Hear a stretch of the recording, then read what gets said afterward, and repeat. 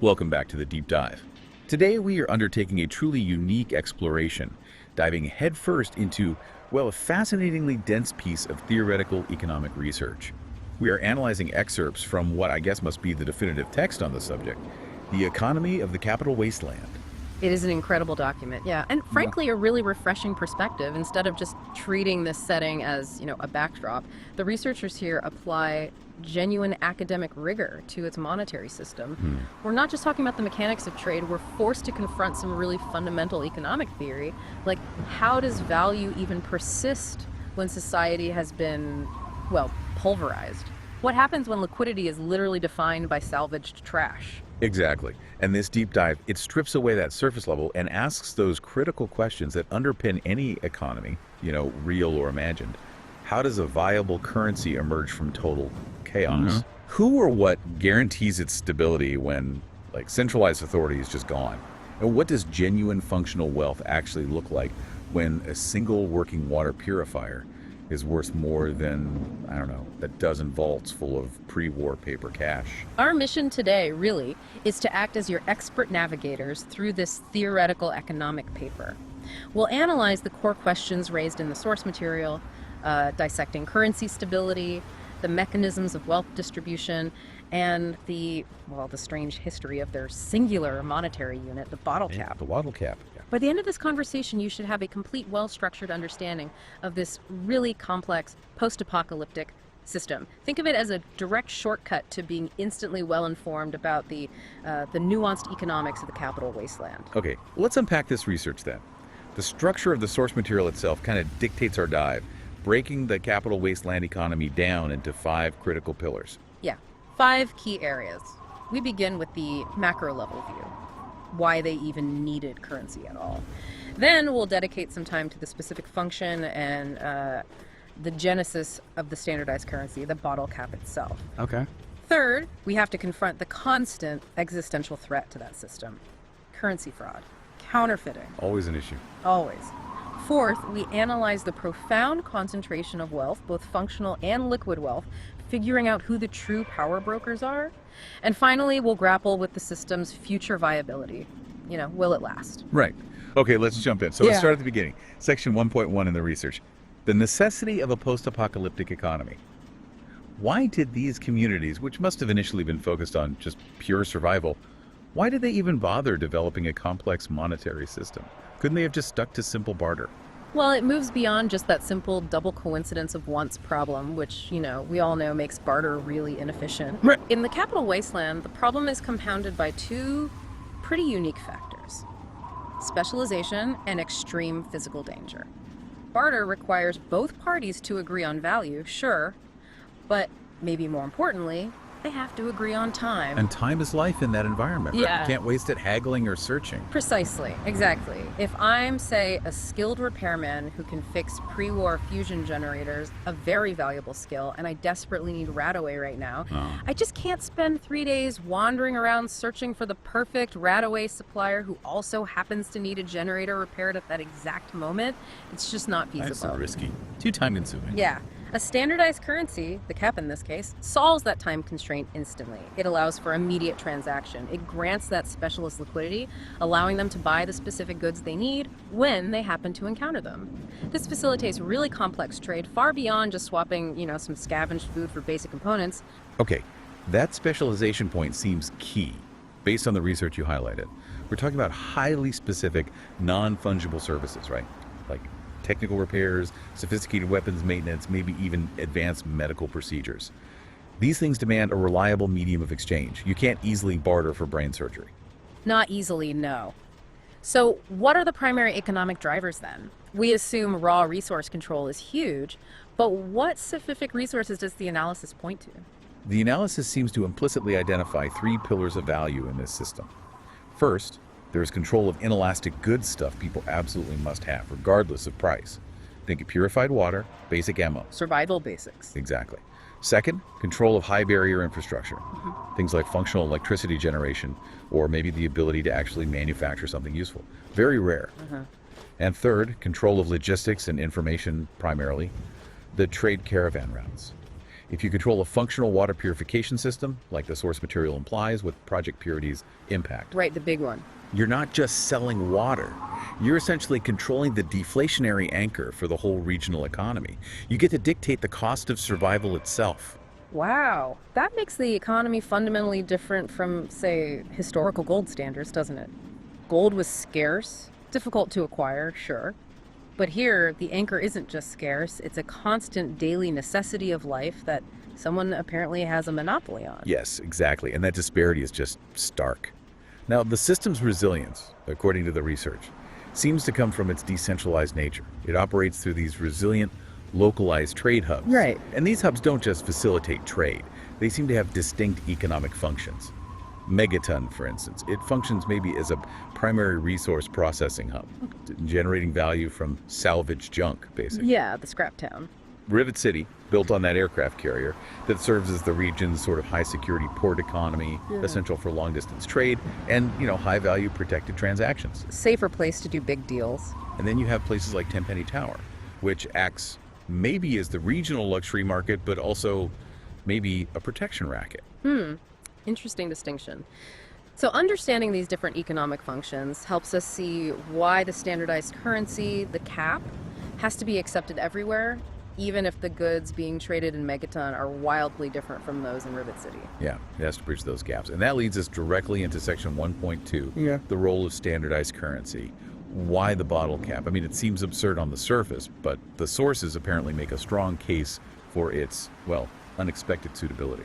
They really do. When you lack a government, when there's no central bank, the currency has to earn its trust, right?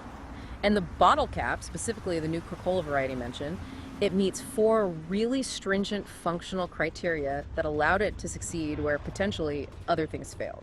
Okay, let's break those down. Start with the physical attributes. What makes it work? Durability is paramount, obviously. They're resistant to the elements, they're small, easily recognizable, simple stuff. But beyond that, they have very low intrinsic value. They're just bits of metal, yet they're difficult to replicate accurately. Okay, that's a crucial balancing act. It really is. They are basically clean trash, right? A non-essential utility item from before the war. No one is going to consume the currency by melting it down for necessary scrap metal or using it for some life-saving purpose. Unlike, say, using ammunition as currency, which you might actually need to fire. Exactly. Ammunition or medical supplies, those have a constantly fluctuating high intrinsic survival value. Caps don't. This ensures they can function purely as a store of value and a medium of exchange. Okay, that addresses the sort of fungibility and usability issue. But the critical criterion, the one that seems almost accidental, is the finite supply, right? Absolutely. That's the kicker. Mass production of Nuka-Cola, and thus its caps, ceased 200 years ago when the bombs fell. Their supply is effectively fixed, unlike a paper fiat currency that a treasury can just print more of whenever it wants. Yeah. The capital Wasteland cannot produce more genuine pre-war Nuka-Cola caps. This creates inherent scarcity, which, in a post-apocalyptic environment, is probably the closest thing to a guaranteed store of value you can possibly achieve without gold or something similar. But the truly fascinating part, and what the researcher really seems to emphasize, is how trust gets built into this currency without any central banking or government guarantee. It's like an organic fiat system, but with a massive caveat.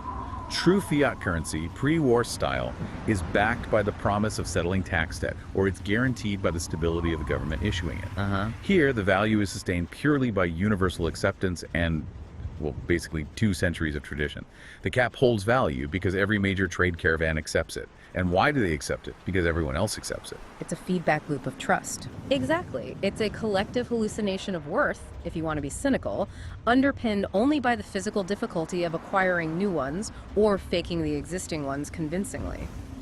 This institutionalized acceptance is the primary factor in its continued function, almost regardless of who actually first thought of using them. Okay, so let's transition to section 2.1, the origin story. The source asks directly, who thought of the idea of using caps?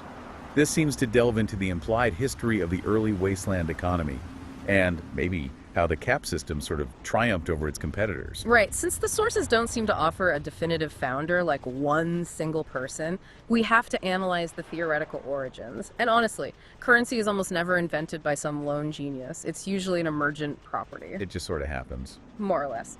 The source material strongly suggests that the cap system emerged victorious from what we might call the currency wars of the early post-war generations. The currency wars. Okay, I like the sound of that. What were the other competitors, based on the analysis, and why did they fail where caps succeeded? Well, the research implies that early post-apocalyptic economies probably experimented with several competing mediums of exchange. Ammunition, as we touched on, was likely a strong contender. It's standardized, it's necessary for survival, it has clear value. But it fails the don't consume your money test. Exactly. It's a consumable commodity.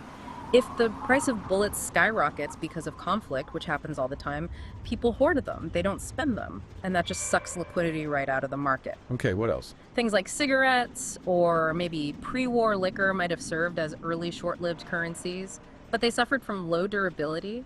They get damaged easily and critically, again, high intrinsic consumable value.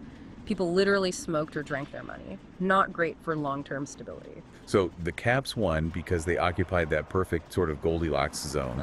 They were durable enough, they were widely distributed thanks to pre-war Nuka-Cola being everywhere. Ubiquitous, yeah.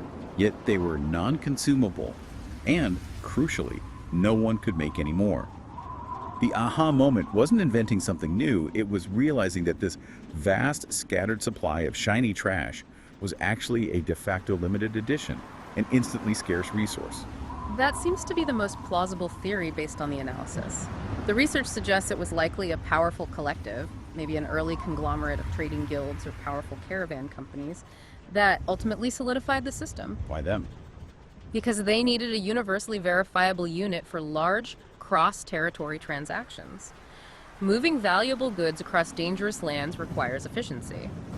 By enforcing the use of caps through their vast logistical network, basically saying we only trade in caps, they essentially forced the rest of the market, smaller settlements, individual traders, to comply if they wanted access to goods. And their motivation wasn't necessarily political control, but just market efficiency and profit. Seems likely. Which inherently might have led to a more stable commercial genesis than if, say, one warlord had tried to impose their own script.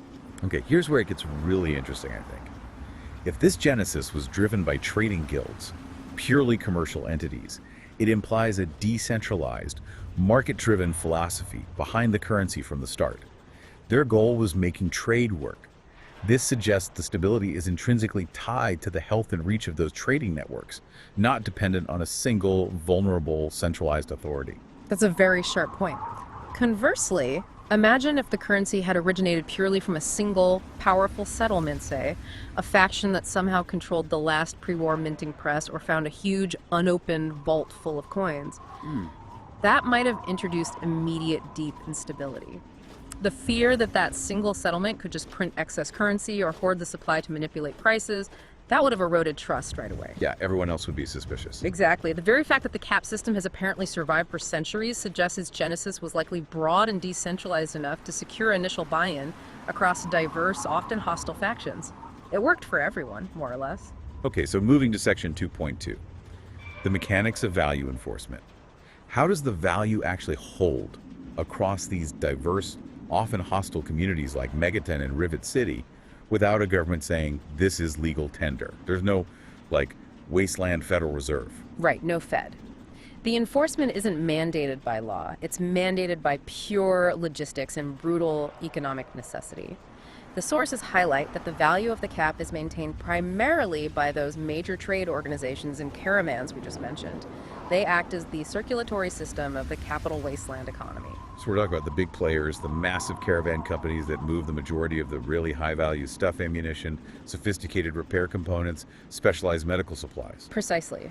Those companies are the market makers. If they consistently accept caps at a relatively stable rate for the valuable goods everyone needs, then every small settlement and individual trader must also accept caps to participate in the broader economy. It's network effects, basically. Totally. If a settlement decides, nah, we don't like caps anymore, we only take pre-war pencils, the caravans will just bypass them. And they're cut off, Yeah. leading to economic isolation and pretty quickly resource decline. They can't get the ammo, the medicine, the parts they need. Exactly. So the economic powerhouses of the region, the big traders, they effectively act as a decentralized self-regulating mechanism. They guarantee liquidity and some measure of exchange rate stability simply by making consistent transactions in caps mandatory for survival and prosperity. And the enforcement is subtle too, right? The sources imply some kind of system of verification and reputation. It's not just blind acceptance. Absolutely. Veteran caravan guards, experienced traders, they become excellent at spotting even high-quality fakes, which we'll definitely get into next. Ah, okay. By consistently vetting the quality of the caps they receive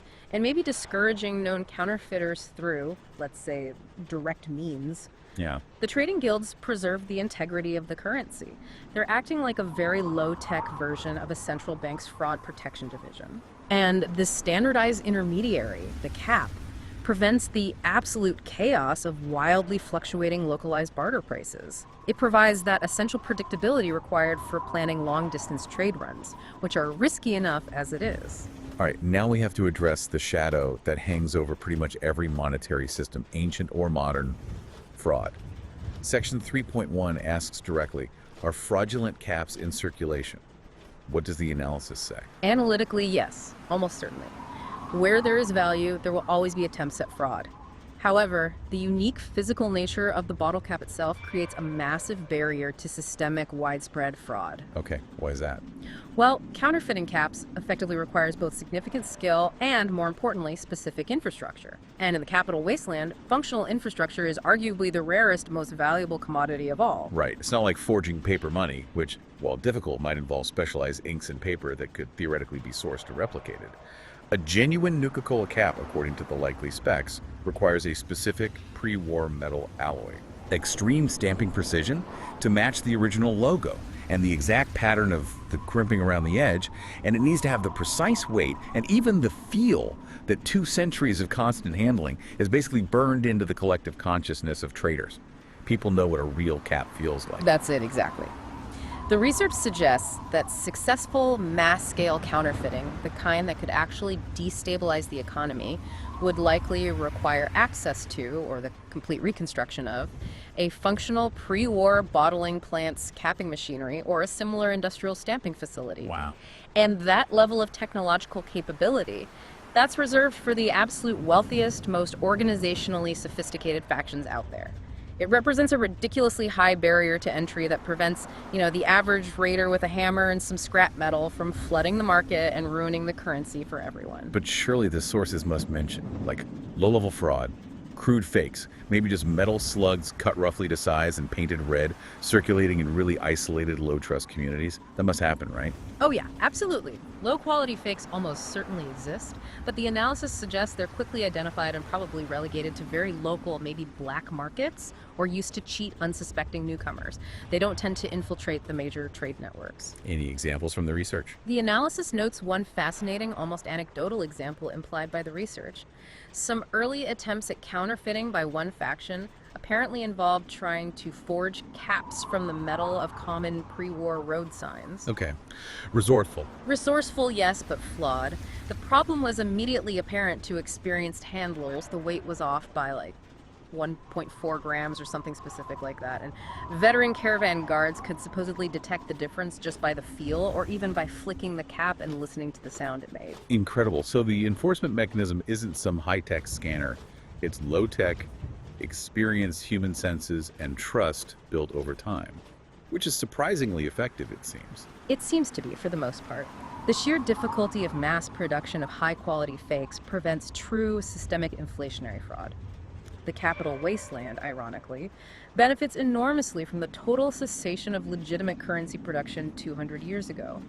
Any widespread fraudulent operation would require immense skill, resources, and probably security, making the risk profile extremely high. Yeah, if you had that kind of tech and organization, you might have better things to do than make fake caps. Maybe. Well, think about the financial calculation, too. The likely cost of acquiring the machinery, the materials, the skilled labor, and protecting the whole operation to produce truly undetectable caps might actually outweigh the potential profit you could make by passing them off, unless the operation is backed by immense already existing capital. The kind of capital that could afford to risk a total technological failure, or, more likely, brutal military retaliation if they got caught undermining the currency everyone relies on. Okay, that makes sense. So let's talk about the consequences then in section 3.2, the impact of fraud on trust and inflation. If fake caps do somehow become a serious widespread problem, what follows? What does the analysis predict? The immediate primary consequence is obvious: a catastrophic erosion of trust in the medium of exchange itself. If traders start seriously doubting whether the caps they're being offered are real, They stop accepting them? exactly, or they demand huge premiums. They might revert to a highly localized barter system or demand payment in something else they can trust, like ammo or chems. And that instantly paralyzes the complex, long-distance trade networks that hold the Wasteland economy together. And the research suggests this fragmentation hurts the weakest links the most, right? The small, isolated settlements. Disproportionately, yes. Because the large caravan companies and the secure hubs like Rivet City, they have the resources, armed guards, experienced personnel, maybe even crude testing methods to verify authenticity and reject bad currency. The small-time settler, the farmer trying to trade surplus food for medicine, they bear the brunt of the loss when they unknowingly accept fakes. They get stuck with worthless metal. Which leads directly to localized hyperinflation. If one particular settlement or region becomes known to be flooded with fake caps, the prices for real goods there will spike dramatically. Vendors will start demanding payment only in goods they need immediately or in genuine verified caps, possibly from a trusted source. This essentially drives out honest small traders and causes immense economic stress and potentially starvation in those localized markets. Okay, but what's truly terrifying, and maybe hinted at in the analysis, is the potential for high-quality counterfeiting to be used deliberately as economic warfare. Yeah. Imagine if a highly organized faction, maybe one with access to advanced pre-war tech, like the Enclave or Brotherhood if they turned rogue, managed to restore an old stamping press and began secretly flooding a rival territory with thousands of high-quality, nearly undetectable fakes. They could potentially destabilize their enemy's entire society without firing a single shot, couldn't they? That is the ultimate economic weapon in this specific system, yes. It allows the counterfeiter to rapidly accumulate vast amounts of real capital goods, services, loyalty bought with fake money, effectively stealing wealth from the general population. And then using that ill-gotten liquidity. To convert it immediately into real, protected, functional assets. Control over a water source, massive ammunition stockpiles, buying up key infrastructure, hiring mercenaries. It's a way to gain power incredibly quickly by poisoning the well. The integrity of the currency, even one made of trash, is literally the foundation of any post-apocalyptic stability they've managed to achieve. If the currency is poisoned, society risks collapsing right back into pure, violent anarchy. Wow, okay. Heavy stuff. Okay, moving on to section 4.1, we get to tackle maybe the most exciting question posed by the sources, the one everyone wonders about. Who is the richest person in the capital Wasteland? But first we have to establish like an analytical framework. What does riches even mean in a landscape where infrastructure is constantly failing and society is so fragmented? Yeah, absolutely cannot define wealth purely by cap count. That would be incredibly misleading. In a scarcity-driven economy like this, liquidity, having lots of caps on hand, is definitely secondary to control. Control over what? The research establishes that true functional wealth must be measured by control over three key things. One, non-replicable infrastructure, think fixed assets like working power grids, factories, secure fortifications. Two, a monopoly on inelastic, essential resources, flow assets like purified water, reliable food sources, maybe key chems. And three, the political or military influence necessary to protect both of those things. Right, so the person sitting on the largest literal pile of bottle caps might be liquid. Yeah, they can buy stuff right now, but they're incredibly vulnerable. Anyone could just raid them and take it all. Exactly. The true richest person, according to this framework, is the one who controls the system that generates the caps reliably over the long term. Functional wealth trumps liquid wealth almost every single time in this system. Functional wealth allows you to dictate the terms of trade for others, you can manipulate markets to your advantage, you can effectively set prices for basic human necessities like water or protection. Liquid wealth, a big pile of caps without serious protection, is merely a target. It can vanish overnight in a single raid or firefight. Okay, I definitely agree that functional wealth is key for long-term power. But the research might also suggest a counterpoint, doesn't it? Consider a major trade guild leader. They might be vulnerable, sure, but they maintain such a massive liquid stockpile of caps that they can immediately hire mercenaries, bribe officials, or pay off any potential military threat. Doesn't that immediate spending power, that velocity of liquid wealth, give them a different kind of adaptable power? That functional wealth, which is often tied to a fixed location like a water plant, maybe doesn't possess. That's a really vital distinction, yes. You're right. Functional wealth provides that long-term structural power, maybe the ability to effectively tax the regional economy perpetually just by controlling a key resource. Liquid wealth, on the other hand, provides velocity and adaptability. It's the ability to act immediately, decisively, and potentially change the balance of power overnight by buying force or influence. So the ideal is having both. Exactly. The truly richest individuals, according to the implied analysis here, are likely those who successfully convert their functional wealth, the profits from their water plant or trade routes, into massive liquid wealth, caps, and then immediately reinvest that liquidity back into protecting or expanding their functional assets. It's a cycle. Okay, that makes sense. So, based on this framework and the implied research into the major economic sectors, who are the potential candidates for richest person or richest faction, let's analyze the key players based on their functional control. All right. We're looking for candidates who control the flow of vital goods and services. The most obvious candidates, as we've touched upon, are the monopolists of vital services, specifically water purification. If you control something like the massive project purity infrastructure after it's working. Yeah, assuming it gets fixed and stays fixed. Assuming that, yes, you essentially possess the purified water standard. The research kind of calculates that because demand for clean water is totally inelastic, people must buy it to live. These monopolists effectively dictate the region's velocity of money and overall purchasing power. This is immense self-sustaining functional wealth. Hard to overstate its importance. Okay, water baron. Who else? Then you have what you call the logistics cartel earlier, the powerful heads of the major trade caravans and routes. They don't necessarily produce essential goods themselves, but they tax and control the entire movement of those goods. Precisely. They possess crucial non-tangible assets, established routes, networks of contacts, guarded caravans that convert directly into massive liquid wealth in caps, but also critical intelligence. They know who needs what, where, and how much they'll pay. So they control the flow of ammo, medicine, high-tech components? Everything important, yeah. The leaders of these major caravan companies, they aren't just rich in caps, they are rich in actionable information and the strategic ability to dictate supply chains across the wasteland. Plus, they possess a high degree of mobility compared to, say, the guy stuck managing the fixed asset water plant. They can shift routes, avoid danger. What's fascinating here, and maybe the analysis hints at this, is the potential for the true richest person to be almost invisible. Not the guy flashing a huge pile of caps. Oh, so.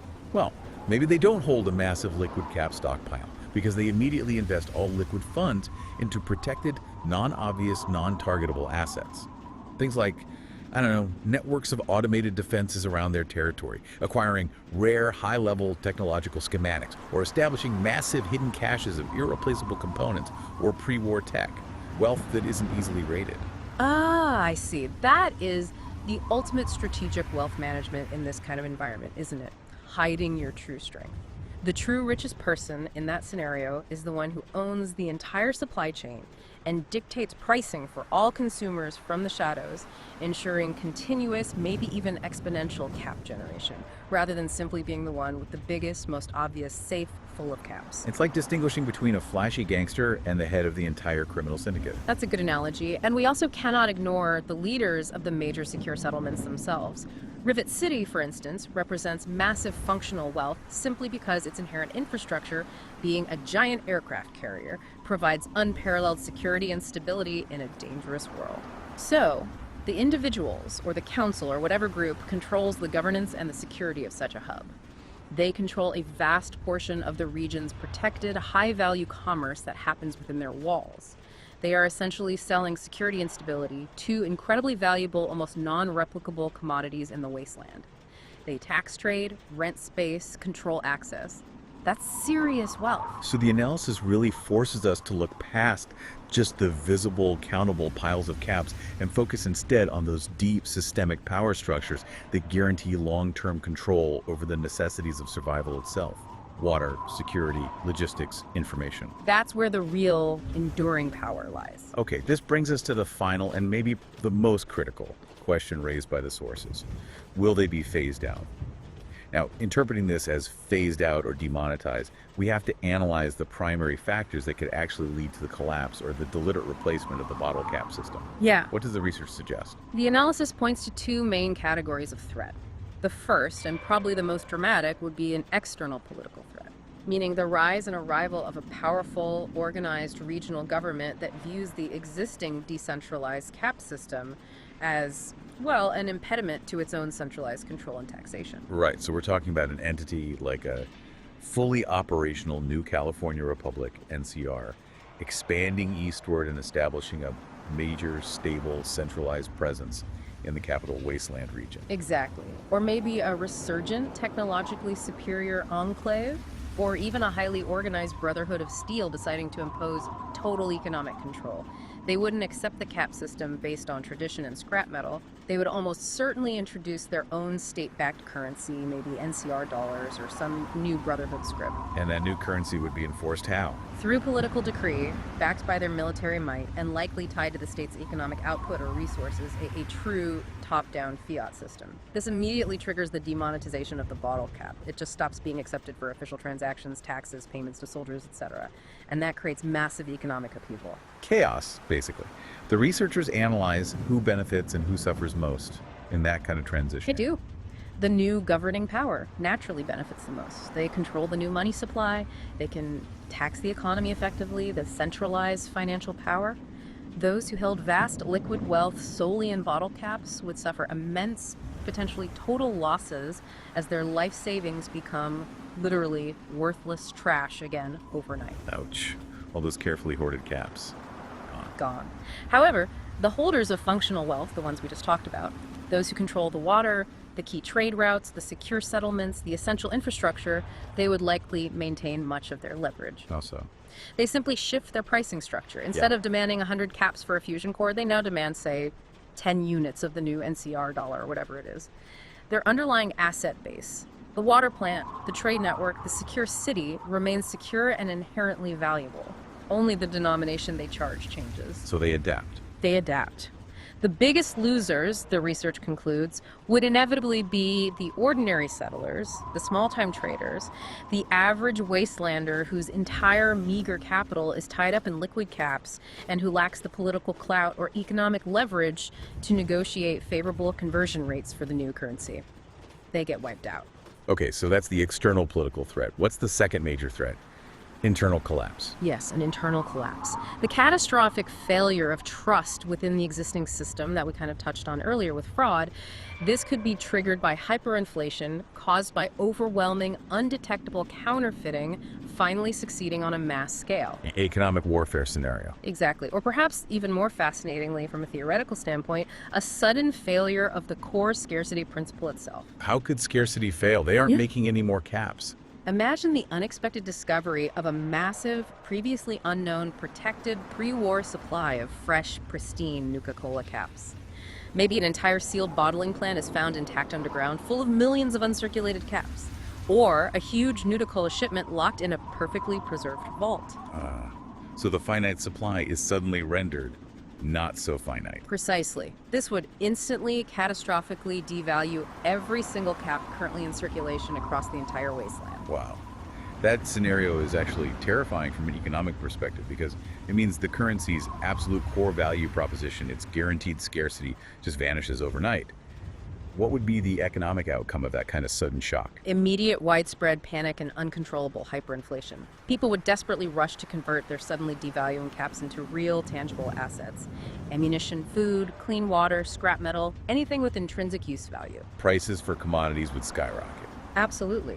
Followed very quickly by a total seizure of the economic engine, as traders simply refused to accept caps at any price, because who knows how many millions more might flood the market tomorrow. It would lead to a desperate, chaotic return to large-scale, inefficient, localized barter, crippling long-distance trade, and probably leading to widespread starvation and violent conflict over remaining resources. The system needs scarcity. If scarcity fails, the currency fails. Okay. Heavy implications. So let's conclude then with section 5.2, the resilience of the cap system. Despite these very real threats, external takeover, internal collapse due to fraud or scarcity failure, why has it apparently persisted for so long, for 2 centuries? What makes it so resilient? Its resilience, paradoxically, seems to be a direct consequence of its inherently anti-fragile, decentralized nature. There is no single central point of failure, no central bank, no treasury building for an enemy or catastrophe to target and destroy, crippling the whole system. Unlike a traditional fiat currency, where the collapse of the central government instantly invalidates the money. Right. The cap's value is baked into the physical item itself through generations of widespread market acceptance and habit. It doesn't rely on the constantly fluctuating credibility of a specific politician or institution or government that could collapse next week. So it resists policy change because there is no policymaker to target. Its stability is maintained by millions of small individual decisions every day to accept it, rather than one large, centralized, easily overturned decree from on high. That sums it up pretty well. The analysis strongly suggests the cap system persists primarily because the alternatives carry fundamentally higher risks in the specific context of the capital wasteland. Barter is wildly inefficient for complex needs. Trusting a newly introduced government currency issued by a faction that might lose a war or collapse internally in the next decade is incredibly risky for the average person. Yeah, why trade your known stable caps for some new paper that might be worthless next year? Exactly. The cap, being finite, or perceived as finite, durable, portable, and universally accepted for generations, offers a level of predictability and trust, however strange that no plausible alternative in that chaotic environment can easily match. The only way the caps likely truly phase out permanently is if the capital wasteland achieves a level of overarching political and social stability sufficient to support a centralized, functional, trusted government and banking system for the long term. And that kind of transformation would fundamentally alter the very nature of the wasteland itself. It wouldn't really be the wasteland anymore at that point. There'd be much. Hashtag outro. So what does this all mean? Our deep dive into these excerpts from The Economy of the Capital Wasteland. Wow, it's revealed a surprisingly robust, complex, and highly adaptive monetary system, hasn't it? Built on literal garbage. It really has. This system is almost a perfect, albeit accidental, demonstration of the intricate relationship between currency, trust, and engineered scarcity. We've spent time analyzing its history, how its likely commercial, decentralized genesis probably secured that crucial initial stability. We explored its security aspects, how the high technological barrier to entry for effective fraud helps maintain the currency's integrity against all odds. And we dissected the power dynamics, showing how true, enduring wealth in that world lies in controlling essential infrastructure and logistics, the functional assets, rather than merely hoarding large liquid cap stockpiles. The bottle cap system, for all its inherent strangeness, is this accidental testament to the fundamental economic principles that govern any functioning economy, especially one subjected to extreme, prolonged stress. It really makes you fundamentally rethink the source of monetary value itself. Yeah. It's clearly not the paper or the metal itself. It's the universal, long-standing social agreement to trade real labor, real skills, and real life-saving goods for something that is objectively physically worthless. And that leads us, I think, to a final provocative thought for you, the listener, to consider. We've just analyzed a system where money is literally salvaged garbage that survived nuclear annihilation. Its remarkable resilience seems to come from its perceived scarcity and its decentralized, physical, trust-based nature. Okay. Now, if the core value of the bottle cap ultimately rests on its finite supply and universal consensus built over time, and our own modern global economy rests increasingly on the potentially infinite creation of digital debt, complex derivatives, and the presumed stability of fragile centralized governments and institutions, which economy, when faced with a truly profound global stress test, might actually prove to possess the more robust, resilient foundation? The one built on tangible scarcity, or the one built on potentially limitless expansion? Wow. That's a compelling and maybe slightly uncomfortable question to end on. Thank you for sharing these fascinating sources with us and letting us really take this deep dive. Oh, always a pleasure to explore the strange economic undercurrents of survival. Fascinating stuff. It really was. Catch you next time for the next deep dive.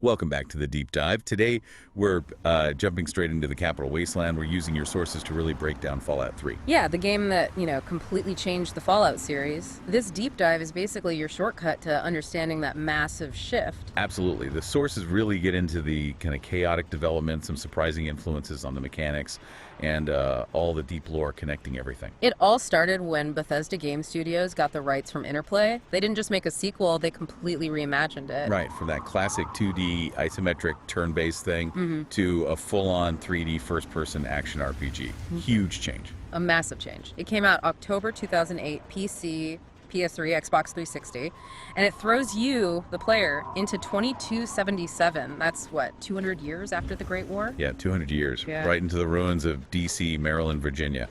So let's start with the foundation. How did they blend the old RPG feel with this new action style? Well, thankfully, they kept the SPCIS stat system, you know. Strength, perception, endurance, charisma, intelligence, agility, luck. Still there. Okay, the classic 7.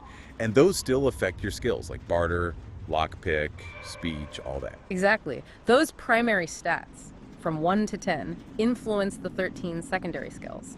So that core RPG element is definitely intact.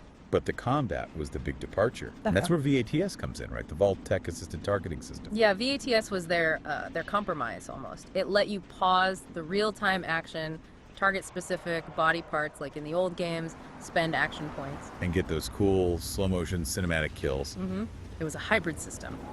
But here's a fun detail from the sources. The inspiration for those slow-mo effects. Oh yeah, this is great. It came from the Burnout Racing games, right? The crash replays. That's it. Directly inspired by Burnout's slow-motion crashes.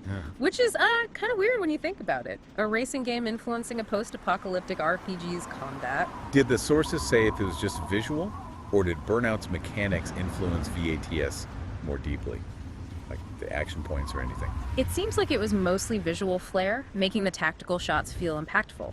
But it also helped solve a technical problem, making that transition from real-time to paused look good. Okay, but even Bethesda admitted later the real-time shooting outside of VATS wasn't exactly stellar. Yeah. Yeah, that's fair. The sources mentioned that was often seen as one of the weaker points. They weren't really a shooter developer, first and foremost, and, well, it kind of showed sometimes. Gotcha. And alongside the shooting, you've got the karma system tracking your choices. Right. Your actions constantly shift your karma. Help someone out, karma goes up. Steal something, it goes down. Pretty straightforward. But it actually matters, doesn't it? It affects how NPCs see you. Companions, factions. Oh, definitely.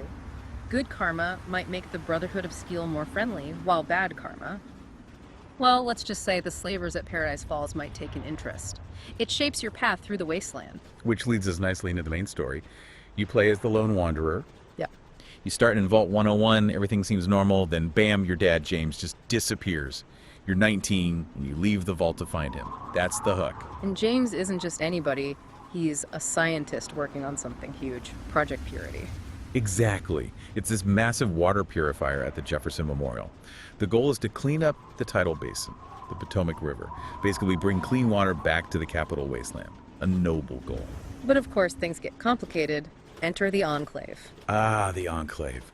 Remnants of the old U.S. government, all decked out in power armor, and they're led by President John Henry Eden. Who turns out to be not quite human. Right, he's an AI, a super intelligent computer program running the show. Yeah. And his plan for Project Purity is, let's say, less noble. He wants to poison it, basically. Use it to kill off mutants. Pretty much inject it with a modified FEV strain to wipe out anyone with mutations, which is, a lot of people in the Wasteland by 2277. He wants to purify the Wasteland for the Enclave. Grim stuff. And James, your dad, sacrifices himself to stop the Enclave from getting control of the purifier right then and there.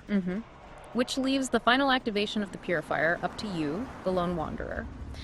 And this is where the game got some significant criticism later on. The ending choice, yeah. You have to go into this radiation-flooded control room. Right, your options are go in yourself and die, let the whole thing explode, or delegate it. And that was the sticking point, wasn't it? Yeah. Especially before the DLC. Exactly. The original release often put you in a situation where you had companions with you who were immune to radiation, like Fox the Super Mutant, or Brotherhood soldiers in power armor just standing there, unable to help. So you're forced into this sacrifice that doesn't always make logical sense within the game's own rules. Yeah, it felt really forced, like a lack of player agency right at the climax. The Broken Steel DLC later fixed this by letting companions go in, but the initial design choice definitely rubbed some people the wrong way. It felt like a bit of a narrative fumble. Okay, let's shift gears and talk about the development itself. Sounds like it was quite the journey. Started small in late 2004. Yeah, tiny team initially. It really scaled up after the Elder Scrolls 4. Oblivion shipped in 2006. Bethesda poured resources into it then. And the sources mention a really interesting approach. They kept it all in-house. No hires from the original Interplay or Black Isle teams who made Fallout 1 and 2. Right. Which is kind of bold, you know? They decided to just act like they had worked on the originals. Todd Howard mentioned wanting to capture the feeling of the first game, specifically its bleakness, but using their own team and tech. Was that about avoiding lore arguments or just wanted to stick to their established Bethesda Game Studios way of doing things, like the open world engine? Seems like a bit of both, really. They were definitely committed to their Gamebryo engine and their style of open world. They wanted to make their version of Fallout, focusing on atmosphere maybe more than strict adherence to every single bit of old lore. But sticking to that engine caused some major headaches, especially with the map, right? Washington, D.C. itself. Oh yeah, big problems. First, DC proper couldn't be one seamless open area like the surrounding Wasteland. Engine limits. So they had to break it up, connect sounds with the metro tunnels. Exactly. And those metro tunnels became infamous. Playtesters apparently got lost constantly. One of the lead developers, Joel Burgess, even called relying so heavily on the metro the big mistake he felt he made on the game. It was just confusing to navigate. Oof, a big compromise. And the other map issue was the size. Yeah, the overall Capital Wasteland. Initially, it was about the size of Oblivion's map, but maybe 6 months before launch, they realized it felt too small. How could it feel small if it was Oblivion size? Because it was so barren. In a post-apocalyptic setting, there's less clutter. Players could see landmarks from really far away, making the world feel cramped and less mysterious. Ah, okay, so they had to make it bigger. Yep. 6 months before release, they scrambled and increased the map size by roughly 20%, just to spread things out, make exploration feel more substantial. Wow, a 20% map increase 6 months out? That sounds like crunch. Definitely suggests some intense final months. And speaking of last-minute fixes, the White House. Right. It wasn't even in the game until late. Correct. They realized pretty late in the development cycle that they hadn't actually modeled the White House, a pretty major DC landmark. What they do, just stick a sign up? Huh? No. They made a quick decision. The White House was hit directly by a nuke. So now, in the game, you just find this massive radioactive crater where it used to be. That's actually a pretty elegant solution born from a problem. Turns a missing asset into environmental storytelling. Exactly. It works surprisingly well. But yeah, definitely a sign of deadline pressure. Despite those pressures, the scale of the game was huge in other ways. Like the dialogue. Immense. It set a Guinness World Record at the time, apparently. Over 40,000 lines of recorded dialogue. And they got some big names in, too. Liam Neeson as your dad, Malcolm McDowell as President Eden. Yep, big voice talent. And another cool detail, the Fat Man launcher. The mini nuke catapult. Yeah, iconic weapon. It's based on a real, albeit kind of crazy, piece of Cold War hardware. The M388 Davy Crockett. A tactical nuclear recoilless rifle from the 50s. Seriously, a real mini nuke launcher. Turnaround tactical nuke. But yeah, the inspiration is real. Adds another layer of that dark, retro, futuristic military vibe. And one last fun fact. The release date, October 28th, 2008. They timed it to be close to the date the bombs fell in the game's lore, which is October 23rd. Nice little touch. A grim anniversary. Okay, let's dig into the deeper stuff now. The hidden lore, the connections, the things you only find if you really explore. Yeah, Fallout 3 is packed with environmental storytelling. Lots of unmarked quests and details hidden away in terminals or desolate corners of the map. You really miss a lot if you just stick to the main quest. And some of that hidden lore really recontextualizes the whole world, right? Like the new plague. Oh, absolutely. The new plague gets mentioned, especially in the Point Lookout DLC. It wasn't just some random pre-war sickness. It was a major epidemic going on since at least 2005 in the Fallout timeline.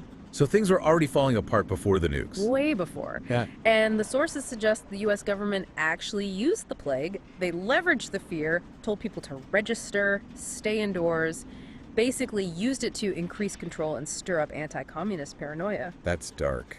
Using a plague for political gain. It gets darker. That new plague was apparently the origin point for something called the Panimmunity Virion Project, which the military then weaponized. Wait, don't tell me. Yep. That eventually became the Forced Evolutionary Virus, FEV. The stuff that creates super mutants. Yeah. And the Master. It came from the government trying to weaponize a response to a domestic plague. That's the implication in the deep lore. So, the horrors of the Wasteland, the super mutants, their origins trace back to pre-war government actions and societal breakdown, not just the Great War itself, adds a whole layer of cynicism. Wow, okay, that's... Yeah. Heavy stuff. What other connections are hidden away? Well, you've got returning characters acting as living history. Harold shows up. Harold the Talking Tree from Fallout 1 and 2. The very same. Well, he's more tree than man by this point, rooted in Oasis. But yeah, Harold's there, one of the oldest known living characters in the entire series, linking the East Coast to the West Coast games. That's a great callback. And they were planting seeds for future games too, weren't they? Definitely. You can find terminal entries in the Citadel, the Brotherhood of Steel headquarters, that mention Vault 76, years before Fallout 76 was even announced. Huh. Foreshadowing. And there's that whole quest involving Dr. Zimmer from the Institute hunting an escaped android or synth. That directly sets up the central conflict and themes of Fallout 4. Even a young Arthur Maxon is in Fallout 3 before he becomes Elder Maxon in 4. Right, I remember that quest. The replicated man. And then there's the weirder stuff. The Lovecraftian hints. Oh yeah, Bethesda leaned into that a bit. The Dunwich building is probably the prime example. Super creepy location, audio logs hinting at something ancient and evil. And a Point Lookout DLC doubles down on that, right? With the cult worshipping Ugqualcuth or something. Exactly. It adds this layer of cosmic, unknowable horror beneath the nuclear devastation. Suggests there are older, stranger things in the Fallout world than just radiation and mutants. So bringing it all together, the reception and legacy. Commercially, this game was a monster, wasn't it? Absolutely enormous. Shipped nearly 5 million copies in the first week. It outsold all the previous Fallout games combined, like instantly. That 3D, console-friendly approach really brought it into the mainstream. No question. And it scooped up awards left and right, multiple Game of the Year wins. It's considered, one of the defining games of that PS3, Xbox 360 generation. But it wasn't all smooth sailing. There was international controversy, censorship issues. Australia initially refused to classify it because of the drug use depictions, specifically morphine giving stat boosts. Bethesda actually changed it globally, renaming morphine to the generic Med-X and removing the injection animations. Wow, a global change for one country's rating board. Seems so. And in Japan, they altered the Megaton quest, where you can choose to detonate the unexploded nuke in the center of town. Yeah. In the Japanese version, you just can't detonate it. Option removed. Presumably due to cultural sensitivities around nuclear bombs. Makes sense. And India didn't get it at all. Nope, wasn't released there. And the common theory is it was because of the Brahmin, the two-headed mutated cows.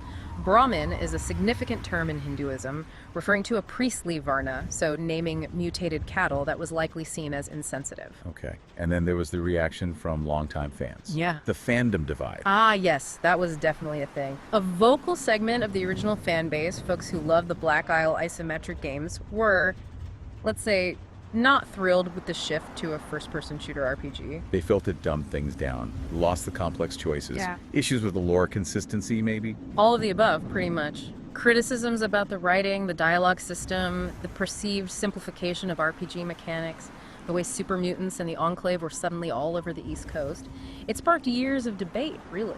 Which kind of highlights the ongoing tension when a beloved niche series goes mainstream. Exactly. And it's interesting because while Fallout 3 was this huge critical and commercial success, in retrospect, you often see people praising its successor, Fallout. New Vegas developed by Obsidian, which included many former Black Isle devs for having deeper role-playing, more complex faction choices, and maybe better writing. So Fallout 3's legacy is huge, but also I complicated. think that's fair to say. It undeniably revitalized the franchise and introduced it to millions, defined the modern Fallout template, but it also alienated some old fans and, for some, was surpassed in role-playing depth by the game that followed it. So we've covered a lot. Development hurdles, engine limits, forcing design changes like the Metro and the White House crater, the shift to 3D action. The deep lore connections like Harold and the New Play's origins, the foreshadowing, the controversies, the huge success. It really did manage to blend that classic, bleak, post-apocalyptic vibe with a more modern, accessible open-world design, even with all the compromises. It brought Fallout roaring back. Definitely. And for our final thought provocation, let's go back to that nuke leg idea. Consider what it really means. That the apocalypse wasn't just the bombs. Right. It suggests the pre-war government, the very entity the Enclave claims to represent, was already rotting from within, using disease, experimenting with bioweapons derived from it. The seeds of destruction weren't just external threats like China, but internal paranoia, moral decay, and the abuse of power. So the Great War wasn't the start of the end. but maybe just the final explosive symptom of a world that was already tearing itself apart. Precisely. It implies the real fallout began long before October 23rd, 2077. Something to think about next time you're wandering the ruins of DC War. War never changes, but maybe the reasons it starts are older and uglier than we think. A chilling thought to end on. Thanks for joining us for the deep dive.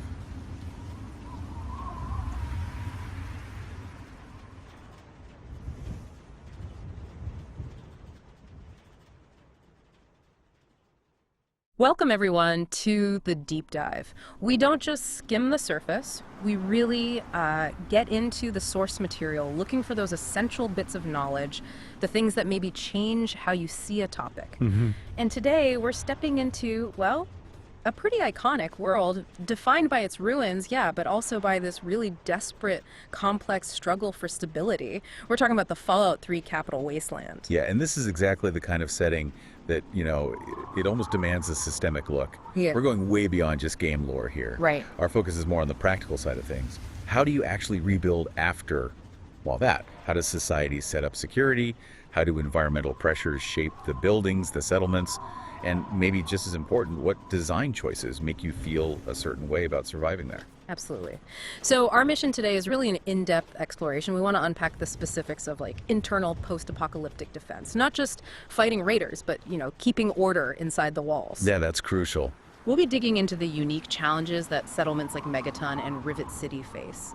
And we'll definitely examine the impact of those big design choices, like that infamous green visual filter, how that shapes your whole experience. And the sources we've pulled together give us a really interesting mix. We've got material looking at applying real-world martial arts Shotokan karate, specifically to Wasteland survival. Wow, okay. Right into the, let's call it sociology, of how these settlements actually function day to day. Then there's the psychological impact of the look, the feel, the aesthetic, and finally we touch on strategy, what would theoretically be the perfect character build for this world. So we're looking at this devastated landscape, almost like a complex system, where disciplined human skills like martial arts meet these just radical environmental pressures. Okay, let's unpack that first part then. The idea of using something like classical martial arts, organized, disciplined defense that doesn't depend on finding more ammo or fixing guns. That sounds fascinating. It's a really critical strategic idea, actually. We're looking at how Shotokan karate is proposed, theoretically, for survival and security. Now, the first reaction might be, why bother with unarmed combat when everyone's got pipe pistols and hunting rifles? Yeah, exactly. Seems risky. But it tackles a fundamental problem: scarcity. In the Wasteland, bullets are basically money. Weapons break. A martial art, though, once you learn it, it's an investment that, well, it never runs out of ammo. It doesn't jam. Okay, that makes sense from a resource angle. So why Shotokan specifically? The sources zeroed in on that one. What makes it suited for this, bombed out hostile environment? That's a great question. Shotokan has some core attributes that are theoretically ideal for that kind of terrain. Unlike maybe some more fluid styles, Yeah. it really emphasizes extreme stability. Think deep stances, a low center of gravity. Right. And it relies on very direct, linear, powerful strikes. Think about where you're fighting. It's not a smooth dojo floor. It's broken concrete, rubble, twisted metal, uneven dirt. So those really deep stances, like the horse stance or the front stance, Kibadachi, Zinkutsudachi, yeah. they aren't just for show or generating power in a traditional sense. They're about keeping your balance when the ground itself is trying to trip you up. Exactly. Stability isn't a bonus, it's step one. If you stumble on a piece of rebar sticking out, you're done. So you need that low center of gravity just to be effective. Okay. And the linear strikes, you mentioned that too. Right. That's about efficiency.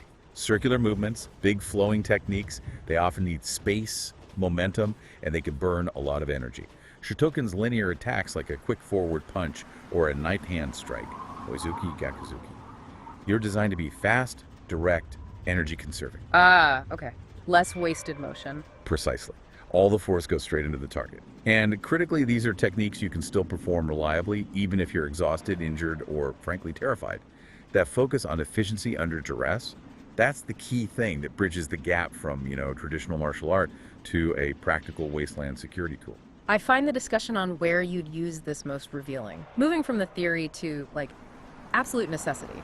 Let's start at the most basic level, protecting kids in the settlements. Yeah, this really shifts the focus from just adult combat to like building a sustainable community, settlements have to protect their future, right? Which means protecting children. So kids need some basic, repeatable defense skills. Now, dedicating resources, even just in instructor's time, it has to be worth it. Shotokan offers that structured curriculum. You can teach simple, effective blocks like an A juke, an upward block, and quick counterstrikes. So not turning them into mini ninjas necessarily. No, not at all. The goal is just to give them that crucial split second, enough to maybe break free and run if, say, a feral ghoul gets too close to the fence, or even dealing with an internal threat like someone trying to grab them. It's about escape and alert. But hang on, isn't teaching martial arts to kids, isn't that a huge investment? Time, focus? Couldn't those resources be better spent, I don't know, patching walls or scavenging for food? Is it really efficient, or is it a bit idealistic? That's a really fair challenge. The sources argue it is efficient, but in the long run, because it's scalable, it perpetuates itself. Unlike, say, building a turret that needs constant ammo and repair. Right. The knowledge of these techniques, once you establish that discipline in the community, it sticks around, it gets passed down. Plus, it teaches discipline, structure, a sense of shared capability. Yeah. These are intangible assets, right? They don't cost bullets, but they're essential for a community to hold together. It's thinking about security as like a social institution, not just guards with guns. Okay, yeah, that reframes it. That makes a lot more sense. Now let's talk internal security. This is where those non-lethal techniques really seem important. The source mentioned handling drunks in Megaton. That's specific. It's a perfect example of the difference between external defense and internal policing. Outside the walls, yeah, you might need lethal force against raiders. But inside Megaton, security is dealing with arguments, people messed up on chems or booze, maybe fighting over scarce resources. And living next to that giant unexploded bomb, I mean, the stress must be immense. Exactly. That's the ultimate source of background anxiety. Yep. So it's inevitable some people will crack or self-medicate or just lash out. Using deadly force inside the walls doesn't solve that. It actually makes things worse. It breeds resentment, depletes your workforce, creates feuds. It destabilizes the very community you're trying to protect. So the security team needs ways to control people, incapacitate them, without necessarily killing them. You need to subdue someone, maybe disarm them, stop a fight caused by that background stress, but keep them alive. Precisely. Stokin's focus on controlled, targeted strikes is relevant here. You train to use specific pressure points, techniques to break balance, precise strikes that can stun or disable someone without causing fatal injury. A quick hit to the solar plexus, maybe a joint lock applied correctly, it allows for restraint. This means security needs to switch mindsets, right? From kill the external enemy to control the internal disruption. That distinction is vital for Megaton to even function. And that idea of controlled, maybe even formalized, policing seems to really level up when we look at Rivet City, the aircraft carrier settlement. Here, the source talks about actual security guards using specific restraint techniques. Yeah, Rivet City is a whole different ballgame. It's basically the trade hub for the entire region. It's packed, enclosed, lots of different sections and decks. The security needs there are much more specialized. They're not just reacting anymore. They're probably following standard operating procedures, SOPs. Right. They're making arrests, mediating trade disputes that could turn violent. It's professionalized security. Because a random firefight on those cramped decks or down in engineering, that could be disastrous. Stray bullets hitting civilians, valuable cargo, maybe even punching a hole in the hull. The risk tolerance for uncontrolled violence has to be near zero. So the security force must rely heavily on non-lethal methods. Escort holds, joint locks, pain compliance, controlled takedowns. These aren't just general self-defense. There's specific skills for apprehending someone, maybe a thief, maybe someone starting trouble in the marketplace and removing them without escalating things into chaos. Okay.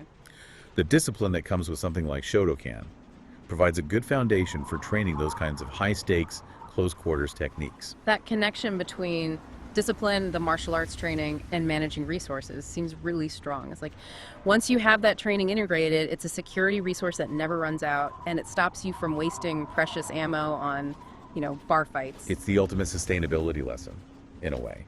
Physical discipline becomes a resource multiplier. It saves lives, yes, but it also saves bullets, saves weapon parts. It lets the community focus those finite physical resources on the really big threats outside the walls, the super mutants, the organized raider gangs, whatever else is out there. Okay, so let's shift focus a bit. We've talked about the techniques of defense, the how, let's talk about the where. Moving from the individual fighter to the structure of society itself, you need to get into the details of these settlements. They're like tiny, fragile city-states, really. And they play such a crucial role in the whole wasteland ecosystem. Absolutely. And the way they're built, the environment inside them, Yeah. it's not just background scenery. It's a direct reflection of their security problems and their whole philosophy on how to survive. And we absolutely have to start with Megaton. It's just iconic, early wasteland civilization cobbled together, and that defining feature, the giant unexploded atomic bomb right in the middle, it dictates everything about life there. Oh, completely. That bomb is this constant looming psychological weight. If you choose to live in Megaton, you're accepting this permanent existential risk.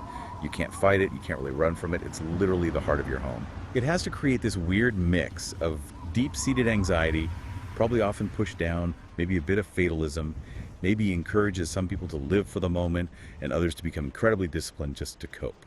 And the town itself, built from scrap metal, salvaged parts just sort of bolted together around it, that must amplify the feeling of precariousness. For sure. Every bit of rusted metal, every pipe needs maintaining. The structural integrity is always questionable, so the community has to be tight-knit just to keep the place from falling apart, you know? Not just against raiders, but against rust and gravity, against entropy itself. And that kind of architecture, the scrap metal, Yeah, it has drawbacks, right? It's probably noisy, drafty, not exactly blast-proof. definitely vulnerable. Which brings us back to why those internal security issues, like the drunks we talked about, are such a big deal there. Imagine an impaired resident accidentally damaging a crucial support beam, or a brawl escalating and wrecking a section of wall. The physical instability means social instability is really dangerous. Megaton's survival depends just as much on disciplined upkeep and social control as it does on its outer defenses. Okay, so contrast that. That high-risk, ramshackle stability with Rivet City. What's so fascinating there is just the sheer scale and nature of it. A massive aircraft carrier. Yeah, the defensive and logistical implications are just huge. It's pre-war military engineering. A steel fortress, basically, sitting in the Potomac River. That gives it a massive natural defense against most land threats. It's defensible, it's contained, it's robust. But keeping a ship that size afloat, even just sitting there, that must have enormous logistical challenges Megaton doesn't face. You don't just need scavengers, you need actual engineers, right? People who understand hull integrity, pumps, preventing rust. Exactly. And that structure allows for, and probably necessitates, a more complex, maybe more stratified society. You got different decks, different areas, maybe poorer areas down below, more prosperous shops and labs up top. This allows for specialization. You have dedicated engineers, doctors, scientists, merchants, and of course that professional security force we mentioned.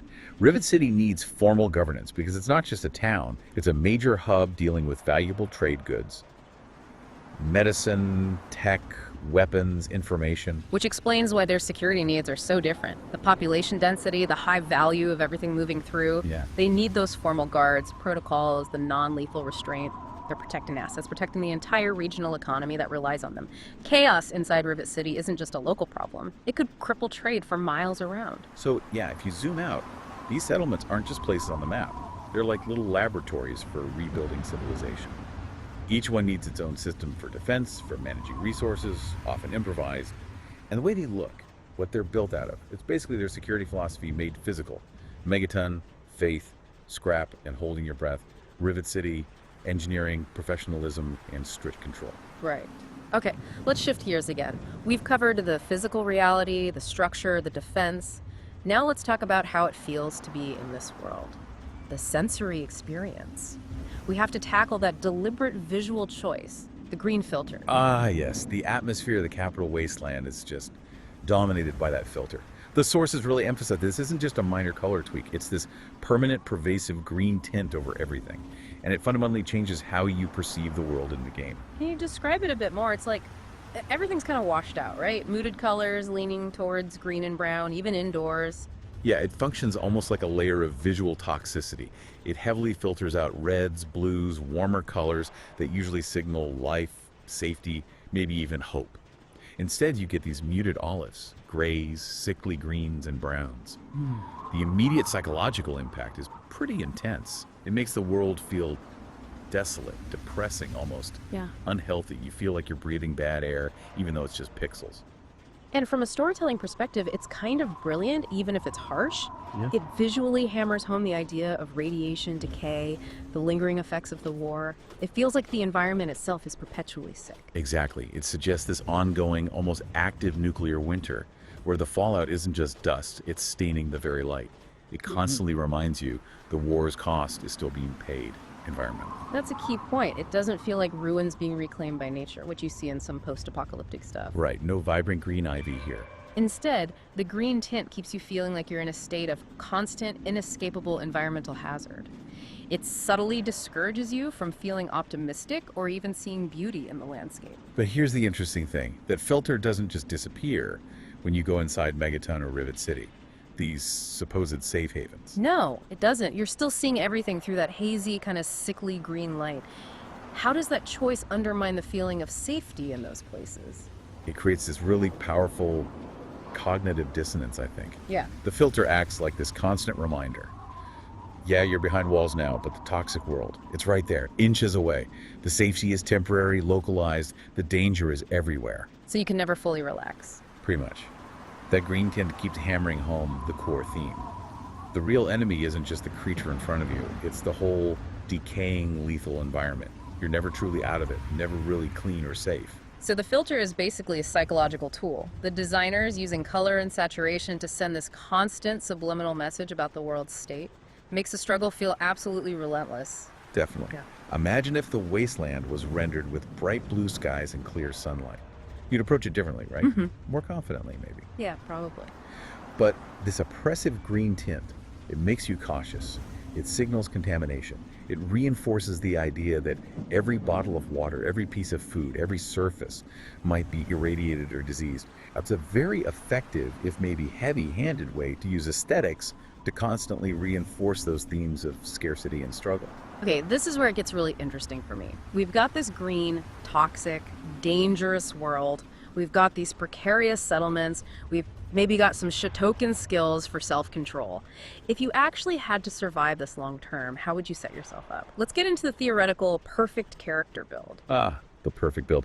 This is always a fun thought experiment. It's really an exercise in ruthless prioritization, since our sources focus on the criteria for perfection, not specific stat points. Right. The discussion has to be about how you'd allocate those SPCIL attributes, Yeah. the skills, the perks, to just maximize your chances. Pure mechanical efficiency for long-term survival. So the big question first is, what skills give you that long-term edge versus just winning the next fight? Because surviving the wasteland is definitely a marathon, not a sprint. Exactly. You have to balance immediate combat needs. You have to be able to defend yourself with those utility skills that determine if you can actually sustain yourself, access resources, maybe even avoid fights altogether. Okay. And the Fallout 3 system, you could argue that intelligence is maybe the single most important starting attribute, because it directly impacts how many skill points you get each time you level up. So higher intelligence means you learn everything else faster. Precisely. It accelerates your development in all those crucial utility areas. Okay, so let's talk about those utility skills, the ones that seem absolutely non-negotiable for the long haul. I'm thinking repair has to be high on the list. Oh, absolutely. Repair, especially maxed out, it fundamentally changes the entire wasteland economy for you. Think about it. If you find an amazing Gauss rifle or a suit of power armor, but you can't fix it. It becomes useless junk pretty fast. Exactly. But with a high repair skill, you can keep top-tier gear running indefinitely, just using common scrap parts you find everywhere. You basically bypass the whole problem of weapons and armor degrading. It maximizes the lifespan of everything you own. Huge advantage. Okay, repair is critical. What else? Science seems like another big one. It's like the key to unlocking the pre-war world's goodies. Science lets you access technology, hack computers to get info or turn off defenses, override turrets so they fight for you, disarm traps, modify advanced energy weapons. Right. In a lot of situations, a high science skill means you can avoid combat entirely, turn a deadly situation into just interacting with a terminal. For a perfect survivor focused on efficiency, minimizing risk and resource use, science is incredibly valuable. And the third one I think of is speech. In a world full of paranoid, isolated communities, being able to talk your way through situations seems like a superpower. It really is. A high speech skill can turn potential conflicts into opportunities. You could talk your way past guards, convince factions to help you, negotiate better prices or rewards, even talk some bosses out of fighting you. Without firing a single shot or using a single stim pack. Exactly. It's an infinitely renewable resource, your own charisma and persuasive ability. So, the perfect build, arguably, doesn't necessarily ignore combat skills, but it absolutely prioritizes high intelligence to fuel massive investment in repair, science, and speech. It's a strategy focused on self-sufficiency, resource conservation, and conflict avoidance over just raw damage output. But does that perfect build, this super optimized character, does it end up sacrificing, the fun of role-playing? Or just feeling like a believable person? Is it all just min-maxing? That's the trade-off, almost always. The most efficient build is often a very narrow one. For instance, to max out intelligence and perception for those utility skills, you might have to sacrifice strength or charisma. So you end up as this brilliant mechanic and hacker who's maybe physically weak and can't carry much, or is socially awkward despite a high speech skill. Right, the perfect build reflects a ruthless definition of success, maximizing survival, minimizing risk and resource use. It's often less versatile, less well-rounded maybe, than a character built more for flavor or role-playing. Okay, so wrapping this idea up, the concept of a perfect build really depends on what you think the main threat in the capital wasteland actually is. Is it the raiders running out of supplies, or is it navigating the complex social landscape? Exactly. Your perfect build has to be optimized to counter what you see as the central challenge. If you believe, based on the sources, that the wasteland is primarily defined by scarcity, decay, and environmental hazards, which the green filter, the settlements, the focus on repair all suggest, then the perfect build probably does prioritize intelligence, repair, science, maybe medicine too.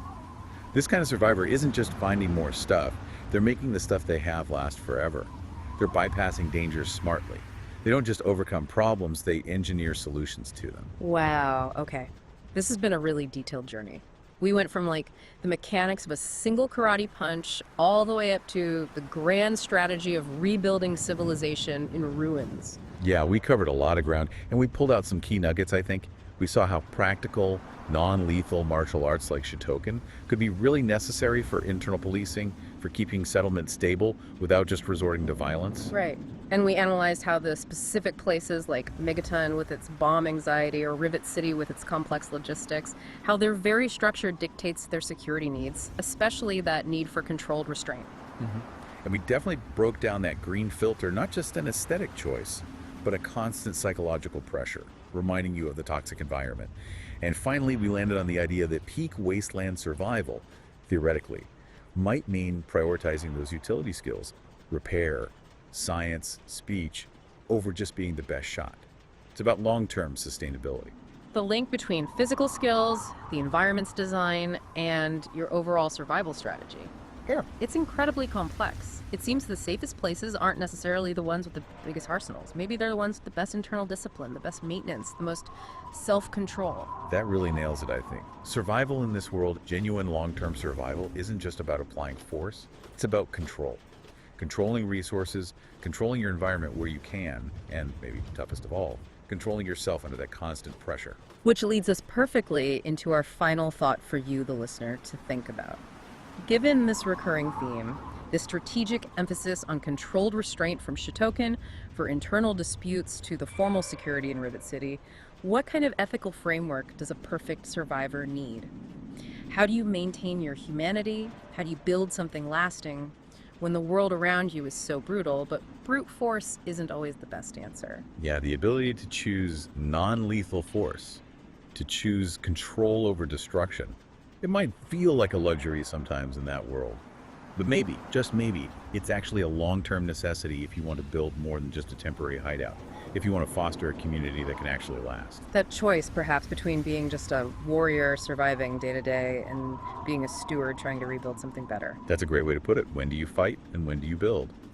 That the perfect survivor has to figure that out. We hope you enjoyed this deep dive into the systems and feel of the Capital Wasteland. We'll see you next time.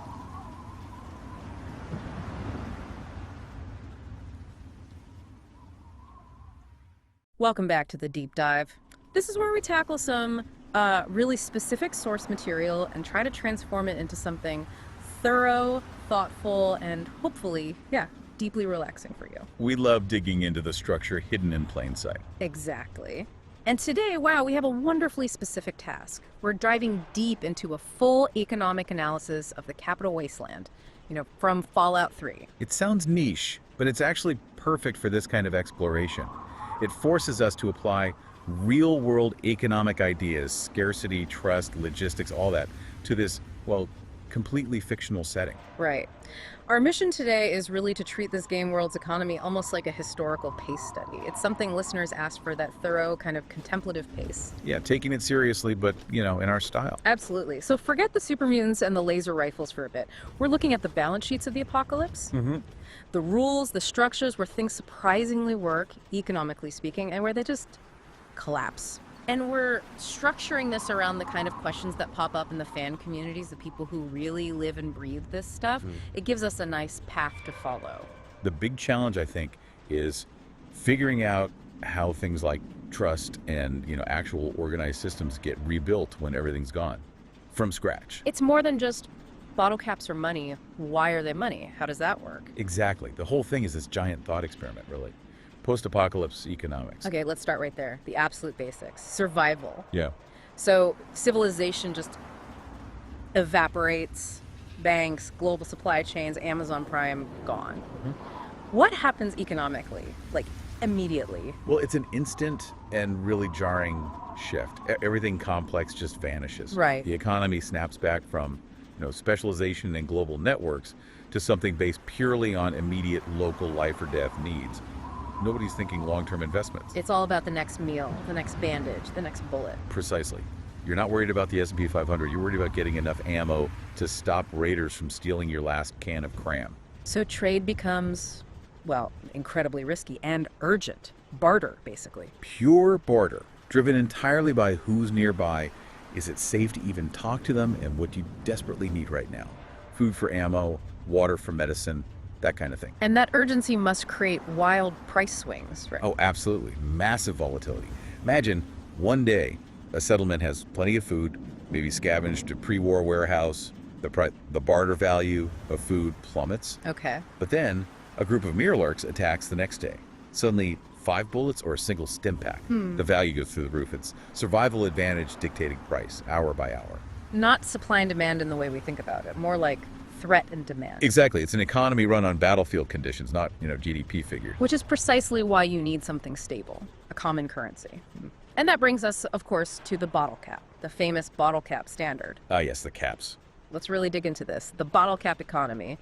Scarcity, trust, and control. Why these things? They're just bits of metal, not valuable like gold. Can't eat them. The origin story is fascinating, economically. The sources suggest their initial value wasn't intrinsic. It was tied to the scarcity of the pre-war product Coca-Cola, ubiquitous before the war. But the caps themselves became these little non-reproducible artifacts of the before times. So nostalgia first, like collecting baseball cards. Kind of, yeah. A tangible link to the lost world. Yeah. But that sentimentality had to morph into something much stronger. Widespread, functional trust for them to actually work as money. That's the key jump, isn't it? From collectible to currency. Because trust, in economics, it's like the ultimate infrastructure. Everyone has to believe, deep down, that the next person they meet will also take this cap for goods or services. And that trust doesn't just magically appear, it gets enforced. This is where the big players come in, like the caravan merchants, the traders running routes between major hubs like Megaton, Rivet City. They become the stabilizers. You could almost say they're the de facto central bank, Yeah. They manage the liquidity, they set the baseline exchange rates, maybe not intentionally like the Fed, but effectively. Hold on, though. If the caps aren't inherently valuable, and we know counterfeiting is a thing in the Fallout universe, someone could just stamp out fake caps. Why doesn't it all fall apart? What gives these caravans so much power? That's a really good question. It comes down to their control over the network. They enforce the standard through essentially access. They control the main arteries for distributing high-value goods. So if a settlement decides, nah, we're only trading in scrap metal now, the caravans just cut them off. Pretty much. They could just bypass that settlement. No more shipments of advanced medical supplies, no rare ammo types, maybe even no purified water if the caravan controls the source. Wow, okay. So they starve out competing currencies, economically speaking. Exactly. By controlling access to essential high-demand goods, they basically force everyone else onto the cap standard to participate in the wider economy. They maintain a relatively unified exchange rate, across huge, dangerous territories. It's fragile, sure, but it beats pure barter. And that sets the stage for when the official system can't deliver, the gaps, which leads to the shadow economies. Right. Fallout 3's black markets. What you're not supposed to find. These markets pop up wherever the legit caravan economy fails or refuses to tread. What kind of stuff are we talking about here? What defines a black market good in the Wasteland? Think high risk, high reward. Things that are too dangerous to transport openly, too powerful maybe for general circulation, or just ethically dubious. Like drugs, chems. Definitely. Yeah. Specialized chems, jet, psycho, mentats that give you a massive edge in combat or conversation, but they're addictive, unsustainable. Also pre-war tech that's maybe restricted, like certain weapon schematics or advanced energy weapon parts. And information too, right? Like where's an untouched military bunker? Oh, information is huge. The location of a hidden stash, patrol routes for a rival faction, weaknesses in a settlement's defenses, that kind of intel is incredibly valuable and traded in the shadows. So the black market is really a reflection of the things the main economy can't or won't provide. The quick fixes, the forbidden power, the secrets everyone's desperate for. It fills the gaps left by the struggle for basic survival. The regular economy is focused on food, water, basic repairs. It doesn't have the capacity for, say, risky chem synthesis or recovering experimental tech. The black market addresses those unmet, often dangerous desires. Does it still use caps? Or does it revert back to something else? It's mixed. Caps might be accepted for smaller things, but for really high-value, high-risk deals. Often, it shifts back to universally useful hard commodities. Things like rare ammo types, maybe high-proof alcohol, fusion cores. Things that have inherent value and can't be easily faked. Reduces the risk. Okay, let's shift from the idea of currency, caps, and otherwise to the absolute bedrock resource, water. We need to talk about the true value of water in Fallout 3. Water is, well, it's unique. It's obviously essential for survival. You have to drink it. But clean water, purified water, it's more than that. It's a fundamental unit of economic power. Because radiation is everywhere. So clean water isn't just hydration, it's health, it's life extension. Exactly. The difference between sipping from a dirty puddle and having a canteen of aqua pura is immense. Its value is absolute. It doesn't rely on social trust like caps do. Everyone needs it, period. And the sources really emphasize that controlling the clean water supply means controlling, well, everything. It's economic dominance, pure and simple. If you control the water, you dictate who can live where, which settlements thrive, which routes are safe enough to travel because people can resupply. You control population centers. Which makes those big infrastructure projects like Project Purity in the main quest. They're not just humanitarian missions. They are the ultimate tools of economic control. Whichever faction secures and operates Project Purity holds a monopoly on the single most critical resource for rebuilding civilization in the entire capital wasteland. They control the tap, literally and figuratively. They control the economic geography.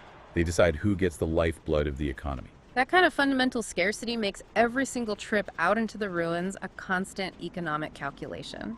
Which brings us neatly to the scavenger mindset. Yes. Scavenger logic. How Fallout 3 teaches resource prioritization. This is microeconomics under extreme pressure. Every time you, the player, or any NPC scavenger goes out, they're running this constant, complex optimization problem in their head. What do I pick up? What do I leave behind? It all comes down to carrying capacity, your weight limit, versus the potential value of the item. Marginal utility, basically. And it's not just about the cap value. Not at all. That's the crucial insight. You might find, say, a heavy wrench worth maybe 5 caps, but right next to it is a tiny roll of duct tape, also worth 5 caps. Which do you take? The duct tape, probably, because you can use it to fix things. Exactly. The duct tape or the wonder glue or the scrap metal, these components have enormous utility value because they feed into the repair and crafting system. Keeping your rifle working with scrap parts is vastly cheaper than having to buy a new one. So the scavenger learns to prioritize low-weight, high-utility junk over heavy, low-utility items, even if the immediate sale price is similar. Right. That seemingly useless junk. The tin cans, the sensor modules, the fission batteries, that is the foundation of the Wasteland's entire maintenance and repair economy. It's the industrial base, such as it is. But those scavengers roaming around, the caravans moving between settlements, they can only function because of a whole layer of work that often goes unnoticed, the invisible labor. Yes, this is critical. Fallout 3's invisible labor. Who keeps the Wasteland running? No. This is all the essential work that doesn't necessarily generate a lot of caps directly, But without it, the whole system grinds to a halt. Like what? Guard duty. Guard duty is a perfect example. Standing on a wall in megaton all day. Also, the rudimentary farming happening inside settlements. Trying to grow mutated corn in irradiated soil. Cleaning up rubble.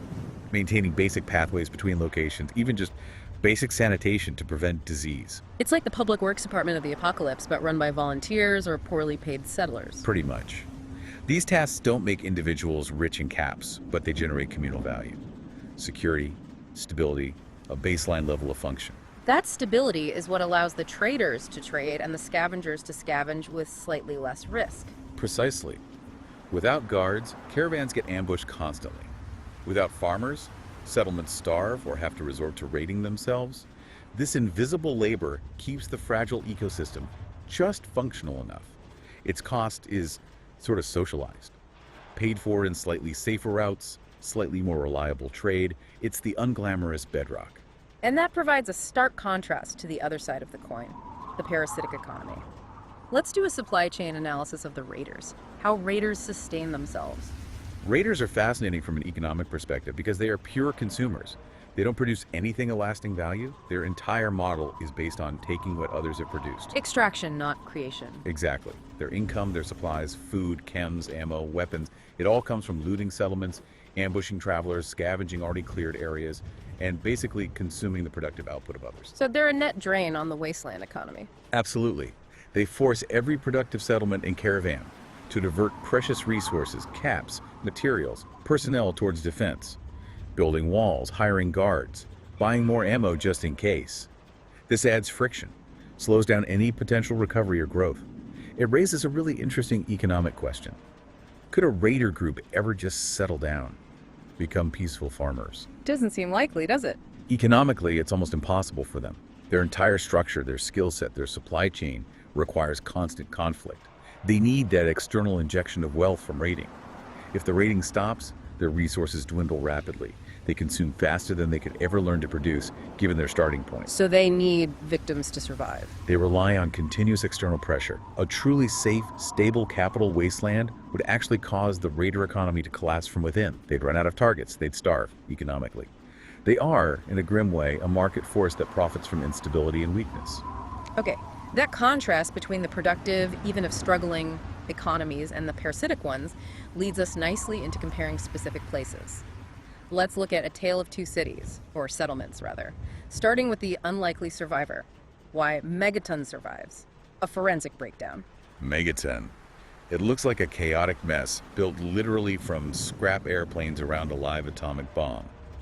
But economically, it's surprisingly robust. Why? What makes it work where other places might fail? Location is key. For one, it's situated at a natural crossroads, making it easily accessible for those crucial caravans we talked about. That means access to goods, caps, information. Okay, good location. What else? It has a degree of vertical integration, locally. The population isn't just consuming, they're actively involved in the core economy, scavenging the ruins right outside the walls, processing scrap metal. You've got essential service providers right there, like Moira Brown, facilitating repairs, crafting, trade. So it's relatively self-sufficient in the basics. Reasonably so, yeah. And then there's the bomb. It sounds crazy, but that massive shared existential threat, it kind of forces a degree of cooperation and focus. Everyone has a vested interest in keeping the town, quite literally, from blowing up. Stability through shared terror. Weird. It's a messy, low-overhead, highly pragmatic model. It proves that economic resilience in this world can come from sheer necessity and a bit of Mad Max engineering, not just top-down planning. All right, now let's pivot to the complete opposite aesthetic. The luxury high-rise. Why Tenpenny Tower is a symbol of economic collapse. Looks fancy, but you're saying it's doomed. Absolutely. It's the definition of an unsustainable economic bubble. It looks prosperous on the surface, clean, secure, wealthy residents, but its foundations are incredibly fragile. How so? It relies almost entirely on isolation and exploitation. The wealthy residents consume pre-war luxury and resources in the building itself, stored goods, but they produce virtually nothing for the wider wasteland economy. So living off the past. Essentially, yes. And maintaining that isolation is incredibly expensive. Their security costs must be astronomical, hiring mercenaries, maintaining defenses, managing supply lines for luxury goods that have to come from outside. And they depend on external labor too, right? The whole ghoul situation in the basement? Exactly. That's the fatal flaw exposed. They rely on this underclass, the ghouls for essential maintenance and labor, people they despise and underpay. When that exploited labor source rebels or is removed, the tower's fundamental dependency is laid bare. It can't function without the people it excludes. Precisely. Tenpenny Tower is a model built on extreme wealth disparity, outsourced risk, and consumption without production. It's completely detached from the economic realities of the Wasteland. It's destined for collapse, probably a violent one. This idea of flawed design brings us to the vaults, the ultimate planned environments. Let's discuss vaults as economic experiments. What went wrong? The vaults. Designed on paper to be these perfect, self-contained arcs to ride out the apocalypse, often with hidden social experiments baked in. Right. But economically, why did so many fail from within, even without monsters breaking in? A lot of it comes down to a lack of resilience due to over-specialization. They were often economic monocultures. Meaning? Imagine a vault designed just for, say, musicians or only athletes. They might have excelled in their specific area, but lacked the diversity of skills needed for long-term survival when things inevitably started breaking down. Yeah. Who fixes the water purifier if everyone's a concert violinist? They didn't have a diversified workforce, essentially. Exactly. And they were incredibly rigid. Real economies need to adapt to unexpected shocks, resource shortages, internal conflicts. The vaults were built on these supposedly perfect, static plans. They couldn't handle unforeseen problems, equipment failing faster than expected, social unrest, resource hoarding, the sheer psychological pressure. The plan was too brittle, it couldn't bend. Right. They assumed perfection and predictability in a situation that was anything but. That rigidity, that inability to adapt, was often their economic undoing. Okay, let's bring it back to the individual level now. Beyond caps and barter, there's reputation. The moral market. Let's explore the hidden cost of survival. Fallout 3's moral economy. This is about karma, essentially. Does being good actually pay off in the Wasteland, economically speaking? Your first instinct might be no, right? Being ruthless, robbing a trader, selling someone to slavery seems like it offers quick, easy profits. Get the caps now. Short-term gains, absolutely. Very tempting. But if you think about karma as like a Wasteland credit score, a measure of your trustworthiness, then the long-term economic benefits of being good start to become clear. How so? Good reputation means? It means lower friction in transactions. If people know you as reliable, as someone who keeps their word, they're more likely to trade with you, maybe give you better prices, trust you with more valuable jobs or information. Trust reduces risk, and reduced risk is economically valuable. So high karma opens doors, access to safer settlements, maybe reliable allies. Exactly. High trust networks. Settlements that won't deal with known scumbags. Companions who won't stab you in the back for your gear. Consistent, lower risk contracts. It's the economics of karma. Why good isn't always profitable today, but it might be why you're still alive and trading next month. In a world with no real legal system, where contracts are enforced by whoever has the bigger gun, reputation becomes almost the only guarantee of future behavior. Precisely. Bad karmic characters might get rich quick, but they live in a world of constant paranoia. Higher security costs, fewer allies, always looking over their shoulder. That eats into profits and stability over time. Good karma is a long-term investment in social capital. We've covered caps, water, scrap, reputation, but let's push this a bit further. What's the real ultimate commodity in this economy? We have a thought. The Wasteland's most valuable commodity isn't what you think. Yeah, it's probably not the stuff you can easily hold. Not caps, not water, maybe not even ammo in the grand scheme of things. So what is it then? The sources suggest it's more abstract things, like reliable information, or organized structure, or, crucially, technological superiority. It's the capacity to generate future wealth, not just the wealth itself. Okay, explain that. Information. Finding pre-war schematics for something vital. A water purifier design, an advanced weapon mod, a power generator blueprint. That knowledge is priceless because it lets you create value, not just scavenge finite resources. It shifts you from consumer to producer. And organized structure. A well-coordinated group, even a small one, has a huge economic advantage over scattered individuals or settlements. They can pool resources, organize labor efficiently, defend themselves effectively, undertake larger projects.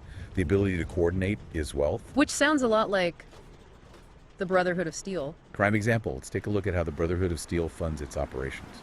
They're not setting up market stalls. Right, so where does their economic power come from? It's not market-based trade in the traditional sense. Their economy is built on controlling knowledge specifically, pre-war technology and maintaining a monopoly on it. They practice what you might call extreme vertical integration.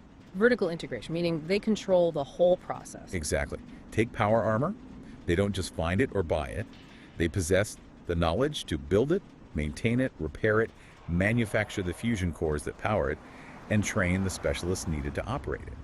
They control the entire supply chain, from raw materials and blueprints to the finished, functioning soldier. So they don't need to buy power armor parts on the open market using caps. Precisely. They're self-sufficient in their core technology. This technological monopoly is their currency. They can then leverage that superiority, offering protection, technical assistance, to trade for things they don't produce themselves, like food, water, raw materials. The power armor is like collateralized economic power. That's a great way to put it. Their budget comes from hoarding and leveraging knowledge and assets that nobody else can replicate.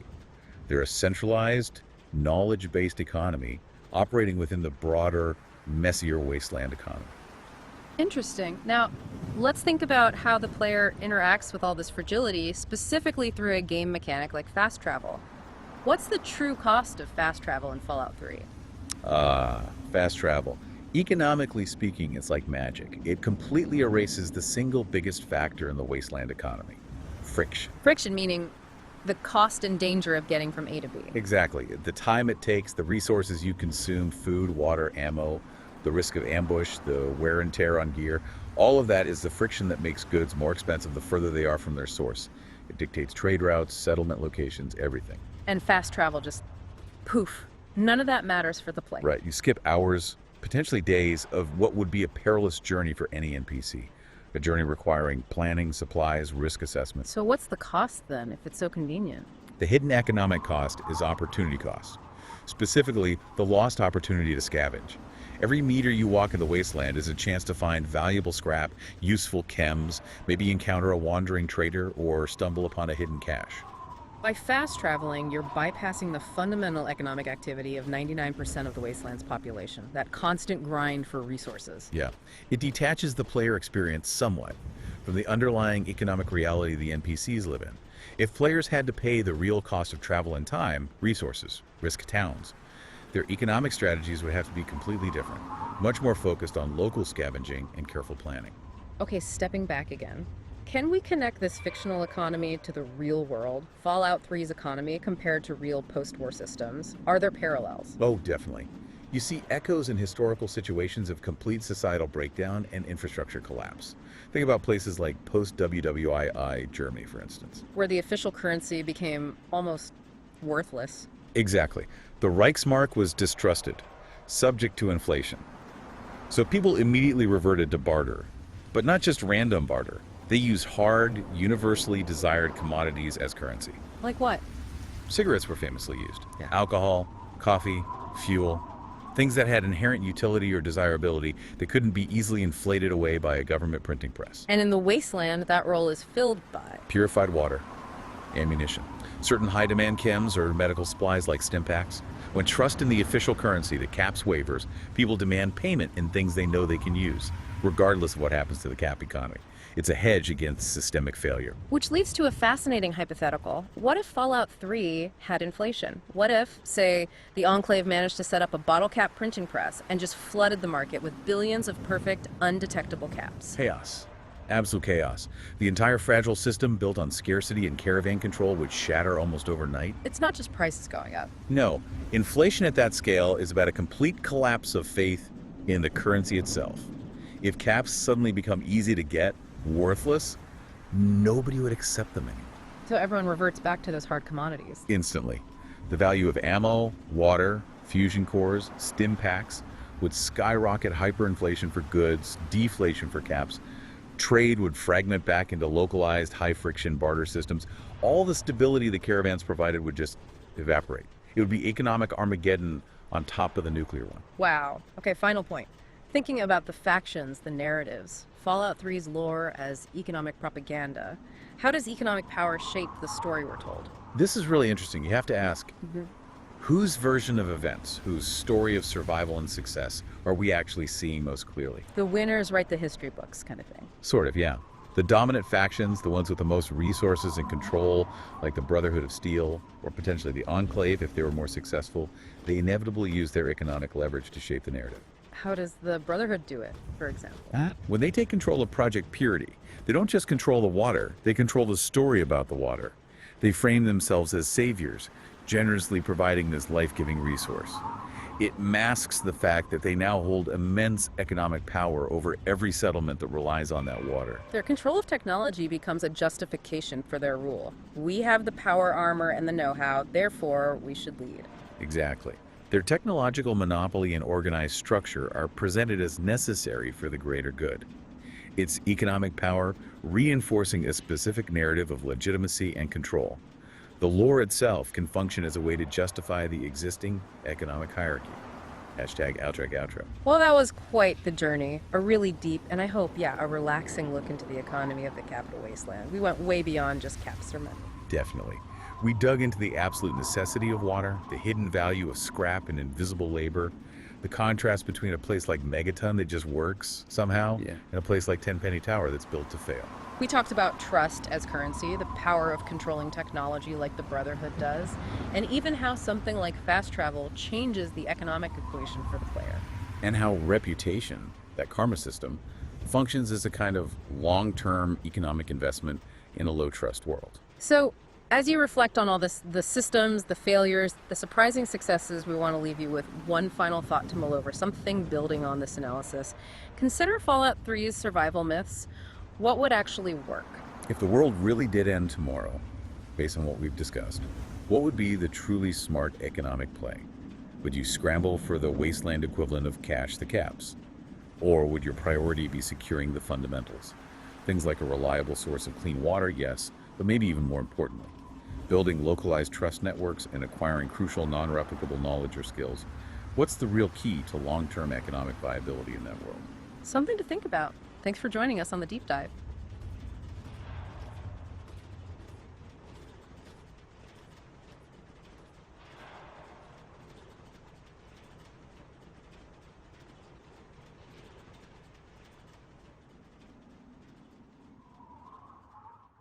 Welcome back to the Deep Dive. This is where we take all those detailed notes, your sources, your questions, and really boil them down into the essential knowledge you need. Making sure you're perfectly informed on the topic at hand. Exactly.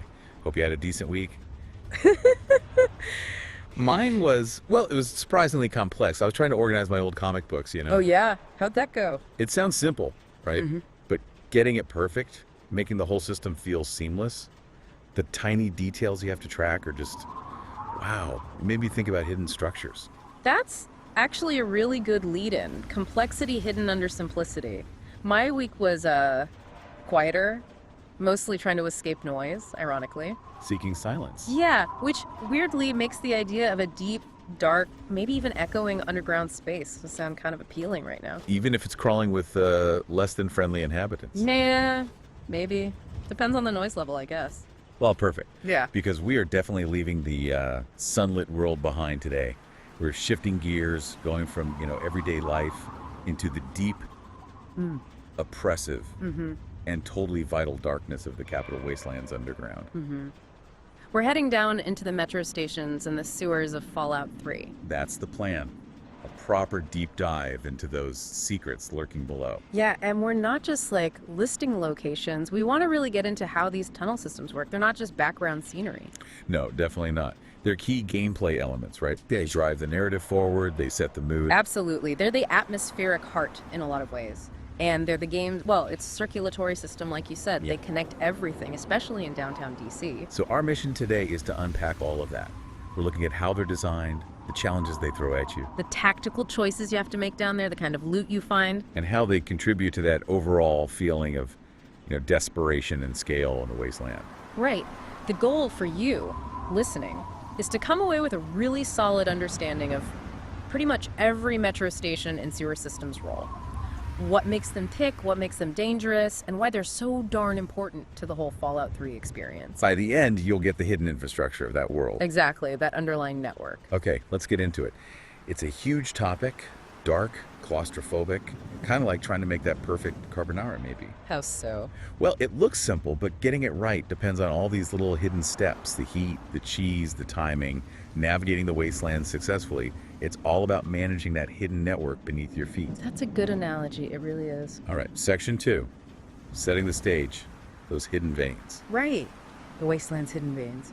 So when you first step out of Vault 101, the world seems massive, right? Open skies, ruined landmarks stretching out. It's overwhelming. Yeah, that initial impression is one of vastness. But then you quickly realize, especially when you try to get downtown, that the surface, it's not really navigable in large parts. Exactly. The real map, the one that dictates how you actually move from A to B, especially in the dense city ruins, that's underground. We were talking about this huge network of metro tunnels and the sewers, too. They aren't just optional dungeons you dip into. No, they're fundamental. They're the solution Bethesda came up with for a destroyed city. Think about the sheer scale of DC's actual metro. Right. Trying to render all of downtown DC's surface, every collapsed building, every pile of rubble, making it all accessible. It's technically infeasible, or would have been then. So the surface becomes these sort of islands, pockets you can explore. Pretty much, yeah. Especially in the core downtown area. It's choked with debris, impassable ruins, heavy radiation zones. You just can't walk block by block like in a normal city. Which forces you underground. It funnels you. The metro tunnels are often literally the only way through. They're the connective tissue holding those surface pockets together. It's clever, really. Avoids tons of loading screens while still giving you that feeling of a huge ruined city. And it works because it feels logical, right? A subway system would likely survive better underground. But that necessity, the fact that you have to use them, that directly shapes the whole atmosphere down there. Absolutely. The feeling is immediate. You go from the wide open, maybe irradiated but open surface, into this intense, crushing pressure.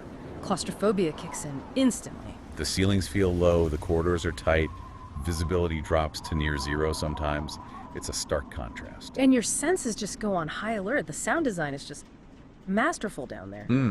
It's that silence, but it's not peaceful, it's heavy. Makes every little noise jump out. That constant drip, drip, drip of water. Where's it coming from? Is it clean? Probably not. Or that scuttling sound. But is Yeah, it just a well- rat or something worse? Your own footsteps echoing sound like thunder? Yeah, every sound is potentially hostile. It puts you on edge constantly. And visually, it's just relentless decay. 200 years of neglect shows. Water everywhere. Stagnant pools, sometimes irradiated. Perfect hiding spots for certain things. Mirelurks, yeah. Rubble, exposed wires sparking maybe, collapsed ceilings. It feels unstable, like it could cave in more at any second. It adds that physical threat on top of the creature threat. Right. It's not just scenery, it feels like the environment itself is dangerous. Exactly. It feels old and broken. So it paints this picture of a forgotten relic, right? Now it's just home to things that, like the dark and the damp. Which brings up a question about, well, normal people, wastelanders. We're saying these tunnels are often the only way through, but they're also incredibly dangerous. So, do people actually use them for travel? Or are they just these terrifying death traps everyone avoids? That's a key question. Based on what we see, the density of ghouls, raiders, setting up ambushes, they're definitely terrifying choke points. Right. Think about a regular Wastelander, not the player character with, power armor and 100 stim packs. Would they choose to go down there? Probably, only if they absolutely had to. Exactly. Only if the surface route was demonstrably worse. Maybe blocked by a super mutant army or just lethally irradiated. We see some people living down there, sure, in makeshift settlements. Like the family, maybe? Or underworld connecting to the metro? Sort of, yeah, or just pockets of survivors. But transit, traveling through the tunnels, that's a massive risk. A calculated gamble few would take lightly unless forced. But wait a second. If the danger underground is so immediate, so close quarters, ghouls jumping you, tight corners, wouldn't it make more sense for a Wastelander to just, find a hazmat suit, pop a bunch of Rad-X, and stick to the surface? Avoid those ambushes altogether. It's a fair point. Why trade ambush danger for radiation danger? Yeah. I think it comes down to a few things. One, resource cost. Constantly using Rad-X. Maintaining a hazmat suit that's expensive, maybe unsustainable for the average person. Two, the type of danger on the surface. It's not just radiation, it's huge super mutant patrols, established raider fortresses with snipers, long exposed stretches. These can be resource drains too, requiring lots of ammo, maybe even impossible fights. Right. Organized threats versus chaotic ones. And crucially, distance and time. The tunnels, even though they feel labyrinthine, often represent a much, much shorter physical path through the really dense, blocked off parts of DC. So it's a shortcut. A really, really dangerous shortcut. Exactly. You're trading the risk of a potentially long, drawn-out fight or lethal radiation exposure on the surface. For a known, concentrated burst of terror underground, a quick, intense fight against ghouls or mirror lurks, maybe some raiders. Precisely. It's a risk profile trade-off. Below ground, the danger is immediate, it's in your face, but potentially over faster and maybe requiring less ammo overall if you survive the initial shock. Assuming you don't get overwhelmed. Right. It's the devil you know, perhaps. The tunnels are terrifying, but they get you through. They're the price you pay for passage in the ruined city. Paid for in adrenaline and maybe a few close calls. Or more than a few. Okay, that makes sense. And that whole risk assessment, it pivots the moment you step into the darkness, Yeah. right? Because then you're reliant on one specific tool. Your Pip-Boy light. Yeah. The ultimate double-edged sword down there. Absolutely. On the surface, maybe you flick it on at night, no big deal. Underground, it's life or death. But using it, that comes with a serious tactical cost. Let's break that down. The tactical duality. First, the obvious pros. Why do you have to turn it on? Well, first and foremost, just moving around. Some of those areas are literally pitch black. Not just dark, but zero visibility. Right. Even with high perception, you can't see. Exactly. So basic navigation, finding the right tunnel, spotting a doorway, seeing if the track ahead is collapsed, you need the light for that. And spotting hazards. That's huge. Tripwires, pressure plates, mines. Yeah, think about some of those raider-infested stations like Farragut West. They booby-trap everything. Walking around in the dark is suicide. You just be stumbling into traps constantly. And loot. So much essential stuff is hidden in dark corners, in lockers, on shelves, small ammo boxes, chems, maybe even valuable junk for crafting. You'd miss 90% of it without the light. Okay, so indispensable for seeing, navigating, and surviving traps and finding goodies. Now, the cons. The big tactical downside. Visibility works both ways. That green glow, it's basically a giant shoot me sign. Yeah. The moment you turn it on, forget stealth. Any enemy nearby, their perception mechanics basically lock on to that light source. It negates high sneak skills in many situations. So you become this bright green beacon moving through the dark. You might see them, but they definitely see you coming. Instantly, especially in those tight corridors. A ghoul lurking around a corner, a super mutant guarding a junction. The light announces your arrival long before you might want it to. Any chance of a stealthy first strike is pretty much gone. Which leads to this really tense way of playing, doesn't it? Oh yeah. Experienced players develop this habit, right? You pulse the light. Sprint to a room, flick it on for a split second. Yeah, get a snapshot of the layout, spot immediate threats, maybe see where the exit is. Then flick it off immediately and try to move based on that mental image or sound cues. Exactly. It's this constant back and forth, this calculation. Do I need to see you right now, or do I need to stay hidden? Sight versus survival. And turning it off creates its own risks too. You're relying on hearing, but maybe a ghoul is creeping up silently. Absolutely. Even if they haven't technically detected you, they might react to your movement sounds, and then suddenly they're right on top of you in the dark. Terrifying. It connects directly to combat mechanics too, right? Like VATS. Definitely. VATS is powerful, sure. The targeting system helps. But it still needs you to actually see the target, or at least be aware of its presence and general direction to initiate. You can't target something in VATS if it's completely hidden in pitch blackness, even if it's close. Right. So the Pip-Boy light gives you that split second of visual contact you need to lock on with VATS, especially against something fast, like a feral ghoul rushing you. If you wait for it to emerge fully into, like, ambient light, it might already be chewing on your face. Pretty much. So the light, despite the risk, actually enables effective VATS use in those initial moments of contact. And just figuring out where to go. Those subway maps on the Pip-Boy aren't exactly clear. Understatement. They're confusing messes sometimes. Twisting tunnels, multiple levels, maintenance passages. Trying to navigate that maze in total darkness using just the map. Good luck. The light becomes essential just to find the right ladder or door the quest marker is pointing vaguely towards. Yeah, it saves you from getting lost for half an hour in some dead end, probably irradiated side tunnel, burning through your Rad-X. And psychologically, it's powerful. that little cone of green light. It's your entire world down there. It really is just this small bubble of safety or perceived safety against this overwhelming, oppressive blackness all around you. It makes you feel incredibly isolated. Alone under a dead city, with just a light that might also be betraying you. That sums it up perfectly. Okay, so atmosphere, navigation, light. It all sets the stage. But the real stars of the underground show are the things living down there. The threats. Yeah, let's get into the enemies. Yeah. Because they're not just random spawns, they feel specifically chosen for these environments. Definitely curated for maximum impact in tight spaces. We've got, I'd say, 3 main types that really define the underground experience. Starting with number 1, the poster child of the metro. Feral ghouls. Absolutely. They are the underground in many ways. Why do they thrive so well down there? 2 big reasons. One, the radiation, obviously. Lots of leaks, irradiated water pools. It's their natural habitat. Sometimes they even heal in it. Right, they're creatures of the atom's glow, basically. And 2, their whole attack style is built for tunnels. They rely on numbers and that frantic lunging melee attack. Which is devastating in a narrow corridor. Exactly. The maze-like nature, the blind corners, the little side rooms and collapsed train cars. Perfect ambush territory for ghouls. They swarm you, and that high-damage, rapid attack sequence is almost impossible to dodge when you have nowhere to move. On the surface, you can backpedal, use obstacles, keep your distance. Down there, you're trapped. The moment they close that gap, it's just a desperate scramble. You can't easily flank them. You can't easily retreat without running into more of them or a wall. Yeah, I remember places like DuPont Circle Metro. You open a door, and suddenly there are 4 or 5 pouring out of the darkness or climbing out of rubble. And the fight becomes a pure bottleneck.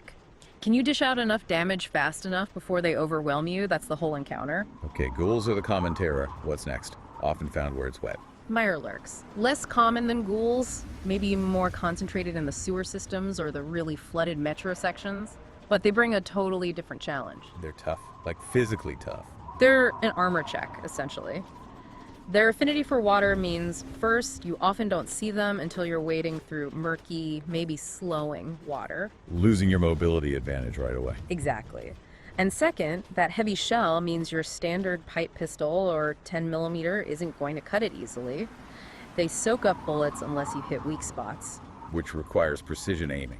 While you're probably panicked, in the dark, maybe getting knocked around by their claw attacks in knee-deep water, it's tough. Yeah, you really need something with stopping power or aim for the face, which is a small target. Yeah. They punish you for not having the right ammo or weapon for close armored targets. Absolutely. A real test of your loadout's punch. Okay, ghouls, mirror-lurks, and the third main category. Sometimes you run into bigger problems. Super mutants. Now, they're not everywhere underground like ghouls are. Their presence usually means something significant. Like you're getting close to a major surface location they control. Exactly. Or you're in a key strategic tunnel, maybe one leading towards a big landmark like the Capitol building or GNR. Finding super mutants underground is usually a sign that this tunnel matters. And sticking a giant super mutant in a narrow subway tunnel?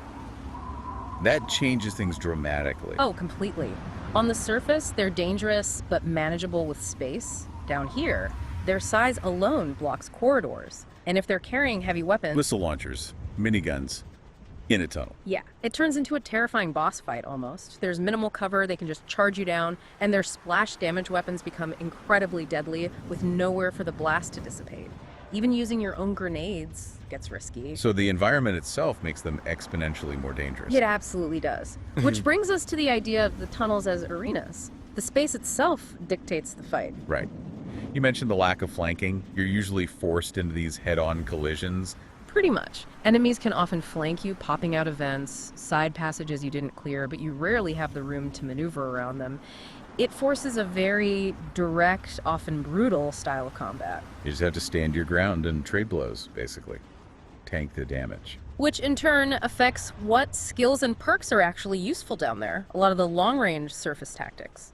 Useless. Like the sniper perk. Good luck finding a shot over 20 feet. Exactly.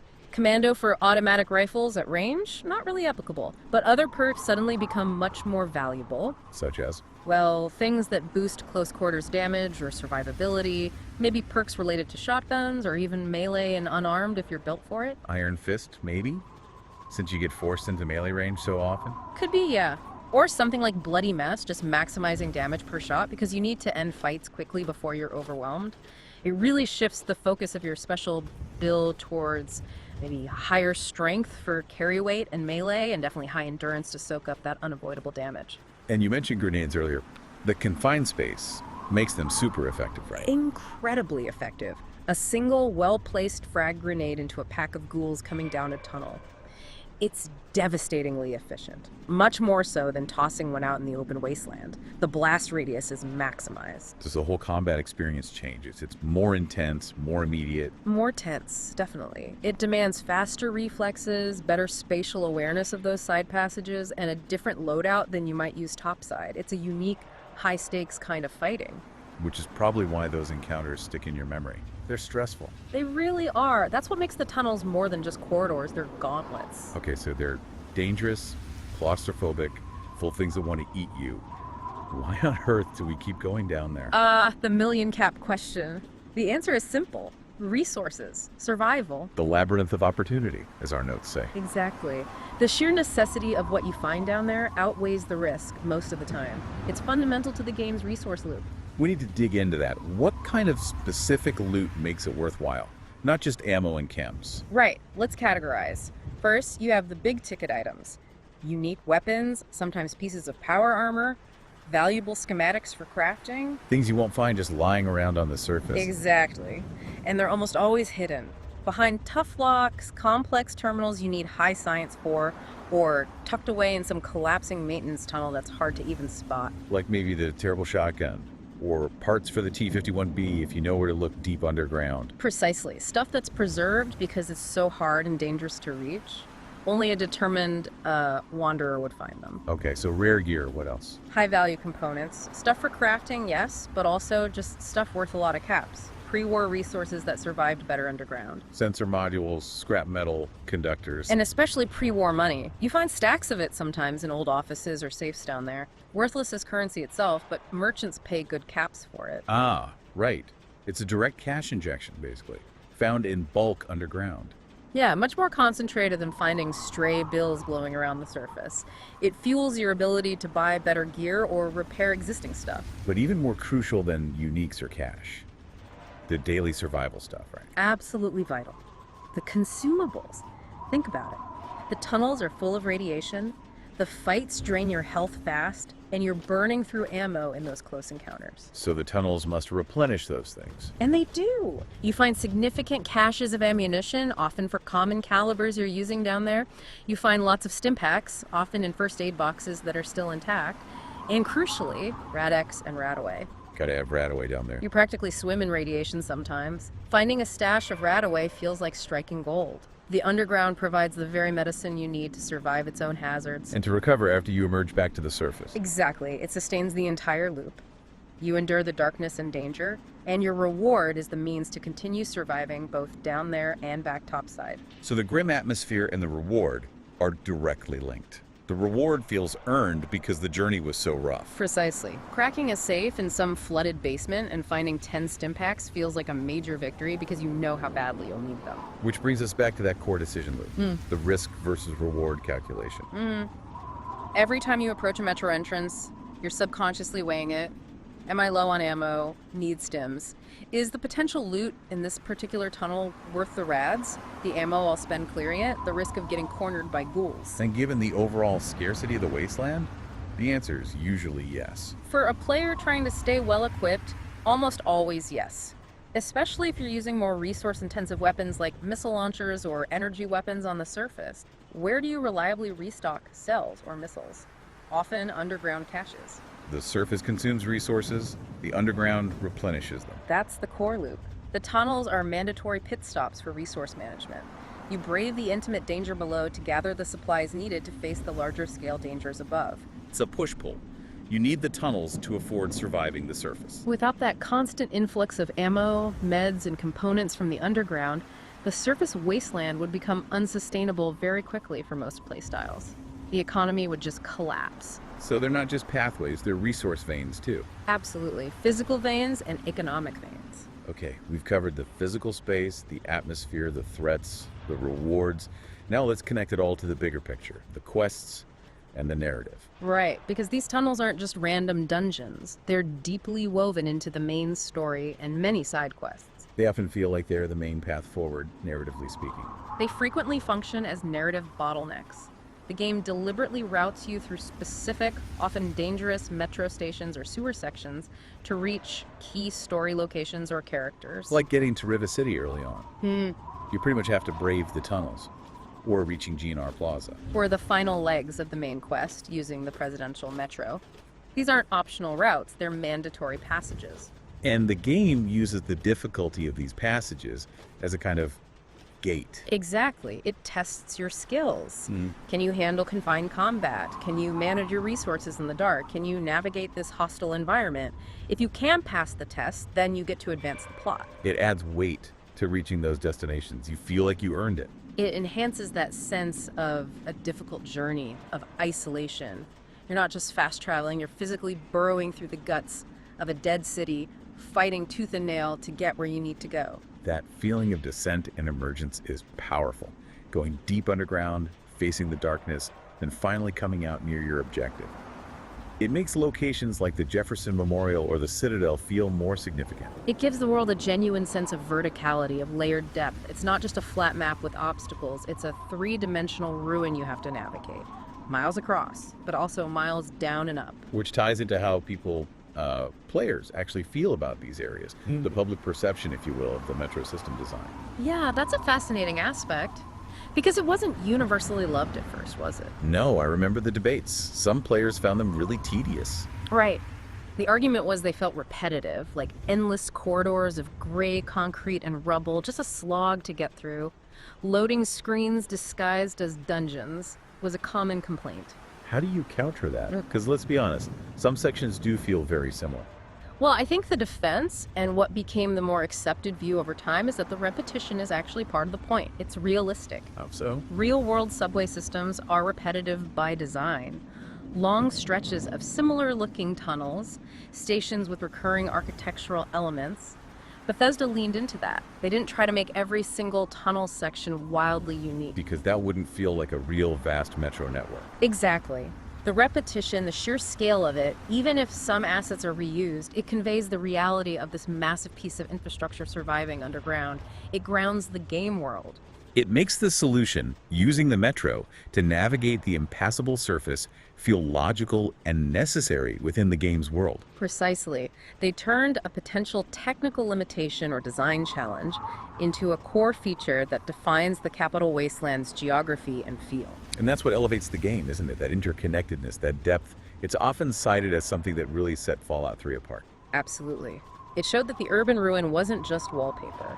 It actively shaped everything: movement, combat, survival. You weren't just walking past the ruins, you were forced to engage with the city's decaying skeleton, its infrastructure, to survive. You had to use the wreck itself to navigate the wreck. Beautifully put. That extensive, complex, sometimes frustrating, but ultimately essential underground network. It's arguably one of the most successful pieces of environmental storytelling in the game. It makes you feel the post-apocalypse on a visceral, physical level. That structural realism is the key. It makes DC feel huge, not just wide, but deep. A major achievement. Couldn't agree more. All right. Wow, we've covered a lot of dark, dangerous ground. Let's try and bring it all together. Time for the recap. Okay. Synthesizing the deep dive. So, the metro and sewer systems in Fallout 3, they're defined by what? 4 main things. I think so. First, that inescapable atmosphere. Claustrophobic, tense, driven by that incredible sound design of decay and unseen threats. Second, the unique combat.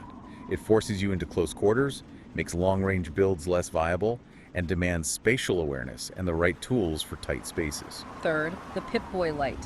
Absolutely essential for seeing, but a huge tactical liability, forcing that constant risk-reward calculation with visibility versus stealth. And fourth, their critical role in the economy and navigation. They're the main routes through DC, and they're the primary source for the ammo, meds, and resources you need to keep going, both underground and on the surface. Yeah, they're not optional extras. They are the lifeblood, the terrifying, necessary transit system of the Capital Wasteland. They define the challenge of moving through that world. Without them, Fallout 3's DC would feel, well, flat. Less dangerous. Less real somehow. The underground is where you're truly tested. It's the proving ground, absolutely. Okay, so as we metaphorically climb out of the tunnels and back into the irradiated sunlight, or maybe just back into our relatively less dangerous homes, Hopefully less dangerous. we want to leave you with one final thought, something to chew on. We've spent all this time talking about how these ruined tunnels are the hidden essential infrastructure for survival in that world. The systems people rely on but maybe don't always see or think about. The pathways, the resource nodes. Right. So the question for you is, if the wasteland needs its crumbling subways, what are the necessary hidden tunnels in our world? The complex systems we rely on every day but maybe take for granted. Yeah. Think about supply chains that bring your food, the unseen data networks connecting us, the power grids, the maintenance crews working behind the scenes, all that hidden infrastructure that keeps our complex lives moving. What systems, if they failed, would force us into our own kind of darkness, scrambling to survive? It's just something to consider. What hidden complexities underpin our own reality? Mull that over as you go about your week. Thanks for joining us for this deep dive. See you next time.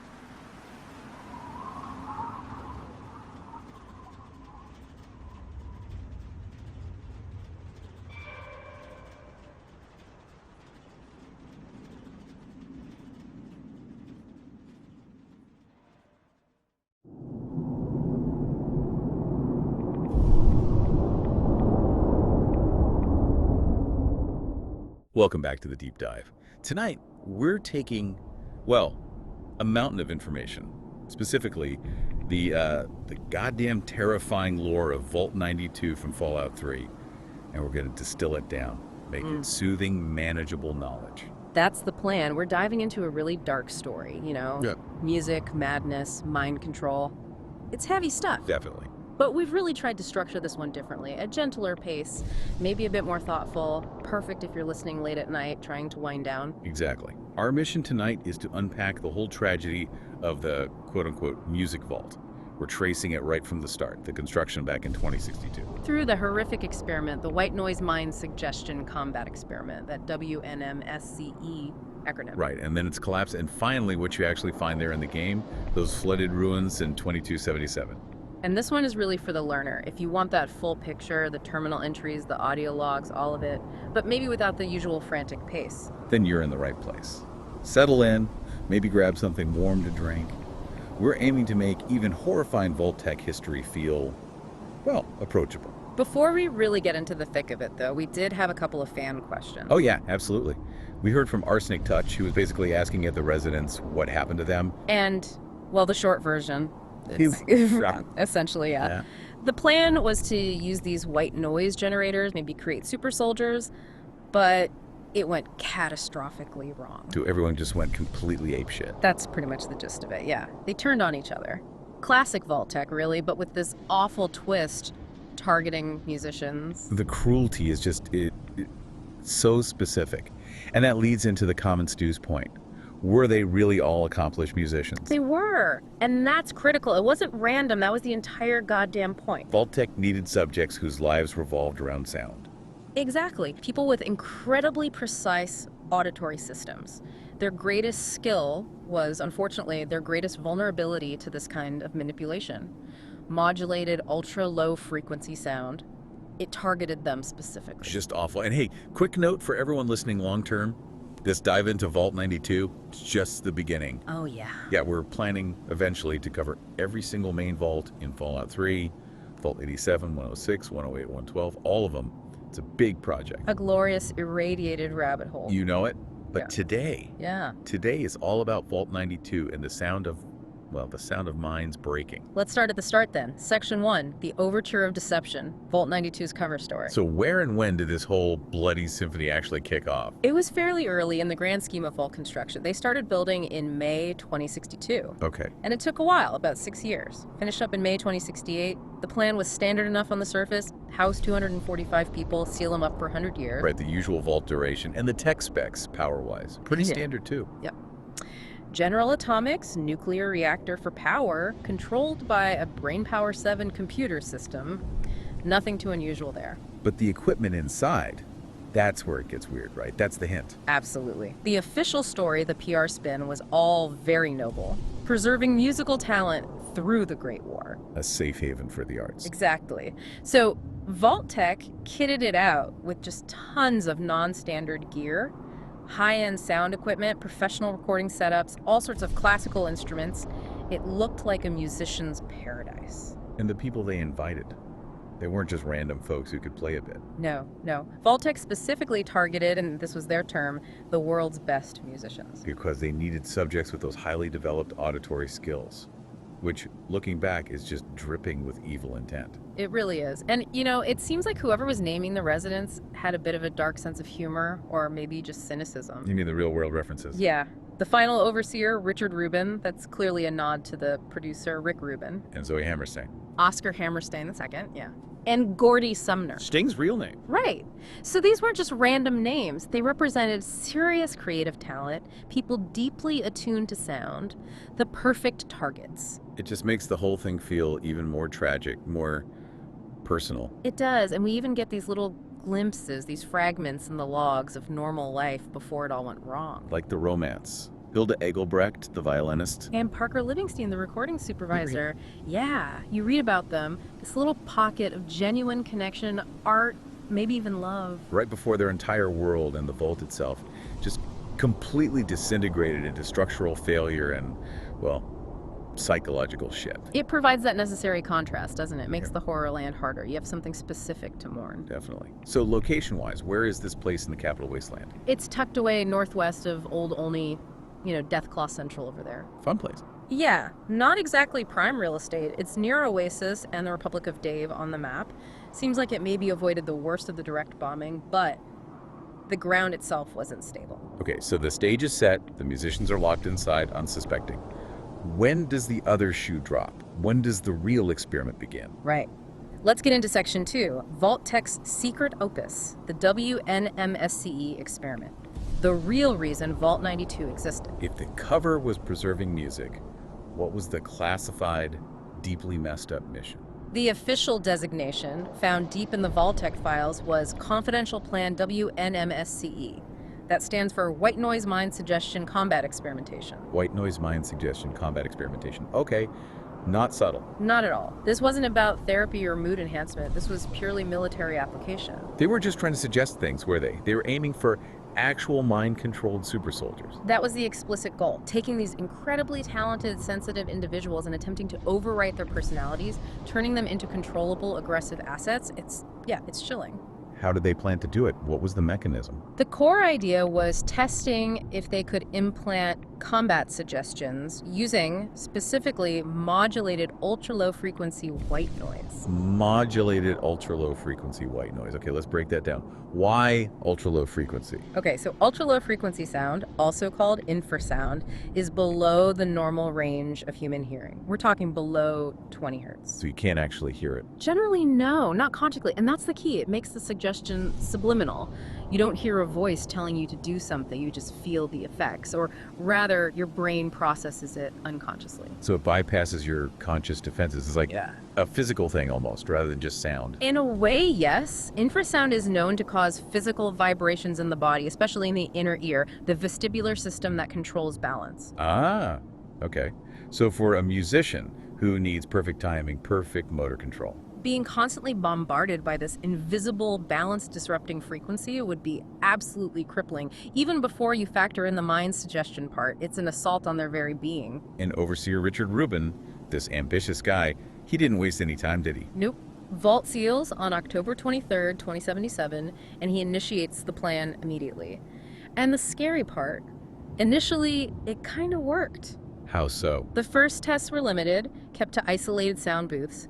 And the musicians, they had no idea what was really happening. They didn't notice the noise itself. Not consciously. Their logs mention things like occasional odd pitch or minor discrepancies in recordings. They thought it was faulty equipment, maybe electrical interference. Wow. And Professor Malleus, the scientist actually running the technical side. John Malleus, yeah. Initially, he seems to have been kept in the dark about Rubin's full intentions, the combat angle. He was focused on the tech. So he saw the early results as a success. His team did. They ran larger tests and found about a third, 33% of subjects, would enter this trance-like state. A trance? Yeah, and while in that state, they could implant simple suggestions, little programmed entotics or responses. And Malleus noted it had almost 100% effectiveness when they were in that trance. Okay, so the basic principle, WNMSCE, it was proven viable. The tech worked. It worked. But this is the exact moment Rubin goes from being maybe an ethically dubious scientist to an outright monster. Because he didn't stop there. He Ah. escalated things, right? Secretly? Massively. Without Malleus's knowledge or approval, Rubin decided to accelerate the program. He made two huge, fatal changes. Okay, what were they? First, he had the white noise emitters wired into the main loudspeaker system throughout the entire vault, not just the test booths.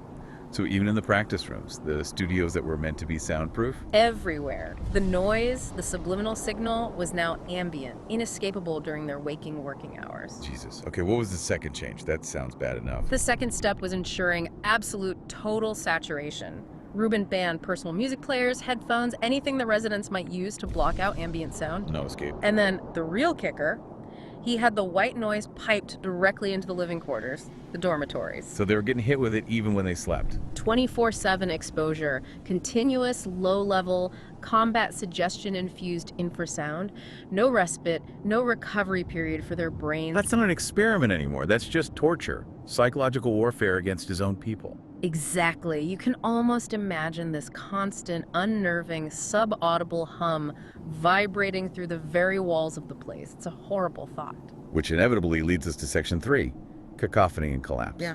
Because that success was never going to last, was it? The human mind just can't take that. Not even close. The breakdown was quick, violent, and utterly catastrophic. The first major incident involved one specific musician, designated subject V920-717. What happened? Under the constant pressure of the WNMSCE, he just snapped, went into what the logs describe as a bloody rage, and murdered 3 other dwellers. Oh, God. And the security report is, well, it's telling. They needed 23 gunshot wounds to finally bring him down. 23. Seriously, what does that even mean? It means the WNMSCE wasn't just making people angry, it was inadvertently fulfilling the super soldier requirement in the most horrific way possible. How? It suggests the combination of the white noise and the implanted combat suggestions triggered some kind of extreme adrenaline state, maybe massive pain suppression. He became incredibly strong, incredibly tenacious, almost unstoppable. A berserker. Turned a violinist into Jason Voorhees. Essentially, yeah. And Rubin's reaction to this horror, that's what really seals his villainy. He didn't see it as a failure. He saw the deaths as negligible collateral damage. He actually viewed the subject's impossible strength and resistance to damage as proof the project was working, that it was important. That is just peak bureaucratic evil. The human cost means nothing next to the data point. Absolutely chilling.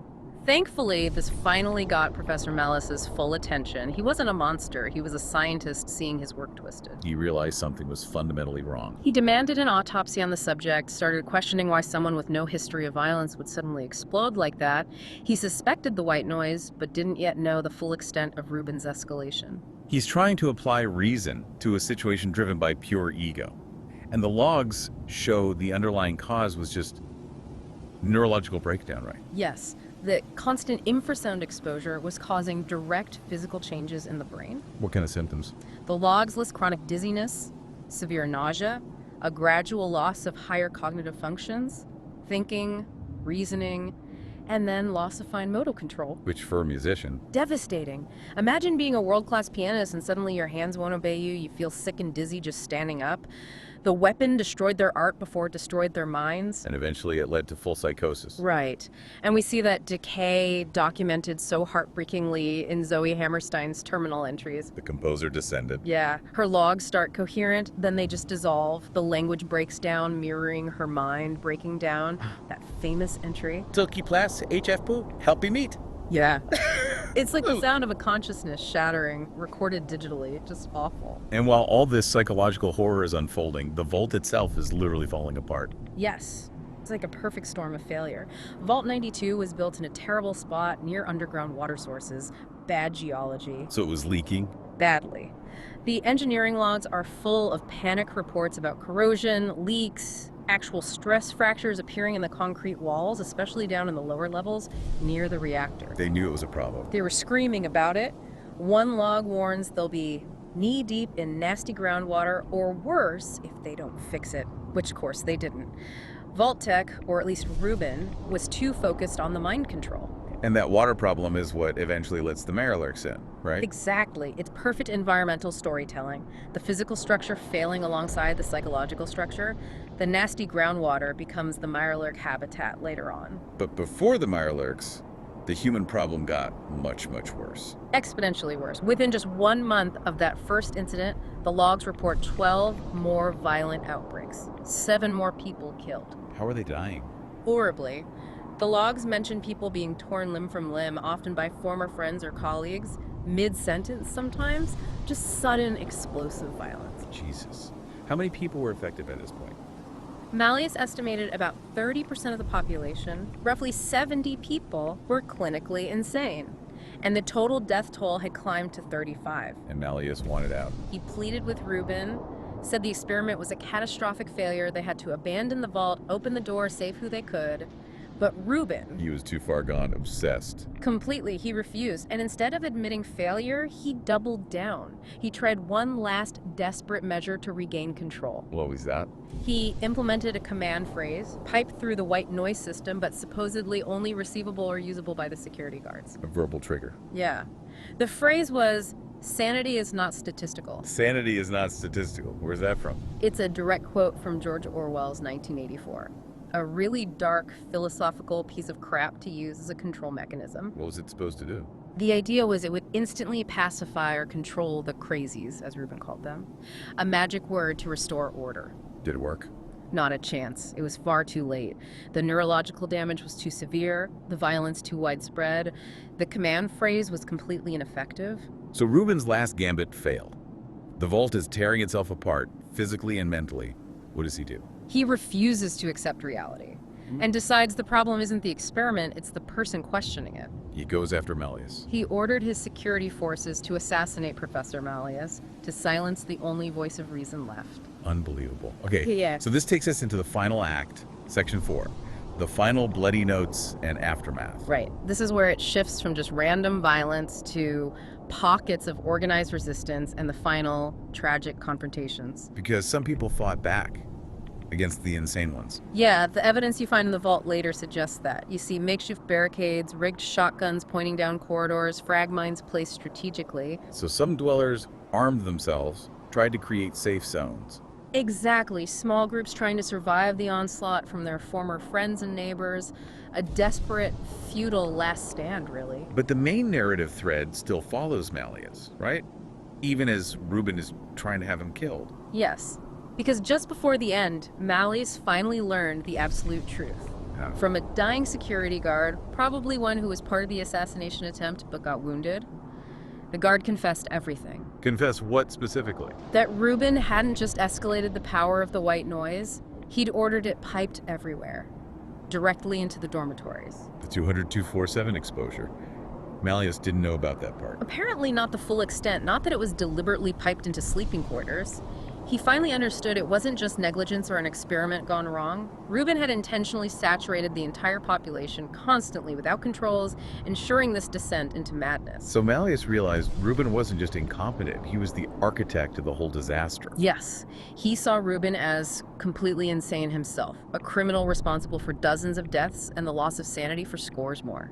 And what did Malleus do? His final log entry indicates he decided to confront the overseer directly, to hold him accountable for his crimes. And the logs cut off there. They do, but the implication is clear. Malleus went to face Rubin, likely leading to a final violent confrontation that marked the true end of functional society within Vault 92. Wow. Just silence after that, until the lone wanderer shows up. Exactly. Fast forward 200 years to 2277. You, the player, arrive. And the vault is, well, it's seen better days. What's the state of it? The lack of maintenance and those original structural flaws, they took their toll. The flooding the engineers warned about, it happened. Big time. So the lower levels are underwater, Completely submerged. The reactor room, connecting tunnels, it's all flooded. and the residents Any ghouls, survivors? No original dwellers, living or ghoulified, which is interesting. The upper levels, the drier parts, you'll find bloatflies, maybe some feral ghouls drifted in, but nothing from the original population. But the lower levels, Huh. that's where the Mirelurks moved in. Yep. Thanks to the flooding creating a perfect habitat, you've got regular Mirelurks, hunters, even Mirelurk kings down there in the dark, watery sections. They're the new inhabitants. So all that's left of the original tragedy are ghosts and records. Pretty much. Scattered skeletons, maybe still wearing vault jumpsuits, lootable containers, and the computer terminals and audio logs. Names you read about: John Adiglio, Carl Maynard, Dr. Benison. They're just echoes now attached to bones or text files. A very grim archaeological dig. And the main reason most players even go there is for a quest, right? Yeah, the wonderful quest Agatha's song. You're sent there by Agatha, this lovely old woman living out in the wastes, to find a unique violin for her. The Soil Stradivarius. That's the one. It's the quest that directly links the player back to the vault's musical past, letting one tiny piece of that lost culture escape the horror. A rare moment of hope connected to such a dark place. Okay, let's shift to the practicalities for a player exploring this nightmare. Section 5. The loot, the layout, and the quiet ending. Right, because even in the darkest corners of the Wasteland, there's usually some good loot to be found. How's the layout? Easy to get lost. It's fairly logical, actually. Follows the function. You enter, you've got the overseer's office and the living quarters nearby. Deeper in is the sound testing area, where the music stuff happened. And then downwards from there leads to the flooded reactor room. Makes sense. And the rewards for braving the Mirelurks and the general creepiness. What are the highlights? Well, the biggest one, obviously, is the Soil Stradivarius, usually found in the sound testing area, maybe on a desk in the recording studio. Soil Stradivarius. The name itself is interesting, like the music is tainted by the earth, the failure of the vault. Exactly. It's not just Agatha's violin, it's the Soil Stradivarius. Great bit of naming. Well, that was worth grabbing. It's actually pretty good for utility items. There are 2 stealth boys hidden away. Ooh, nice. Where? One's in the overseer's office, kind of tucked away. The other is deeper in the sound testing section. Always useful. Definitely. Any skill books? Yes, quite a few, actually. It fits the theme of knowledgeable residents. You can find pre-war books, plus specific skill boosters like duck and cover. For explosives, right? Yep. And tales of a Junktown jerky vendor for barter, usually near the old commissary area. Okay. And maybe the most thematically relevant one, Nikola Tesla and you. Energy weapons. Where's that? It's in the studio control room in the sound testing area. Ah, Nikola Tesla and you in the sound control room. That feels deliberate. Linking the experimental sound tech back to Tesla's, high energy experiments. I think so too. It subtly reinforces that feeling that they were messing with some seriously advanced, maybe dangerous acoustic science, even before the mind control aspect. Cool detail. Any other notable loot? Yeah. Like for the collectors? Well, for the real completionists, there is a Nuka-Cola Quantum. Always got to find the quantum. Where's this one? It's down the stairs in the main living quarters area, just sitting on a desk. A little radioactive pick-me-up after dealing with killer musicians and giant crabs. Okay. Speaking of the giant crabs, let's talk about the Mirelurks. There's that awesome terminal trick, right? The noise flush. Oh yeah, this is one of the most satisfying little secrets in the game, I think. What is it? How does it work? In the living quarters section, there's a specific computer terminal. If you've been thorough, if you've read all the entries on the overseer's terminal back in his office, You get a password. you get the password, and that password unlocks an option on the living quarters terminal called noise flush. Noise flush. Does it use the white noise system? It reactivates it, but this time, instead of driving people mad, activating it instantly kills all the Mirelurks in that specific living quarters zone. No way. Just wipes them out. Instantly.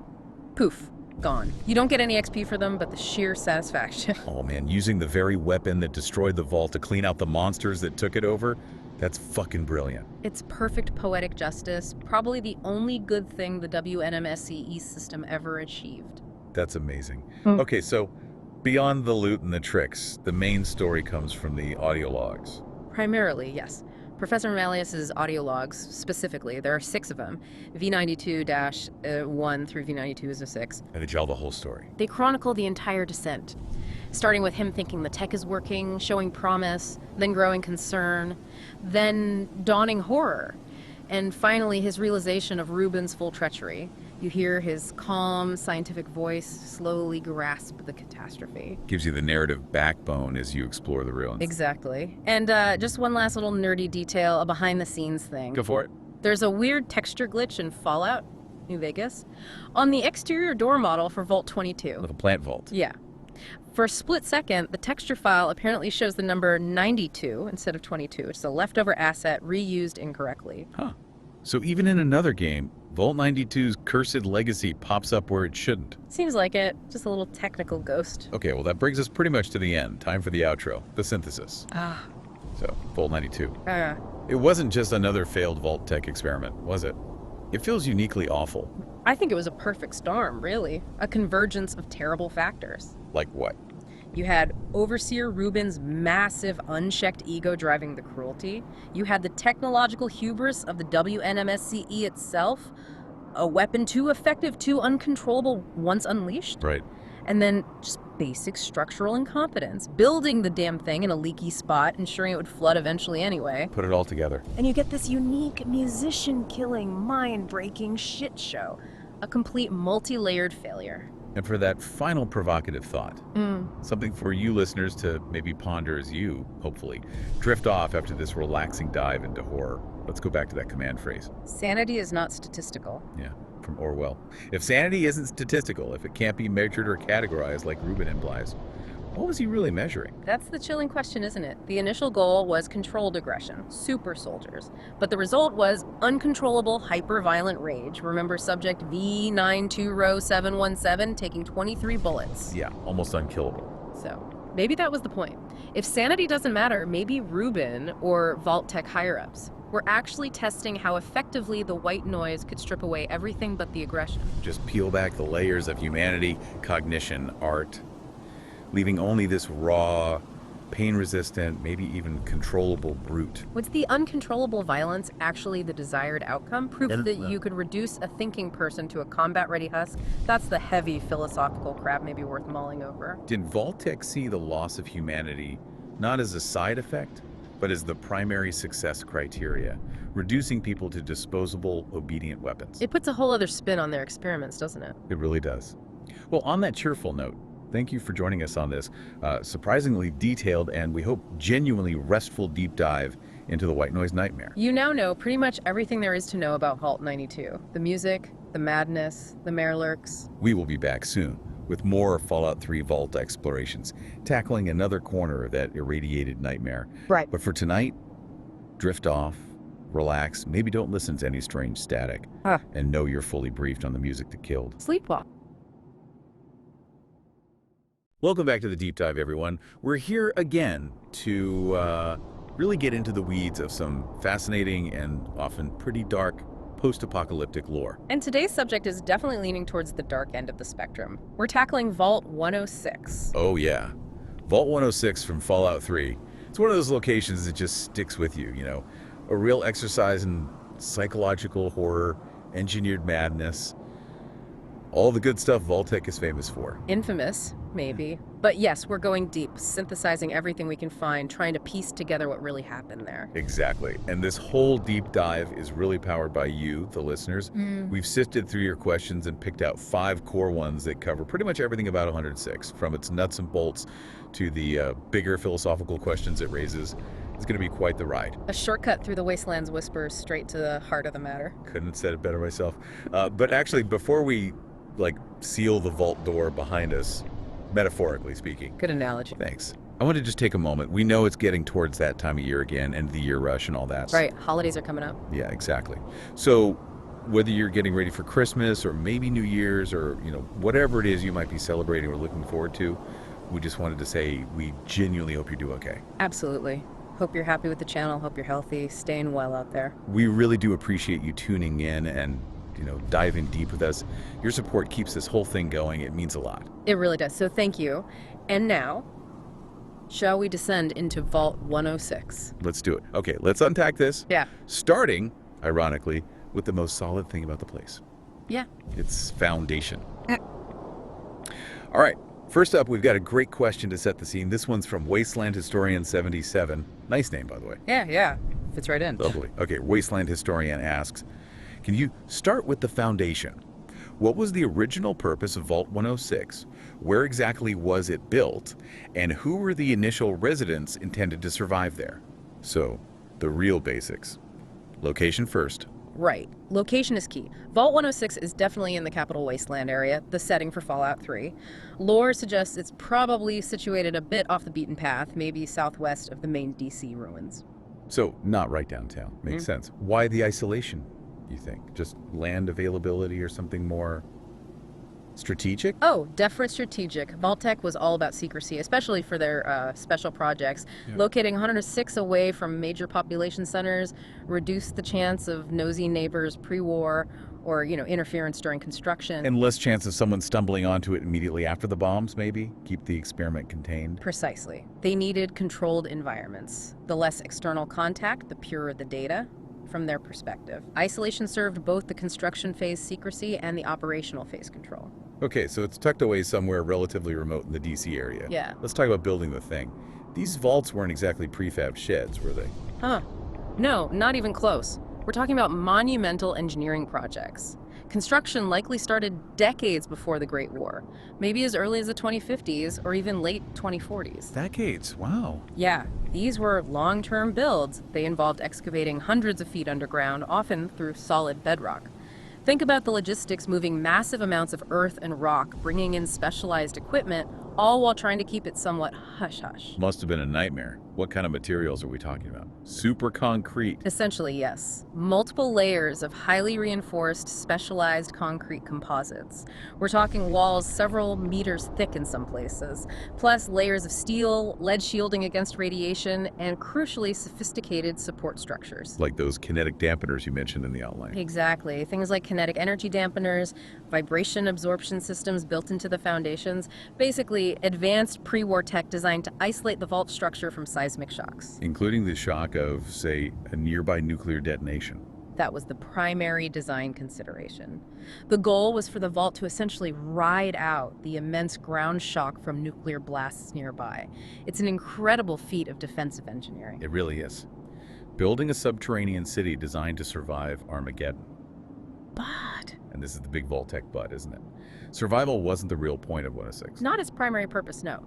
That amazing engineering, that promise of safety, it was all just the stage dressing, the prerequisite infrastructure needed to conduct the real experiment. So, what was the official stated purpose versus the hidden agenda? Did they even pretend it was just about survival? Oh, they absolutely pretended. The official line sold to the residents and likely most of the construction crews was standard vault protocol, preservation of a select group of American citizens in case of nuclear war, safety, security, continuity, the whole package. The American Dream Underground Edition. Pretty much. But internally, within the highest echelons of Vault-Tec and the Enclave elements pulling the strings, Vault 106 had a very specific, very dark designation. Which was It was part of the vast social preservation program, but its specific focus was psychological. It was designed to study the effects of long-term, low-level exposure to psychoactive chemicals on a closed population. controlled social decomposition. Yeah. Engineered madness, you said it earlier. That's the core of it. They wanted to see how a normal community would react, adapt, and ultimately disintegrate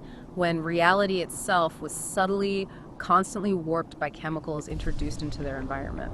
How do we know this was the specific goal? Is it spelled out in terminals or more inferred? It's pieced together from a few sources within the game. Terminal entries found within Vault 106 hint at irregularities and mention the air filtration system.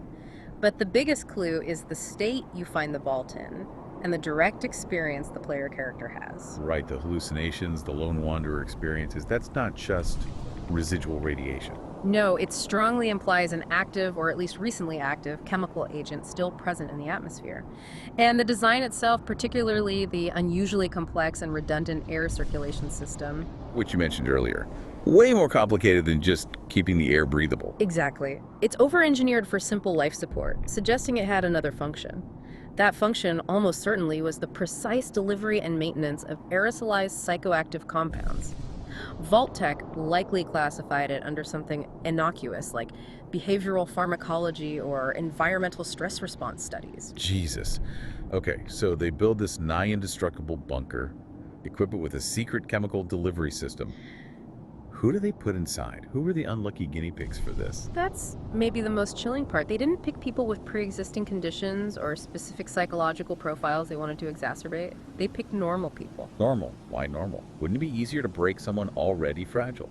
Easier maybe, but less scientifically valuable from their twisted perspective. They wanted a baseline. They needed a statistically representative sample of pre-war American society, middle-class families, office workers, technicians, maybe some blue-collar types. People considered stable, functional members of society. So they could see the drug's effect on a standard human psyche and social structure. Precisely. They wanted to observe the process of breakdown from a known starting point. If they started with unstable people, the results could be dismissed as just, crazy people acting crazy. By using normals, they could meticulously document the stages of induced paranoia, delusion, social fragmentation, and violence. They wanted to see how long it took for Ward Cleaver to start seeing monsters in the walls and attack June. Crudely put, but essentially yes. They were selecting for baseline sanity specifically so they could measure its systematic destruction. They needed functional people to provide meaningful data on how society fails under sustained chemical psychological assault. How many people are we talking? Typical vault size? The vaults varied, but for a social experiment like this, probably somewhere in the range of 100 to maybe 200 residents.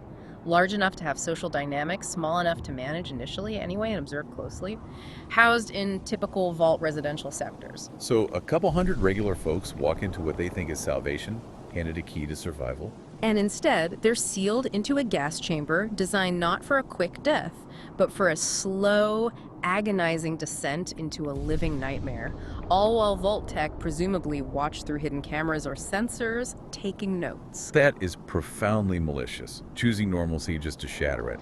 What about the overseer, the guy in charge inside? Was he in on it? It's debatable and likely varied between vaults. For an experiment this sensitive, it's possible the overseer knew something was different about 106, but maybe not the full horrific extent. Like maybe he was told they'd be testing air supplements or stress reduction techniques. Plausible deniability? Exactly. Plausible deniability, or perhaps a phased reveal. They might have been given protocols to initiate atmospheric adjustments at a certain point post-sealing, perhaps framed as necessary for long-term survival. But they probably didn't get the memo saying this will eventually make everyone murderously insane, including you. Highly unlikely. The overseer was often part of the experiment too. Vault-Tec would want to observe how leadership structures cope and fail under these conditions. The overseer likely succumbing to the same chemicals, losing control, and becoming a focal point of the residents' paranoia would be a key data point. So the commander becomes just another casualty, maybe even accelerating the collapse. Wow. It's a horrifyingly efficient experimental design if you ignore the staggering immorality. Yeah, efficient is one word for it. Okay, so the stage is set, the vault is built, the unsuspecting residents are chosen, the secret poison is ready. Then comes the day. Let's move to that fateful day, October 23rd, 2077. Our next question from Nuclear Noodle gets right into it. We always see the aftermath, but what was the experience like inside Vault 106 when the bombs actually dropped? Was there internal damage or shaking, and how did the residents cope? Right, we usually focus on the experiment itself, but the initial hours must have been absolutely terrifying even before the gas started flowing. Imagine the scene outside. Sirens wailing, panic in the streets, maybe seeing the first flashes on the horizon as people scramble for the vault entrance. Then the final countdown, the marshals getting the chosen few inside, maybe some desperate people being turned away, and then that huge, multi-ton vault door grinding shut, sealing them in. A moment of profound relief. Surely, Yeah. you made it. You're safe from the fire. For about 5 seconds. Then the ground beneath them would have erupted. We're talking about multiple nuclear detonations in the DC area, even hundreds of feet underground, protected by all that concrete and steel. The sheer force transmitted to the Earth would be immense. So not just a little rattle, actual violent shaking. Oh, absolutely. Think magnitude 8 or 9 earthquake, but sustained, maybe multiple waves of shock hitting them as different warheads detonated. The entire structure, despite the dampeners, would have groaned, shifted, vibrated intensely. What would that feel like for the residents? Thrown around, lights going out. Definitely thrown around. Loose items flying, maybe furniture sliding or toppling. The main power grid would almost certainly flicker or fail momentarily, plunging them into the dim red glow of emergency lighting. Red emergency lights and the world shaking violently. Great start to your apocalypse sanctuary. And the noise. It wouldn't just be the shaking, it would be the low, terrifying roar of the earth moving, the shriek of stressed metal from the vault structure itself, maybe distant, muffled booms filtering through bedrock, a complete sensory assault in near darkness. Existential dread cranked up to 11. Yeah. I bet the Vault Tech welcome brochure didn't mention occasional severe structural rattling and the sound of the world ending just above your head, did it? Hey, probably glossed over that part. Mentioned the state-of-the-art suspension system, maybe. But yeah, the psychological impact of that initial event cannot be overstated. Pure terror. Did the vault itself take damage? Could the shaking have, like, cracked walls or broken essential systems, maybe compromise the experiment? That's the chilling part. While there might have been minor internal damage, cosmetic cracks, maybe some non-critical pipe bursts, flickering systems, the core infrastructure, the structure itself, and the vital life support systems, including that crucial air filtration network. They were designed to withstand exactly this. So the shaking didn't break the poison gas machine. Essentially, no. Vault Tech's engineers did their job too well, in a way. The vault held. The integrity of the structure, and thus the integrity of the planned experiment, remained intact despite the cataclysm outside. Their physical survival sealed their psychological fate. That's grim. So how did people cope in those first few hours, first few days, before the experiment really kicked in? They've just survived the apocalypse, been violently shaken, plunged into semi-darkness. What's the move? Shock, mostly. Adrenaline come down. Fear. Maybe some initial attempts at community building, finding loved ones, checking on neighbors. Standard vault protocols would likely be initiated by the overseer. Damage assessments, system checks, maybe a mandatory quarantine period or medical checks. Trying to establish some semblance of order after the chaos. Exactly. But everyone would be on edge. Highly stressed, sleep deprived, grieving for the world they lost, terrified of the future, crammed into this artificial environment. They're already psychologically vulnerable. Primed, almost. Perfectly primed. That initial trauma, the memory of the shaking, the fear of the vault maybe not holding, the claustrophobia, the reliance on unseen systems, and an overseer they barely know, it creates a baseline level of anxiety and mistrust. So when the overseer, following his Vault Tech instructions, eventually flips the switch and starts subtly altering the air. The residents are already halfway towards paranoia. The chemical push just has to nudge them the rest of the way. The external war created the perfect psychological incubator. The physical survival wasn't a miracle, it was just setting the stage for Act 2. Precisely. They endured the physical destruction of the world only to face the deliberate chemical destruction of their minds. The shaking stopped, but the real horror was just beginning. Man. Okay, let's get into that horror, the experiment itself. All right, this is the question everyone asks about Vault 106. It's the core of its terrifying legend. From ChemFiend420, another fitting username. Seems to be a theme. Right. ChemFiend asks, this is the core of the lore. What was the specific sustained experiment conducted in Vault 106? How did it break the residents, and what were the mechanisms used to create the psychedelic sanctuary? Okay, the psychedelic sanctuary, it's a grimly ironic term, isn't it? Because it was anything but sanctuary. The mechanism, as we've touched on, was the continuous introduction of aerosolized psychotropic drugs into the vault's closed air circulation system. Not like a one-time spray, but constant exposure. Constant low-level exposure. That's the key. It wasn't meant to cause an immediate, overwhelming trip. It was designed to be insidious, a slow burn. What kind of drug are we talking about? Something like LSD or something else? Does the lore specify? The lore doesn't give us a specific chemical name, likely intentionally. But based on the effects described and observed paranoia, sensory distortions, hallucinations, aggression, memory issues, it was probably a bespoke chemical agent synthesized by Vault Tech. Something designed specifically for this purpose, not just a known hallucinogen. Most likely. Think about it. They needed something that could be aerosolized effectively, remain stable in the air system, produce specific long-term psychological effects without being immediately lethal or causing instant incapacitation, and perhaps even be hard to detect initially. So something subtle enough that people wouldn't immediately say, hey, the air smells like crazy gas. Exactly. Maybe it was odorless or had a faint, ambiguous smell people might dismiss or get used to. The idea was to work perception gradually so residents wouldn't realize they were being drugged. They'd start questioning their own sanity and each other's long before they questioned the air quality. How did they control the dose? That seems tricky over years. That over-engineered air system we talked about, it wouldn't just pump air, it would monitor, regulate, and mix. Vault Tech could have had automated systems or perhaps protocols for the overseer initially to maintain a specific low concentration parts per million of the agent in the breathable atmosphere. fine-tuned control. Like a thermostat for madness. A deeply unsettling but accurate analogy. They could maintain the precise level of psychological pressure needed to facilitate the breakdown without causing, say, mass organ failure or immediate complete psychosis that would end the experiment prematurely. Okay, so the drug is in the air, working slowly. How does this actually break people? Walk us through the timeline of social collapse. What happens first?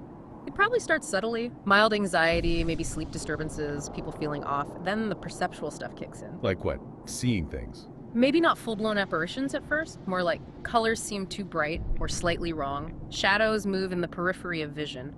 Familiar sounds take on a sinister edge. A vent humming sounds like whispering. Objects might seem to subtly shift or breathe. Just enough to make you doubt your senses. Make you edgy. Exactly. And that edginess breeds suspicion. People start misinterpreting social cues. A friendly gesture looks like a threat. Someone seems to be staring. Paranoia starts to take root. Small disagreements escalate. Trust erodes. And this is happening to everyone, more or less simultaneously. Pretty much. Which is why it's so effective. If only one person was affected, they'd be isolated, dismissed. But when everyone starts feeling reality slip, they turn on each other. Who can you trust when you can't even trust your own eyes and ears? The overseer must lose control pretty quickly then. Absolutely. He's breathing the same air. He starts seeing things or making erratic decisions. Or even if he somehow resists longer, the population in their growing paranoia starts suspecting him. They might think he's poisoning them, or he's hoarding resources, or he's not who he says he is. So the command structure just dissolves into the general madness. Completely. Once leadership fails, communal efforts collapse. Maintaining complex systems like water purification, hydroponics, waste disposal, that requires cooperation and trust. Both are gone. People stop working together, maybe form small paranoid cliques. Initially, perhaps. Small groups huddling together, suspecting other groups. But as the delusions intensify, even those small groups fracture. It devolves into individual survival, or maybe just small, feral packs driven by hallucination-fueled aggression. And that's where the violence comes in, the state you find the vault in. Yes.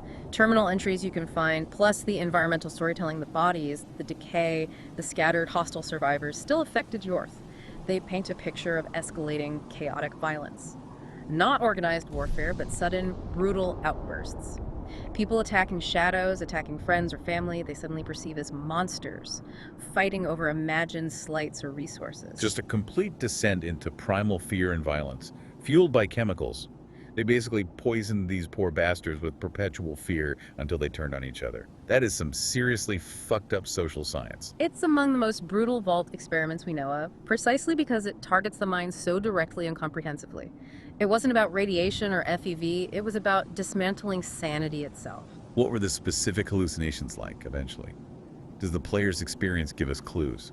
The player's experience is key. The lone wanderer sees spectral figures, sometimes resembling vault dwellers, flickering in and out of existence. They see familiar faces, distorted. The environment loops or shifts unnaturally. This suggests the residents experience similar phenomena, seeing ghostly figures, perhaps loved ones or perceived enemies appearing and disappearing, rooms changing, auditory hallucinations like voices or screams. Their reality became completely untethered. A living nightmare, tailored maybe even to individual fears as the chemicals interacted with their brains. That's a strong possibility. While the player's experience is unique due to their personal history, the underlying mechanism, reality distortion, manifestation of fears, paranoia was likely universal for the original inhabitants. Why would Vault Tech want this data? What's the end game for an experiment designed purely to drive people insane, it seems? Almost pointlessly cruel. From a purely pragmatic, amoral, corporate military perspective, it's not pointless, it's data on control. Understanding exactly how to chemically induce societal collapse, how to manipulate perception on a mass scale, how to weaponize psychology. That's incredibly valuable information for an entity aiming for total control in a post-apocalyptic world. Like the Enclave, perhaps. Or Vault Tech itself, positioning itself to be the new power. They weren't just studying failure, they were potentially refining methods of psychological warfare or mass social control. How resilient is the human mind? How long does it take to break a community chemically? What are the most effective agents? These are the questions 106 was designed to answer. So less about survival, more about domination through manufactured reality. That adds another layer of horror. It makes Vault 106 not just a tragedy, but potentially a proving ground for future weapons of mass psychological destruction. And the remnants of that weapon are still lingering when the lone wanderer walks in centuries later. Okay, let's pivot to that very experience. The player, the lone wanderer, stumbling into this nightmare. Our fourth question is from Psych Vault Boy, love it. Ah, good one. Psych Vault Boy asks, the lone wanderer, the player character, experiences Vault 106 differently. What exactly is unique about their encounter, and what does the entire sequence reveal about the player's own psychological state or reliability as a narrator? This is where Vault 106 becomes really interesting from a narrative standpoint, not just a lore one. The lone wanderer walks in, and almost immediately, things get weird. Yeah, it's not like other vaults where you might find logs, bodies, maybe some ghouls or creatures. Here, the environment attacks you psychologically. The colors shift, right? That weird visual filter kicks in. Exactly. A desaturation or shift in the color palette, often accompanied by a disorienting audio cue. And then the hallucinations start. But they aren't generic monsters. Also personal, that's the unique part. That's the crux of it. While there are spectral, hostile, insane survivors who seem to be remnants of the original population still affected, the core hallucinations are drawn directly from the lone wanderer's own life and psyche. Specifically Dad, James. James is the primary manifestation. He appears repeatedly, sometimes seemingly helpful, sometimes just standing there, sometimes glitching or distorted. He might call out to you, reference things from your shared past in Vault 101. Why James? Why not, say, Amata or the Overseer from 101? Other figures tied to recent trauma. What's fascinating here is the likely mechanism. The residual chemicals in the air aren't just causing random hallucinations. They seem to interact with the subject's mind, dredging up figures and memories associated with deep-seated emotional anchors, stress, or unresolved issues. And for the lone wanderer, James is the central figure. The whole quest is initially about finding him. He represents safety, answers, the past. Exactly. He's the emotional and narrative core. Amata, the Overseer, they represent the loss of the old life, the betrayal. But James represents the goal, the hope, however complicated, that drives the player forward. So the Vault's lingering influence targets that foundational figure. It weaponizes the player's own motivations against them. That's clever. And disturbing. Extremely. By making James appear, often distorted or unresponsive, sometimes even hostile in the player's perception, the Vault forces the player to confront the fragility of their own quest and memories. Is this really Dad? Can I trust what I'm seeing? If my anchor to reality and purpose can be so easily faked or twisted by this environment, what else is unreliable? So it directly attacks the player's reliability as a narrator, or at least their perception. Precisely. It's a meta-commentary almost. The game uses Vault 106 to make you, the player, question the stability of the lone wanderer's psyche. After leaving Vault 101, searching for James, facing the horrors of the Wasteland, is the wanderer entirely stable? Or does this vault simply reveal pre-existing cracks amplified by the chemicals? It makes you wonder if other weird encounters in the game might also be colored by the wanderer's perception. It certainly plants that seed of doubt. The sequence shows the wanderer grappling with themes of loss, separation, the search for truth, and the potential distortion of memory, all mirrored in the way James manifests and disappears within the vault. The vault acts as a psychological crucible, forcing these internal conflicts to the surface in a terrifyingly literal way. Are there other personalized hallucinations, or is it mostly James? James is the most prominent and recurring figure. There might be other more fleeting images or sensations tied to Vault 101, but the focus is overwhelmingly on the father figure. It's the most potent symbol to manipulate for this specific protagonist. Any trivia about the design? Does the developers ever comment on why they made it so psychological? While specific developer quotes might be scattered, the general understanding is that Vault 106 was intentionally designed as a break from typical combat-focused dungeon crawls. They wanted a sequence that emphasized atmosphere, psychological horror, and narrative themes over just shooting enemies. So less about clearing rooms, more about surviving a mental assault. Exactly. It was meant to be unsettling, disorienting, and to resonate with the lone wanderer's personal journey. By making the hallucinations personal, they created a much more memorable and impactful experience than if it had just been, say, generic spooky ghosts. It connects the Vault's past horror directly to the player's present struggle. It really works. It's one of the most memorable sequences in the game for that reason. It feels violating almost. Because it targets the player's emotional investment in the character and story. It's not just the wanderer being messed with, you are being messed with. Yeah. Okay, so the wanderer survives this personalized hellscape, hopefully gets what they need, and gets out.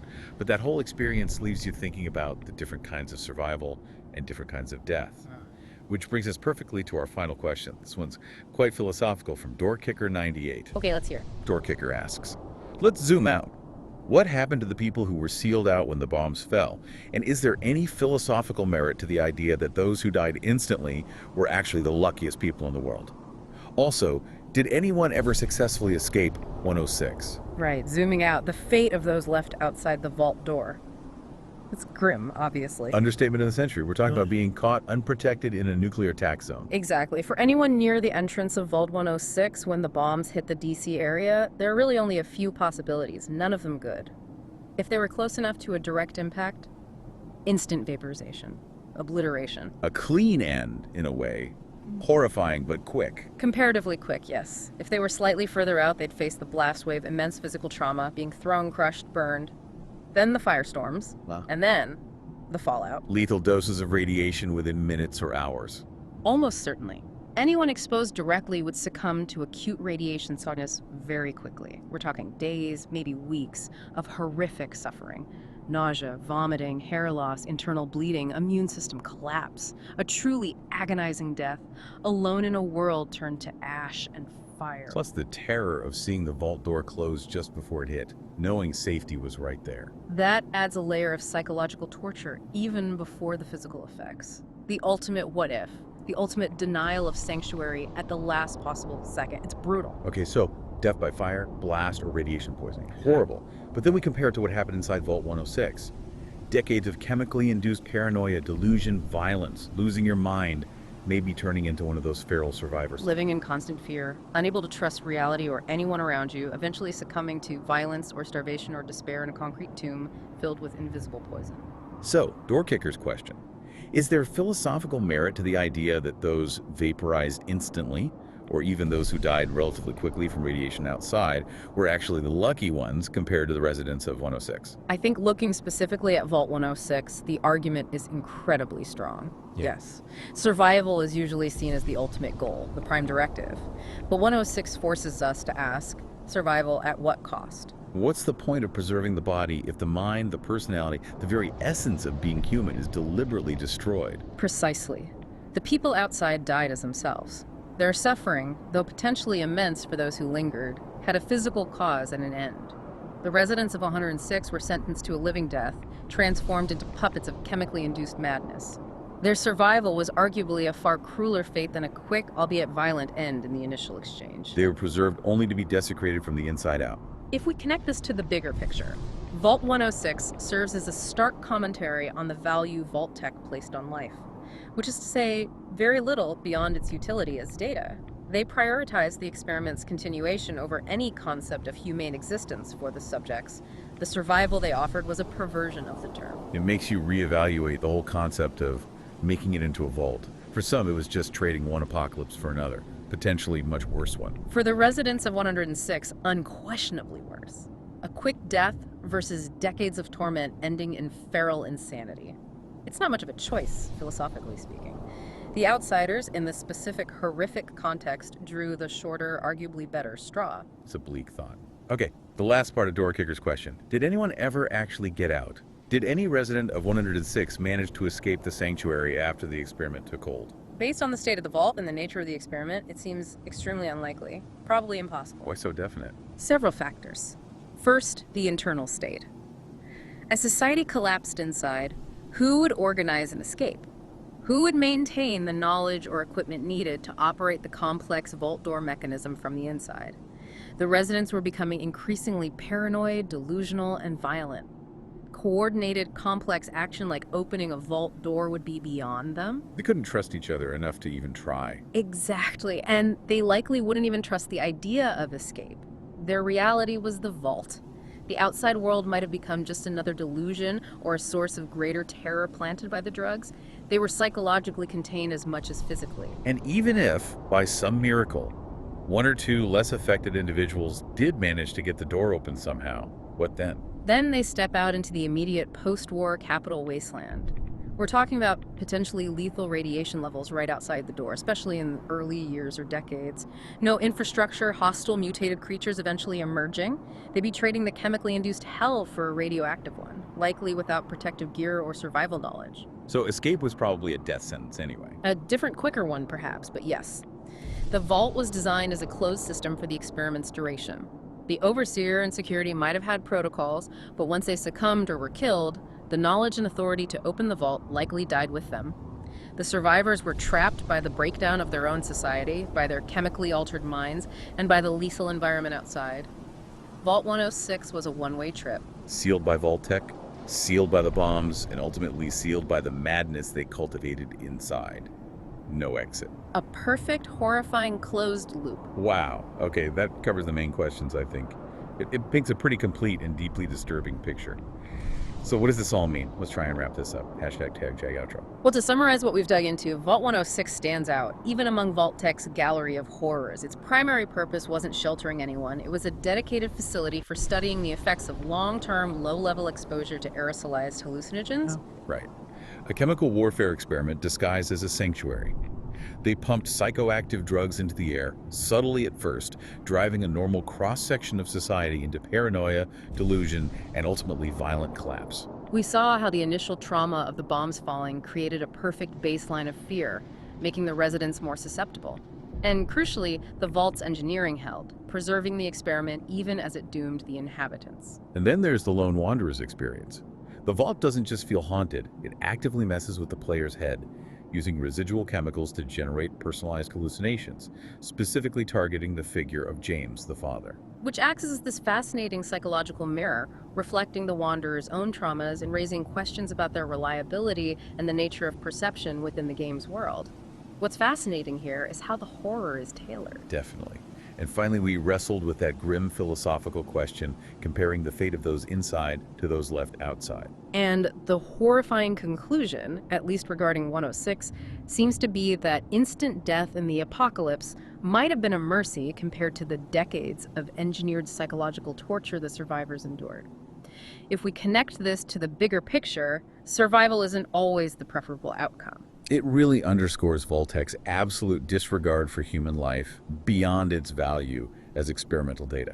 So what does this all mean? What's the final takeaway? I think Vault 106 is a chilling testament to the potential for science and engineering to be twisted towards deeply unethical ends. The ability to build something so resilient, coupled with the willingness to use it for something so destructive to the human spirit, it's profound. It really makes you think about the nature of control. And that leads to the final thought I wanted to leave you, our listener, with, something to mull over. We know Vault-Tec ran this experiment. We know they gathered data on how to systematically destroy sanity and social cohesion using chemicals. So the provocative question is, why gather that specific data? Was it purely academic curiosity about human limits? Or was it something more practical? Were they testing methods, refining tools, not just to observe breakdown, but to potentially induce it on command in the future? You mean as a weapon? Or a tool for social control? Exactly. Imagine a post-war entity, maybe Vault-Tec, maybe the Enclave, maybe someone else who found their research possessing a proven chemical method to ensure compliance, to pacify dissent, or to simply keep populations broken, manageable, perpetually confused by subtly altering the very air they breathe. What if 106 wasn't just about learning how humans break, but learning how to keep them broken? A world where your own reality could be subtly chemically edited by whoever's in charge? That's a nightmare way beyond mutants and radiation. It suggests the horrors of the old world might have been preparing even darker methods for controlling the new one. Okay, on that deeply unsettling note, thank you for joining us on this deep dive into Vault 106. It was illuminating in a terrifying way. Always a pleasure to explore these dark corners with you. Food for thought indeed. Definitely. Yeah. Until next time, everyone, stay curious, question everything, and maybe invest a good gas mask. Just kidding. Mostly. Be well. Take care.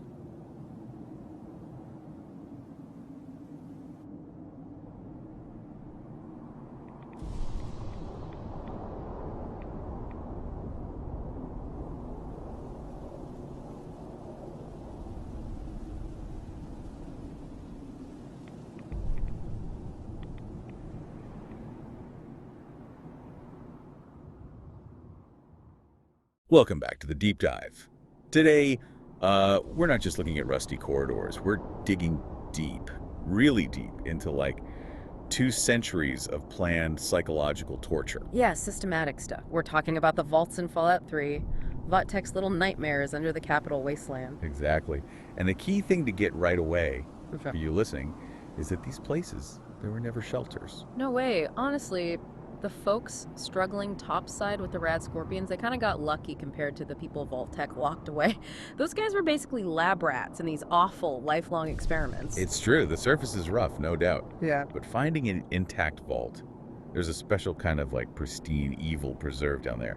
It hits different than the everyday wasteland horror. It's harder, maybe. Yeah. So our mission today is pretty clear. We're going to rank the Capital Wasteland vaults you can actually get into in Fallout 3. Rank them by how messed up they are. Explore the specific nightmares inside.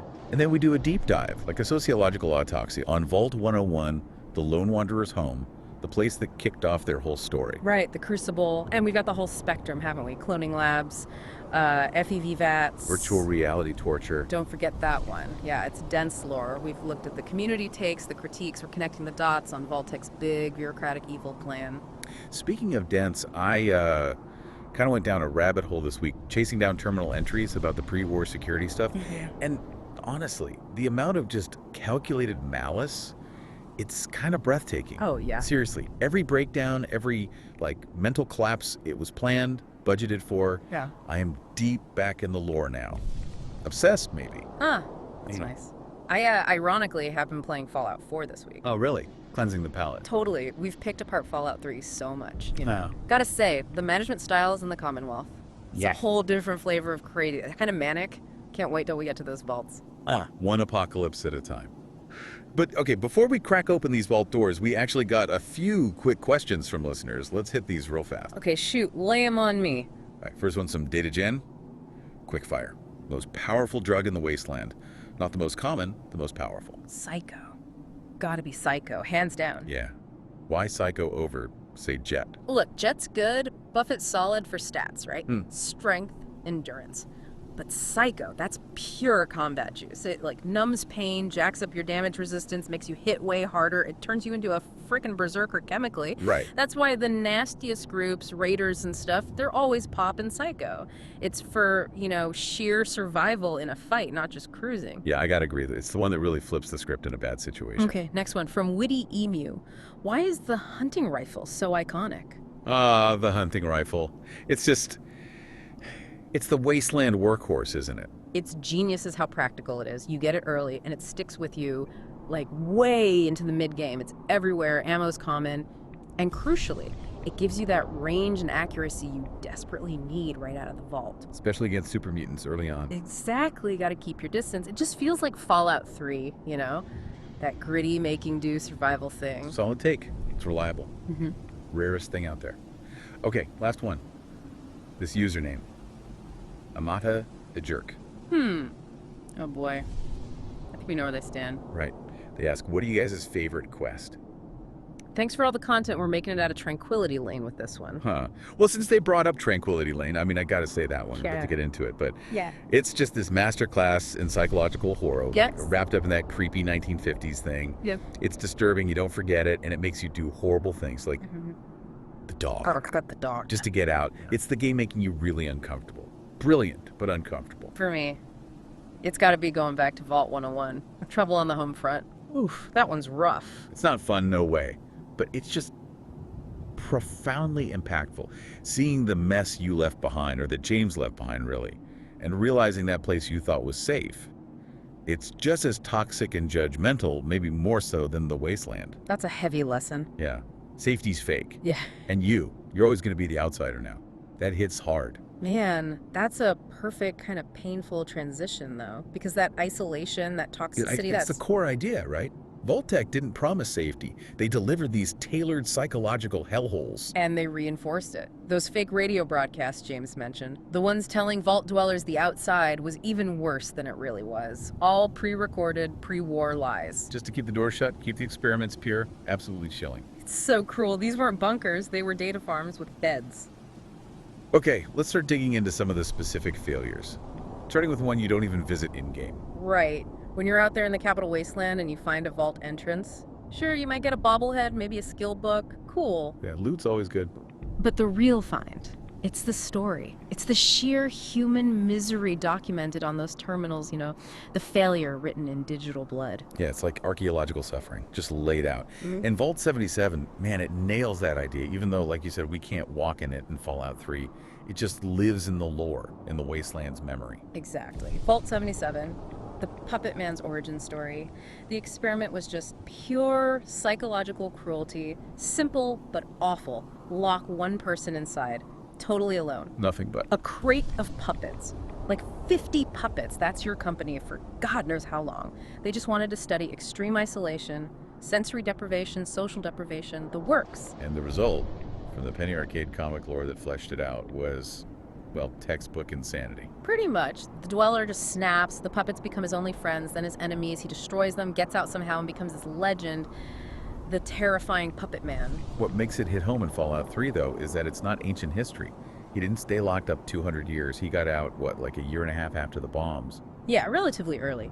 But the story of him, this lone madman with puppets, it's stuck around. You find that Vault 77 jumpsuit in Paradise Falls, in the slaver barracks. And that holotape, that's the kicker. A slaver freaking out, wanting to ditch the jumpsuit, because just talking about the Puppet Man scares these hardened slavers, these guys who deal in cruelty for a living. Right. That's the ripple effect of Vault Tech's little experiment. It created something so creepy, so wrong, that it still terrifies the Wasteland's worst monsters almost 200 years later. Isolation breeds madness. Madness breeds terror. Wow. Okay, so from total isolation, let's go to Vault 92, forced collaboration, but with a deadly twist, northwest of Ulm. Okay, Vault 92. This one's insidious because it targeted talent. Musical talent specifically. Right, they picked the best musicians, singers, composers, players. The cover story was probably, preserve culture. But the real goal, mind control. Implanting combat commands using white noise, like sub-audible stuff mixed into the environment. The idea was to turn these artists into programmable soldiers without them even knowing it. Pavlovian conditioning, basically, but for killing. Jeez. And the Overseer, were they in on it, you think? Or just following Vault Tech orders? The terminals kind of suggest the Overseer knew, maybe got too hands-on, tried to tweak the suggestions. But the sources say it spun out of control, the white noise programming got scrambled, or maybe too effective. And then the Overseer's failsafe, the command phrase to stop it, it just stopped working. What happened? The residents, their minds totally messed up by this constant sonic manipulation, just turned on each other violently. Total massacre. Jesus. The whole place is a tomb filled with musical instruments. Yeah. And the irony, right, it was meant to preserve culture, but Vault Tech just weaponized it and destroyed them, stripped their humanity with sound. But there's that one detail you can salvage. The soil Stradivarius Yeah. belonged to a violinist named Hilda Egelbrecht. You find this beautiful pre-war violin in the recording studio, just sitting there amidst all the evidence of slaughter. And you can take it to Agatha for her radio station. Exactly, bringing that music, that tiny bit of pre-war beauty back to the Wasteland, feels like a small screw you to Vault Tech's whole plan for the place. A small win. Okay, next up, Vault 106, southeast of Erifu, in a cave. This one always felt quieter, sadder. But the visuals are messed up. Rust, blood, those weird hallucinations. Yeah, 106 is the psychoactive gas chamber. Simple, nasty concept. Release a gas called control into the air vents. Supposed to make people euphoric, suggestible. But only for a short time, right? The Yeah. blogs say it was just a 30-minute test. Supposed to be, yeah. Just study the short-term reaction. But Vault Tech being Vault Tech, incompetence or malice, who knows? They screwed up the system. So when the Lone Wanderer gets there 200 years later? The gas is still pumping, continuously. That's why you start seeing things. Those weird blue hallucinations of people from Vault 101, your dad, Amada, Butch. It messes with your head, blends your past with this Vault's nightmare. It's like airborne mental conditioning, but stuck on repeat. Forever. Exactly. Now here's where it gets weird, like lore-wise. There are survivors, right? Those hostile, insane survivors. And that one passive guy in a lab coat, still alive after 200 years. But the experiment started just 10 days after the vault sealed. How does that work? It doesn't really. It's a contradiction. So the theories floating around are either A, Vault Tech engineered the gas to also, like, slow aging, keep the lab rats fresh, or B, Maybe the overseer or that lab coat guy was tasked with continuously dosing the dwindling population for decades until they finally succumb themselves. So lone survivor might be the last experimenter, caught in his own trap. Could be. Either way, it emphasizes the sheer, unending awfulness of their existence down there, even if the timeline's wonky. And those terminals trying to soothe you? Relax and stay. Creepy as hell. God, yeah.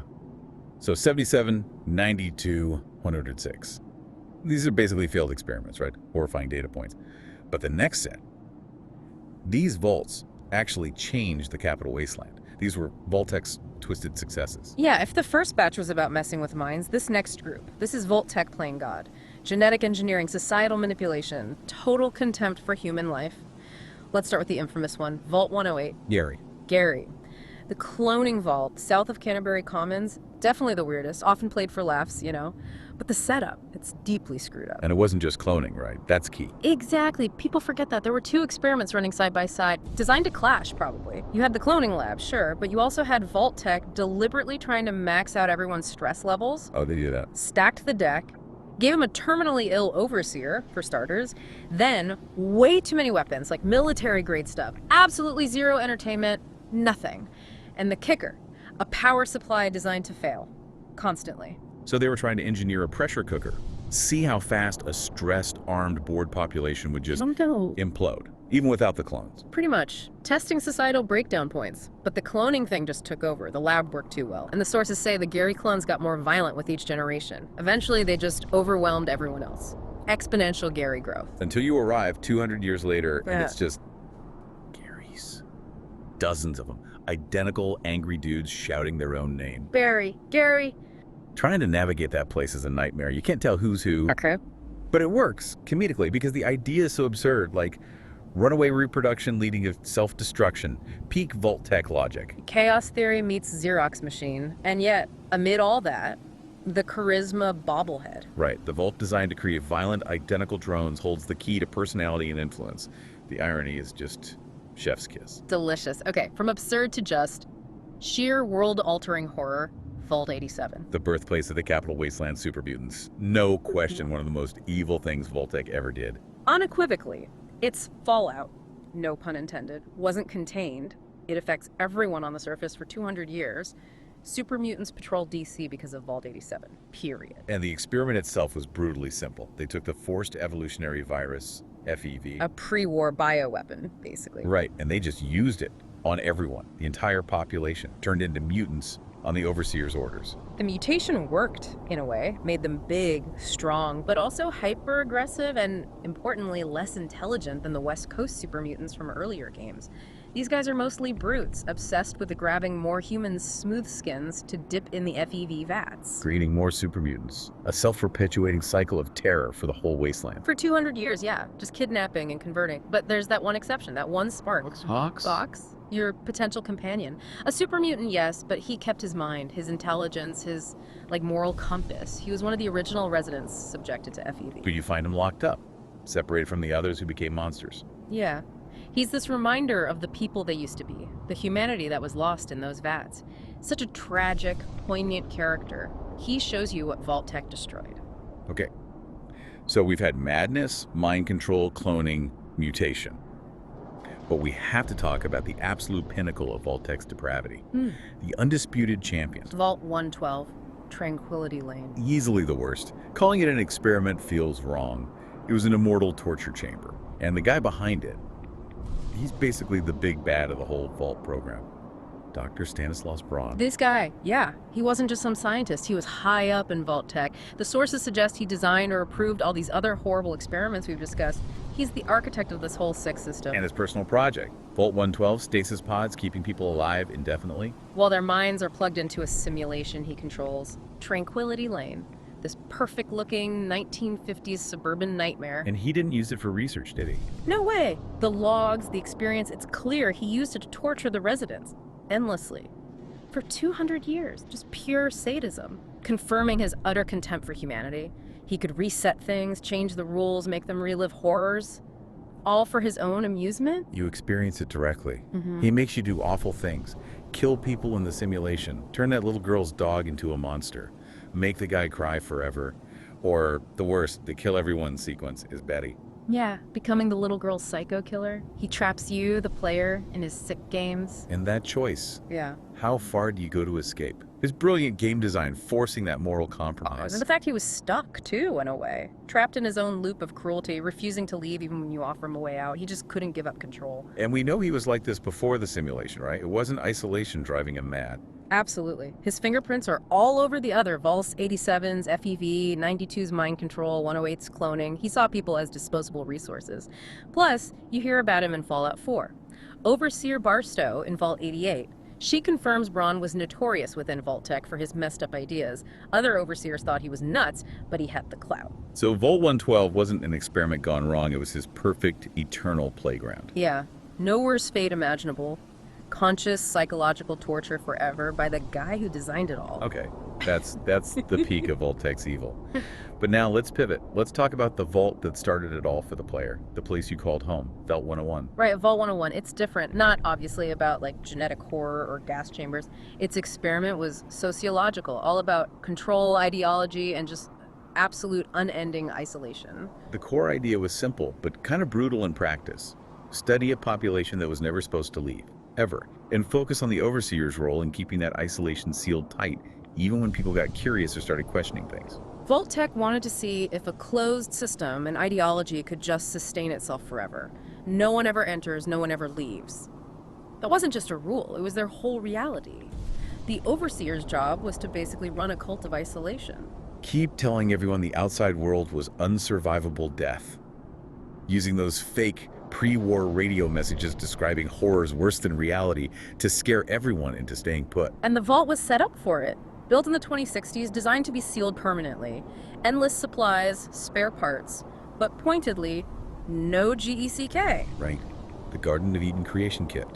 Because why would they need one? GECKs are for rebuilding the surface. They were never meant to see the surface. But the thing about 101, its history is all about breaking the rules. The isolation was never truly perfect. The original Vault-Tec overseer died off, groomed a successor. But then, before Almodovar, the overseer we meet, there was that other guy, right? The one who actually opened the vault. Yeah, huge deviation. Sometime before 2241, this unnamed overseer, who apparently wanted contact, sent out survey teams. Ann Palmer went to Springvale, Megaton. They even brought back giant ant samples. A couple of dwellers stayed out in Megaton as contacts. So Vault 101 knew the outside was survivable. For a while, at least. Exactly. That knowledge existed. But that window closed. And that's when Alphonse Almodovar took over, sometime before 2258. Sources hint the previous overseer might have disappeared suspiciously. Almodovar was a fanatic for total isolation. And he clamped down hard. Police state, cult of personality around him, swearing everyone who knew about the outside trips to secrecy. This is the pressure cooker the lone wanderer grows up in. Which makes it absolutely baffling and hypocritical that he lets James and the infant lone wanderer in, a known surface dweller, violating the #1 rule. Just to get a Vault Doctor. Right. He makes James swear secrecy, raises the kid as a native, but that decision, That exception. it's what ultimately blows the whole experiment apart. And you gotta wonder about James. Brilliant scientist, dedicated Project Purity. Why suddenly agreed to lock himself away under this paranoid overseer? That's maybe the first hint that the perfect dad image isn't quite right. Yeah, his wife Catherine died, he needed to protect the baby. But accepting those terms, maybe Almodovar needed James's skills badly. Or maybe James was running from something more complicated than just grief out there on the surface. Messy relationships, maybe. Escaping surface drama only to bring chaos into this hermetically sealed bubble. And we know how that ends. August 17th, 2277. James leaves. Cracks the door open. Rad roach infestation, panic, and Almodovar just loses it. Total lockdown. Orders the guards to shoot anyone out of place. Especially you, the Wanderer, seen as the source of the problem. And people die. Immediately. Agnes Taylor, a heart attack from the stress. Floyd Lewis, Vicky Hannon, Paul Hannon Jr. killed by rad roaches. And Jonas, James's assistant, tortured to death by security chief Stevie Mack under the overseer's orders. Just trying to get info on James. Brutal. That whole escape sequence, the tutorial, it's so effective. Because the danger isn't the wasteland yet. It's your supposedly safe home turning lethal. You might kill guards, maybe Mac himself, before you even see daylight. The vault proved its own point in the worst way. Isolation breeds fear. Fear breeds paranoia. Paranoia breeds violence. Right there in the first 15 minutes. But escaping is just the start, right? The real fallout from James leaving comes later, when you go back. Trouble on the home front. That quest, triggered by Amata's distress call just 2 weeks later, that's the final act of Vault 101's collapse. Yeah, you return to find the place totally fractured. Two main sides. Amata leading the younger generation, basically. She's seen the truth now, wants to open the vault, trade, connect with the outside for long-term survival. She's being pragmatic. And opposing her, Overseer Almodovar. He's gone full dictator, paranoid, dug in, backed by security. And his isolationism, it actually got reinforced. Huh. The Enclave contacted him on an old government channel, offered him amnesty, reintegration. Wow. Ignored it. Took it as absolute proof that the outside is full of scary, powerful groups wanting to exploit them. For him, the Enclave just proved his lifelong paranoia right.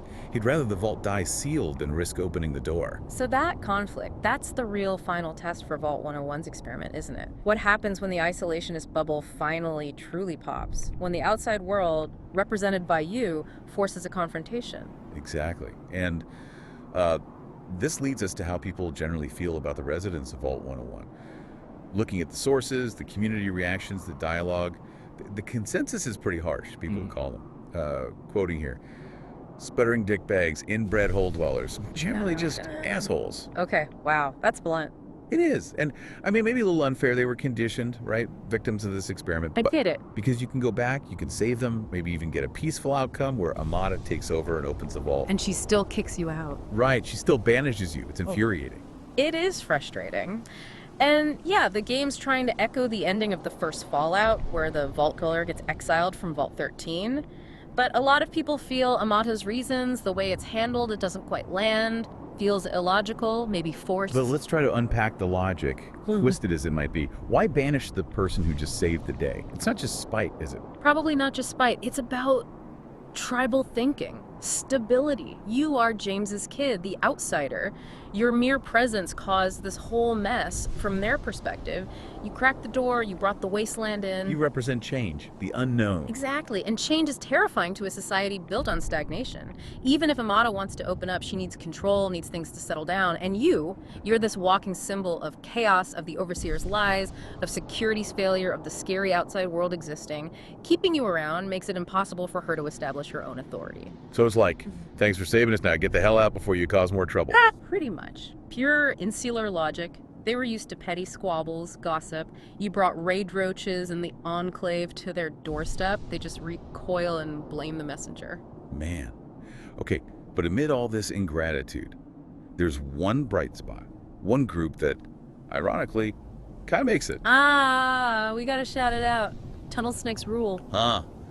Butch Deloria, your childhood bully, the greaser obsessed with his jacket and terrorizing you over snacks. And guess what? Butch, the ultimate rebel inside that stifling vault, he actually adapts pretty well to the outside. Right. If your karma's neutral, you can even recruit him as a companion. Or you just find him hanging out in Riven City, doing okay for himself. Better than most of the responsible adults left behind. That rebellious streak, probably born from sheer boredom in 101, turned out to be a survival trait. Who knew? The ultimate irony. Okay, so let's wrap up Vault 101. The different ways trouble on the home front can end, because the consequences are huge. Yeah. The best outcome, the peaceful one, is convincing Almodovar to step down, let Amata take over, and open the vault. They start trading, interacting. But yeah, even then, you're banished. Maybe you can visit later, it's kind of implied. And you do find some survivors out trading, like Susie Mack. Then there's the isolationist ending. You side with Almodovar, help him crush the rebellion, seal the vault forever. Which is basically condemning them to a slow death from inbreeding, right? Yeah, a dwindling gene pool. Almodovar even admits it's inevitable, but he prefers that slow fade to the risk of outside contact.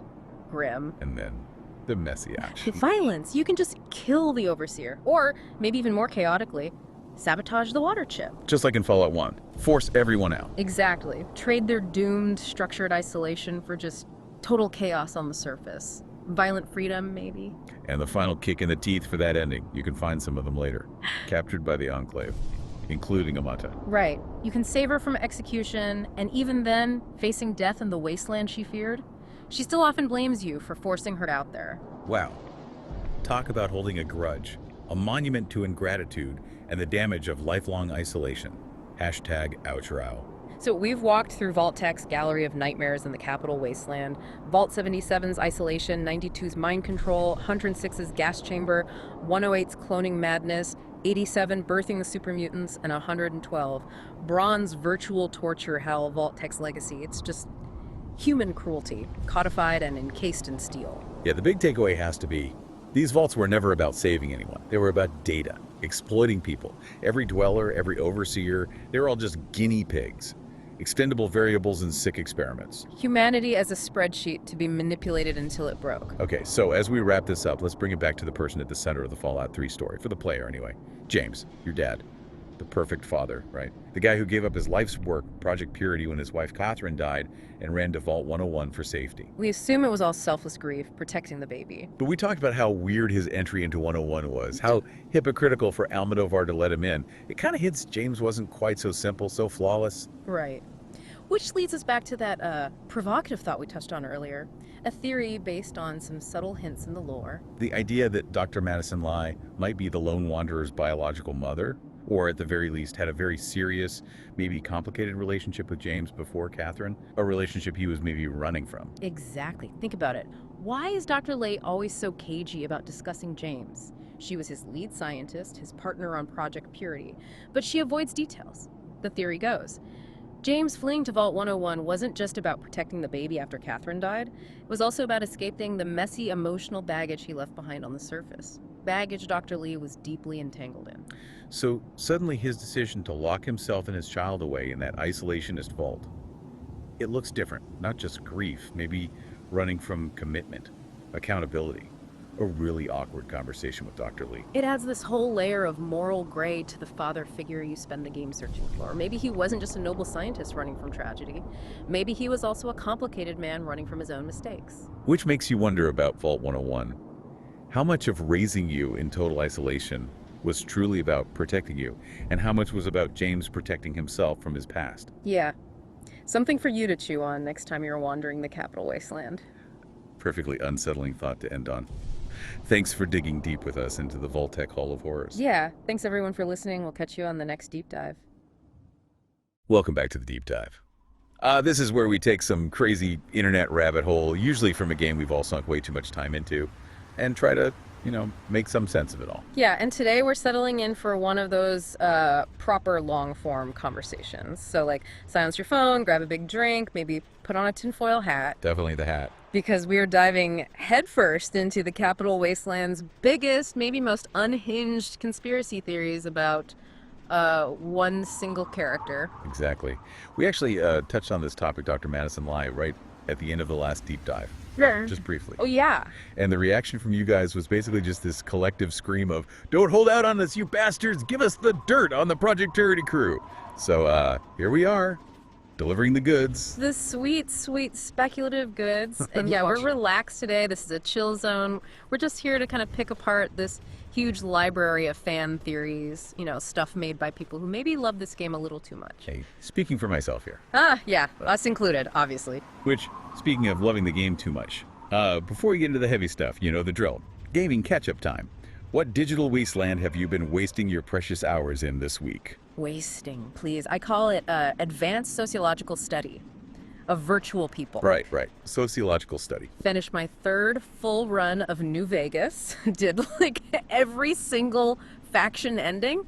But, I learned my lesson about getting too attached to one wasteland. What about you? Still slogging through that irradiated swamp that is the 2008 Capital Wasteland. Still there, baby. And I hit a milestone. I am proud, actually goddamn proud to announce I have officially logged 1,500 hours.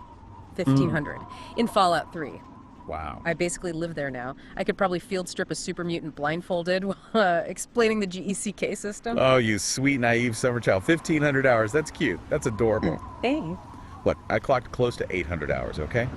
But, and this is the important part, I played the original long form on the shitty PlayStation 3 when it first came out. Oh, God, the PS3 version. Yes. You know the one with the memory leak bug? Where it was guaranteed to crash every, 45 minutes? Yeah. And the frame rate just committed ritual suicide if you went anywhere near downtown DC or, God forbid, tried to enter GNR. That, my friend, required real commitment, true grit. Okay, fair point. That version was a genuine crime against humanity. Every time you used VATS near like 3 enemies, you could feel the console just weeping. Exactly. See, you played the version that, worked. I paid for my dedication with sheer agonizing technological suffering. So, your 1,500 hours, impressive quantity.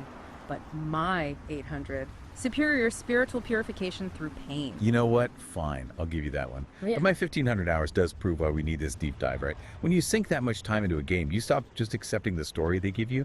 You start inventing these insane backstories, like stuff that makes daytime soaps look tame, which conveniently brings us to today's main event. Right. But hang on, before we pivot properly, quick thing. Yeah. Some brilliant listener, no, seriously, some fucking genius listener suggested that these long-ass deep dives we do, the ones where we just, ramble about lore for ages because we enjoy it, they're actually worth paying for. Oh, interesting. So, thanks for the idea, you magnificent assholes. We're definitely looking into setting up like a Patreon or something for these longer, more indulgent lore sessions. So, stay tuned on that. Awesome. Okay, right. So our mission today, Dr. Madison Lai, Chief Scientist, Project Purity. Was she just like a jealous ex of James, your dad? Was she secretly working for the Enclave the whole time? Did she actually murder your mother, Catherine? We are diving into all the conspiracies, the whole tangled mess of Lai, James, and Catherine.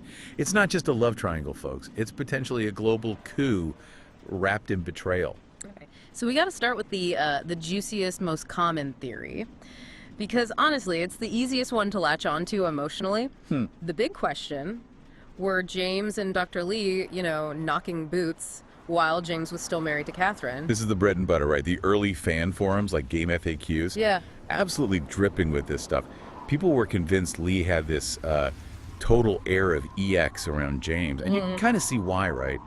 She's so stiff, so professional. But then when the topic of James's genius comes up, she gets almost flustered. Totally. And the fans weren't exactly subtle about it. I remember seeing posts like, something tells me Dad liked to mix business with pleasure-y. Like, zero ambiguity there. They were just running with classic romance tropes, basically. They picked up on how Lee was supposedly cagey and flustered whenever the lone wanderer asks about James in the dialogue. Right. It's that awkward character writing, isn't it? Where she clearly cares more than she lets on, and everyone immediately leaps to, aha, proof, scorched earth romance confirmed. But the real kicker, the thing everyone points to as, like, the smoking gun, this is where it gets really interesting, is that audio log. They went to the Jefferson Memorial. Yeah. Better Days. Ah, yes, the Better Days tape. The Zapruder film of Fallout 3 lore, because nobody, absolutely nobody can agree whose voice is actually on it. Exactly. Yeah. So the tape, right, it's got a woman talking about data, scientific notes, whatever. Yeah. But she's giggling. And then she says, clear as day, James, stop that. I need to finish these notes. Now, obviously, one camp immediately grabbed that and said, see, it's Liz. Proof of the affair. James is distracting her, tickling her, maybe getting a little handsy while she's trying to work. The tone is super intimate. Yep. There was one comment summing it up perfectly. There's an audio recording from Dr. Lind where your father is obviously doing things to her while she is recording. They had an affair, but that's about it. End of story for them. Yeah. It all hinges on the tone, right? The giggling. It matches that idea of the cold, repressed Lynn finally letting go, but only in private with James. But hang on. You can't just ignore what she actually says, which is the whole basis for the other argument. Right, the counter argument. The idea that it's actually Catherine, your mom, on the tape. And the proof is simple. The woman on the tape talks about Madison Lai in the third person. Which, logically, Lai wouldn't do if she was talking to James in an intimate moment, right? James, stop tickling me while Madison Lai is trying to record. Makes no sense. Exactly. If it's Catherine talking about Liv to James, it's just a sweet moment between a married couple working together. But if it's Lai, well, the grammar is weird. But the conspiracy theorists, they just kind of brush that aside, don't they? They focus on the tone, the scientific context, the giggle. They figured the line about Lee was, I don't know, recorded separately or taken out of context, anything to make it fit the affair narrative. And it totally changes the vibe of the game's opening, doesn't it? Yeah. If it's Catherine, James is a loving husband. If it's Lai, he's a cheat. But even if you step back from the full-blown affair, there's this middle ground that a lot of fans landed on. Something maybe closer to official, if you can call it that. Yeah, the unrequited love angle, which is honestly kind of more compelling dramatically, isn't it? Totally. Someone on a forum mentioned the official game guide, and take guides with a pinch of salt. Always. But apparently the guide said that Lai did love James, but she respected his marriage with the LW's mother. See, unrequited love in the Wasteland, that hits different. An affair is just messy infidelity. Right. But unrequited love, that gives her decades of suppressed feelings, working side by side with the man she couldn't have. That simmering resentment, that jealousy, it's a much stronger motivation for, potential future villainy than just being the other woman. Absolutely. It makes her this ticking time bomb of professional frustration and personal heartbreak. Way more interesting. Okay, but we cannot leave this section without mentioning the weirdest, most random anecdote that popped up on the fan boards. Because it just proves how obsessed people were with Lai's private life in Rivet City. Oh God, yes. The Rivet City anecdote is pure gold. Pure, unadulterated Fallout weirdness. Right, so this one fan claims they were sleeping in the Rivet City Hotel, okay? Wakes up around 6 a.m., sees Dr. Lai's door unlock, and who walks out? Dr. Lai, the clinic doctor, and one of the weapon dealers, all three of them, at 6 a.m. What the hell kind of breakfast club was that? Seriously. Were they plotting a coup? Trading secrets? Was she getting a discount on plasma rifles in exchange for, advanced hydroponics tips? The fan tried to rationalize it, saying, I think they just had an early breakfast together, but then they immediately spiral into this classic Fallout existential crisis about reverse pickpocketing morality. Oh my God, I remember that. Weird you can pickpocket stuff into a victim's pocket, but is it really good karma to steal but give while stealing and giving? Omgi brain crushed into goo. Yes, that. It's peak Fallout player brain. Obsessing over who NPCs meet at 6 a.m. Is it science, love, black market deals, and then immediately worrying about the karma implications of putting a sandwich in someone's pocket. Glorious. It really is. But the point remains, right? Even Lee's downtime was seen as suspicious, secretive, mixing science and healing with weapons and shady deals. It sets the stage perfectly for the really dark theories. Okay, so if the affair theory was the daytime soap opera, now we're heading into true crime territory. We're moving beyond simple cheating to, cold-blooded murder and questioning the very origin of the player character. Right, we have to talk about the theory that Catherine, the mom you see die in the intro, she might not even be your actual biological mother. Which sounds crazy, but this is Fallout we're talking about. Yeah. Memory wipes, genetic tinkering, synths, it's all on the table, right? Especially with groups like the Enclave or the Institute floating around. Exactly. So the theory goes, that whole opening sequence, the birth, Catherine's death, it's a fabricated memory, implanted. Maybe to hide a darker truth about where the Lone Wanderer actually came from. And if that's true, if Catherine isn't your mom, then the entire emotional quest, finding dad, avenging mom, it's all built on a lie. Which means James has to be in on it. Which forces you to look at James differently too, right? The theory suggests he wasn't just fleeing Project Purity's difficulties when he went into Vault 101. Maybe he was running from something else. Alcoholism, instability, demons, basically. Yeah. The vault was an escape hatch. Makes him a much less reliable narrator, a less perfect dad. And if you follow that dark path, some fans went all the way. The idea that maybe James was even capable of killing Catherine himself. Whoa. Yeah, like maybe she found out about the affair or threatened to expose something. It's extreme, but it serves to undermine James's character and his medical judgment. Okay, I see where this is going. Because if James is compromised, emotionally or morally, Then it makes the next theory seem more plausible. That Dr. Lai deliberately killed Catherine during childbirth. okay, that's the peak villainy theory right there. Not just letting her die, but actively causing it. Yep, year 2258. The medical team at Project Purity was basically just the three of them. James, Catherine, Lai. Lai was the only other qualified person there. She had the power. But why? Simple jealousy seems petty for this level of planning. The motive, according to the theory, is pure geopolitics. Lai wanted Project Purity stopped, or at least delayed. Why? Because the Brotherhood of Steel was getting too powerful in the capital Wasteland. She couldn't afford the Brotherhood to take control of the wastes until she was ready. Ready for what, though? Her own plans, That's or right. someone else's? Exactly. Think about it. If Project Purity succeeded back then, the Brotherhood gets clean water, massive goodwill, basically unchallenged control of the region, instantly shifts the power balance. And that messes up whatever long game Lai was playing. So by taking Catherine out, James grieves, abandons the project, takes the baby to the vault. Boom. Project stalled. Team destroyed. The GECK gets hidden away. Successfully buys nearly 2 decades. 19 years. For whatever she needed time for. And keeps the Brotherhood from getting too strong too soon. And the method, killing her during childbirth, it's diabolical. So Yeah. much chaos, so much emotion. James is distraught, focused on the baby. Who's going to perform an autopsy in the middle of that? Yeah. In the Wasteland, just looks like a tragic complication. Plausible deniability. Wow. That actually, it uses the game's own narrative convenience, Catherine's quick death, to kickstart the plot and turns it into the central crime. The whole game starts because of a murder orchestrated by the woman standing right next to your dad. And even if you don't buy the direct murder, there's that fan comment, right? I'm not saying she killed Catherine, but maybe she didn't quite do everything in her power to save her. Right, calculated in action. If the motive is stalling the project for strategic reasons, letting her die is just as bad as killing her. Damn. All right, buckle up. We are now entering the mega conspiracy zone. Tinfoil hats firmly in place. This theory basically says, forget Autumn, forget Eden. Dr. Madison Lai is the real villain of Fallout 3, the architect behind everything, every major event, her pulling the strings. So she wasn't just reacting, she was planning for 19 years. Exactly. The idea is she wasn't just some scientist caught up in events. She knew the score. She knew the Enclave wasn't fully established on the East Coast yet, that they needed time. Okay, so her actions back in 2258, killing Catherine, stalling the project that wasn't just about the Brotherhood, it was about buying the Enclave time. Precisely. Sabotage. Gave them nearly 2 decades to get set up. Yeah. And where did she spend those 2 decades? Rivet City. Growing vegetables. Right. Deep cover, the Okay. source calls it. The lead scientist on this world-changing project, hiding out as a hydroponics expert on a rusty old aircraft carrier. It's the perfect disappearing act. Low profile, essential work, totally off the Brotherhood's radar. But she wasn't just hiding, was she? The theory says she actively ousted Pinkerton to get his seat on the council. Yeah. Why bother doing that? Yeah. Pinkerton's this weird cyborg recluse, but he knows pre-war tech. Maybe he was a threat.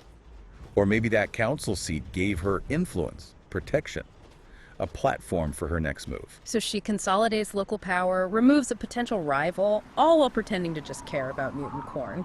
The patience is actually kind of terrifying. 19 years go by. Then, bam, James and the Lone Wanderer show up. Project Purity is suddenly back online. Big problem for her long-term plans. So she needs to get rid of them. Sets the trap, sends them off to the Jefferson Memorial. Knowing it's crawling with super mutants, the theory is blunt.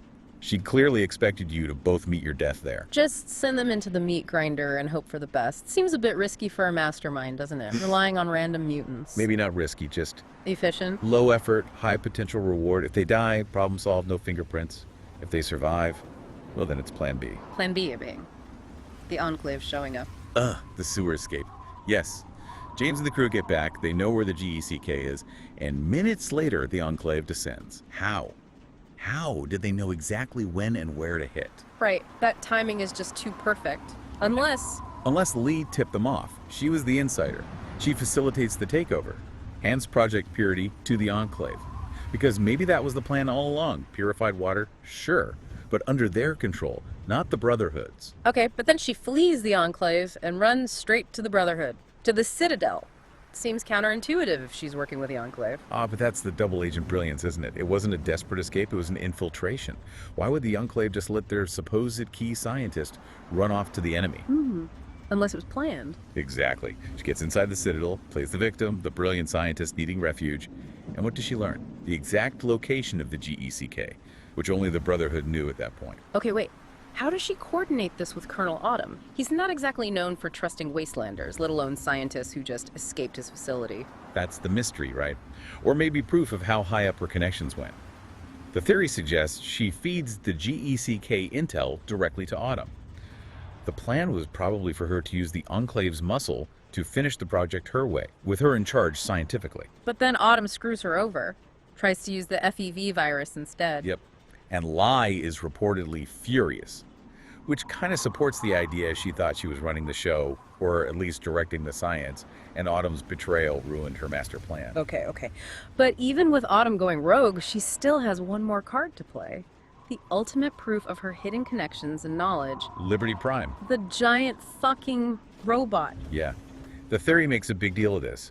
How does a lowly hydroponics expert, even a brilliant one, know how to activate a pre-war superweapon like Liberty Prime? Right. That thing needs military codes, complex engineering know-how, stuff way beyond water purification or growing carrots. It implies she had deep access, enclave clearance, pre-war DoD ties, something way more than just scientist. Yeah. It proves her real background was always tied to military power, not just saving the Wasteland. So she uses Prime to smash Autumn's forces, gets her revenge, but realizes that the capital Wasteland is now kind of screwed for her plans. The Brotherhood is ascendant, the Enclave is broken. So she cuts her losses, pivots, heads north, hears whispers about the Institute. Setting up Fallout 4, the theory literally says the next game is secretly about stopping Dr. Lye's power grab and avenging your mother's death. She sees the Institute as the next vehicle for control. Advanced tech, synths. Perfect. And if all that isn't enough, there's the final layer, the deepest cut. Oh God, don't tell me. The android theory. Yeah. Lies isn't even human. She's an android, commanded by President John Henry Eden. Get out! Real. Yep, Eden's the ZAX computer, right? Yeah. Super smart, running the Enclave from Raven Rock, but stuck in a box. How does he interact with the world, manipulate James, rally troops? He needs a physical body, And- an agent. Exactly. He commissions or creates Lie to be his hands and eyes in the world, his proxy. Okay, that would explain a lot. Her coldness, her weirdly diverse skills, her lack of normal emotional reaction. Right. It's Eden pulling the strings through her. And when the Capital Wasteland plan fails, Eden looks north to the Commonwealth, to the Institute, planning to usurp control there too. She's not just a mastermind, she's this eternal control program in a synth body. Wow. Okay. My brain hurts a little bit now. That's a lot. But we have to bring it back down to earth just slightly. Right. Back to game canon. Eden shows up in Fallout 4. Working for the Institute, no less. But here's the kicker, the thing that drove fans nuts. She never mentions James. Never mentions the Lone Wanderer. Not a peep about DC to the sole survivor. Why? Yeah, if she was so central, possibly the secret villain or your mom's killer, Yeah. why the complete radio silence? Well, there are two main ways to look at it, right? The human explanation and the mastermind explanation. Okay, let's do human first. Trauma. Pure and simple. If she's just a person, think about what she went through. She saw James die violently. Right in front of her. She was immediately betrayed and threatened by Autumn, had to flee the Enclave, had a huge falling out with the Brotherhood, her supposed allies. She ran for her life. And crucially, when she left DC, the Lone Wanderer was still in that coma, right?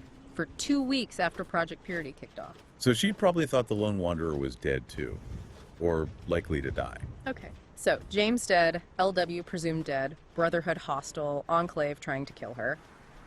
She just wants to put quite a bit of distance between herself and all that horror. Makes sense. Dwelling on it isn't helpful for survival.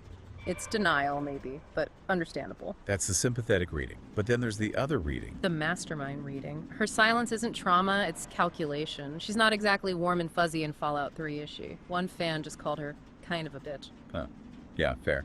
And she brings that same terse, business-like vibe to the Institute in Fallout 4. And the Institute love that vibe, right? Results over humanity, detachment is mandatory, loose lips, synth ships. So why would she open up about her messy, potentially criminal past in DC to the sole survivor, a total stranger, especially when she's trying to maintain her position in this secretive, paranoid organization? Her silence protects her. It fits the cold, calculating persona perfectly. She's just continuing her deep cover in a new place. Which leads us to the boring practical reason. Developer intent. Ah, yes. The narrative. Spoiler alert. Why did Bethesda make her silent? Probably because mentioning James or the Lone Wanderer to the sole survivor would just be a clunky info dump. Right. Nate or Nora, the sole survivor, they don't know these people. Why would Lie suddenly start reminiscing about old dead colleagues or some kid from the vault? It doesn't serve the current story. It's done purely for the sake of the player, not the character. And Bethesda generally tries to keep the fates of previous protagonists ambiguous anyway.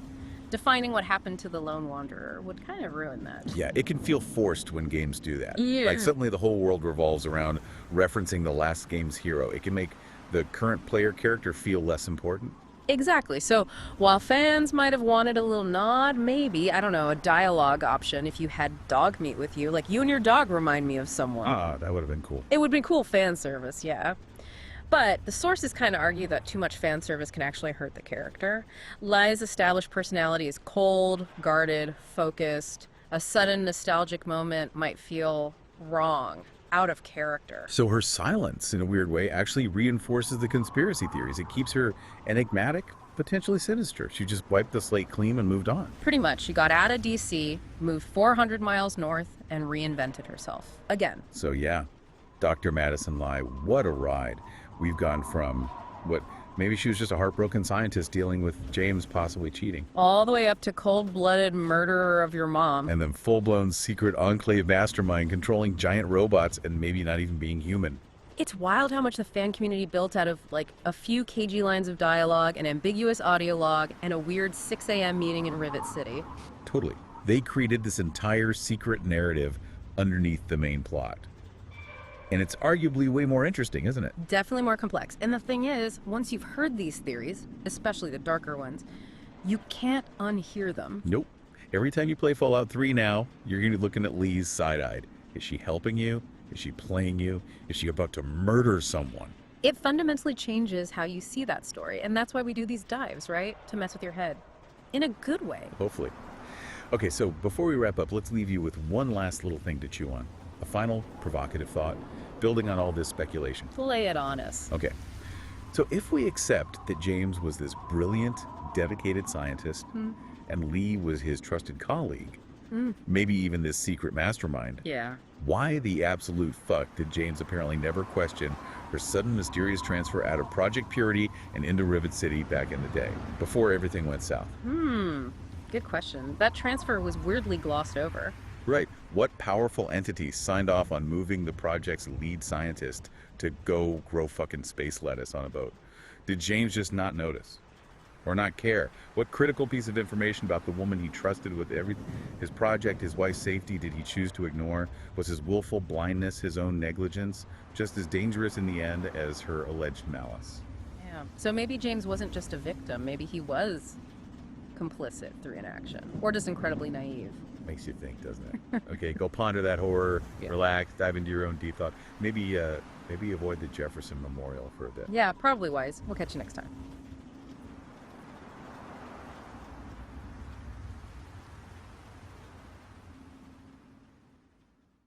Welcome back, everyone, to another explosive Fallout 3 exploration video. Oh, yeah. I'm so excited to be diving deep with you this week. Hope you're having a fantastic few days wherever you are listening to us. I hope it's going well. Today, we are undertaking, well, it's a monumental task, really, a three-parter. Ambitious. We're establishing the known facts, the wild theories, and just the sheer absurdity surrounding one of the most powerful, most consequential, and I'd say arguably most unstable protagonist in the entire Fallout universe, the Lone Wanderer. It's necessary viewing, frankly. We're talking about the protagonist who, unlike maybe some other Wasteland saviors, achieved like canonical demigod status, Right. solved the capital Wasteland's generational problems in less than a year, and then, according to all sources, seemingly decided they were too cool for school and just vanished, evaporated. Exactly. So our mission today, kicking off part one of this deep dive, is to sort through this huge stack of lore, fan theories, developer notes, all of it. Yeah, cut through the noise. We need to lock down the canonical timeline up through the Broken Steel DLC and really confront that pervasive fan theory. Is the Lone Wanderer secretly like a complete psycho who just happened to choose the path of very good karma? Well, you can't really understand the mystery of their disappearance without first understanding the sheer level of, existential power and, frankly, the psychological trauma they were wielding by age 20. It's a lot. It's the only way to contextualize the legend. And just as a little teaser, for the rest of this three-part deep dive, we are tackling the biggest questions. Did they travel 2,000 miles to become the mysterious courier? The big one. Are they secretly Deacon? Yeah. The constantly lying railroad agent? Interesting. Or did they just take the Z-10 flying saucer they acquired? Yes, a literal alien spaceship and just say, screw this rock, I'm going to space. It's on the table. They do have the ship. Okay, let's start at the very beginning. Right. Section 1. The Vault 101, Anomaly, Canonical Origins, and Defining Traits. The origin story. Right, and unlike, say, the protagonists of Fallout 4 or New Vegas, the Lone Wanderer's origin story is way more specific, more canonical, mainly because we literally witnessed the first 19 years of their life, pretty much start to finish. Yeah, we're there for it. We know they were born on a very specific date, Right. July 13th, 2258. And that date is like the first massive lore nugget right there. They are born on the surface. Not in the vault. No. At the Jefferson Memorial, right in the middle of the first aborted iteration of Project Purity. They are not a vault dweller by birthright at all. They're an outsider brought in, which immediately makes them a contradiction, you know? And tragically, their mother, Catherine, she died almost immediately after delivery. Sudden cardiac arrest. Yeah, it's brutal. And Dr. Madison, that's Lee, L.I. Lee. She was actually the acting nurse during the birth, which is a fantastic piece of, like, connective tissue. It gives us some insight into her dedication to Project Purity later on. Following that tragedy, James, the father, he immediately suspended the project, took his newborn baby, and traveled to Vault 101. And it wasn't an easy trip either. Sources confirm James was protected by Star Paladin Cross. Oh, wow. Yeah, defending them from raiders, mutated creatures along the way.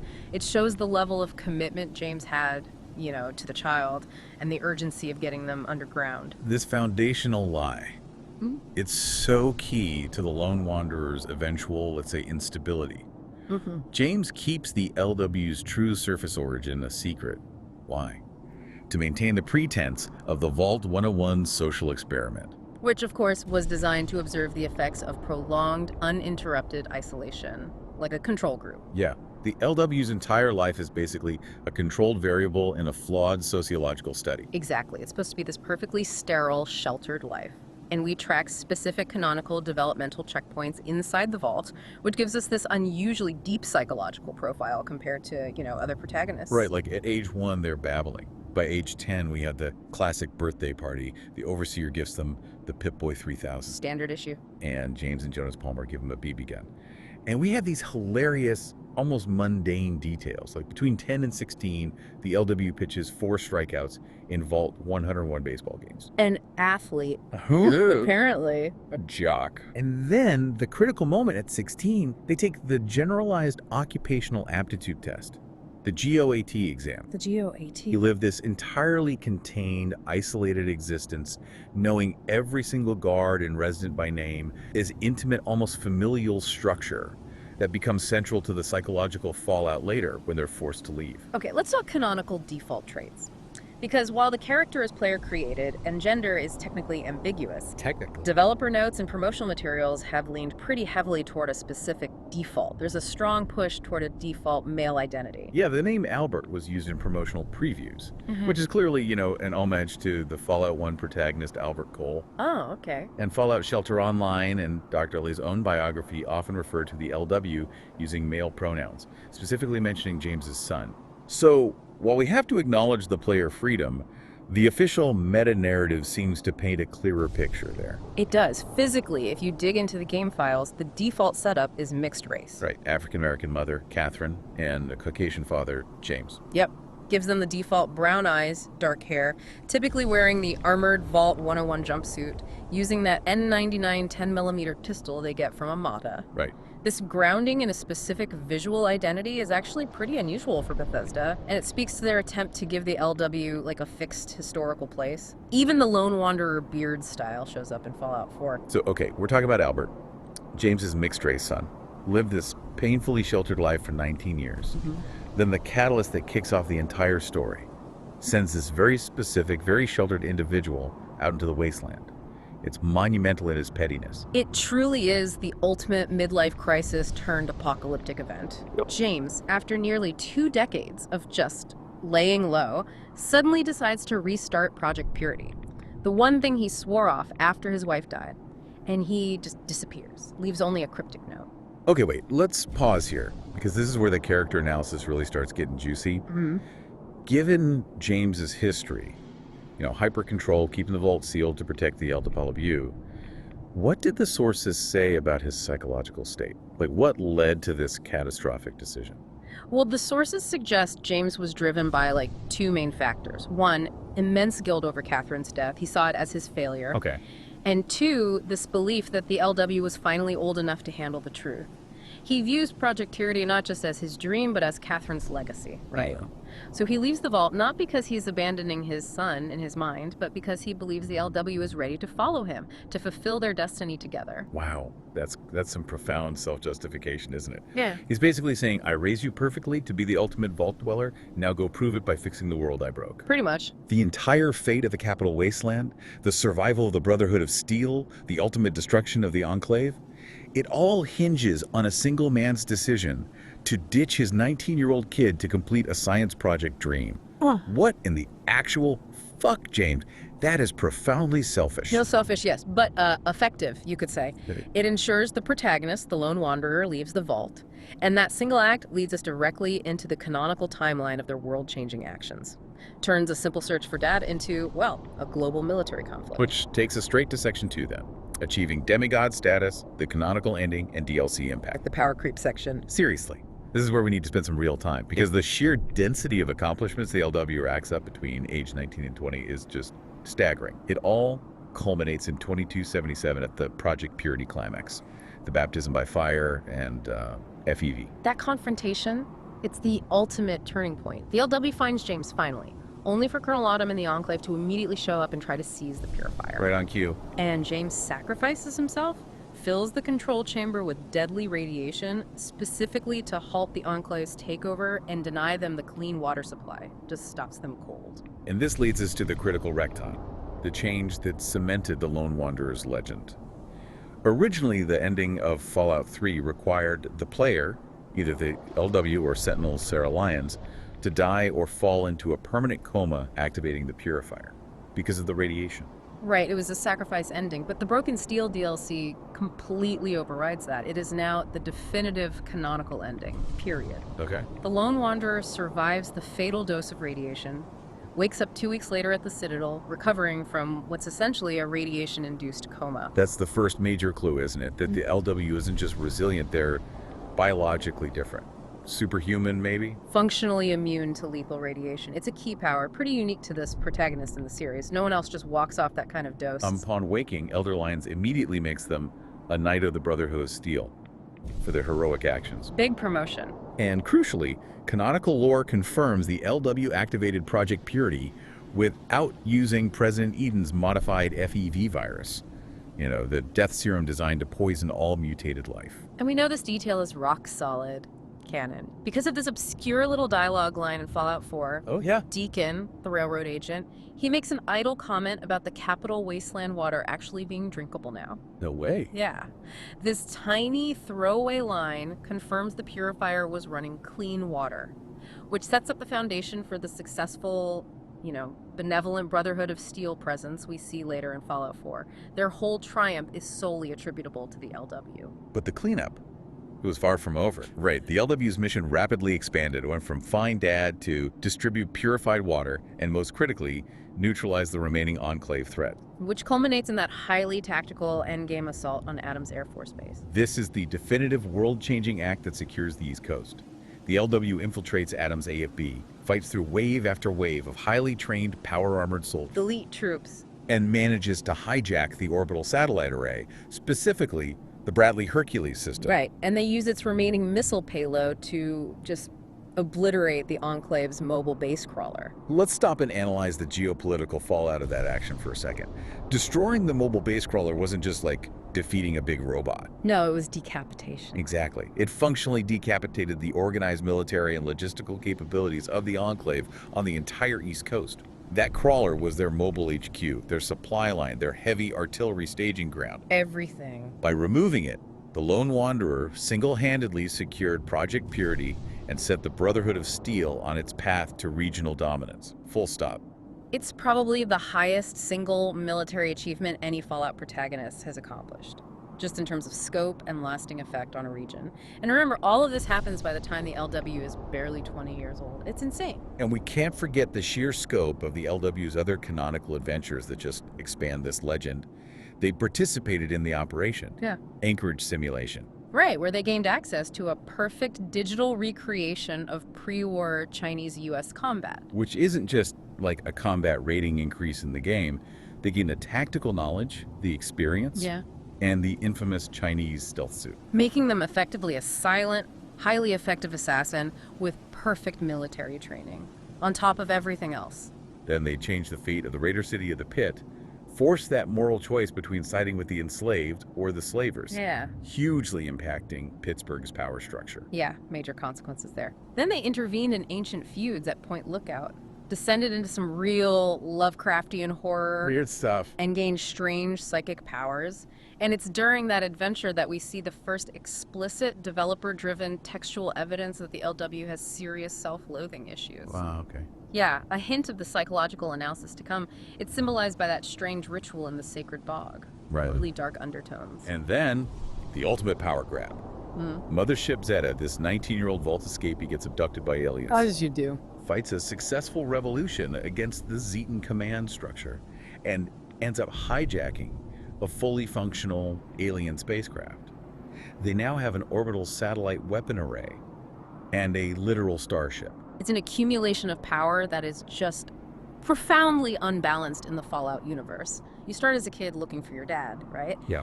And by the end of the DLC, you are an armored, night-ranked, radiation-immune, alien-slaying space pirate who commands 2 orbital weapon systems.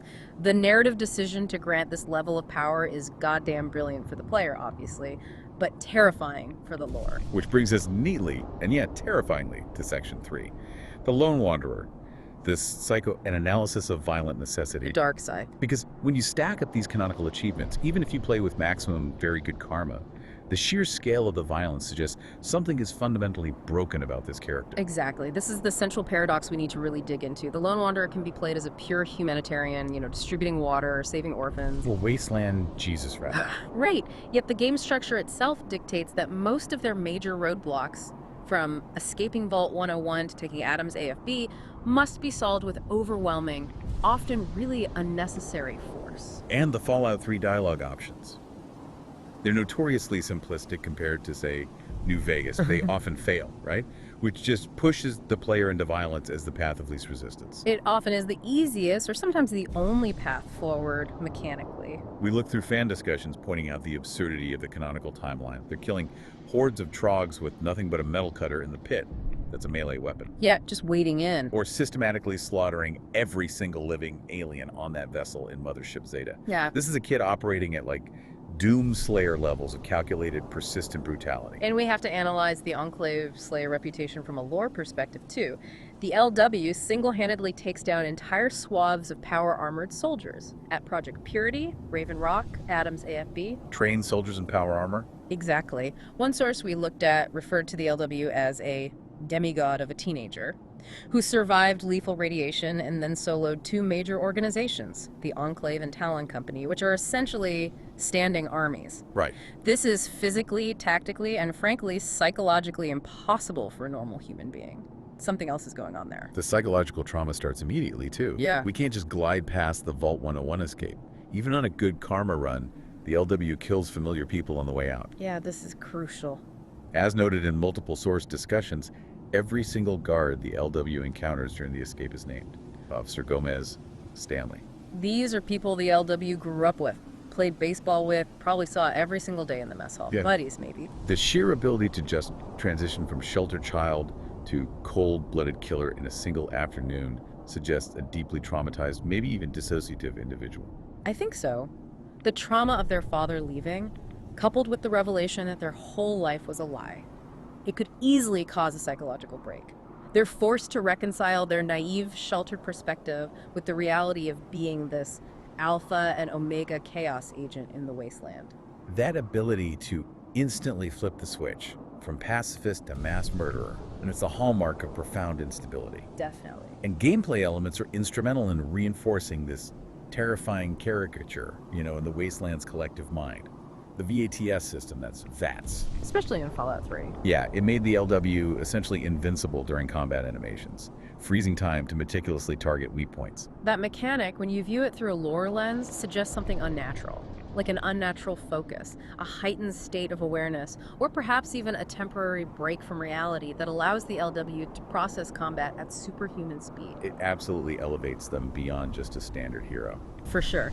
Furthermore, their incredibly high SPECIAL stats, that's special, combined with powerful perks and high-level gear, means they just become a nearly unkillable force of nature. So the legends surrounding them become completely distorted.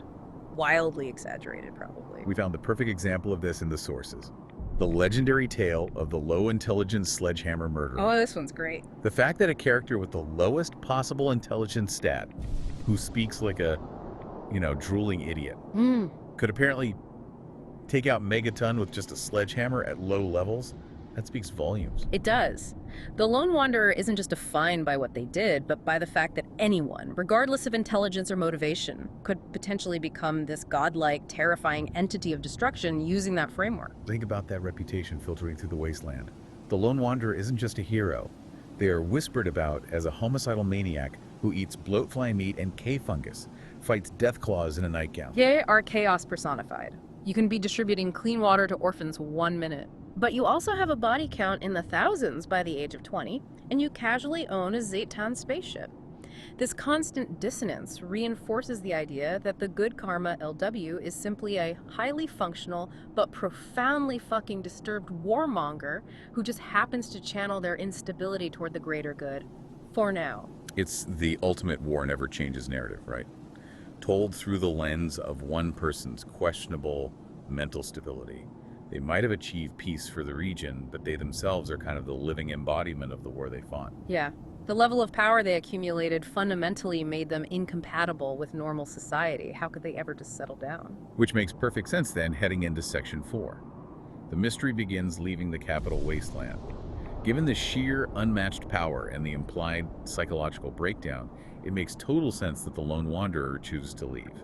Why stick around when you've essentially become a radioactive, power-armored, alien ship-owning legend who solved everything? There was simply nothing left for them to anchor to, really. The family goal, James's dream of Project Purity, was fulfilled, but James himself was dead. Right. Their literal home, Vault 101, was closed off or outright rejected them. We know that regardless of the player's choice in the Vault 101 Civil War storyline, Trouble follows. yeah, the dialogue option often involves Amada basically telling the LW to get lost. Because their presence, their legend, it threatens the delicate balance of the Vault experiment. They're too big, too dangerous now. So no home, no family objective. What about the Brotherhood of Steel? They literally knighted them. Even those affiliations were shaky, I think. The Brotherhood was never really home for the LW. It was more a means to an end, a powerful ally. Okay. And importantly, the Brotherhood was already starting to change, especially after the inevitable passing of Elder Lyons. His health was failing even during the game. Good point.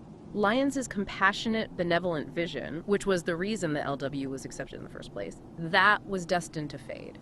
His death paved the way for the more dogmatic, isolationist leadership of Arthur Maxon later on. Right, the Maxon we see in Fallout 4. Exactly, which makes the LW's position within the Barrios precarious at best. They were a savior under Lyons, sure, but potentially a threat or an ideological liability under the rising Maxon regime. Too independent, too powerful. And let's be honest about their relationships in the settlements. Megaton, Tenpenny Tower. They were just places to dump gear, right? Stash houses. Not solid relationship. Not really. The Lone Wanderer, defined by their solitary title, never seemed to form those solid anchoring bonds needed to settle down. It feels like the personal price of saving the world was everything else, isolation. This is where we bring up that fascinating, although technically non-canon, entry by Moira Brown. It's in the official game guide afterward. Oh yeah, Moira's notes. She suggests that by 2297, so 2 decades later, the LW had kept traveling and eventually just disappeared. Her notes show their legend became so distorted that people couldn't even agree if the Wanderer was a man or a woman, a saint or a monster. It solidifies the idea that they truly became a mythical figure, lost to time and rumor. That entry, canon or not, it perfectly captures the character's legacy, I think. And it defines the massive chronological gap we're looking at, which is the key to part 2 of this deep dive. The gap. Fallout 4 takes place in 2287. That's 10 years after the main events of Fallout 3 and Broken Steel. The lone wanderer is only around 29 or 30 years old at that point, Still young, prime adventuring age. which leaves an entire decade of history completely unwritten, blank. That is the decade of legend making, and it's that void that generates the three primary paths of speculation, the main theories about what happened next, which we will be diving into extensively in the coming deep dives. Path 1, the space adventurer. Took the keys to the Zeta. Yeah. Took off on Mothership Zeta and is now scouting the galaxy. Maybe inadvertently causing that alien ship crash we see in Fallout 4. The LW is quite literally traveling beyond the confines of the Earth. It's plausible, given the asset they possess. Path 2. The Protector, or Bawas loyalists, they stayed on the East Coast, maybe managing remnants, fighting super mutants. Niking around. Right. Maybe dying in the same incident that supposedly killed Sentinel Sarah Lyons. Or being quietly removed, or exiled by the ascending Maxim regime. Ooh, dark. This path provides a more tragic, grounded end to the hero's tale. Maybe a more realistic one, depending on how you view the Bawas. And Path 3, the ultimate true wanderer, who simply pack their bags and possibly their dog meat, though the lore gets tangled there about which dog meat. Always a dog meat. Always a dog meat and just headed west. This final path, the idea that they crossed the entire continental U.S., it leads directly to the most controversial, chronologically challenging, and frankly, fucking massive theory of all. The big one. That the lone wanderer somehow became Courier 6 in the Mojave. And that crossover theory, bridging two distinct character identities across 2,000 miles in a decade, that's going to be the centerpiece of our next discussion. Get ready. Okay, so let's recap part 1. We have established the lone wanderer as Albert, James's mixed-race son, a 19-year-old radiation-immune Knight of the Brotherhood of Steel. Quite the resume. They saved the capital Wasteland, single-handedly crippled the Enclave by destroying their mobile base crawler, and literally owns a functioning Zetan starship. All while retaining the psychological makeup of a highly capable, highly dangerous maniac who killed basically everyone he knew in his childhood home to escape. They are arguably the most effective and overpowerful protagonists in the entire series, just an unstoppable force. And yet, they consciously chose to leave the stage entirely before they even turned 30, abandoning the world they fought so hard to save. Next time in part 2, we are diving deep into that massive chronological leap and the most compelling fan theory that tries to bridge the continent. Did the lone wanderer travel 2,000 miles in 4 years to become Courier 6? We will lay out the arguments for why that works, as headcanon, the circumstantial evidence, and more importantly, the definitive canonical lore breaks that pretty much shatter that theory. Yeah, we gotta look at both sides. We'll specifically be addressing the fatal flaw involving the first battle for Hoover Dam and the events in the Divide. Stuff that makes the Courier Wanderer crossover, strictly speaking, a chronological impossibility, at least by the established sequence of events we have. But I want to leave you with this final provocative thought to mull over until our next deep dive. Considering the world-changing, almost absurd level of chaotic violence the lone wanderer was forced to enact to become a good guy, was their subsequent decision to leave the capital Wasteland an act of selfless wandering?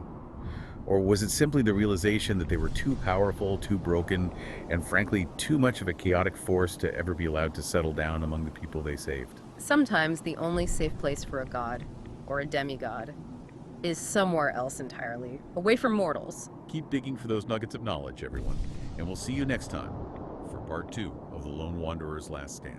Welcome back to the deep dive. We are right back into it, continuing our big look at maybe the greatest mystery in, the entire Wasteland saga. What on earth happened to the lone wanderer? It really is the ultimate cold case, isn't it? When we last left off, the Wanderer had just wrapped up Broken Steel. That's 2277.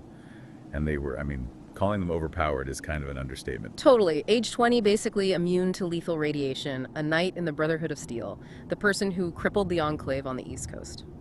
Oh, and casually owns a working alien spaceship. Yeah, the Mothership Zeta thing. That's a big one we'll come back to. A literal demigod with interstellar capability. And then nothing. Just silence. A huge gap opens up in the timeline. We've got this, decade-long void between the Wanderer hitting peak power in 2277 and the next big game, Fallout 4, kicking off in 2287. Or even more tantalizingly, that 4-year window leading up to 2281, which is when Fallout New Vegas starts, and that 4-year gap. That's really our focus today. Exactly. So our mission for this part of the deep dive is tackling that massive continental question. Did the lone wanderer actually wander 2,000 miles west across all that devastation to become Courier 6 in the Mojave Desert? It's the theory, the big one, the two Wastelands headcanon.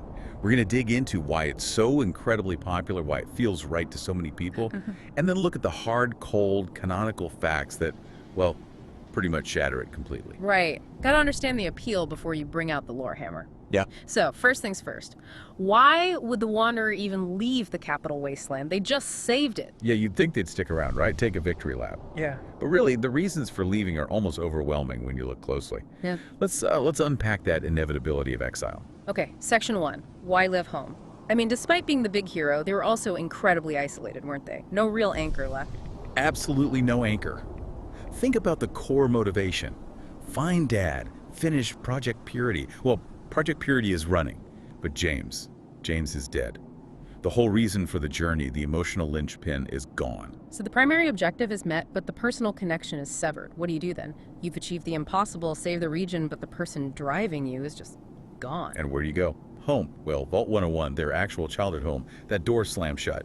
Whether you sided with the Martyr or the Overseer, the end result is pretty much the same. Right. The vault closes itself off. They see the Wanderer as, what, a contamination? A threat? Both, probably.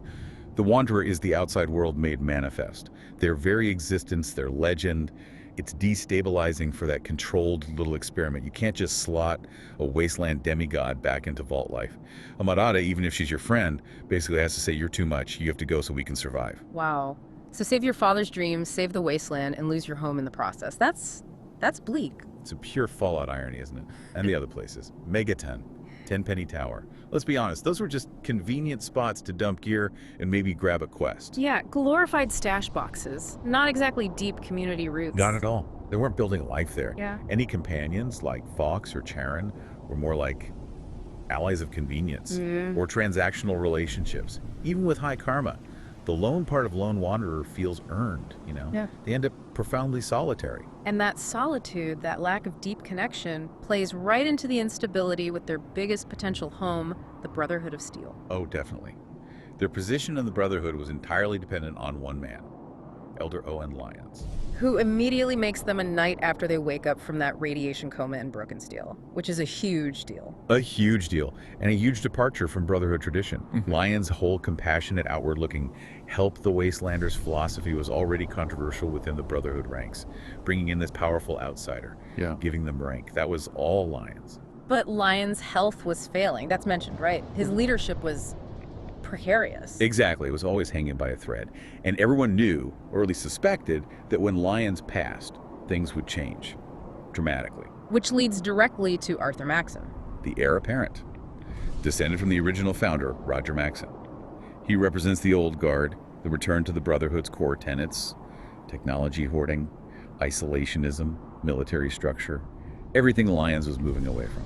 So the Lone Wanderer, this symbol of Lyons' progressive era, suddenly becomes an ideological liability under Maxon? A massive one. Think about it. You've got this 20-year-old powerhouse who is radiation immune, incredibly skilled, answers to basically no one, and embodies the humanitarian approach Maxon wants to scrap. And they have enormous influence and respect after stopping the Enclave. Wouldn't Maxon maybe try to use that? Co-opt them? He might try, initially. But the Wanderer is just too independent, too powerful. Maxon demands order, hierarchy, following the Codex. Can you imagine the Lone Wanderer taking orders to, catalog laser pistols after they just saved DC? No, especially not if they've got, an alien spaceship parked somewhere. Right. That's the other thing. The Mothership Zeta acquisition. That makes the Wanderer not just an ideological problem, but a strategic one. They possess technology far beyond what even the Brotherhood has easy access to. They're a rogue state unto themselves. So trying to force them into Maxon's rigid structure would inevitably lead to conflict. They'd either have to submit, which seems unlikely, or resist. And resisting would make them a symbol for anyone unhappy with Maxon's leadership, a potential catalyst for civil war within the Brotherhood itself. So leaving wasn't just wandering off. It might have been the only way to avoid tearing the Brotherhood apart or being forced out violently. A strategic withdrawal, almost. Precisely. They saved the capital Wasteland, and then maybe they saved the Brotherhood from itself by simply disappearing.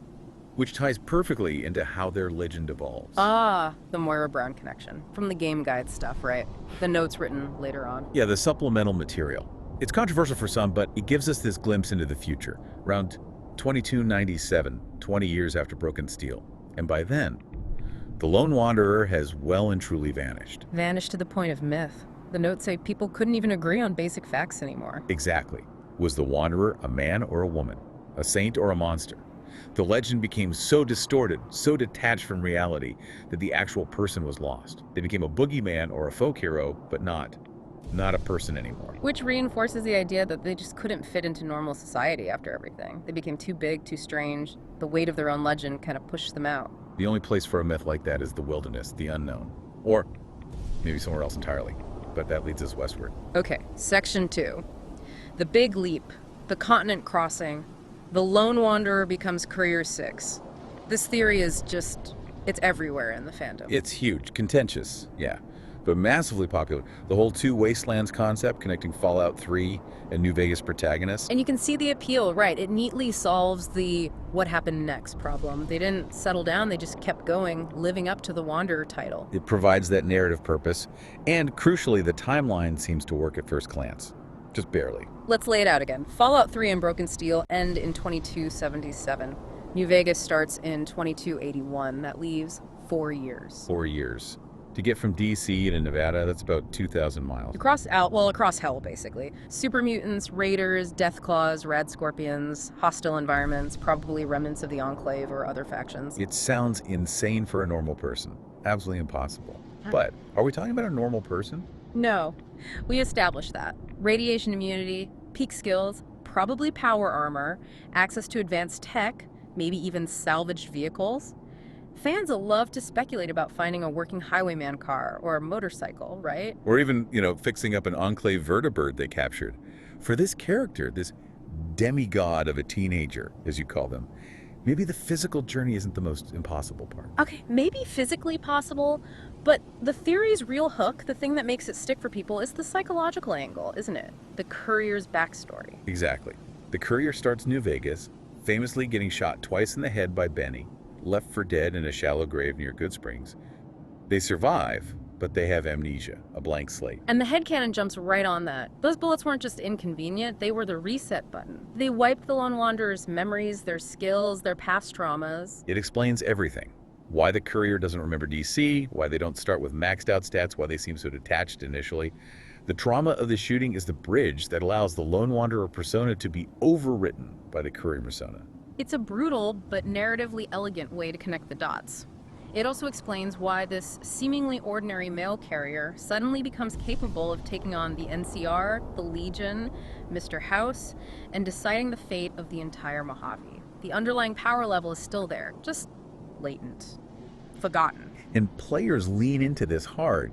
You see so many people intentionally designing their Courier character to look identical to their Lone Wanderer playthrough. It's about maintaining that personal continuity, even if the games don't explicitly state it. Player agency filling the void.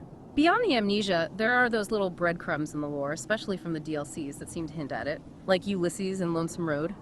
Ulysses. The original Courier 6, the one who refused the platinum chip delivery. He talks to the player Courier and he makes these cryptic remarks. About the Courier having this weird fixation on old world symbols, especially Enclave symbols. Things like the flag, the tech. Yeah, an unnatural focus, he calls it. Which is weird, right? Why would some random Mojave Courier care about the Enclave? This group primarily defeated on the East Coast years earlier. Unless they were the person who defeated the Enclave. Unless that focus is like muscle memory. Deeply buried trauma and experience bleeding through the amnesia. It makes perfect sense if the Courier is the Wanderer. It fits so well. Yeah. That's the seductive power of the theory. And you add in little things, like the dogmeat companion. The Lone Wanderer canonically travels with dogmeat, the constant presence of a loyal dog companion in the series. It reinforces that archetype of the solitary hero and their dog, linking the two characters thematically. Okay, let's throw in a fan question here. This is from Bloatfly Eater 69. Classy, they ask. Okay, Wanderer Courier makes some sense, but what about their personalities? My Wanderer was a total saint, capital Wasteland savior. My Courier, total psycho mercenary, just out for caps. How does that track? That's a great question, Bloatflighter 69. It gets into role-playing versus potential character arc, and, well, think about what the Lone Wanderer went through. They might start as a savior, but the events of Fallout 3 are incredibly traumatic. Finding your dad only to watch him die, being betrayed or rejected by your home vault, making impossible choices, killing potentially hundreds, maybe thousands of people by age 20. Exactly. That kind of psychic toll could absolutely shatter someone's idealism. You could argue the Wanderer was already becoming hardened, maybe even unstable, by the end of Broken Steel. Then add 4 years of brutal cross-country survival, seeing the worst the Wasteland has to offer day after day. And then getting shot twice in the head and left for dead. Yeah. It's not hard to imagine that sequence of events transforming a chaotic good hero into a cynical, pragmatic, maybe even ruthless survivor who thinks, been there, saved that wasteland, didn't get me anywhere. This time I'm getting paid. The courier's cynicism could be the lone wanderer's final defense mechanism. It really does paint a compelling picture, a complete tragic arc. It feels right. It feels very right, which is why it's such a shame it's canonically impossible. And here comes the hammer. Section 3. Shattering the illusion. Let's get into the definitive lore breaks. All right, so we love the theory. It's elegant. It makes sense emotionally. But the timeline. The timeline is absolute. And it just doesn't work. Not even close when you look at the specifics. Okay, lay it on us. The fatal flaw. It all comes down to one single unavoidable year. 2277. Okay, 2277. We know that's when Fallout 3 and Broken Steel conclude. The Wanderer is aggravating Project Purity, fighting Colonel Autumn, surviving the Purifier, taking down the Enclave at Adams Air Force Base.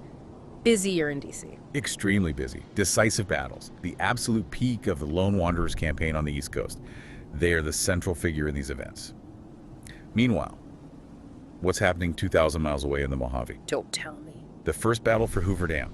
The initial major clash between the NCR and Caesar's Legion for control of the dam. Yeah. It also takes place in 2277. Wow, okay, so the Wanderer cannot physically be in two places at once, leading major military campaigns on opposite sides of the continent in the same calendar year. Not unless they mastered teleportation alongside alien tech, no. It's a direct, unresolvable contradiction. Yeah. And it gets worse. How does it get worse? Because of Lonesome Road and the events of the Divide, the courier's backstory involves delivering a package, inadvertently, it turns out, that triggers nuclear detonations in the Divide, creating that hellscape and earning them a dark reputation.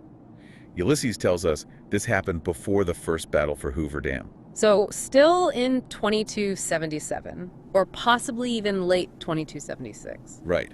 Meaning, for the theory to hold, the Lone Wanderer would have had to finish saving DC, somehow instantly cross the country, establish themselves enough as a courier to get this critical, dangerous job, deliver the package that nukes the Divide, and then potentially be involved around Hoover Dam, all while simultaneously being documented as fighting the Enclave back east. Yeah, okay. That's not just improbable, that's physically impossible according to the established timeline. The dates simply do not allow it. It completely breaks the theory.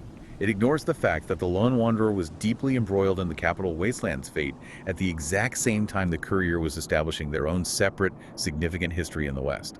And it does a disservice to the courier too, right? Trying to make them just an extension of the Wanderer ignores their own implied history. Absolutely. The lore, especially hints from Ulysses and other dialogue, suggests the courier spent considerable time in the core region, California, Nevada, maybe Utah, Montana, building connections, making deliveries, gaining experience before 2281. They weren't some fresh arrival in late 2277. They needed years to become the person Benny thought was worth ambushing for the Platinum Chip. Years the Lone Wanderer was spending fighting super mutants in the Enclave. Exactly. And let's not forget the age thing again. The Lone Wanderer is 20 in 2277, meaning they'd be 21 or maybe 22 by the time they supposedly caused the Divide incident and fought at Hoover Dam. Whereas the courier, thanks to the character creator, can easily be in their 30s, 40s, or even older. An experienced older courier with a reputation makes way more sense for that role than a barely out of their teens recent arrival from the East Coast. It just fits the narrative of New Vegas much better. The timeline, the implied history, potential age, it all points to the courier being their own person with their own past, completely separate from the Lone Wanderer. So, case closed. The Two Wastelands theory, as much as we might love it, is definitively busted by the calendar. 2277 kills it dead. Cold, hard, canonical truth. There were two different heroes facing two different apocalypses at the same time. All right, so if the Wanderer didn't go west to become the courier, what did happen in that missing decade? This brings us to Section 4, fan questions and alternative fates. Yes, now we can get into the really interesting possibilities, the ones that aren't immediately shot down by the timeline, and some great questions from listeners too. Let's start with one digging into the Wanderer's unique nature. This comes from Radchild Forever. Nice, they ask. You mentioned the radiation immunity being key. Is it ever really explained how that works? Was it something from Vault 101's experiments, genetics, or just game mechanics? That's a fantastic question, because it really highlights what makes the Lone Wanderer unique among Fallout protagonists. The short answer is no, we don't get a detailed biological explanation. But the fact of it is undeniable. Surviving that massive radiation dose in the purifier control room in broken steel isn't just plot armor. Right, they go into a coma for 2 weeks, but they survive something that should have instantly killed anyone else. Exactly. It confirms they are, as the sources say, biologically different. Whether that's purely genetic luck, maybe a mutation picked up from the weird capital Wasteland environment, or even something related to Vault 101's purpose, we don't know for sure. But the result is functional immunity to lethal radiation. Plus, by that point, they're probably loaded with Radaway, Rad-X, and have access to Brotherhood medical tech, right? Oh, absolutely. We're talking about a character with, quote, ridiculous resources. They have the best chems, the best gear, potentially advanced medical knowledge or access through the Brotherhood. So even if lower levels of radiation still affected them, they had unprecedented means to manage it. They've essentially transcended normal Wasteland biology. Okay, next up, another huge crossover theory, this one connecting to Fallout 4, from user Chaos Agent LW. Okay, the Deacon Lone Wanderer theory. It sounds nuts, but Deacon lies constantly about his past, just like someone trying to disappear would. And he mentions stuff about DC. What's the lore say on this one? The Deacon theory. This one has legs, much more so than the Courier theory. Deacon, the Railroad's master of disguise in Fallout 4, is famously impossible to pin down. His backstory changes every time you talk to him. He could have been anyone, anywhere. Which makes him a perfect candidate for a legendary figure trying to vanish, right? Exactly. If the Lone Wanderer wanted to disappear, becoming a chameleon-like spy who constantly adopts new identities seems like a pretty smart way to do it. And, as the question notes, Deacon does drop hints. He makes comments about the capital Wasteland, like the water being drinkable, now a direct reference to Project Tyranny's success. That feels like a deliberate nod, doesn't it? It really does, and psychologically it fits. Imagine the Wanderer, traumatized, burdened by their legend, maybe disillusioned, reinventing themselves completely, dedicating their life to a secretive cause like the Railroad, always hiding.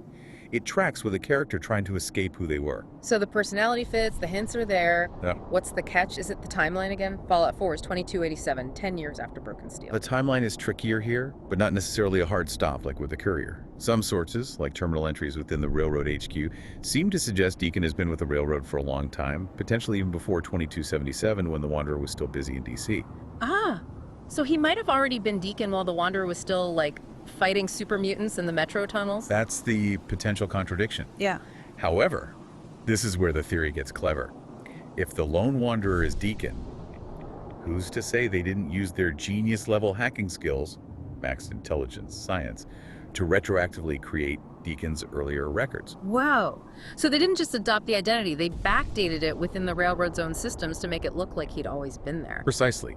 It's the ultimate disappearing act. You don't just change your face, you change the past. Given the Wanderer's skills and resources, altering some terminal entry seems entirely plausible. It neatly sidesteps the main chronological objection. Okay, that's pretty convincing, actually. It moves it from impossible to highly speculative, but plausible. Much better footing than the Courier idea. Definitely. It remains one of the strongest possibilities for the Wanderer's fate on Earth. But Yeah. what if they didn't stay on Earth? Ah, yes. The final frontier. Path 1. The Zetan starship. We mentioned it earlier, Mothership Zeta. The Lone Wanderer is the only player character who ends up owning a fully functional alien spacecraft. And not just the ship. It comes with orbital weapons platforms, the Bradley Hercules arrays. After taking out the Enclave's satellite network at Adams AFB, the Wanderer effectively controls Earth orbit, or at least has the most powerful toys up there. So why stick around dealing with raiders and Mirelurks when you can explore the galaxy? Exactly. This theory suggests the Wanderer, maybe with companions like Fox, Dogmeat, maybe even some of the rescued humans or friendly aliens from the ship, just left. They went full sci-fi adventurer. Star Trek, Guardians of the Galaxy, whatever you want to call it. It makes sense from a power scaling perspective, right? What challenge is left on Earth for someone who can call down orbital strikes and owns a spaceship? Pretty much none. Only the vastness of space, maybe finding other Z-hand forces or entirely new alien species, could offer a comparable challenge. It's the ultimate wanderer fate, leaving the planet itself behind. And this connects to that funny little fan theory about the crashed UFO you find in Fallout 4. Yes, the idea that the crashed Zetan ship near Oberlin Station wasn't an invasion attempt, but actually the lone wanderer having a bit of a fender bender in orbit. Like, they forgot to signal before changing lanes between Saturn and Jupiter and accidentally bumped a Zetan scout ship, sending it crashing down to Massachusetts. Or maybe they were trying out the death ray and miscalculated the trajectory. Just Tuesday for the lone wanderer. It's hilarious, but it does fit that chaotic demigod profile.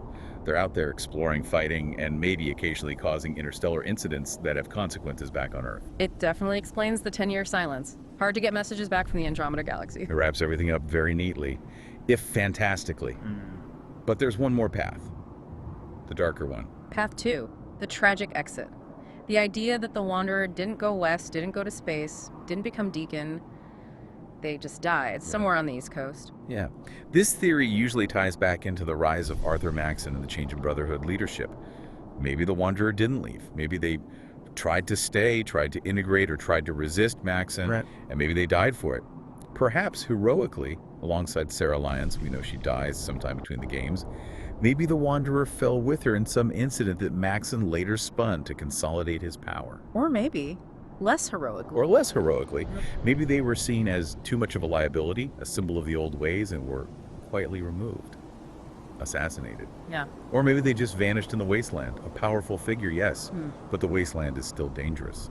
A lucky shot, an accident, an illness. And Maxon's Brotherhood would have reason to maybe downplay or even erase the memory of this independent, chaotic figure who didn't fit their new world order. Exactly. It feeds back into Moira's notes about the legend becoming distorted. If the reality, a hero's ignominious death or political assassination, was inconvenient, the new regime could just let the truth fade into myth and rumor.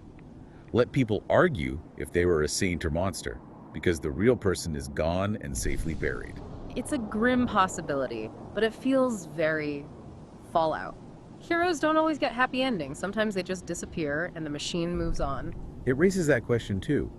Could Maxon's Brotherhood even take down the lone wanderer in a straight fight, given their power? Seems unlikely. It would have to be betrayal, ambush, something covert. Which again reinforces why disappearance, whether into the shadows as Deacon or into the stars via Zeta, might have been the most appealing or safest option for the Wanderer themselves. Okay, so wrapping up part 2 here. We've journeyed across the continent and back, and maybe even into orbit. What's the big takeaway? The big definitive takeaway is that the Lone Wanderer Courier 6 theory, while incredibly appealing and fun for headcanon, is canonically impossible. The timeline, specifically the events of 2277 on both coasts, absolutely forbids it. They were saving DC while the Courier's dark past was being forged out west. 2 different people, 2 different stories happening at the same time. Exactly. So the Wanderer's fate, that missing decade, has to lie elsewhere.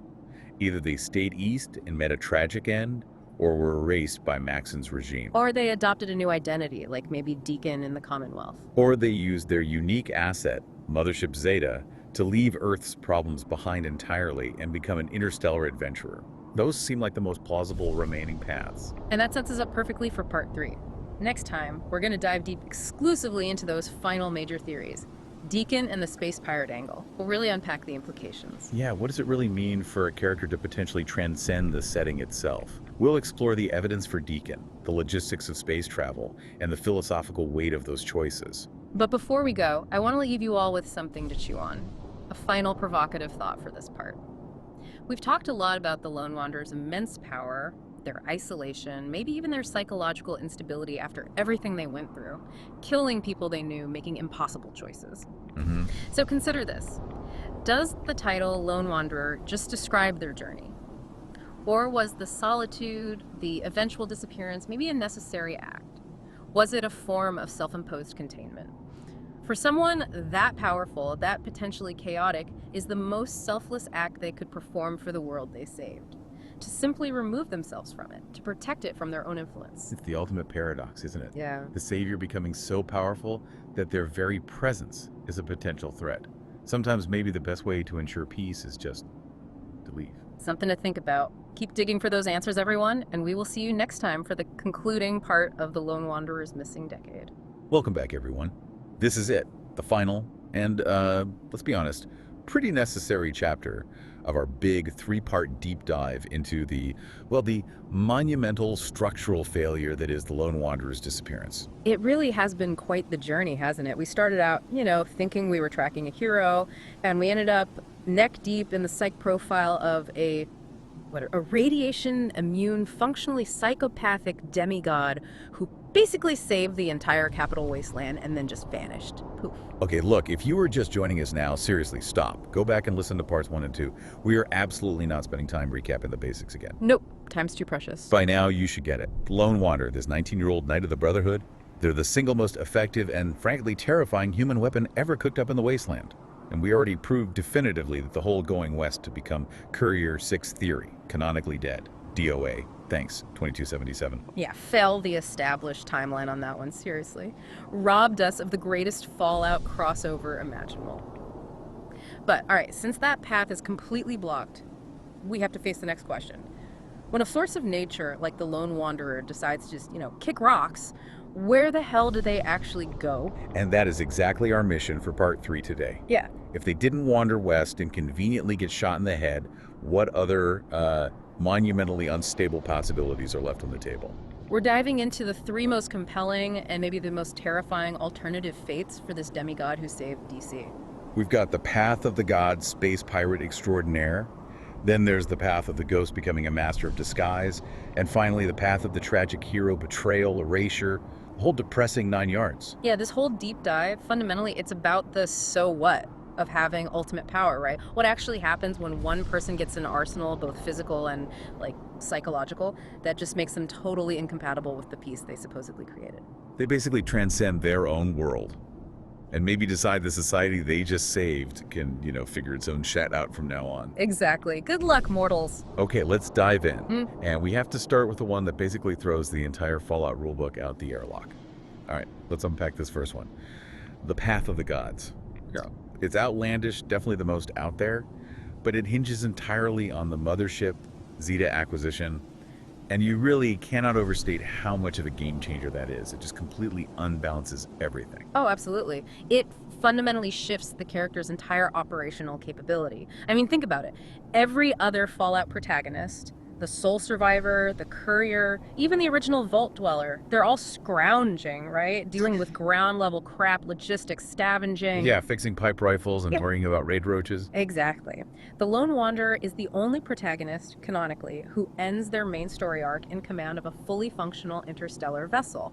They go from being a kid looking for their dad to, Captain Kirk armed with a power fist and a really bad attitude. It's insane. We should probably spend a sec on the specifics here, because it's not just some rusty bucket they patched up. The sources are clear. Mm-hmm. The LW led a full-on mutiny against the Z-10 command structure.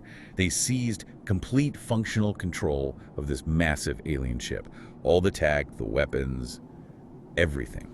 And that's just the ship itself. Let's not forget the little bonus prize they picked up during the Broken Steel expansion. Ah, yes. Yeah. The Bradley Hercules orbital satellite array.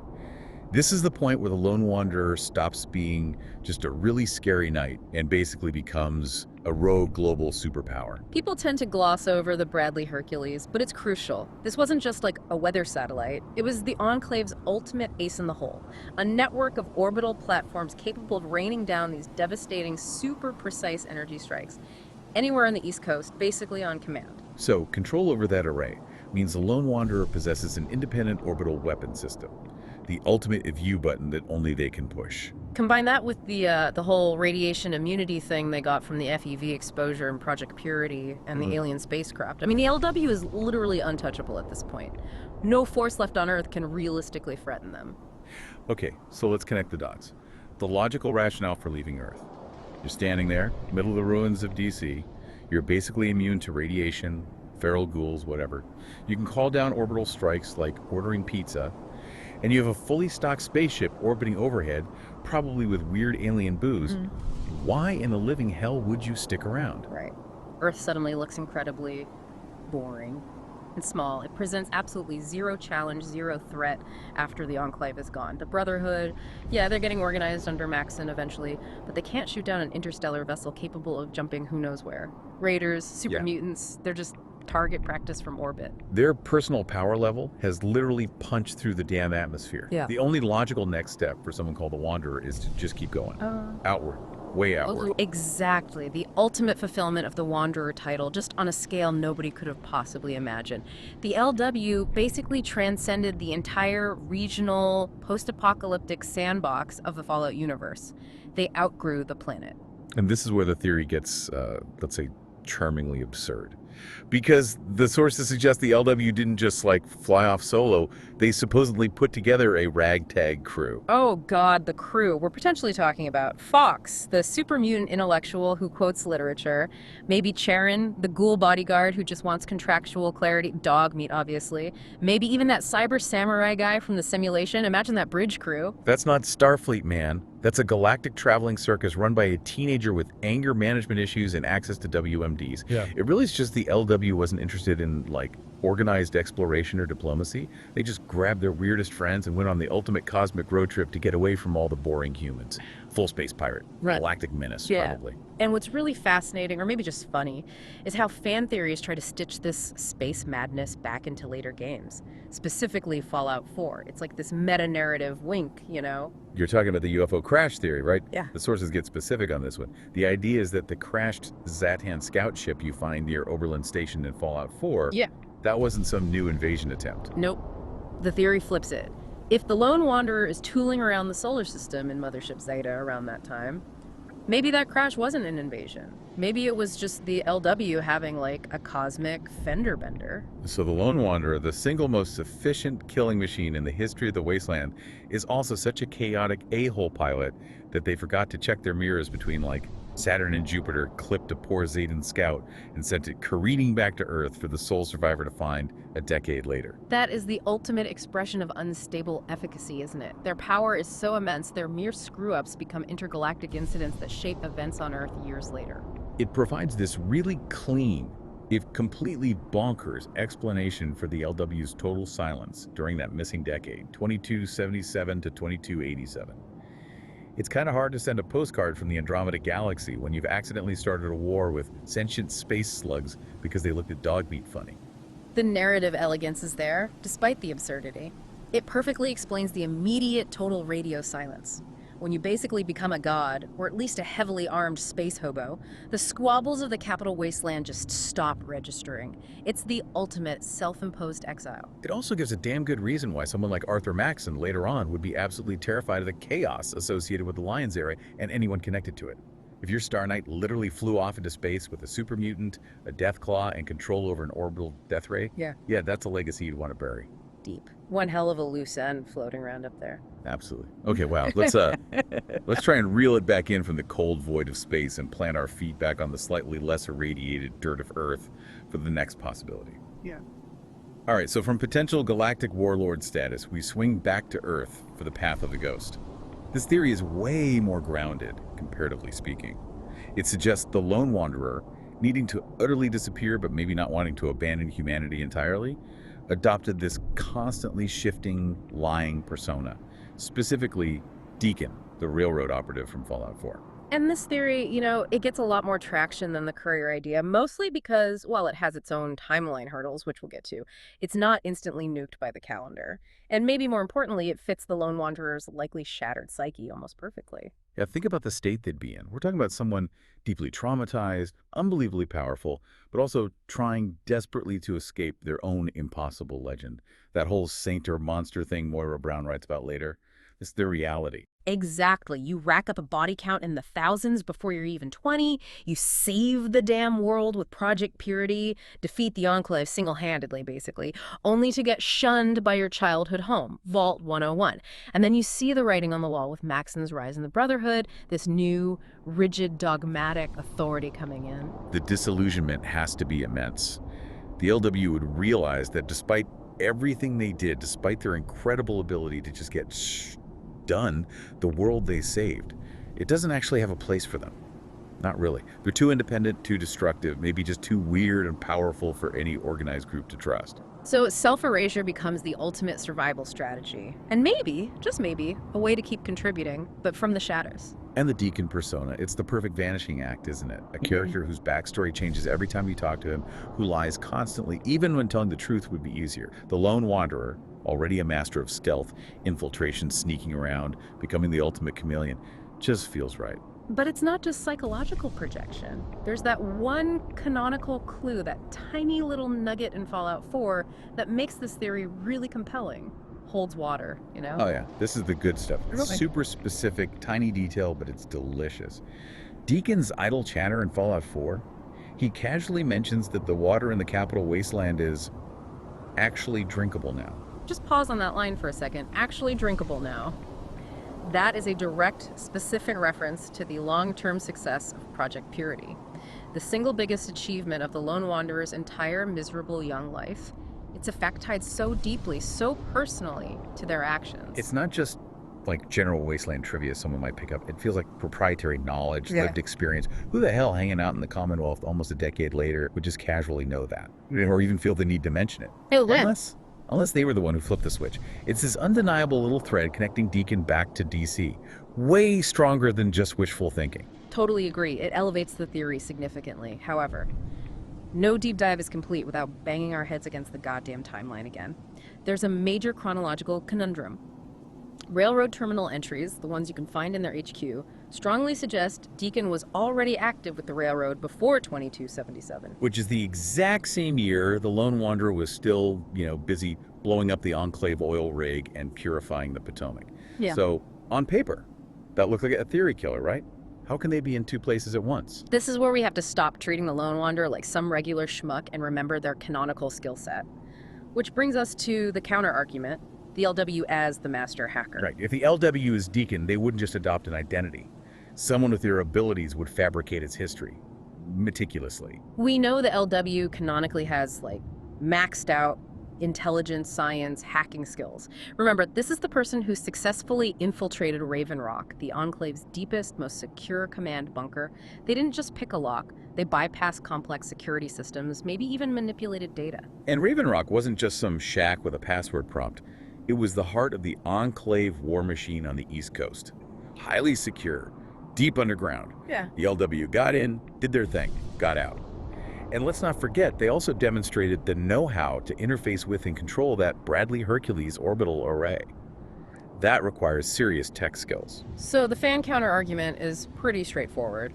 For someone who can crack Raven Rock and manage orbital weapons, slipping into the railroad's relatively low-tech internal network and altering some terminal logs to backdate Deacon's activity, that's not just plausible, it's probably trivial for them. It's a simple act of digital camouflage. Okay, but I gotta push back a little here. Doesn't that feel like overkill? Like using a tactical nuke to swat a fly? If the LW has that level of power hacking skills bordering on technomancy, orbital lasers, alien tech, using it just to fudge some dates in a basement computer system for a small, secretive group, it almost feels beneath them, doesn't it? But see, that's maybe the tragic beauty of this theory. The goal isn't efficiency, the goal is anonymity. Total self-erasure. For the LW, leveraging their god-tier tech skills to meticulously craft a completely untraceable, backdated identity isn't overkill, it's a fundamental defense mechanism. It's about burying the Lone Wanderer so deeply no one can ever dig them up again. Okay, I see that. It transforms the LW from just a wanderer into the ultimate survivor. Not dead, not aimlessly drifting through space, but consciously choosing to dedicate their unique, chaotic skill set, stealth, combat, tech mastery to a cause. A secretive anti-authority cause like the railroad. And it's a cause that kind of fits, right? They see the institutional power of the Brotherhood heading in a direction they can't stomach under Maxson, so they throw their lot in with a grassroots organization fighting for synthetic life, the very kind of abomination Maxson's Brotherhood would later hunt down. It's like the LWs continuing the ideological fight they started under Elder Lyons, just completely off the books, in disguise. That does have a profound narrative elegance to it. It makes the silence, the disappearance, not an accident of geography or physics, Yeah. and a deliberate psychological choice. An act of sacrifice, maybe? Giving up their identity to keep fighting the good fight, hidden in plain sight. Yeah. Okay, now we need to shift gears, hard. We're moving away from elaborate survival schemes and into something darker, more grounded, and honestly, statistically, probably the most likely scenario given the politics of the Wasteland. Yeah. This is the path of the tragic hero. And it doesn't start with a spaceship or a disguise. It starts with the inevitable power shift that pulls the rug out from under the Lone Wanderer. This really centers on the end of the Lions era and the Brotherhood. The Lone Wanderer's position, their influence, their very safety within the Brotherhood structure, it was all completely dependent on Elder Owen Lyon's leadership, his progressive, humanitarian, somewhat flexible approach. But the sources mention, even during the game, Lyons' health was failing. It was a known issue. His death was basically inevitable. And we know historically what happened next. The rise of Arthur Maxon. And Maxon isn't just a new boss. He represents a fundamental reset, a hard turn back towards the original Brotherhood doctrine. Yeah. He's the descendant of the founder, Roger Maxon, and he brings back that old school, isolationist, technology hoarding, deeply suspicious of outsiders vibe. And that political earthquake instantly makes the Lone Wanderer a massive problem, a huge ideological liability. Under Maxon's regime, the one we see fully formed in Fallout 4, the LW becomes this ticking time bomb within the Citadel. Why exactly? Yeah. Because the LW represents everything Maxon wants to purge. They're too independent, they don't take orders well, they're way too powerful, bordering on uncontrollable. And they embody that whole humanitarian share the tech with the Wasteland approach, like with Project Purity, which Maxon absolutely despises. Maxon demands rigid, absolute order. The LW is chaos, unstable efficacy personified. It's just peak Fallout cynicism, isn't it? The most effective hero the East Coast has ever seen, the one who literally saved the region from the Enclave, immediately becomes politically inconvenient, ideologically incompatible with the new management. It just proves that war might not change, but politics sure as hell does, and power always consolidates. Let's really drill down on how precarious the LW's position was because of their power. This wasn't just some knight who disagreed with the new elder. This is someone with, well, frankly, ridiculous abilities. Radiation immunity, access to insane gear, pre-war military training from the Anchorage simulation. Oh, and maybe knowledge of how to use an orbital death laser and potentially command of an alien mothership. That Operation Anchorage training is key, I think, to understanding Maxon's potential fear. The LW didn't just do the simulation, they reportedly mastered advanced pre-war tactics and weaponry to a degree probably no one else in the Brotherhood could even comprehend. If the LW decided to actually push back against Maxon's new direction, it wouldn't be a debate, it wouldn't even be a civil war. It'd likely be a very short, brutal political execution, followed by the Lone Wanderer potentially dismantling the entire East Coast Brotherhood single-handedly if they felt like it. This sheer, overwhelming power imbalance, combined with the political tension, it fuels all the dark speculation about what really happened in that missing decade, particularly the theories involving betrayal and manipulation, because that's the only way you could take down someone like the LW. Yeah, there are a few grim possibilities floated in the fan theories and source discussions. One is the sort of heroic but still tragic end. The idea that the LW might have died alongside Sentinel Sarah Lyons. We know Sarah canonically dies sometime between Fallout 3 and 4, often speculated to be during some tough campaign or internal conflict. So in this scenario, maybe they settle together, fighting side by side against some genuine threat. But then, Maxon could easily spin that narrative, couldn't he? Manipulate the story of their deaths to consolidate his own power? See, the chaos and outreach of the Lions era led to the loss of these great heroes. We must return to the old ways, be strong, be isolated to prevent such tragedies. It justifies his entire regime change. But then there's the really cynical theory, the one that feels disturbingly plausible in the cutthroat politics of the Wasteland. Straight up political assassination. Maxon and his loyalists would see the LW as this unstoppable, high-profile symbol of the old regime who just wouldn't fall in line. A dangerous loose cannon who couldn't be controlled. And like we said, a direct confrontation against a radiation-immune knight in T-51B armor who might have orbital strike capability. That's suicide. So if Maxon felt he had to remove the LW, he'd have to use covert means, deception, betrayal. It's the only weapon that reliably works against the demigod. Some sources even speculate about a really ignominious end. Like maybe they were lured into a trap by someone they trusted. Or perhaps something even darker, like a targeted drug overdose disguised as an accident.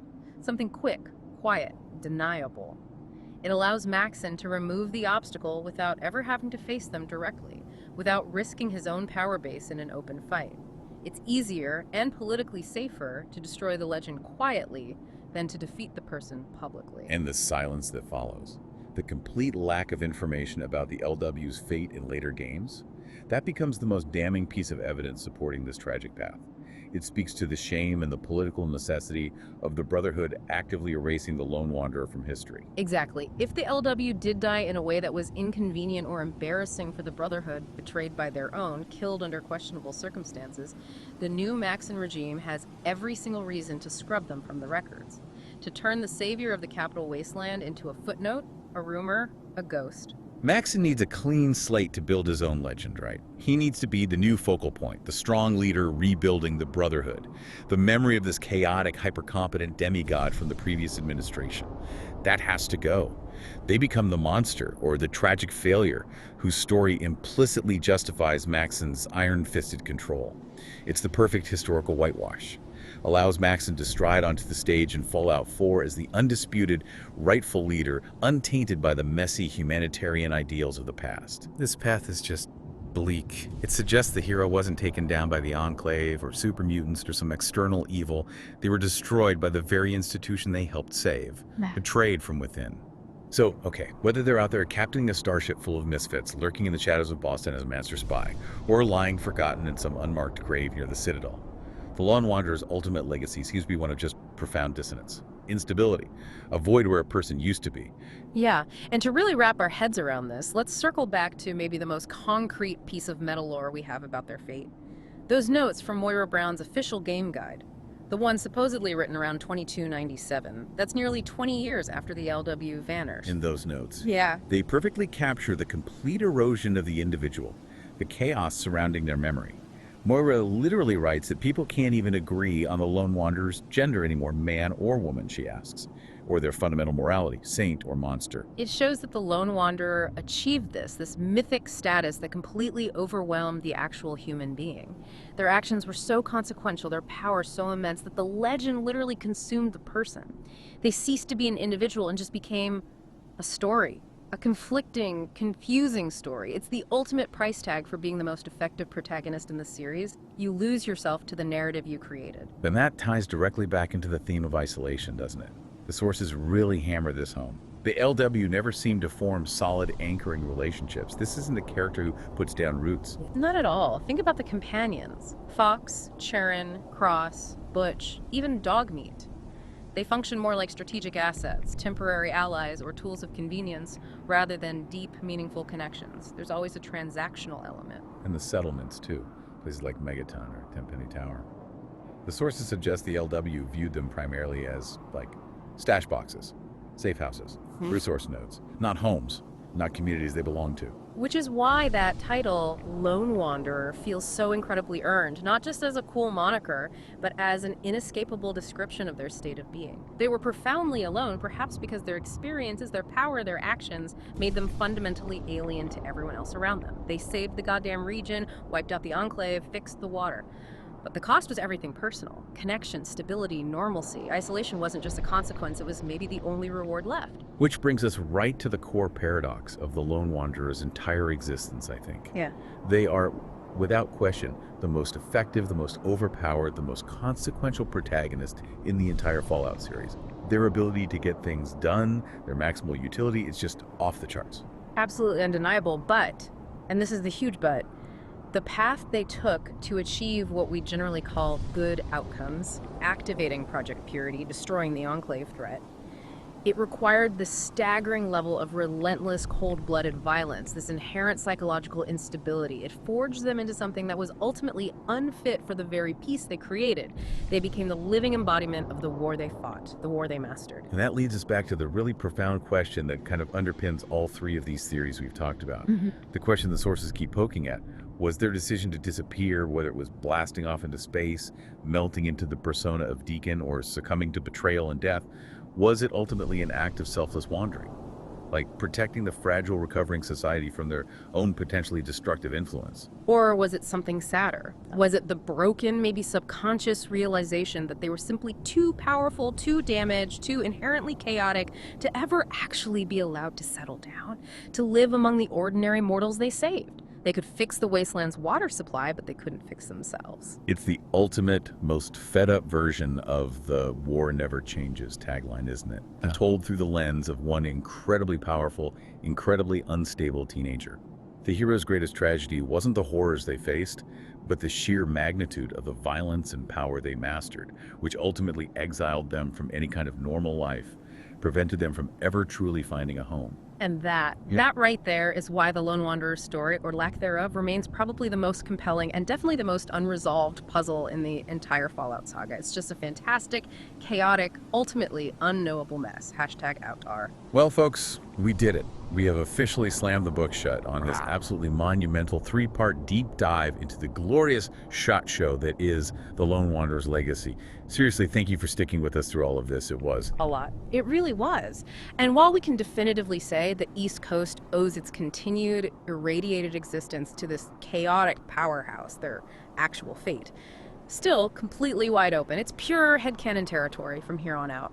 Whether you like your wanderer exploring distant galaxies, whispering secrets in Boston back alleys, or feeding the raid roaches beneath the Citadel thanks to a scheming pretty boy elder, it's all on the table. okay, but before we go, final provocative thought. Yeah.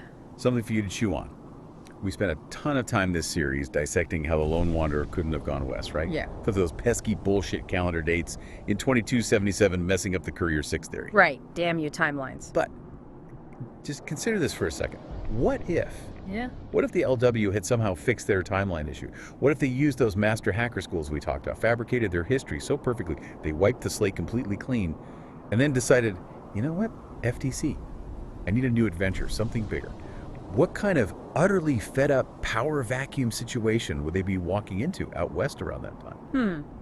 Out west, you say? Well, a new adventure like that. It would probably need a truly vast, morally gray sandbox to play in. Maybe, like a huge desert, filled with warring factions perhaps, maybe centered around some kind of massive, strategically vital dam that holds the key to the whole region's future. And I don't know, maybe there's a charismatic guy in a really sharp checkered suit pulling strings behind the scenes, playing chess with everyone's lives. Indeed. Interesting possibilities out west. Now that we're officially done dissecting DC's resident demigod, maybe, just maybe, it's about time we started thinking about following that legendary path west ourselves. Perhaps check in on a certain courier who had a rather memorable headache. We'll see. We'll see you soon for the next deep dive. Keep digging.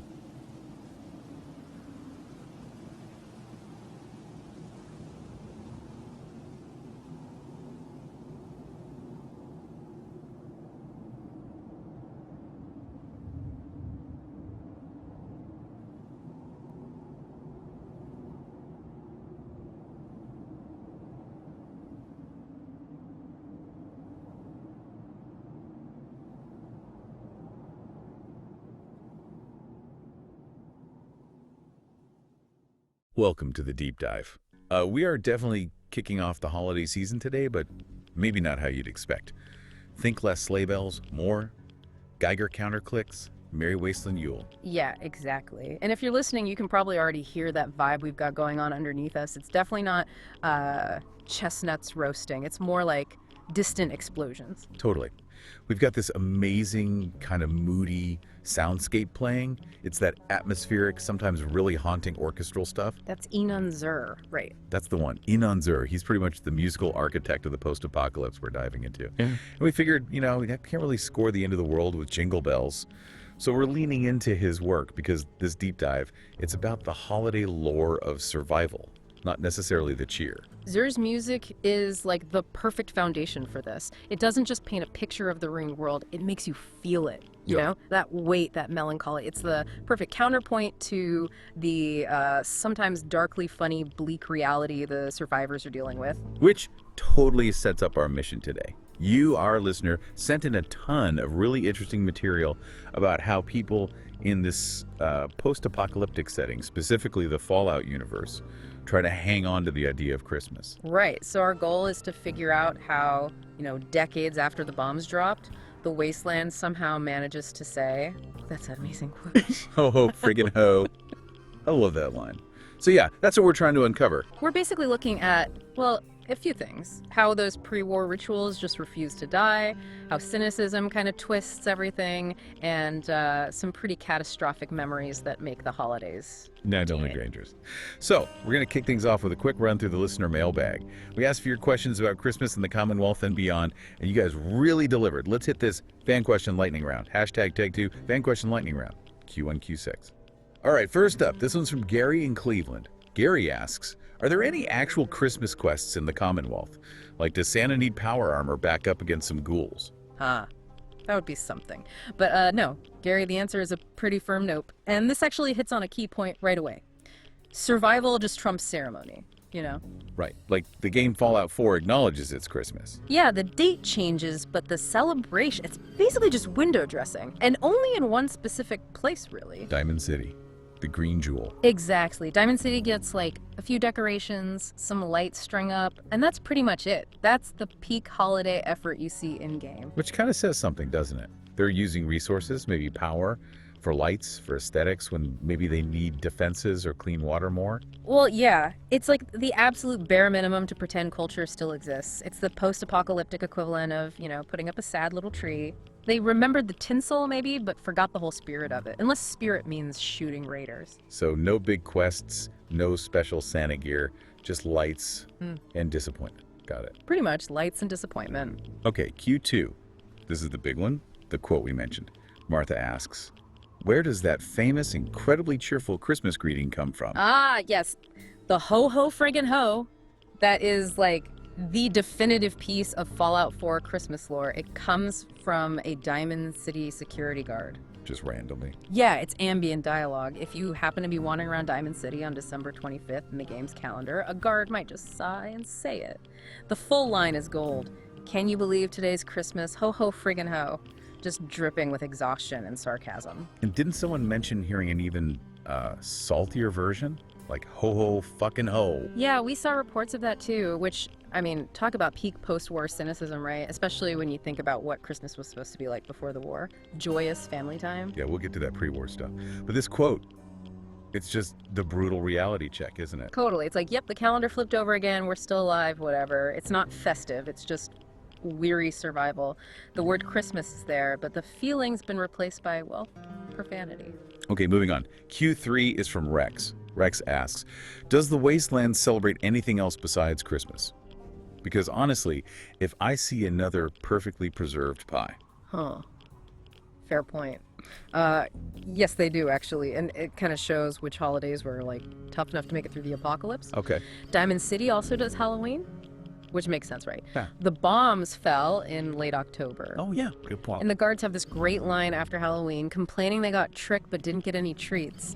It's such a mundane human complaint amidst the ruins. Like, where are my snacks? I love that. Priorities, right. World's ended, but candy matters. Exactly. And beyond that, if you get into the settlement building and the DLCs, the extra content packs, you can actually set off fireworks for Independence Day, New Year's Eve, New Year's Day. So celebrations involving explosions seem to have survived. So the traditions that stick around are blowing stuff up and just, like, acknowledging you survived another year. Seems like it. Pretty pragmatic stuff.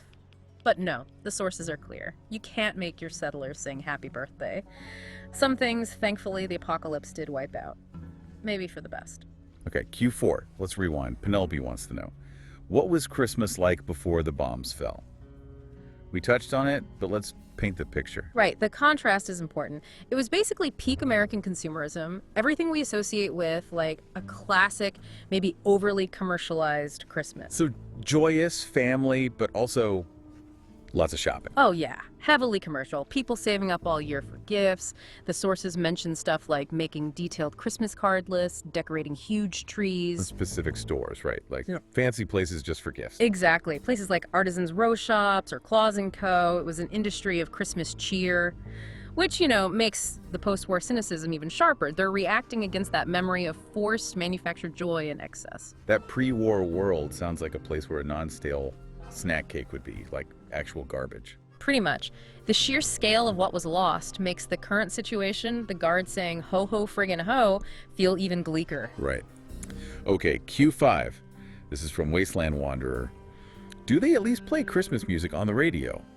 This ties into our big debate later. The music question, well, no, not really, but we get this absolutely brilliant kind of cruel joke about it in Fallout. New Vegas. Yeah. Mr. New Vegas, the smooth radio voice of the Mojave.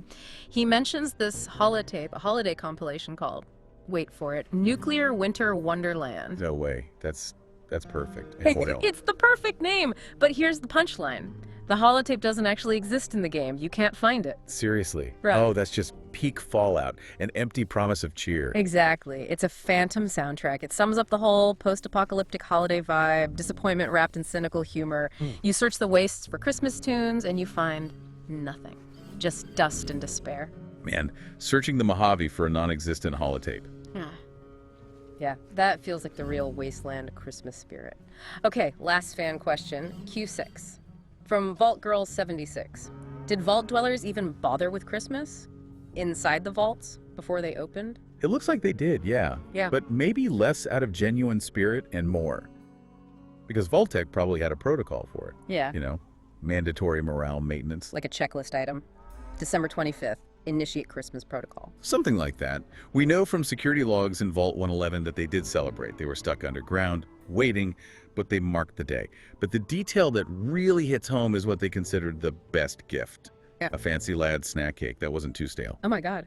A non-stale snack cake. That's the pinnacle of preserved pre-war luxury. I bet the overseer hoarded them. Probably. And get this, dwellers who had the Pip-Boy 2000 actually got an automated Christmas greeting message right on their wrist device on the 25th. So even the computers were forced to be cheerful. Mandatory seasonal greetings from your friendly Vault-Tec AI, whether you liked it or not, even while the world outside was, a radioactive hellscape. Okay, wow. Stale snacks and forced greetings. We've covered the kind of bleakly funny side. Now, let's pivot. We need to talk about some real apocalyptic level tragedy. Right. This is where things get considerably darker. We need to dive into the lore of Fallout 76 and an event called the Christmas Flood.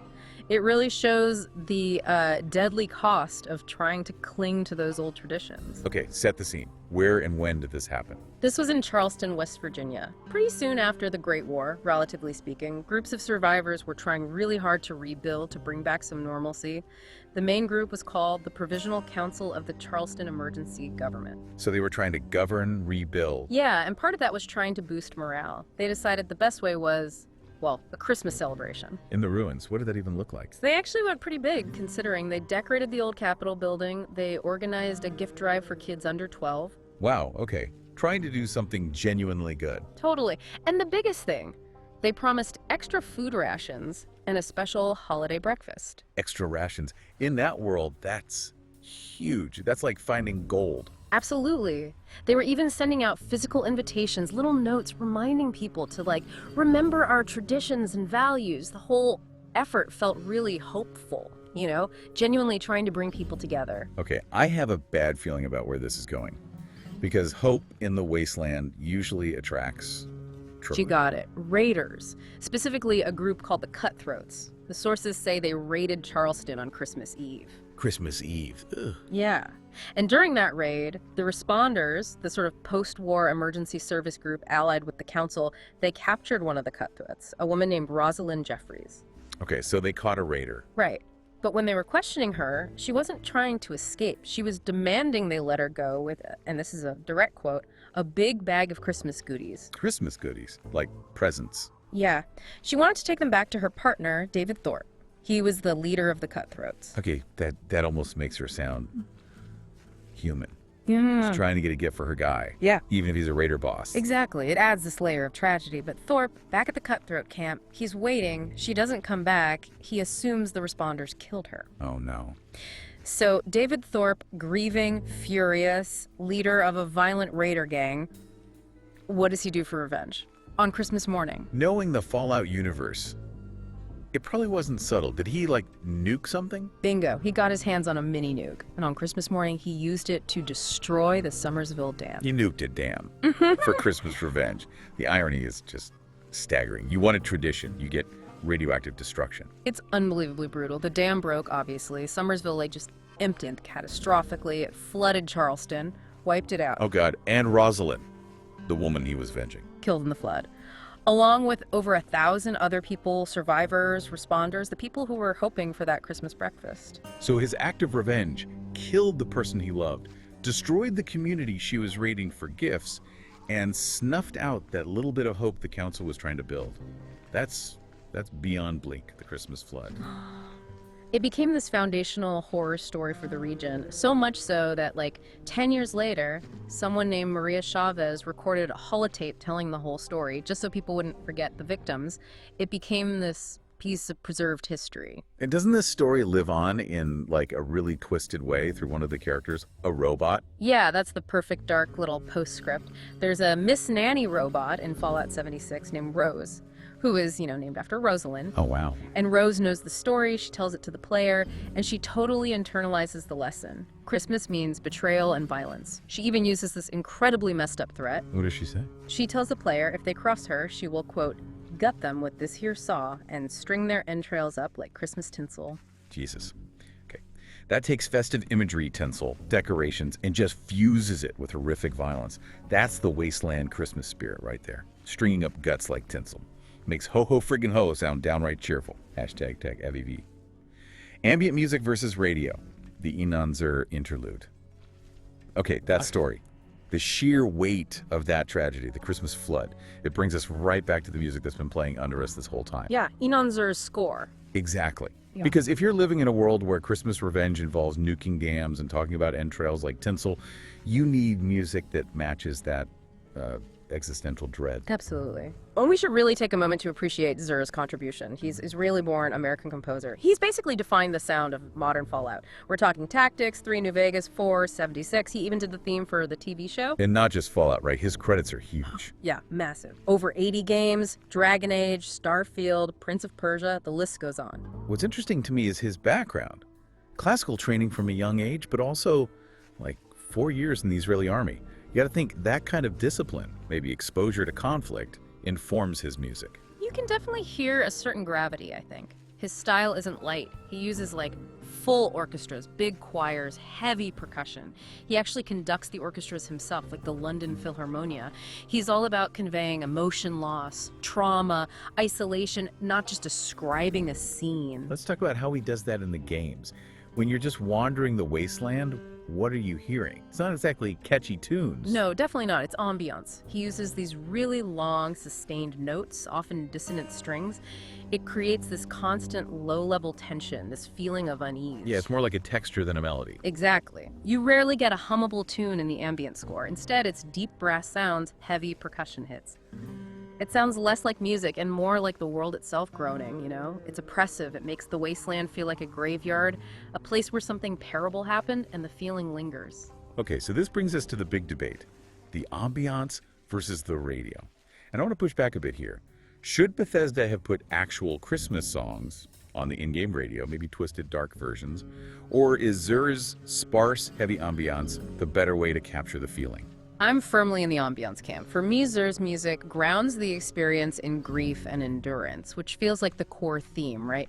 The moment you put in like a distorted jingle bells, even a sarcastic one, it risks turning the tragedy into a joke. It lightens the mood in a way that maybe feels untrue to the setting's core horror. Zur's score keeps it heavy. But isn't that juxtaposition of the black humor kind of the point of Fallout? Like, the ho-ho friggin' ho quote is funny because it's so cynical against the backdrop of Christmas. The radio already plays upbeat 1940s songs while you're wading through radioactive sludge. Why not lean into that contrast with holiday music, too? I see what you mean. The radio is already doing that, using those old songs as relics of a lost world. But maybe adding new, cynical holiday songs is different. It suggests culture is still producing stuff, even if it's dark. Zura's score, especially the ambient parts, feels more like silence, like cultural production just stopped. The music reinforces the emptiness. But think about the satire. Imagine Diamond City Radio playing some horribly mutated carol, like Three Dog trying to spin a cheerful tune about Rod Roaches roasting on an open fire. That dark, jarring humor is Fallout's brand. The silence is effective, sure, but that clashing tone is often what sticks with you. Okay, but doesn't it risk getting old? We talked about the Nuclear Winter Wonderland holotape joke, the disappointment is part of it. If that tape did exist and played constantly, would it lose its impact? Would it just become noise? Whereas Zur's ambience creates this baseline of sorrow. So when you do hear that one cynical guard or see those few pathetic decorations, it hits harder because it's breaking through the quiet dread. The scarcity makes the attempt at celebration feel more poignant or more pathetic, depending on how you look at it. That's actually a really good point. The quiet makes the loud bits louder. The ambient dread makes the flicker of dark humor stand out more.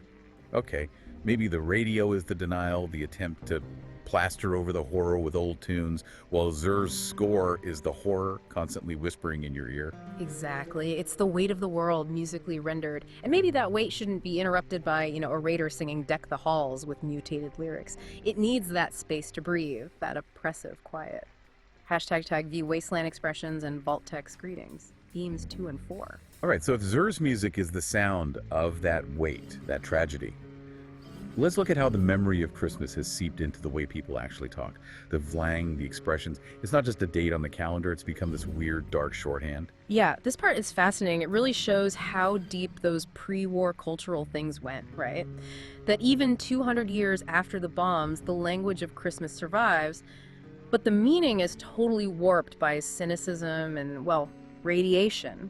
I love the examples involving robots, like the Mr. Gutsy units, the military bots. Their programming seems to just randomly spit out phrases like chrome-coated Christmas during a fight. Totally nonsensical, right? But it keeps that cultural artifact alive, like a linguistic fossil. And then there's just the everyday expressions people use, like yelling Christmas on a cracker when they're shocked or surprised. Which is basically the Wasteland version of holy crap, but loaded with the baggage of, pre-war excess and maybe religious undertones. It's mocking the past. Exactly. And the most common and maybe darkest twist is how Christmas imagery gets tied directly to danger, especially radiation. Oh yeah, constantly. Characters warning you, don't go in there, you'll be glowing like a Christmas tree. It takes that image of bright, festive light and makes it synonymous with deadly radiation poisoning. It's brilliant dark humor.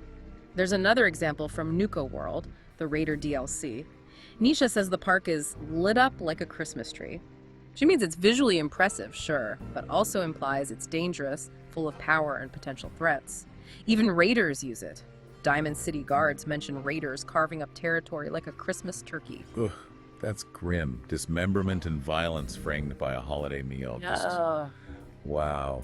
But maybe the most subtle and telling use is how the social aspects of Christmas persist in language. Like Deacon, right, the spy character. What does he say? He uses Merry Christmas, basically as a sarcastic, "You're welcome," or to gloss over something shady, like when he gives the players stolen Brotherhood of Steel gear. He hands it over and says, "Merry Christmas." So he's taking this phrase of goodwill and using it to frame, trafficking stolen military tech. Perfect. It's dripping with irony, and people still talk about being on someone's Christmas list, but they mean a hit list, not a gift list. Or being taken off someone's Christmas card list means you're out of favor or maybe marked for death. So the structure of the tradition survives the lists. The idea who gets rewarded and who gets punished, even if the context is now about survival and violence, not presents and cards. Precisely. Now, if you want the absolute peak of weaponized, bureaucratic holiday cheer, you have to look at Vault Text AI. Specifically, ZAX 1.3C, the announcer from the old Nuclear Winter Battle Royale mode. Oh boy,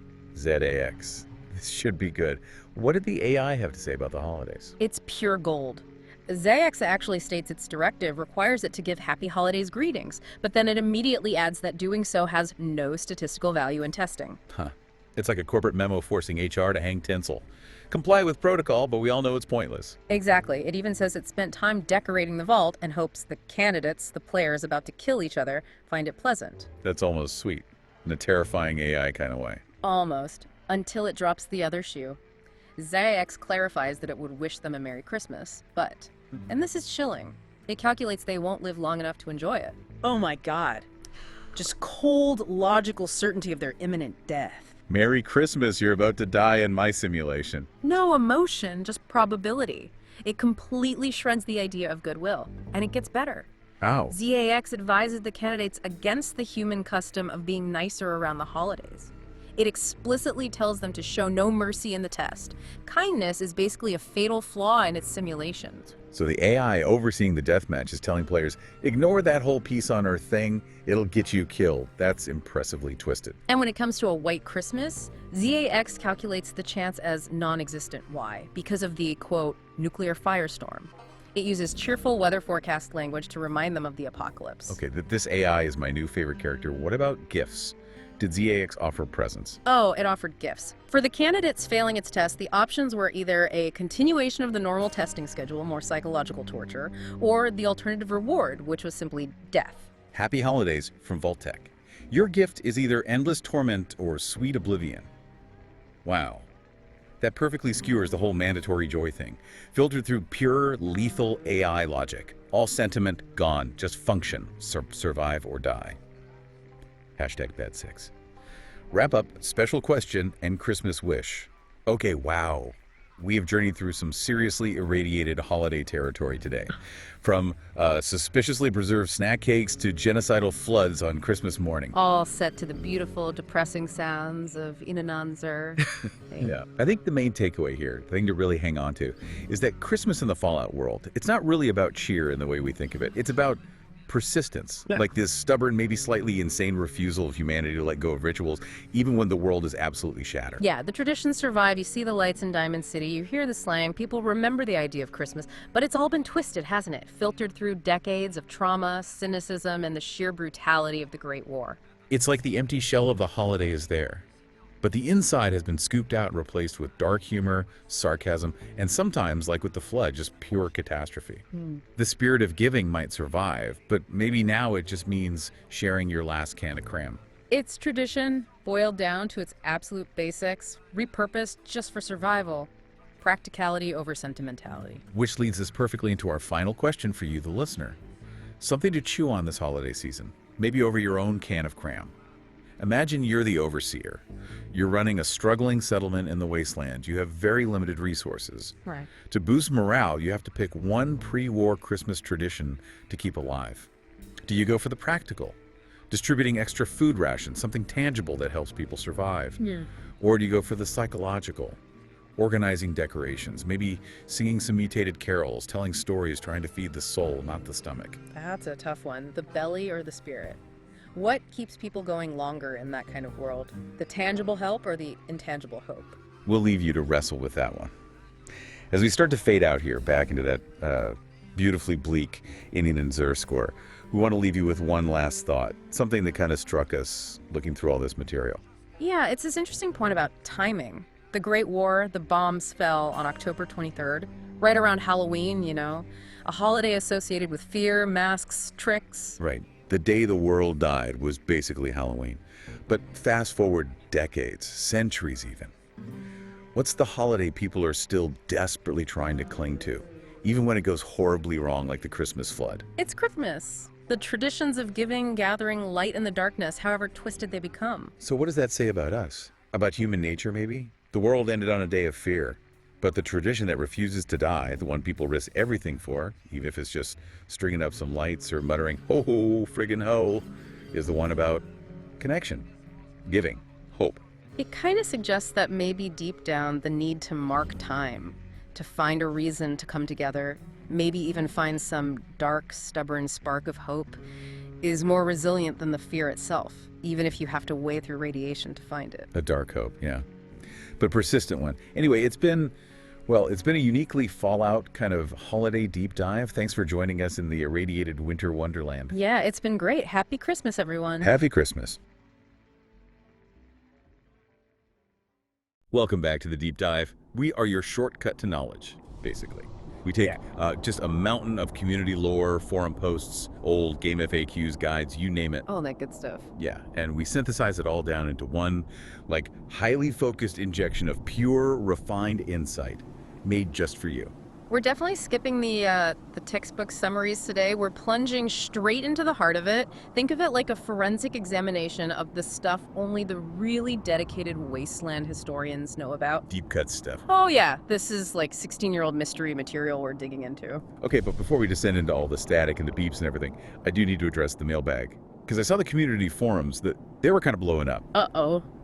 Random user Nukenerd Lover 69, and hey, great handle, basically demanded, when are you guys going to stop messing around in the capital Wasteland and give us that new Vegas content we actually care about? Yes. The persistent love for the Mojave, it never ever ends, does it? Look, we hear you. We absolutely hear you. We love the Mojave too. We respect the Mojave. And I can officially confirm for you, the listener, we're moving toward a really comprehensive New Vegas deep dive. It's coming up in the next few weeks. We're gonna hit it hard. Yeah, we're planning to focus heavily on some of the philosophical differences between the factions and some genuinely fascinating cut content that just, wow.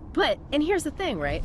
You cannot truly appreciate the later games, especially the genius of how Fallout uses radio, until you pay proper respects to where that system was really born. Gotta know your roots. Exactly. Yeah. So today we are deep in the desolate, irradiated, frankly haunted ruins of Fallout 3's capital Wasteland. This is where sound was truly weaponized as a game mechanic. Okay, so our mission today, synthesize the work of the OGs, the original lore hunters, the people who had to figure this shit out before official guides even existed. Right. We're diving into the community findings on these mysterious, often really misunderstood radio towers, the cryptic Morse code signals they're pumping out, and those kind of silent distress calls that just echo forever across the broken landscape. Because these towers, they were never just scenery, were they? Not at all. They represent this whole invisible, complex subsystem that Bethesda designed specifically to reward the most patient, the most curious explorers out there. So we need to answer those core questions. What are these signals actually saying? How did the community even figure out the code in the first place? And maybe most importantly for some, what's the tangible payoff? You know, the loot, the skill points, the lore bits.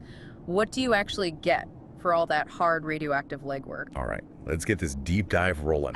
Okay, let's unpack this whole experience. So you're wandering the Wasteland, right? Post-apocalyptic DC, desolate as hell. You spot one of these massive rusted broadcast towers just looming overhead. Yeah, they really stand out. So you climb up, you navigate the broken metal, you find the power switch. Maybe it's broadcast tower KB5 near Greatich, or relay tower LP8 way down south. You flip it.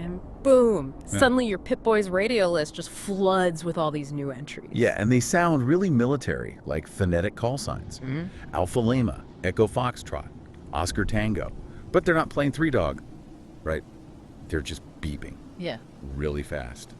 Super repetitive. And that right there, that's the initial kind of beautiful moment of confusion that really grabbed the early Fallout 3 community. Mm-hmm. Because for the casual player, look, it's just atmospheric noise. They ignore it, probably think, oh, cool sound design, and move on. Sure. But for the players with that detective mindset, it was an immediate puzzle. It was obviously Morse code, but what the hell was it saying? Hey, you got to appreciate the dedication here. This was way before YouTube tutorials just walked you through every single secret. Oh, absolutely. The original sleuths, they had to grab spectrum analysis software. We're talking people actually using programs like Audacity. Yeah.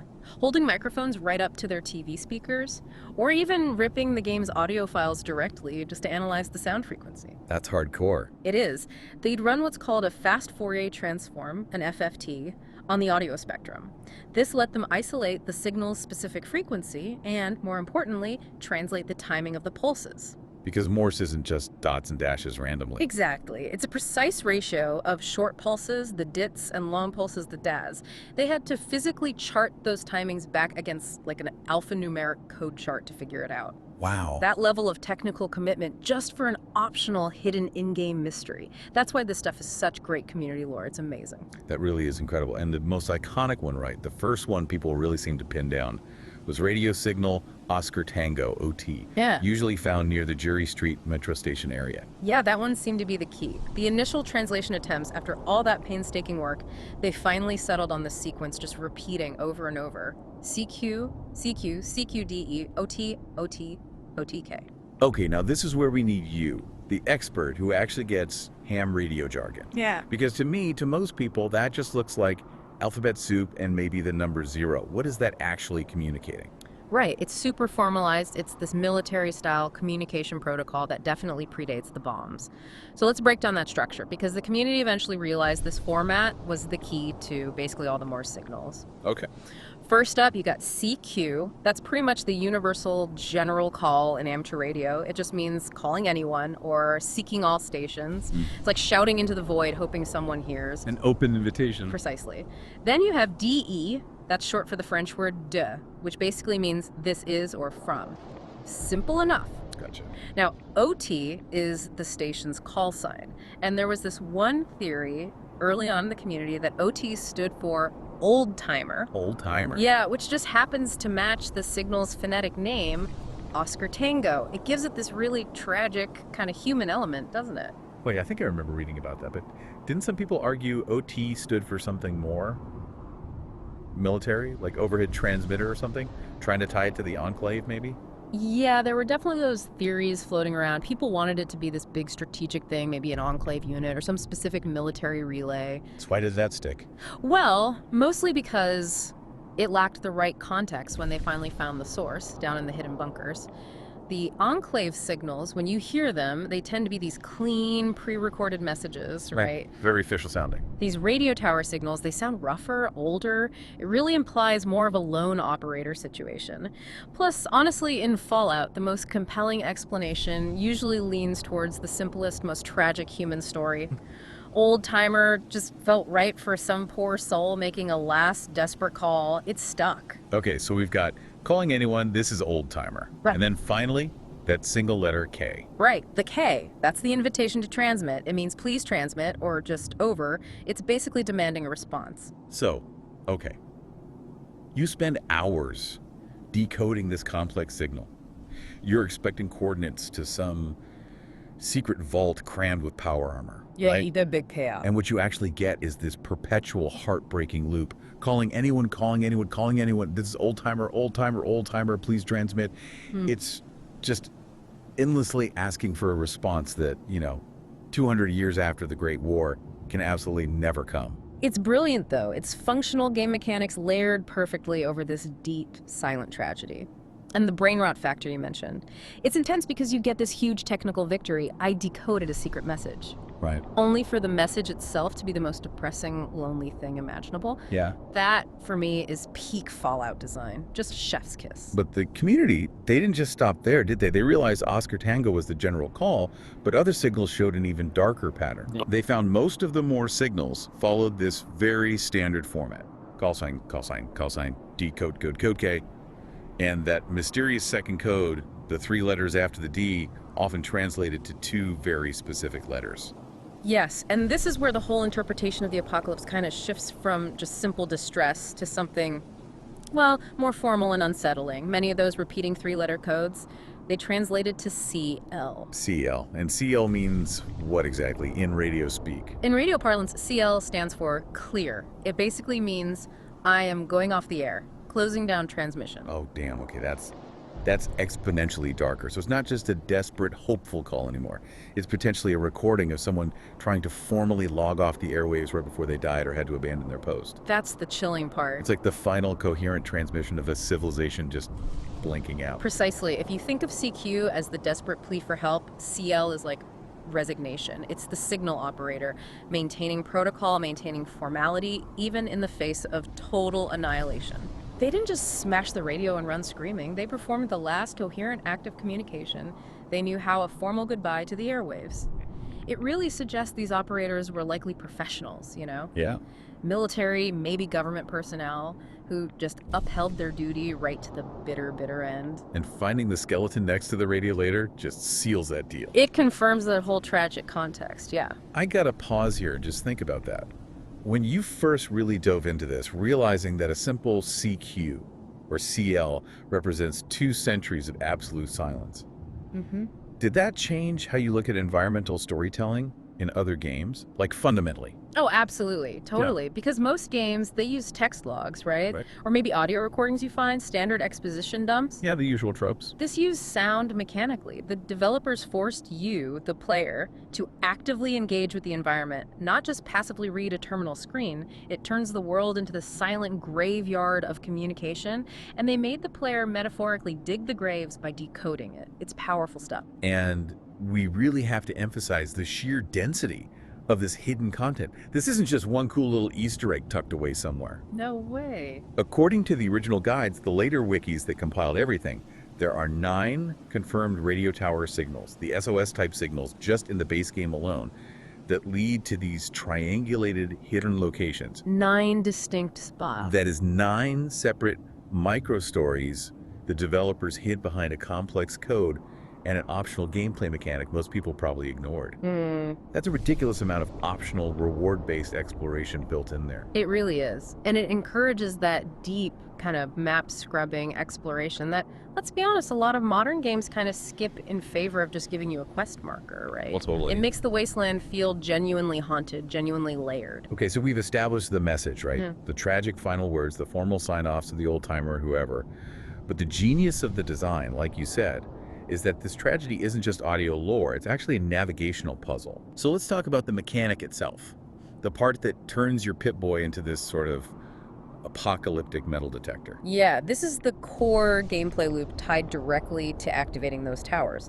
Once you flip that power switch, the signal pops up in your Pip-Boy's radio list. But unlike, say, Galaxy News Radio or Enclave Radio, which just play. Right, those are constant. These signals, they have strength bars that fluctuate like crazy. You get this pulsing red static overlay on the signal name. And that's your clue.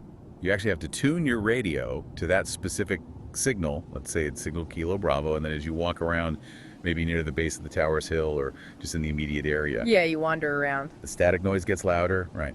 And the signal strength meter on your Pip-Boy actually increases. It's essentially using the radio signal itself as a proximity radar. Yeah. A game of hot and cold. Exactly. And this mechanic is absolutely crucial because the destinations, the places these signals lead you, are almost universally unmarked on the main world map. You won't see them from a distance. Nope. Someone back in the day noted that the Pip-Boy's local map, you know, the one that just shows your immediate tiny area and any discovered icons, that becomes your primary tool here. It'll pinpoint a nearby, very concealed entrance, usually just a tiny, often metallic-looking square on the local map, representing a door or a hatch that you would absolutely walk right past otherwise. Yeah, you're definitely not looking for some giant vault door here. You're looking for something labeled like sealed cistern or drainage chamber, maybe just a manhole cover. Super subtle stuff. Something hidden, often kind of partially submerged in irradiated water or camouflaged by rubble and junk. That's the payoff for tracking all that beeping noise. And then once you find it and get inside these hidden bunkers, the whole atmosphere shifts again, right? It goes from puzzle solving outside to something much more melancholy inside. Yeah. Because the first thing you usually find is the confirmation, the closure for the whole mystery you just solved. The source of the broadcast is almost always a deactivated or maybe broken ham radio set, Sitting right there. right next to the skeletal remains of the radio operator. The skeleton confirms the distress call's tragic end. It closes the loop. And the ultimate satisfaction maybe for the player, after all that effort tracking the signal, is that little interaction prompt. You can actually walk up to the ham radio and just shut the broadcast off entirely. And that specific mournful signal just vanishes from your Pip-Boy list forever. It's like this small act of granting peace, maybe, in this totally desolate world. A tiny bit of closure. It is satisfying, but let's be real for a second. Exploration fatigue is definitely a thing, right? Yeah. You're calling it a masterclass. But wasn't this system also kind of criticized back at launch for making the player track unmarked locations using just sound strength? Didn't that feel tedious to some players who just wanted the damn map marker? Absolutely, yeah. It wasn't universally loved, especially by players who prefer clear objective markers and just want to get to the point. No doubt about that. So what made it work then? I think what made this system ultimately successful, and maybe different from just annoying fetch quests in other games, was the guaranteed, usually high quality reward. It wasn't just finding another random note or some ambient lore text. It was often functional character progress. Okay, yeah, that's fair. The reward matters. We mentioned the standard loot. You'll find ammo, maybe some stim packs, purified water, that kind of stuff. But let's dive into the specifics, because the reward often correlates directly to permanent character improvement, Yeah. which is huge in an RPG. Okay, let's take the WKML broadcast station example.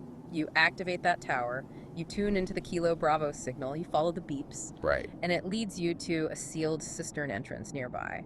Inside, yeah, you get your standard survival supplies, but you also find schematics, those recipes for crafting powerful custom weapons. Which are super valuable. And crucially, the explosives bobblehead is in that specific location. Boom. Yeah. That's a permanent plus 10-point skill increase to your explosive skill, hidden behind a literal game of Morse code hide and seek. That's the type of payoff that makes the potentially tedious tracking feel worth the effort for a lot of players. It's a permanent stat boost, not just, 50 bottle caps or something temporary. And the lore bits contained in these mini dungeons, these little bunkers, they're worth spending time on too, I think. Each of the 9 locations tells its own unique micro story about how different people or groups met their end when the bombs fell. Right, they're not all the same skeleton by a radio scene. Definitely not. Take the sealed cistern near Relay Tower KLB2, that location. It confirms this little pocket of pre-war Sino-American conflict happening right at the moment of impact. You don't just find a lone American skeleton in there. Oh, yeah. You find multiple Chinese soldiers' bodies and their gear inside this tiny American shelter. Whoa, okay, that's fascinating. What did the forums, the old lore discussions, say about that scene? What's the interpretation? Well, the general consensus, piecing it together, is that these Chinese commandos, maybe survivors from the initial bombings nearby, were either desperately trying to breach the American shelter to survive themselves, Makes sense. or maybe they were trying to salvage some pre-war tech from inside, right as the American operator sealed the door. And what you find are the skeletal remains, like 3 of them, still kind of clutching their rusted Type 93 Chinese assault rifles, maybe remnants of their stealth suits. It confirms this sudden, violent confrontation happened right as the door sealed, or maybe just moments after. It's this insane snapshot of a last-second, desperate micro-war. Man, that just dramatically elevates the atmosphere, doesn't it? Because suddenly the threat isn't just random ghouls or raiders out there, it's the literal ghosts of 2 warring superpowers dying simultaneously inside a tiny ventilation shaft bunker. It's heavy stuff. And then you have the other end of the spectrum, the paranoid survivalist locations. Ah yes, the preppers. Totally. There's one really famous booby trap site, the one linked to Signal Echo Foxtrot. Players back then reported needing extremely high perception skill or a ton of points in explosives just to navigate the interior without getting blown up. Seriously rigged. Oh yeah. We're talking tripwires connected to rigged shotguns aimed right at the entrance door, landmines scattered under the waterline in flooded sections, even grenade clusters just dangling from wires in the ceiling. This place wasn't built for community shelter. It was built to keep everyone the hell out. Which speaks volumes, right? Absolutely. It speaks directly to that intense, almost isolationist paranoia that was rampant in the pre-war American population in the Fallout universe, where people feared their own neighbors just as much, maybe more, than the actual threat of nuclear war with China itself. That level of detail, connecting the trap style to the pre-war psyche, that's what makes the Capital Wasteland feel so real, so grounded despite the sci-fi. These shelters, they reflect the dark side of that pre-war society. People building and maintaining hidden bunkers with such extreme anti-personnel defenses that they essentially became these deadly self-inflicted traps. And even the enemies you find sometimes in these specific locations are lore-specific, tying back to the audio. Remember we mentioned ghouls guarding one site? Yeah, the growling signal. Right. The developers used the faint radio static, the growls on that signal, as an audio hint. And sure enough, the in-game enemies found right there matched the audio anomaly, so players might have had to approach that area relying on hearing those low-health, raspy ghoul breathing noises to identify the enemy before they even saw them in the dark tunnels. It's like this holistic little horror system working together. Sound, environment, enemy placement. Okay, so as intellectually satisfying and frankly tragic as decoding those Morse code loops is, not every tower is just sending out dots and dashes, right? Nope, there's more. Some of these signals kind of bypass the technical puzzle entirely and just go straight for the emotional jugular. They are genuinely disturbing, some of them. And they connect directly to the deepest wells of internet creepypasta and, yeah, that glorious brain rot. Let's talk about the absolute most harrowing signal, the one that always comes up. That's radio signal Oscar Zulu. You activate it at Relay Tower KXB 811. This is the one that completely breaks the technical Morse code format and introduces a human voice. Oh man, this one is just an auditory gut punch. It emits this frantic spoken message, clear as day, apparently from a man named Bob Anderstein. Yeah, you hear his voice. And he says he's holed up with his wife and his young son in a nearby drainage tunnel, and he's desperately asking for immediate help before their air runs out or something. It's the immediacy, the clarity of that message that just sets it so far apart from the beaks. It doesn't sound like an ancient recording. It sounds... Well, it sounds almost live, or at least a very recent short loop playing over and over. It's pure desperation. chilling. And just like the Morse signals, the game mechanic forces you to follow the rising signal strength to triangulate the source, which in this case leads you to this seemingly innocuous drainage tunnel entrance located just southeast of the relay tower itself. And when players finally find that drainage chamber, the conclusion is just absolutely heartbreaking, isn't it? According to all the original forum posts, the wikis that catalog this event, players only find the bodies of the mother and the father inside, confirming Bob Anderstein's fate. Yeah. But here's the detail that really haunts people. The most disturbing part. There is absolutely no mention, no body, no sign anywhere of the young son that Bob mentions so frantically in his desperate message. Just gone. Vanished. Was the son evacuated somehow? Did he run off in the chaos? Did he meet some other, maybe even worse fate out in the wasteland? The developers just leave that thread completely hanging, permanently unresolved. It's brutal. It's like this perfect, miniature, tragic short story that plays out entirely through ambient audio and player exploration. It serves absolutely no quest purpose, gives you no reward, but it sticks with you forever. Because it's the difference between finding some cold, static terminal entry about a tragedy and actually hearing a desperate man's final, terrified words echoing out of a broken radio 2 centuries too late. Yeah. That's just pure emotional manipulation through sound design. It's incredibly effective. It is, and it's effective partly because the player is forced to confront the failure of their own arrival time. Yeah. You found the signal, you followed it, but guess what? You were 200 years too late to help. That hits hard. Wow. Okay, so beyond that sheer tragedy, there are other non-Morse signals too, right? Ones the community cited that maybe function more as like environmental warnings. Exactly. Take radio mast Yankee Bravo, which is southwest of Canterbury Commons. Once you activate that one, the signal it emits is just described as murmurings and growls, Creepy. which, as we kind of touched on earlier with the Ghoul Bunker, functions beautifully as a subtle hint. If you follow the triangulation for that signal, the area surrounding the source is known to be heavily inhabited by feral ghouls. Ah, so the signal is the warning. Pretty much. The signal itself is acting as this passive hazard warning. The developers are basically saying through the sound, hey, don't approach this area unless you are fully prepared for some nasty close quarters combat with whatever is making that unnerving, raspy audio. It's smart design. And then there's a really weird one, the ephemeral Chinese signal. This one's different, right? Users report just randomly encountering a signal that repeats a short, looping phrase in Mandarin Chinese. Yeah, this one's super transient. It usually only lasts for a few seconds, people say, and it's often heard when you're near the body of a dead Chinese soldier or maybe one of those Chinese remnant commandos. And then, poof, the signal just vanishes entirely. This one gets categorized as like the ultimate momentary immersion piece. It's apparently never tied to a permanent location or specific loot cache. Its entire purpose seems to be to just momentarily break the atmosphere of purely American decay and remind you, the player, that the Great War was, in fact, global. A little reminder of the other side. Exactly. It gives this impression that these stray military broadcasts, maybe they're automated distress calls, maybe just weird atmospheric interference patterns after 200 years, are just blinking in and out of existence all over the wasteland like little electronic ghosts of a forgotten war. Okay, now let's get into the real deep-cut conspiracy shit.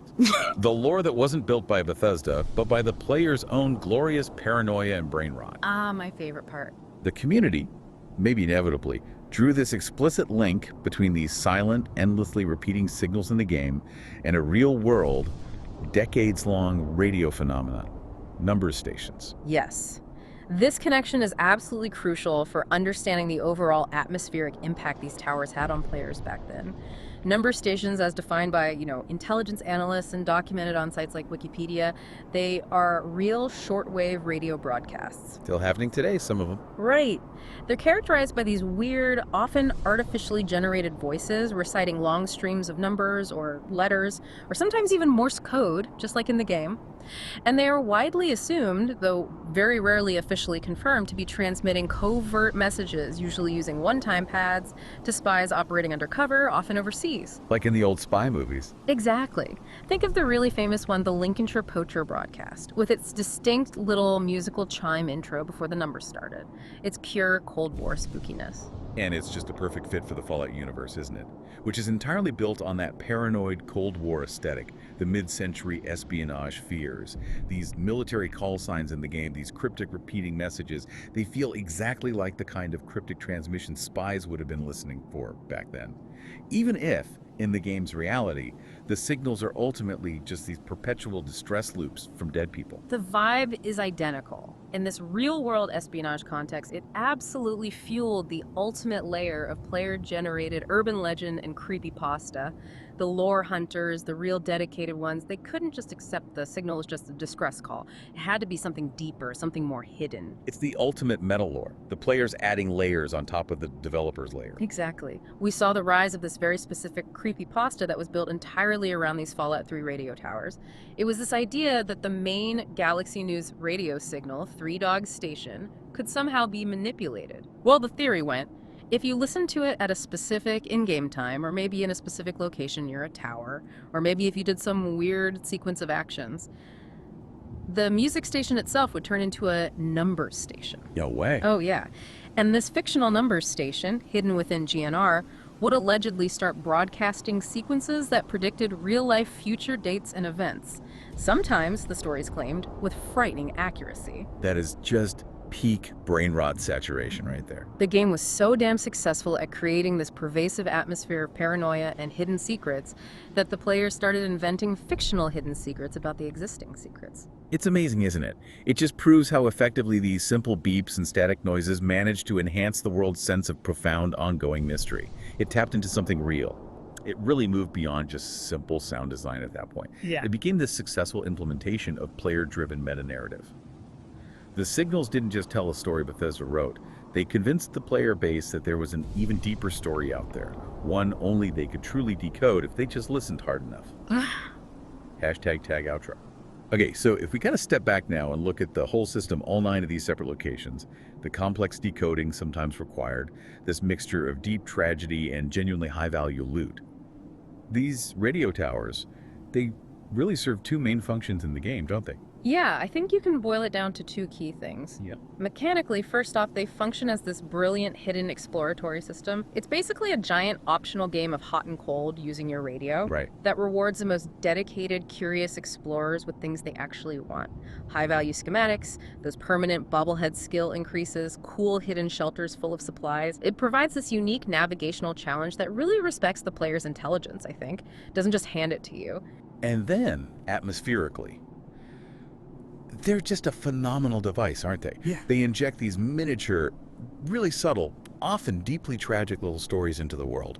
You've got the old-timer calling out forever into the void. You've got the old-timer calling out forever into the void. You've got Bob Anderstein's final desperate plea for his family, the silent graves of Chinese commandos fighting Americans at the literal end of the world. It gives the player this sense of an ongoing silent apocalypse that's happening just beneath the surface of whatever main quests you're doing.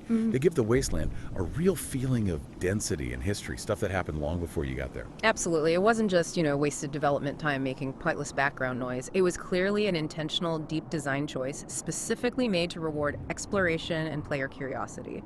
And that's what elevated the Capital Wasteland from just being a static map with quest markers to feeling like a genuine, haunted, and fundamentally mysterious place to explore. Totally agree. Okay, so finally, let's leave you, the listener, with a question. Something to mull over, inspired by those perpetual Morse code signals, the ones constantly broadcasting. Calling anyone, please transmit. CQOQK. Yeah. Think about the major factions still operating in Fallout 3's time. You've got the scientifically powerful Brotherhood of Steel. You've got the highly organized, technologically advanced Enclave. Hell, even some of the more tech-savvy raider gangs might have the gear. They definitely have the listening posts, or could rig something up. They have the equipment. They certainly have the lore knowledge within their ranks, especially the Brotherhood and Enclave, about pre-war communication. So what if? 200 years on, one of those major factions had actually maintained not just the capability, but the motivation to try and respond to one of those ancient 16-year-old distress calls they picked up. Like actually transmitting back. Yeah. What if a response, even just a single coded silent ping sent back into the Wasteland static, had finally reached the frequency of one of those looping signals? How would that one tiny, silent connection across centuries have changed the course of the capital Wasteland? Wow, that's a thought. Would it have somehow saved Bob Anderstein's son? Would knowing about one of those hidden bunkers have tipped the strategic scale for the Brotherhood against the Enclave? Or vice versa? What could have happened? That's a hell of a rabbit hole. Go mull on that one. And thank you, as always, for joining us for the deep dive. We'll catch you in Static next time.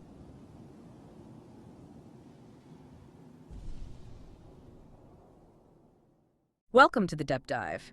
Today, we are injecting ourselves directly into probably the most complex, maybe the most corrosive economic force in the entire wasteland, chems. Yeah, we're really tearing open the history books today, looking at old pre-war logs, even some pretty gruesome recipes. All to understand the origins, the different variants, and the just staggering socioeconomic cost of this whole post-apocalyptic pharmacopoeia. Maybe we should start by defining the term itself for you, the listener. Chems. It's just wasteland shorthand for chemical, right? Right, basically any substance you can consume. Exactly. Could be a stimulant, maybe a steroid, sometimes a hallucinogen, or even something to boost your brain power, a cognitive enhancer. But the key thing, the thing that ties them all together, is that they give you a temporary boost. A performance edge, maybe an escape, maybe a tactical advantage in a fight. But, and this is the crucial, but those effects are almost always, balanced out by something nasty, a negative side effect. And top of that list is usually addiction, crippling addiction. Absolutely. It's this landscape, this pharmaceutical world that's so chaotic, so bizarre. Only someone like Dr. Mobius could really capture it. Ah, Mobius from The Big Empty. Yeah, he had that great line, didn't he? He did. He said, "So many chems, such varieties. Whenever I take mentats, I can feel my entire chassis breathe like a big spherical lung." That kind of weird, almost painful euphoria. Yeah, that really sets the tone for what we're diving into today. So our mission here is a deep, deep lore dive. Like an archaeological dig, almost. We're tracing these substances from way back. Secret pre-war military labs, maybe cynical corporate HQs. All the way up to the desperate, sometimes homebrewed stuff made after the world, burned. Stuff cooked up by self-taught chemists in ruins. And we need to grasp more than just the chemical effects, right? And it's about who controls the supply, how that shapes conflicts. Exactly. Why chemistry, weirdly enough, is often the real currency of power out there in the wasteland. Okay, so to understand this whole chem ecosystem today, we got to look at split heritage. It's not all wasteland bathtub chemistry. No, not at all. You've got substances that survived the Great War. Things like Med-X, Buffout, the whole Mentats line. These are like chemical ghosts from the old world. But then you have the really revolutionary stuff. Often pretty grotesque post-war creations, things that didn't exist before. And this is where you get this really bizarre transfer of knowledge happening. I mean, some of the most famous post-war chems were invented, or at least popularized, by groups like the Great Khans. The Khans, the ruthless drug runners. The very same. But here's the twist. They learned their basic chemistry, the fundamentals, from the followers of the apocalypse. Wait, the followers? The, humanitarian group, the ones trying to preserve knowledge and help people. That's them. Sounds completely contradictory, doesn't it? Yeah. How does an organization like that end up, fueling a drug epidemic? Well, it speaks to the whole ethical gray area of knowledge itself, maybe. The followers are academics, they're medics, they teach science anatomy, chemistry, sanitation as neutral tools, things you need to rebuild society. Okay, I see. But once someone learns that scientific method, they can apply it to anything. Right. The Khans took that chemical synthesis knowledge and, well, they didn't use it to cure diseases. They used it to refine and mass-produce street drugs. They turned academic science into the engine of a criminal empire. Wow, okay. So that kind of transfer, that background, it leads directly to this really fractured, sometimes hypocritical approach to regulation across the wasteland then? Totally. How the big powers, the NCR, the Legion, how they treat drug trafficking, it defines a huge part of their whole societal structure. So let's take the NCR first, the New California Republic. They're trying to be like the old world government, right? Law and order. Exactly. So for them, trafficking chems is a major crime. The NCR Army, the Rangers, they actively enforce this. And their laws are surprisingly sophisticated. They focus a lot on the intent to produce. Intent to produce, what does that mean in practice? It means the Rangers know that certain ingredients, things like turpentine, antifreeze, weird fungi, they can have legitimate uses, crafting, repairs, whatever. But if they find you with a large quantity of those specific precursors, or maybe they stumble onto a mobile chem lab, they can infer your intent. They assume you're planning to cook chems. And that's enough for an arrest. Often, yeah. And because of this, the dealers get clever. They use caravan companies, maybe independent couriers. They break up the supply chain, ship small amounts of ingredients separately to avoid suspicion. They basically outsource their logistics to legitimate businesses. Clever. But what if you get caught dealing inside the NCR military? Oh, then the hammer comes down hard. The penalties are draconian is the word. Sources say drug dealers within the NCR military face severe consequences. Often it can mean death by firing squad if they're convicted. So the NCR is serious about keeping drugs out of its own ranks. They see it as a threat to discipline, to operational readiness. Absolutely. It undermines everything they're trying to build. Okay, now contrast that with the other extreme, Caesar's Legion. Their approach is simpler. Brutally simple. Zero tolerance. The Legion strictly bans all chems. And this is where they're fundamentally different from the NCR. Not just the illegal stuff, then. Nope. They ban everything addictive. That includes things the NCR considers normal, like stim packs, even alcohol. Why? What's Caesar's reasoning? Caesar sees any reliance on chemicals for enhancement, for pain relief, as a weakness. It compromises a soldier's purity, their dedication. His army is supposed to be hardened by suffering, not softened by drugs. Doesn't Caesar himself use advanced pre-war tech, autodocs and things, for his elite? He does, and that's a key contradiction, right? It highlights the Legion's strict hierarchy. The average legionary can't even use a stim pack for a broken leg. But Caesar might gift an autodoc, this super advanced automated medical station, to one of his favored commanders. Exactly. The elite get access to high-tech healing, avoiding the prohibited addictive stuff that Caesar believes corrupts the rank and file. It maintains that rigid power structure. Okay, so that's the post-war situation. But if we look back, this whole demand for performance enhancers, it wasn't just a post-apocalyptic thing, was it? Not at all. Pre-war society was already wrestling with black market pharmaceuticals. We have pretty chilling evidence of this. Where from? The wreckage of Skylane's air flight in 1981. Investigators found a hidden compartment, and inside, a manifest. What it lists? Smuggled chems, weapons, a significant amount of cash. This wasn't just a few pills changing hands. It was an organized black market operation, running before the bombs dropped. Wow, so the foundation for the Wasteland drug trade, this huge demand for risky, high-reward chemicals, it was already baked into the old world's consumer culture. Deeply embedded, which sets the stage perfectly for our first really big category, the core stimulant, the absolute poster child for post-apocalyptic addiction. Jet. Jet. Everyone knows jet. Powerful stuff. Hallucinogenic, stimulates the central nervous system like crazy. Ubiquitous, devastatingly addictive. And its origin story, that's one of the biggest ongoing debates in the entire lore. Okay, let's unpack that conflict. For a long time, the story everyone knew was that jet, the really potent, infamous version, was created after the war. Early 23rd century. Right, by Myron, this kid, genius chemist working out of New Reno for the Mordino crime family. That's a great story. Wasteland ingenuity, desperation, all that. It is, but then conflicting evidence turned up. Specifically, a pre-war log found in a Vault-Tec terminal. And what did the log say? It clearly stated that 15 cases of Psycho-N jet were shipped to Vault 95 during its construction phase, pre-war. Okay, so how do we square that? A pre-war Vault-Tec stock list versus the Myron story. Did Myron lie? Or is it something else? Well, the consensus among lore fans now leans towards nuance. It's likely that a substance called jet existed before the war. Maybe a less potent, maybe even a legally regulated amphetamine. Like a generic stimulant. Possibly. But Myron's formula, that specific recipe, is what created the notorious, devastatingly addictive strain that defines jet in the modern wasteland. So maybe he didn't invent jet from nothing, but he invented this jet, the bad one. Exactly. He might have stumbled on a unique chemical reaction using available wasteland resources. Or maybe he refined some existing pre-war chemical contaminant into something much, much worse. Okay. Whether he invented it from scratch or just refined it, the recipe he ended up with, it's genuinely horrifying and completely unique to the wasteland. It really is. Jet. The drug that fueled an epidemic.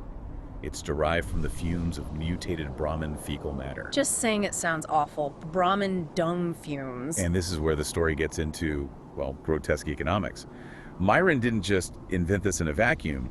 He approached the Mordino crime family Why them? because their existing drug operation selling peyote cacti they farmed was inefficient. The high was too mellow, lasted too long, he slowed down their profit turnover. They wanted something faster, harder hitting. So Myron, not being able to just grow coca or opium poppies, he had to get creative. Extremely creative. Yeah. He initially played around with hallucinogens, trying to grow LSD or psilocybin derivatives, using Brahmin manure as fertilizer. Standard stuff, almost. But the breakthrough wasn't the mushrooms themselves. No. The horrifying eureka moment was realizing the potent high came from the fumes. The gas is rising off literal tons of Brahmin waste stewing in these huge fermentation vats. Okay, but it wasn't just random manure fumes, right? There's a specific origin to the chemical compound. Correct, that's the key detail. The actual psychoactive effect seems to originate from a contaminated pre-war protein extract. Protein extract, like for food. Yeah, meant for human consumption. But it got contaminated, ruined by some kind of resilient skin bacteria, rendered toxic, unusable. So they should have just disposed of it. They should have, but that would have meant taking a financial loss. So instead, the meat company cynically decided to feed the contaminated protein to their Brahmin herds to recoup the costs. Wow. A pre-war decision, purely about avoiding a minor financial write-off, selling tainted cow feed. Becomes the trigger 2 centuries later for a devastating continent-wide drug epidemic. It's the ultimate twisted legacy of old world corporate cynicism. So when the Brahmin ate this stuff, The contaminated protein acted like a powerful amphetamine in their systems. And that specific amphetamine trace, after being processed through the Brahmin's digestion and then fermented in those manure vats, it produced the highly concentrated potent fumes that Myron learned how to capture and synthesize into usable jet. and the process of figuring this out, of developing it, it came at a huge human cost, didn't it? The Mordinos weren't exactly ethical employers. Not even remotely. The initial testing, the first iterations of Myron's jet formula, they apparently claimed the lives of around 100 slaves. 100 people, just in testing. Yeah, these weren't battle casualties. These were human test subjects dying from massive heart attacks, myocardial infarctions, or cerebral hemorrhages, strokes, or just prolonged violent psychotic breaks. It's horrific. 100 lives just to perfect the drug recipe. And that immense cost, in terms of slave labor and lives, was just instantly absorbed by the Mordinos. They saw the potential profits. They saw jet not just as a drug, but as a weapon. A weapon for economic control. Exactly. Myron apparently delivered precisely what the boss, Big Jesus Mordino, wanted. A drug designed specifically to be highly addictive, combining psychological need with brutal chemical dependency. And they aimed it squarely at Reading, right? The gold mining town. That was the target. By getting the gold diggers hooked, the Mordinos gained de facto control over the entire town's economy. The miners had to constantly work, constantly dig, just to feed their jet habit, pouring their gold straight into Mordino pockets. And this model, this idea of chemical enslavement, it didn't die with the Mordinos, did it? Sadly, no. It became depressingly standard practice. Much later, we see the Omertas crime family in New Vegas doing the exact same thing, using free jet and also MedX to hook and exploit their sex workers. The sources actually call it slavery through a needle. They do. It's blunt but accurate. And this cycle was protected by Myron's, well, dark ingenuity. He deliberately made his jet formula resistant to all the standard wasteland addiction cures. Things like Addictyl, Fixer. Yeah, those common nervous system suppressants. They just wouldn't work reliably on Myron's jet. The addiction, once it took hold, was designed to be permanent unless you found some very specialized, very rare countermeasure. But there was a potential countermeasure discussed, wasn't there? An antidote concept. There was. Someone with high intelligence, presumably the player character in Fallout 2, could suggest using endorphin blockers. The idea was to block the intense pleasure, the euphoria that jet provides. Take away the reward, take away the motivation to use. And Myron's reaction. He actually conceded it might work, at least to repress the chemical and psychological hooks. But he was arrogant about it, claimed his jet would eventually chew right through the blockers. And this theoretical antidote, it wasn't a pleasant cure, was it? No, the effect was described as violent, comparable to severe rad scorpion poisoning. But the key was, it would apparently prevent the drug from ever working again. If you took jet after the antidote, you'd just get immediately violently sick. So even with the original formula working so well for them, the Mordinos kept tinkering, trying to make it better. That led to jet beta. Right, jet beta was their attempt at a jet 2.0. The goal was ambitious: replace the original entirely and massively increase the duration of the high from just a few minutes up to a full hour. But it didn't work out. It was plagued with problems, disastrous side effects during development, severe nasal bleeding, rampant hallucinations, more heart attacks. Development got halted before it really hit the streets, probably helped along by the discovery of that potential antidote. Okay, so the Mordinos eventually faded, but the core jet formula, Myron's recipe, it got out. It was replicated, adapted, spread everywhere, leading to this whole family tree of derivatives. A huge lineage, and some are fascinating examples of adaptation. Let's start with Ultrajet. Ultrajet, this was made by Murphy, right? The ghoul chemist in the capital Wasteland. That's the one. Murphy noticed something crucial. Standard jet just didn't hit ghouls very hard. Their altered physiology, all that radiation resistance, it dampened the effect. So he needed to make it stronger, specifically for ghouls. And his solution is another classic bit of Wasteland chemistry. Absolutely classic. He combined standard jet with pre-war sugar bomb cereal. Sugar bombs, really? Yep. And caustic cleaning chemicals. Why those specific things? What's the thinking there? Well, the sugar bombs likely provided a high-energy sugar base. Something to act as a carrier or maybe a multiplier for the active ingredients. And the caustic cleaning chemicals probably acted as a strong catalyst, something to help the mixture bypass or just overwhelm the ghoul's altered metabolism. And the result, Ultrajet. Double the potency of standard jet. Finally gave ghouls the same kind of rush humans got. Interestingly, the addiction rate for Ultrajet is apparently slightly lower than regular jet, but when a ghoul does get hooked on it... It's probably much worse because of the sheer intensity. Exactly. Much more severe chemical abuse involved. Okay, so Ultrajet is about adapting for physiology. What about variants focused purely on combat speed, action points, things like rocket? Rocket. Yeah, the recipe for that one just screams desperation and ingenuity. You mix jet, Nuka-Cola, and pre-war laundry detergent. Laundry detergent, seriously. Seriously. You're basically combining three chemical powerhouses. The stimulant base of jet, the high sugar caffeine rush of Nuka-Cola, and then whatever chemical accelerants or solvents are in that old world detergent. And the effect is purely about action points. A massive boost. Gives you an extra 30 maximum AP for a minute. That's a huge edge in VETS or any timed combat situation. The risk. Higher addiction chance, 30% for rocket compared to regular jets, 20%. More power, more risk. Seems to be a theme. Definitely. Then there's turbo. This one sounds almost mythical. It actually slows down time. Well, it creates the illusion of slow motion for the user. Yeah. Modifies their time perception, basically. Makes the world seem like it's moving through treacle while they operate at normal speed. Okay, that's a serious advantage. What goes into turbo? The recipe must be complex. It's maybe the most chemically ambitious of the bunch. Really shows a deep knowledge of neurotoxins and solvents. You need jet, obviously. Then an aerosol can. Like hairspray or something. Yeah, probably for the propellant or solvents. Yeah. Then Brock flour, turpentine, and the key ingredient, the poison gland from a cazador. A cazador poison gland. Those things are terrifyingly fast and deadly. Exactly. Yeah. And that poison gland likely acts as a highly specialized neuromodifier.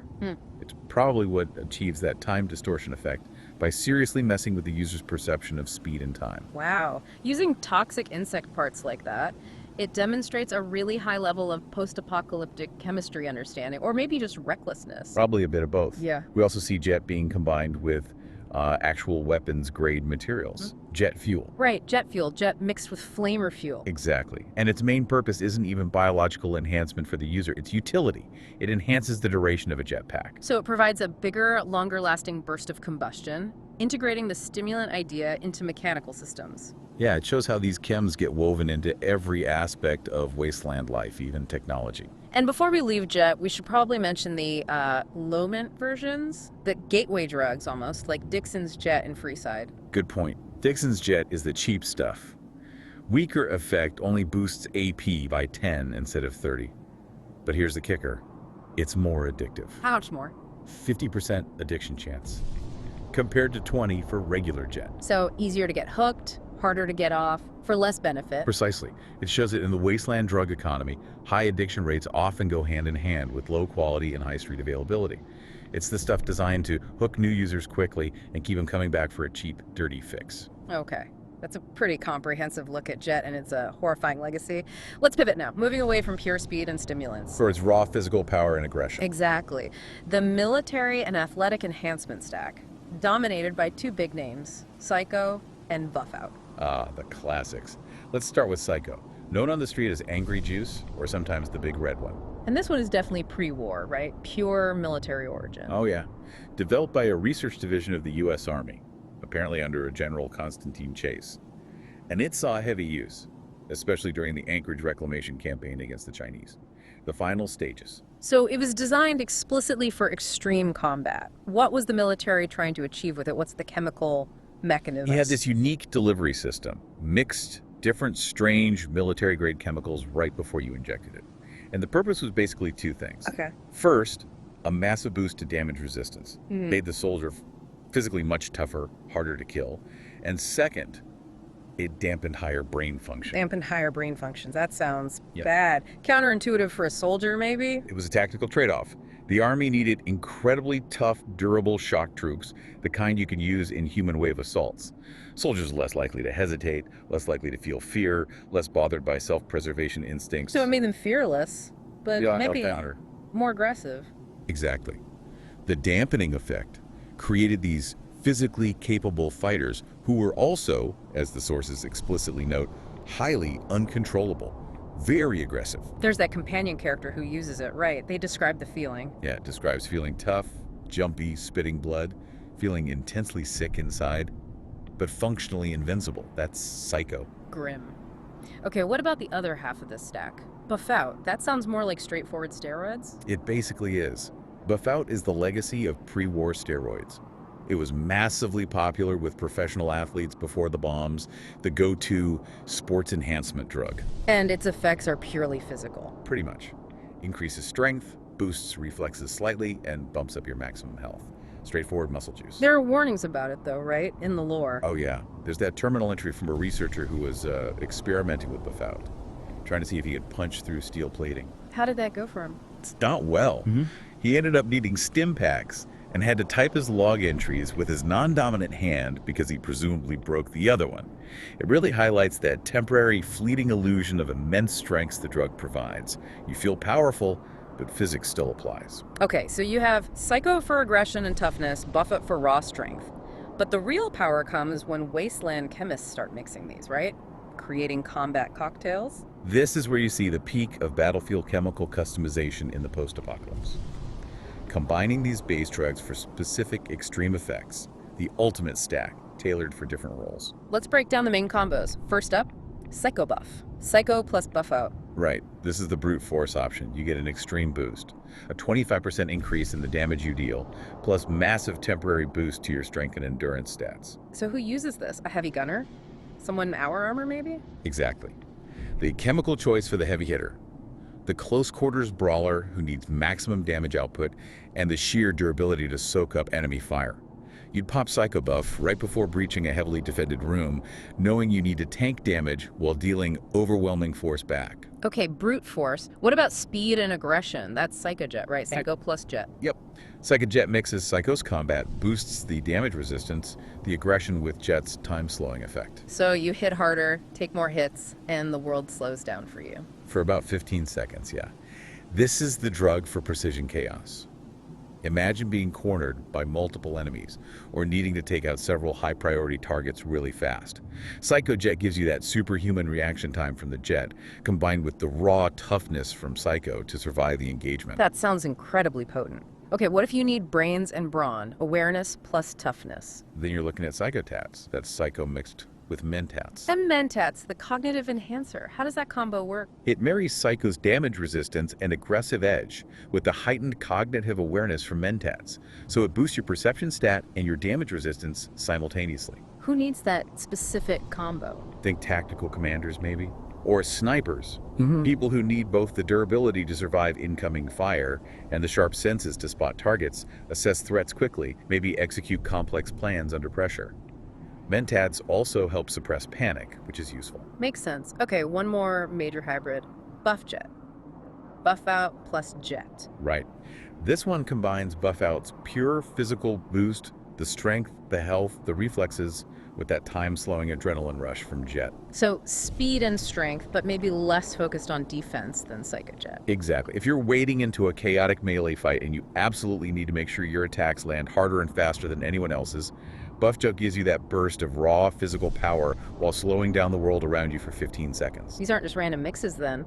They show a real nuanced understanding of chemical synergy, tailored specifically for the brutal realities of Wasteland combat. Absolutely. Each combo fills a specific tactical niche. Okay, that detailed look at the battlefield chems brings us neatly to our third major category. Moving away from combat. Towards the mind. Cognitive and utility enhancers. And this is where we get into the realm of corporate conspiracy, dominated by one company and its signature product, MedTech and Mentats. Mentats, the little chunky red pills. Hugely popular pre-war cognitive enhancer. MedTech made a fortune off them. What did they actually do? Increased memory, mental speed, boosted intelligence and perception stats. They were the go-to study drug for college kids, cramming for exams. Also apparently favored by beatniks and armchair philosophers, people who wanted that mental edge. And there's that interesting note about long-term effects, especially on younger users. That's right. The sources suggest that consistent use, particularly during adolescence when the brain is still developing, might have actually caused a permanent, noticeable increase in intelligence for some people. A potential benefit. But was it intended? Probably not the main goal. Mentats were also powerful enough, apparently, to temporarily slow down the severe mental degeneration caused by diseases like Alzheimer's, helped maintain lucidity. But here comes the dark side, right? Like Jet, Mentats were addictive. Highly addictive. And crucially, this wasn't an accident. It wasn't an unforeseen side effect. MedTech designed them that way. It was addiction by design. Okay, let's dig into that. A corporate conspiracy to create addicts. How did MedTech pull that off and leverage it for profit?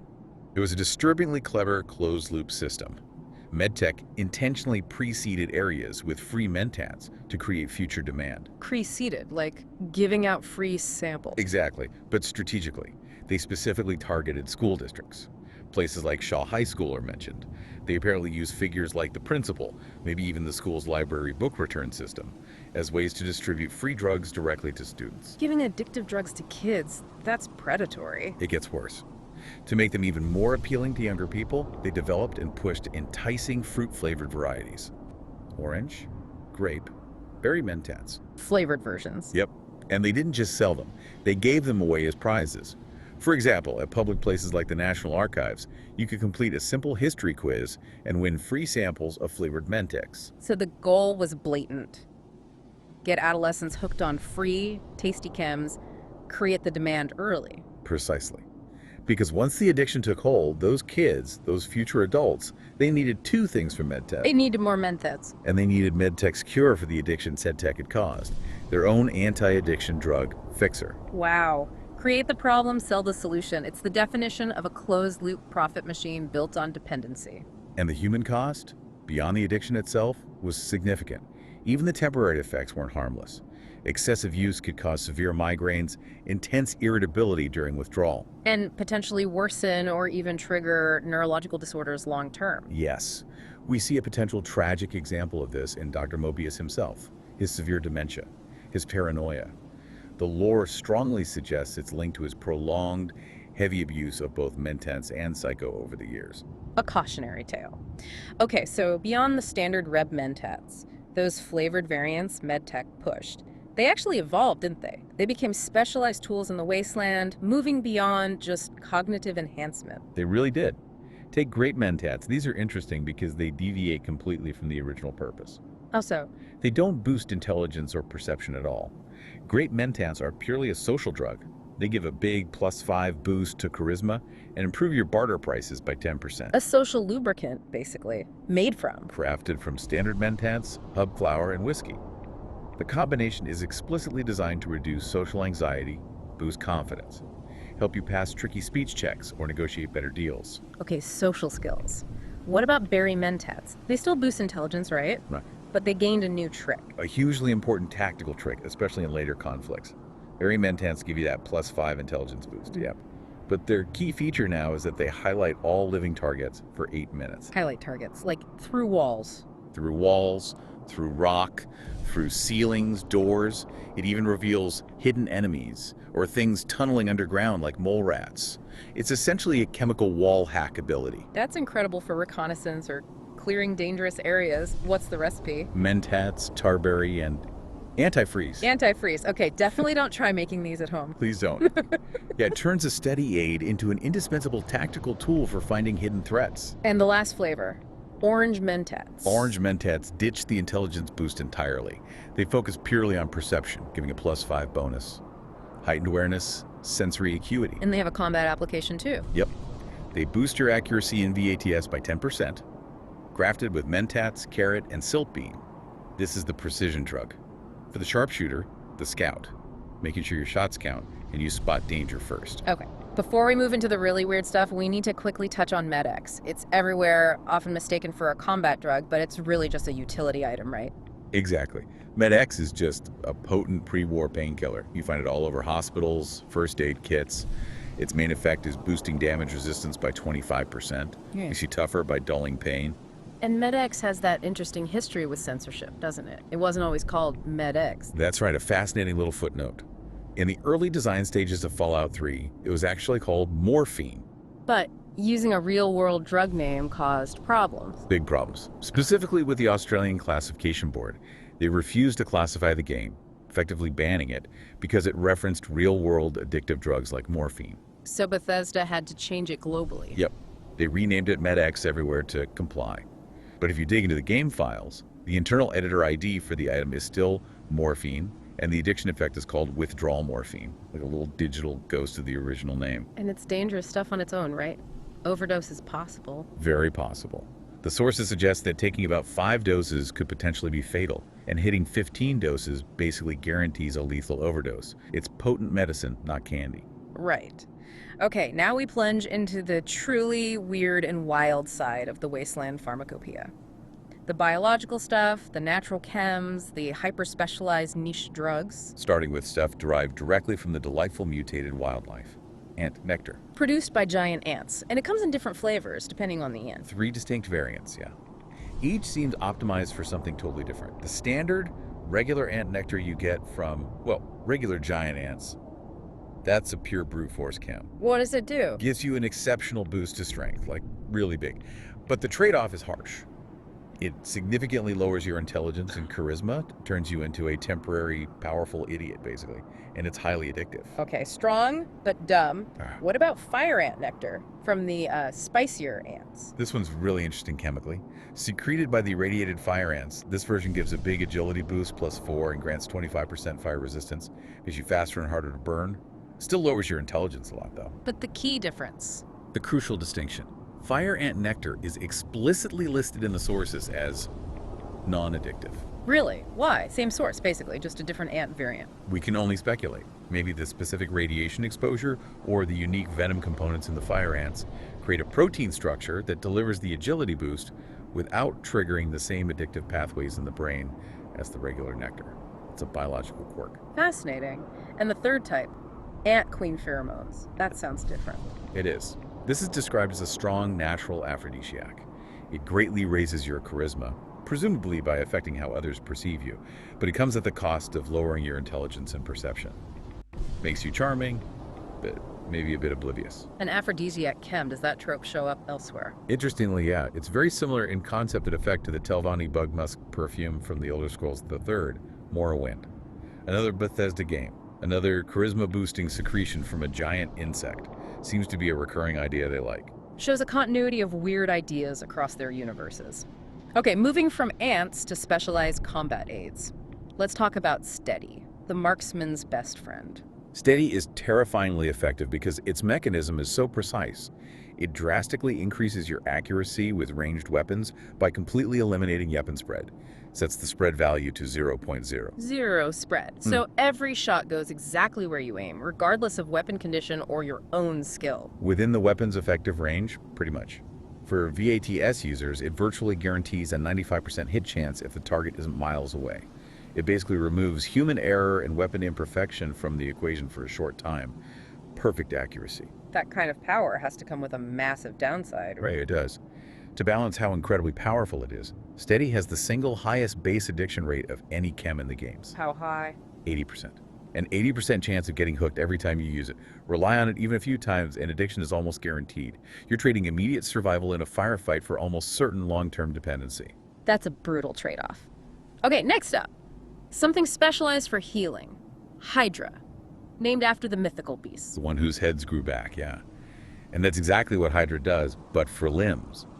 Its function is incredibly vital, especially if you're playing in hardcore mode. Why hardcore specifically? Because in hardcore mode, standard stim packs or just sleeping don't fix crippled limbs. A broken leg stays broken unless you find a doctor or use something specific. And that's where Hydra comes in. What does it do? It heals crippled limbs over time, restores 10 points of limb condition per second for 60 seconds. In a world where a crippled leg can easily mean death by super mutants or death claws, Hydra is a lifesaver. And the look of it, the packaging, is another classic Wasteland invention. Totally cobbled together. It's described as a soupy soda bottle, but with sealed glass vials of liquid taped around the outside and little tubes feeding the contents up into the bottle's mouth. And the ingredients. More delightful Wasteland critters. Oh yes. Crafted using cave fungus, red scorpion poison gland, and night stalker blood. A perfect little cocktail of natural, highly toxic horrors, somehow combined into a potent regenerative agent. Pure desperation chemistry. We're seeing a pattern here. Okay, what about plant-based alternatives? Things like coyote tobacco chew. Right, harvested from the actual coyote tobacco plant found growing wild. This is more of a mild, natural stimulant. What are the effects? Boosts perception and agility slightly. But its real niche use is in hardcore mode again. Yeah. It drastically reduces your sleepiness meter, makes it invaluable for long treks across the Mojave without needing to stop and rest constantly. Less destructive than something like Jet, presumably. Yeah, much milder. Carries only a 10% risk of standard tobacco addiction. More sustainable stimulant, if you can call it that. Okay, let's touch on a couple of the really obscure ones now. Regional stuff or things that maybe didn't make it into the main games. Voodoo. Voodoo shows up in Fallout Tactics, the more combat-focused spin-off. It's described as a tribal concoction, made from the leftover byproducts of various critters. Very vague, very tribal. And the effect. Gives this immediate, powerful sense of invincibility. Boosts agility, luck, damage resistance, and critical chance all at once for a full hour. It's like a holistic combat super boost, reflecting maybe some kind of tribal knowledge of mixing different organic compounds for a synergistic effect. Interesting, and reaching way back into the lore of the canceled game Van Buren, there's a chem called Smooch. Smooch, yeah, from the Van Buren design documents. It was described as a greasy green goo that provided extreme mellowness, intense ecstasy, like a super relaxant. But the really noteworthy thing about Smooch Was its effect on ghouls. Despite apparently tasting horrid, Smooch had the exact same potent effect on ghouls as it did on baseline humans. which is unusual, right? We talked about Jet being less effective on ghouls. Exactly. Right. It suggests Smooch had this really unique chemical composition, something that managed to bypass the ghoul's altered physiology, or maybe reactivate certain neurochemical pathways that other drugs couldn't reach. A potential chemical marvel, lost to time when Van Buren was canceled. Wow. Okay. We've covered a huge spectrum here. Corporate stimulants, military steroids, tribal aphrodisiacs made from ants, time-slowing cocktails. What's the big picture? What's the synthesis we take away from this whole Wasteland pharmacopoeia? Well, I think we've seen three major chemical dynasties at work, right? Go on. First, you have the Jet family, these toxic, economically dominant stimulants, born from this really grotesque ingenuity turning Brahmin waste into wealth and, frankly, slavery, driving the criminal underworld. Okay, Dynasty 1, the stimulants. Second, you've got the Psycho and Buffett family, the high-risk, high-reward military and athletic boosters.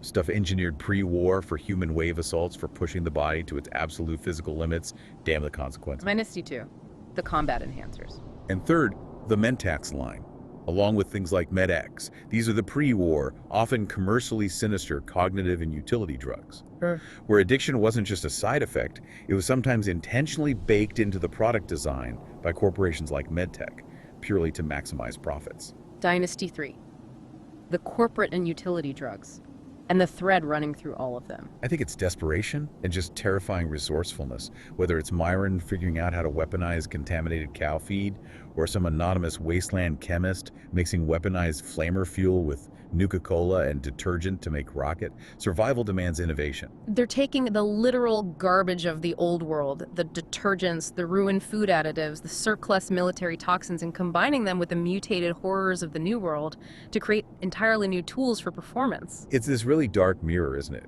Chems are absolutely essential tools for survival out there.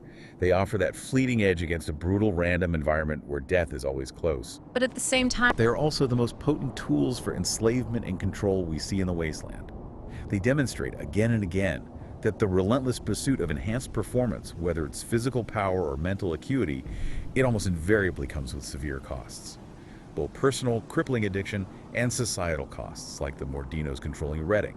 And it doesn't seem to matter who's making the dose. which leads us perfectly to our final thought for you, the listener, to chew on as you navigate the wastes. We saw MedTech, this massive pre-war corporation closely tied to the government.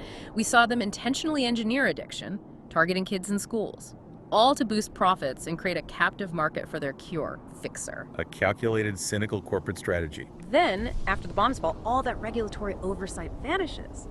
But what happens? Criminal groups, the Khans, the Mordinos, the Omertas, they adopt the exact same strategy, using chemical dependency, weaponized addiction, purely for control and enslavement. So, when the end result is the same pervasive, devastating cycle of addiction scarring the wasteland, does the original source of the drug truly matter? Is the pre-war corporation any different functionally from the post-war crime lord or the opportunistic chem-cooking genius if the outcome for the user, for society, is ultimately the same? We often focus on the big heroes in Fallout, right? The lone wanderer, the sole survivor stepping out of the vault ready to, save the world or find their kid. Right, the main quest stuff. Yeah. Big picture. Exactly. But if you really want to get under the skin of the Fallout universe, especially the Capital Wasteland from Fallout 3, Yeah. wow, you have to look past the hero. Yeah, you need to look at everyone else just trying to survive. And honestly, the most striking part of that for me is the kids. Oh, absolutely. The Capital Wasteland is just brutal. It forces children into these impossible situations, making them grow up way too fast. Survival, guardianship, even leadership roles. It really is a gauntlet. Forget a simple Yeah. adventure sandbox. Fallout 3's DC is all about harsh choices and moral compromises. It just strips away innocence layer by layer. Kids end up as caretakers, leaders sometimes worse. The emotional toll is huge. And that's exactly what we're diving into today. This is going to be a massive lore breakdown. We're digging into everything. Total immersion is the mission here. We're talking in-game dialogue, official character profiles from Bethesda, developer notes if we can find reliable ones, and really scrutinizing the dialogue trees and mechanics from both Fallout 3 and Fallout 4. Yeah, we're trying to piece together the cohesive truth from all these sometimes conflicting sources. We're focusing on these young survivors and the adults around them. The adults, or what do the kids call them? Mungos, which apparently comes from humongous. Yeah. Because adults are big and clumsy from a kid's perspective in Lamplight. Right, the Mungos. And they're either these really questionable guardians, sometimes reluctant, or just outright betrayers. So think of this as like the ultimate lore video deep dive on this specific, often overlooked aspect of the Capital Wasteland. We're aiming for maximum detail. We've got a lot to cover. Competing fan theories about some really murky figures, the mechanics of child-run settlements, which are fascinating in themselves. And just the stark reality of the choices these kids face. We're going to break down every concept, every implication. So where do we start? There's so much. Let's start somewhere that seems relatively safe, but really isn't when you scratch the surface. It has this really unsettling domestic ambiguity. Let's start in Megathon. Okay, Megaton.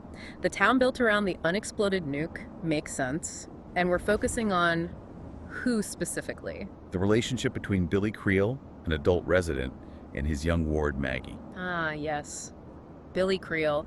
He seems friendly enough on the surface, right? Just Yeah. another settler trying to live his life next to, potential atomic annihilation. Exactly. Seems perfectly ordinary. But almost right away, the game signals that something's off.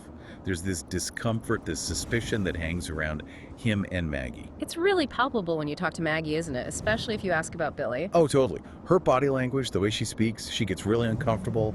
There are these awkward pauses. She avoids eye contact. That right there tells you this isn't your typical guardian-child dynamic. There's something she's hiding or dealing with. And Billy himself doesn't help matters. His dialogue can be, really suspect. It feels forced sometimes. You're talking about that one line, aren't you? The one that everyone points to. Yeah. He says, Maggie keeps me on the straight and narrow. Ha ha ha. It's like that laugh. It's so tacked on and nervous. It just screams, I'm hiding something. Exactly. And it throws open the door to so much speculation. What is the straight and narrow he's being kept from? Right. What was he before Maggie came along? Players have argued about this for years. Does it mean he was a genuinely bad dude? Mm-hmm. Like a raider? Maybe even a killer? And Maggie is his conscience. His reason not to slip back into that life. That's one possibility. Kind of a redemption arc, maybe. Maybe. Or, and this is the much darker interpretation that the game definitely hints at, even if it never outright confirms it, is that laugh trying to cover up something much worse, something current involving Maggie. The implication, the one people whisper about, is maybe a role like a concubine, and he's trying to just joke it away. Ugh. Yeah, that's heavy. And Fallout doesn't shy away from incredibly dark themes, so it's not entirely out of the realm of possibility within the game's world. It's not. But the main fuel for the suspicion that Billy is specifically a criminal, someone with a violent past, comes from elsewhere in Megaton. You mean Colin Moriarty? Bingo. Moriarty. The classic Wasteland information broker, always looking for leverage, always sniffing out secrets. Total slimeball. He runs the saloon, knows everyone's business. If there's dirt, he probably has it. And he does.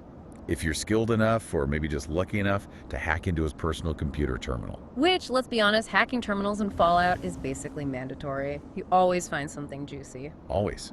And on Moriarty's, you find this critical piece of lore. It's just a small entry, a tidbit. What does it say? It basically suggests that Billy Creel was involved in the death of Maggie's parents. Either he killed them himself, or he was part of the raider gang that did it. Okay, wow. That is concrete. Well, as concrete as things get for Moriarty. Right. And Moriarty isn't the type to just sit on information like that for no reason. He doesn't trust anyone. He's holding on to that, maybe compiling more. He's waiting. Waiting for the right moment to use it as leverage. For caps, or favors, or just to control Billy. Exactly. So this paints Billy not just as some vaguely sketchy guy, but potentially as a documented murderer actively hiding out in plain sight right in the middle of Megaton. So this feeds into what you called the Raider theory. Yeah, that's the most common and, frankly, well-supported theory based on the evidence we have. The idea is that Billy and Jericho, The other guy in Megaton, who openly admits he used to be a raider. right, they were likely part of the same crew. Went out raiding, hit a homestead, killed Maggie's parents during the attack. And Billy found Maggie. Possibly hiding. Maybe under a bed, terrified. And in that moment, maybe he felt something. Guilt. A sudden need for redemption. Maybe just saw a chance to leave that life behind. So he took her in. Not out of pure goodness, but more like a reaction, a desperate move. That's the theory. It would explain why he's so cagey, why he seems to want Maggie kept away from Jericho, who obviously knows the truth. And definitely away from Moriarty, who's holding the evidence over his head. Exactly. He's constantly on edge, trying to build this new life, maybe using Maggie as a kind of shield, a visible sign that he's changed. It's a coherent narrative. It fits the pieces we have. It does. But, and this is classic Fallout, the game doesn't just leave it there. There's counter evidence. Things that really challenge that purely dark interpretation, especially the really dark one, the predator angle. Okay, so what pushes back against it? A big piece comes if you, the player, have the child at heart perk. Ah, right.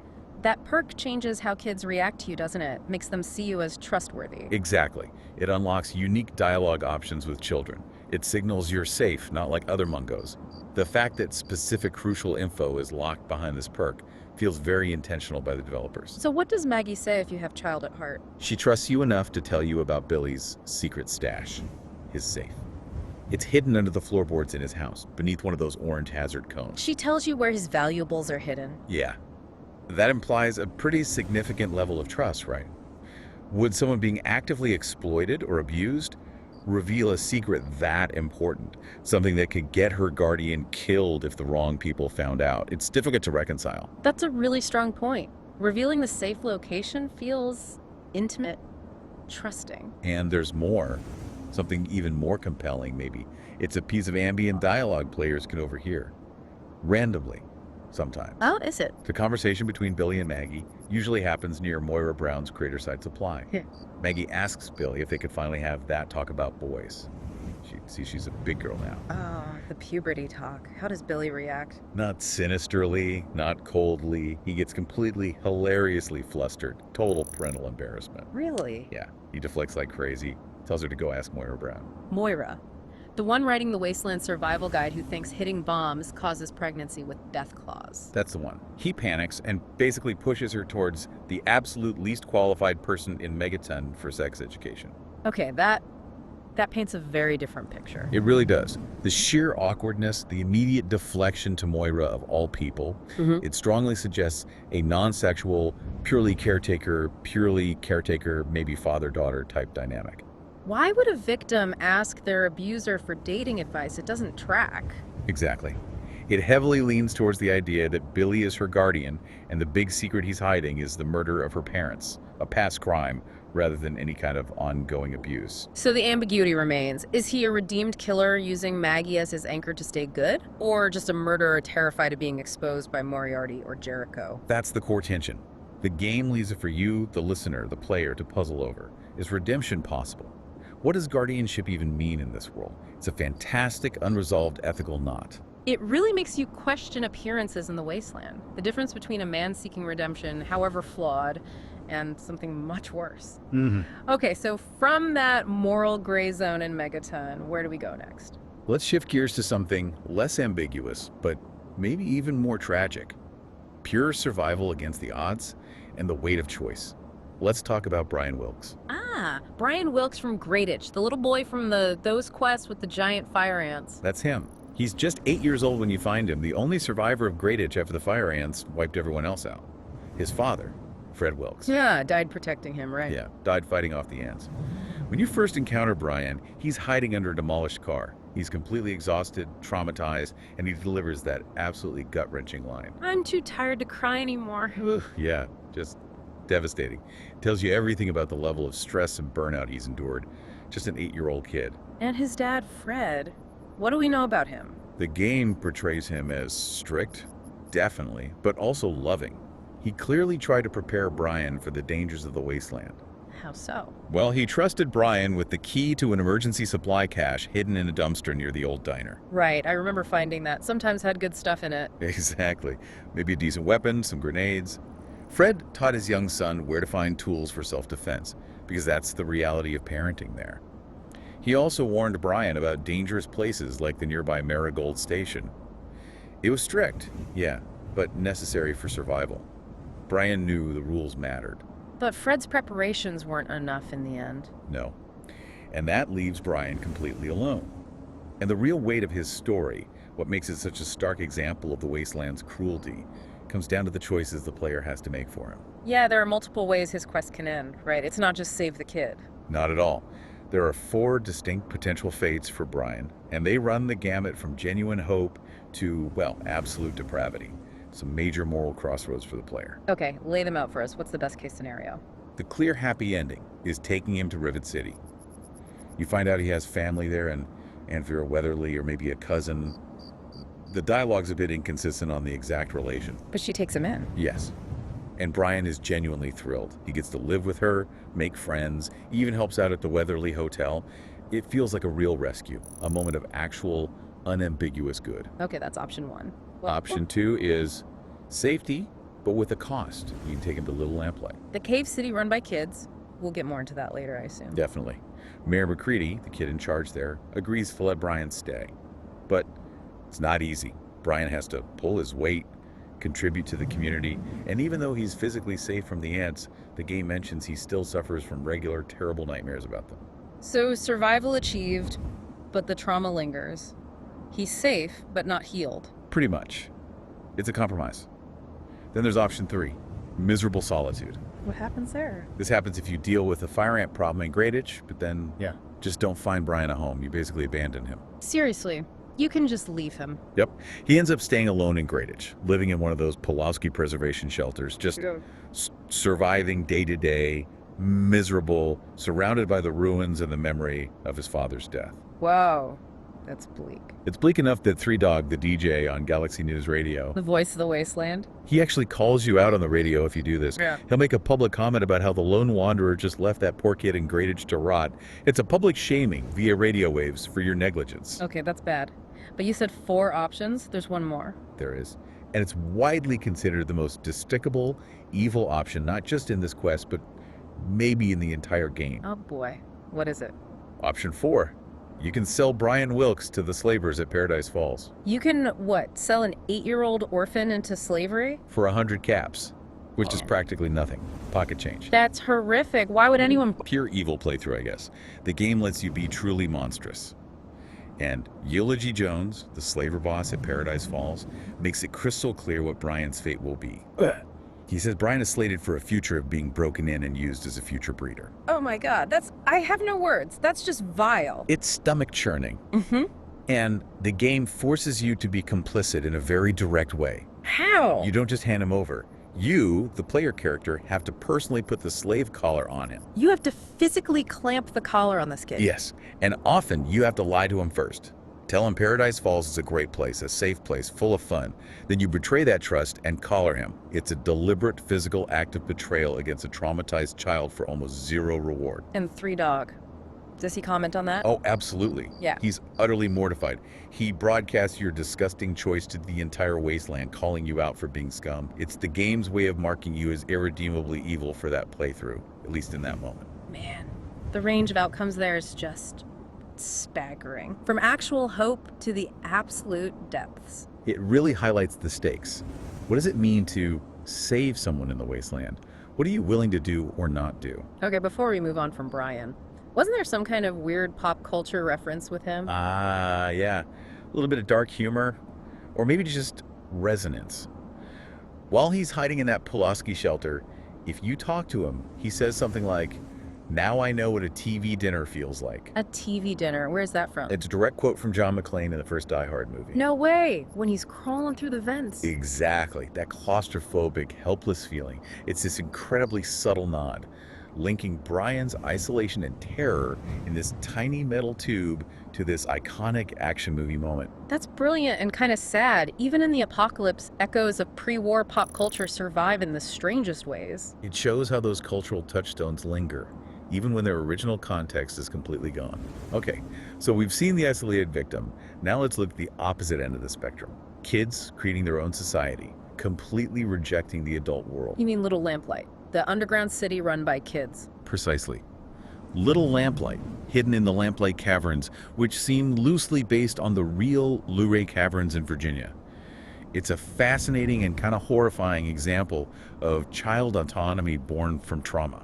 What's the origin story there? How did it start? It's tied directly to the Great War.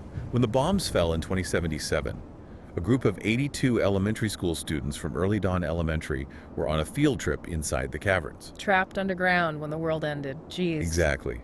They were trapped with their adult chaperones. This is where it gets really dark and forms the basis of their entire ideology. What happened to the adults? According to the kids, like Mayor McCready and Joseph the teacher, the adults either abandoned them immediately, died off through accidents or starvation in the dark caves, or, and this is the really chilling part, they did terrible things. Did terrible things. That's so vague, but sounds awful. Abuse, cannibalism. The game leaves it vague, which is almost worse. But whatever happened, it was bad enough to utterly shatter the children's trust in adults. It convinced them that adults couldn't be relied upon, that they were dangerous, maybe even inherently evil. And that led to their core law. Directly. The fundamental non-negotiable law of Little Lamplight. Adults, mungos as they call them, are not allowed. They are not trusted. And anyone living in Lamplight must leave when they turn 16. They kick their own people out when they become adults. Without fail. It's an absolute rule. Yeah. They see adults or mungos as inherently corrupting. They destroyed the old world. They potentially abuse the first Lamplighters. So turning 16 means you're out, go to big town or somewhere else. Staying is not an option. So it's a society perpetually run by children and teenagers. How does that even function? What's the government like? Chaotic, as you might expect. Yeah. They have a mayoralty, an elected position. But the terms are usually incredibly short. How short? Well, there's the legendary story of Princess. Princess. Tell me about Princess. Her real name was Angela. She somehow got herself elected mayor. And her very first act, like immediately after winning, was to try and change her official title from mayor to princess, She wanted to be royalty in an anarchist kid cave. apparently. Did not go over well. This lasted all of 5 minutes. Not hap- Robert McCready, who was only 10 at the time but already showing his leadership style, was furious.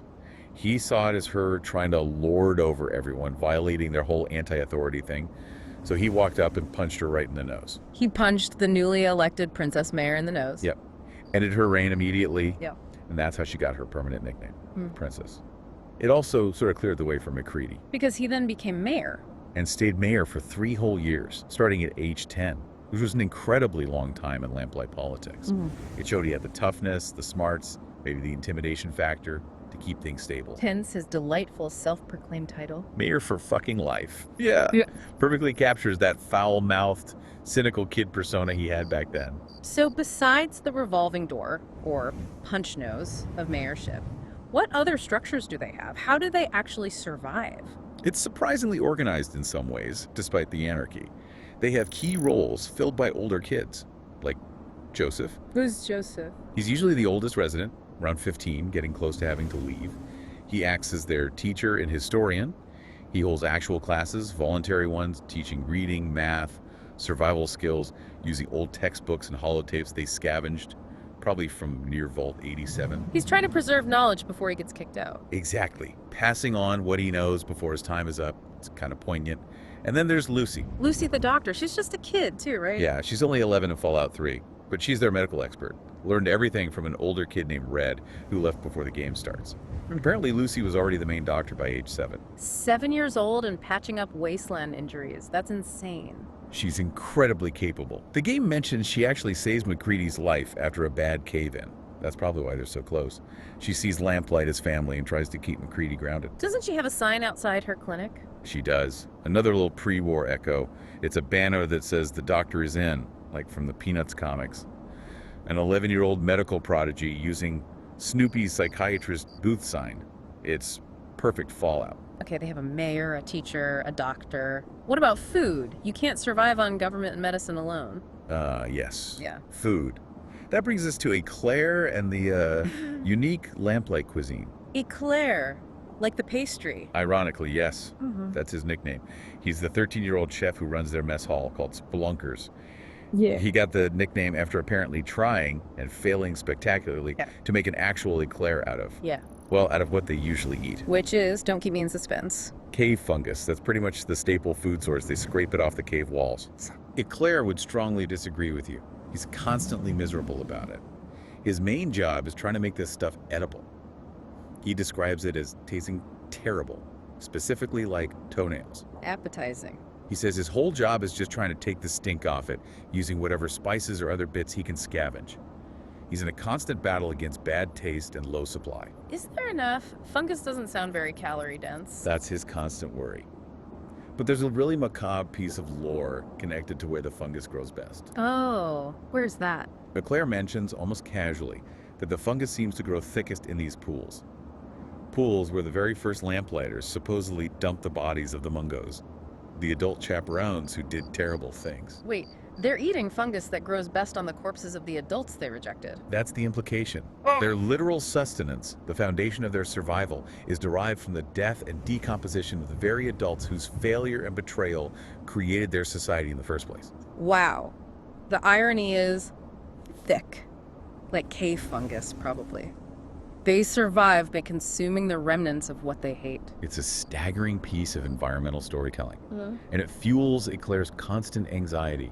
When you, the lone wanderer, show up, He sees you as another mouth to feed. instantly, he calls you another pair of choppers, draining their limited resources, even if you do something heroic, like rescue some lamplight kids who got kidnapped by slavers.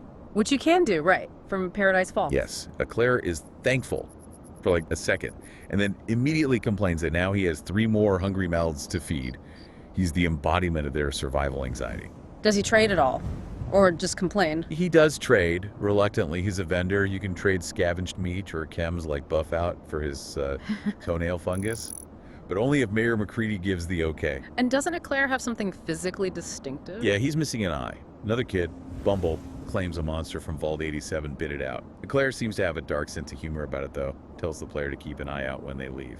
Charming. Okay, so this environment anarchist, isolated, surviving on corpse fungus, ruled by cynical kids, it's got to sheep people intensely. Absolutely. And it's the perfect crucible to forge the kinds of leaders we see emerge from the capital wasteland. Which brings us neatly to two major figures whose childhoods define their later paths.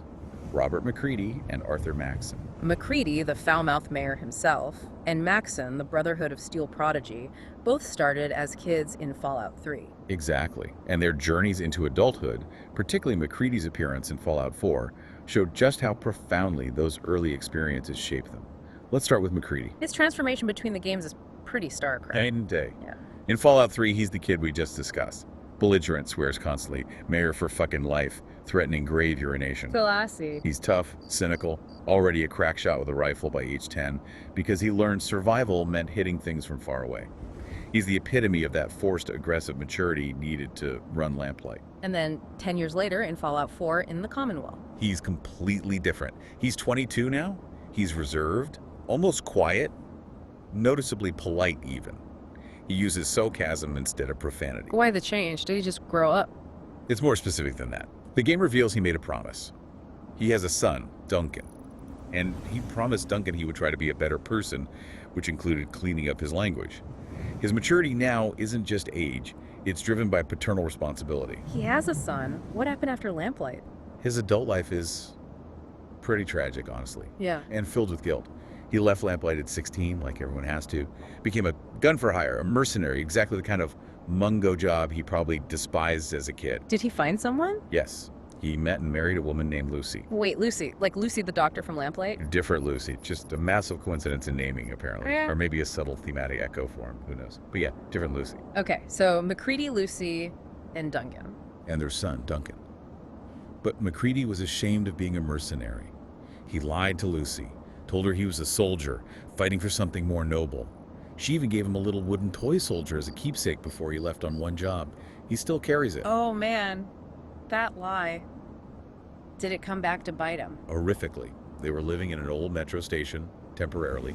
McCready didn't realize it was infested with feral ghouls. Oh no. While he was maybe out scavenging or on a job, they attacked. Lucy was killed, torn apart right in front of him as he returned. He barely managed to grab Duncan and escape. He tells the player later, maybe it would have been better if we died there with her. That's brutal. Just devastating guilt. And it gets worse. Duncan survived, but now he's sick. He has these mysterious blue boils, some kind of aggressive illness, and McCready has no idea how to cure it. So that's why he's a mercenary in Fallout 4, to get caps for a cure. Exactly. His entire life is now driven by this desperate need to find medicine for Duncan. It even led him to join the Gunners for a while. The Gunners, that big, ruthless mercenary army in the Commonwealth. Yeah. He calls it the biggest mistake of his life. Hated it, deserted them. Now his former Gunner colleagues, Winlock and Barnes, are hunting him down. He's a wanted man. So all this trauma and guilt must really affect his morality as a companion character, right? Absolutely. It's Yeah. fascinating.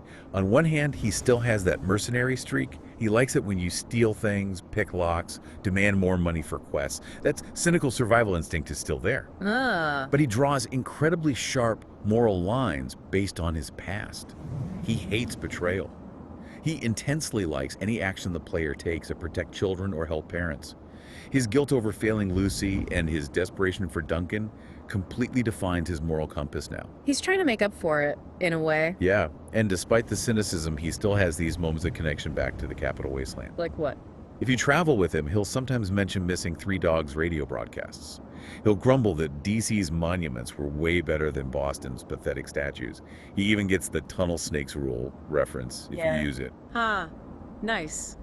It shows his roots are still there, under all the layers of trauma and sarcasm. Exactly. He's a complex, tragic figure shaped entirely by that brutal capital wasteland childhood and its consequences. Okay, so that's McCready. What about the other kid leader who grew up? Arthur Maxon. Arthur Maxon. If McCready's path was about chaos and personal tragedy leading to mercenary work, Maxon's is about destiny, order, and inheriting immense power. He's Brotherhood royalty, basically. Literally, the last direct descendant of Roger Maxon, the guy who founded the Brotherhood of Steel way back on the West Coast, His lineage alone makes him incredibly important. And we meet him as a kid in Fallout 3 too, right? Yep, he's Squire Maxon, age 10, living in the Citadel, the Brotherhood's DC headquarters. He's being personally fostered and trained by Elder Lyons, the leader at the time. What's he like as a kid? Serious. Already deeply indoctrinated in the Brotherhood Codex. He's learning the tenets, training. He's cautious of outsiders, even the lone wanderer. He recites lines about shielding yourself from non-members. He's basically a child soldier in training, already thinking like a Brotherhood zealot. And then, just like McCready, fast forward 10 years to Fallout 4. And the transformation is stunning. He's only 20 years old in 2287, but he's not Squire Maxon anymore. He's Elder Maxon. Elder.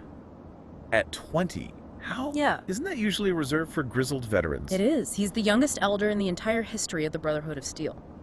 And it wasn't just handed to him because of his name. He earned it through some serious accomplishments. Like, what did he do between 10 and 20? The biggest thing, by the time he was just 16, he brokered peace with the Brotherhood outcasts. The outcasts. They were the ones who split off from Elder Lyons, right? Because they thought Lyons was too focused on helping people instead of hoarding technology. Exactly. They were the hardliners, the traditionalists. Lyons' focus on protecting DC settlers was a betrayal of the Brotherhood's original mission, in their eyes. Maxon somehow managed to convince them to rejoin the main East Coast chapter. At 16, how did he pull that off? The game doesn't give specifics, but it implies sheer force of will, diplomatic skill, and probably appealing to their shared hatred of super mutants and other threats. Reuniting the factions was huge. It gave the East Coast Brotherhood the unified strength and manpower they needed. And that led to... That led to the construction and launch of the Prydwen, that massive airship fortress that arrives in the Commonwealth. Maxon consolidated power, unified the ranks, and built a mobile command center, all before he turned 20. It's an incredible rise. So, as Elder, what's his leadership style like? Is he just a hardliner like the outcasts? It's complex. There's definitely a paradox there. On one hand, yes, he absolutely embodies the traditional strict Brotherhood ideology, especially their anti-technology stance when it comes to things like synths. He wants to destroy the Institute and all synths, right? Vehemently. He gives speeches about how science outpaced man's restraint, how technology like synths is an abomination, an existential threat born from the same hubris that caused the Great War. That's his central mission in the Commonwealth. Okay, so pretty standard Brotherhood hardline stuff. What's the paradox? The paradox is that alongside this ruthless ideology, he shows surprising, almost paternal care for his actual troops, the people under his command. There are examples, like with Proctor Ingram as chief engineer who uses power armor legs. He's reluctant to let her go on dangerous field missions, even though she's capable, because her expertise on the Prydwen is vital, and he doesn't want to risk his key personnel needlessly. And more broadly, his initial strategy upon arriving wasn't just kill everything. He initially ordered his patrols to prioritize trading recovered technology for essential supplies like food and medicine for the Brotherhood ranks. Violence was a tool, but survival and strengthening his forces came first. So, pragmatic, even while being ideologically rigid. That's different from the West Coast Brotherhood we hear about, who seem more isolationist and aggressive. Exactly. He learned from Elder Lyons' focus on the region, but combined it with the traditional mission. He's a blend. Strategic, cares for his people in his own way, but utterly ruthless when it comes to perceived technological threats like synths. And the game leans into his destiny angle pretty hard, doesn't it? Oh yeah, the naming is super deliberate. Arthur Maxon. His airship, the Prydwen. King Arthur and his legendary ship, Prydwen, from Welsh mythology. Precisely. It frames him as this quasi-mythical figure destined to reunite the Brotherhood, like Arthur uniting Britain, and impose a new, steel-enforced order on the Wasteland. He's the fulfillment of his ancestors' vision, forged in the Citadel to lead. So Maxon and McCready, they really are two sides of the same capital Wasteland coin, aren't they? Both forced into leadership young, both shaped by the absence or failure of adults. Absolutely. Maxon inherited a structure, a legacy, a doctrine. He was trained for command within a powerful organization.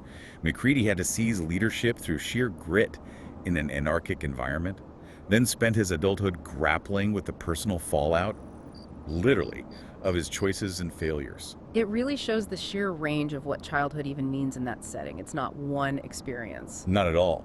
We've covered such a spectrum today. You've got Brian Wilkes, totally isolated, his fate hanging entirely on the player's moral choices, from salvation to literal slavery. Then you have the collective survival of Little Lamplight.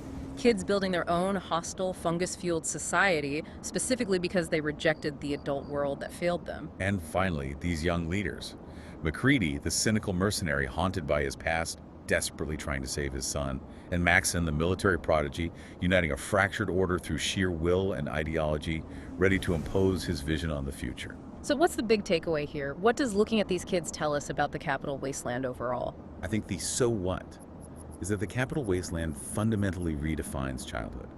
It forces maturity, demands constant brutal moral compromises just to stay alive.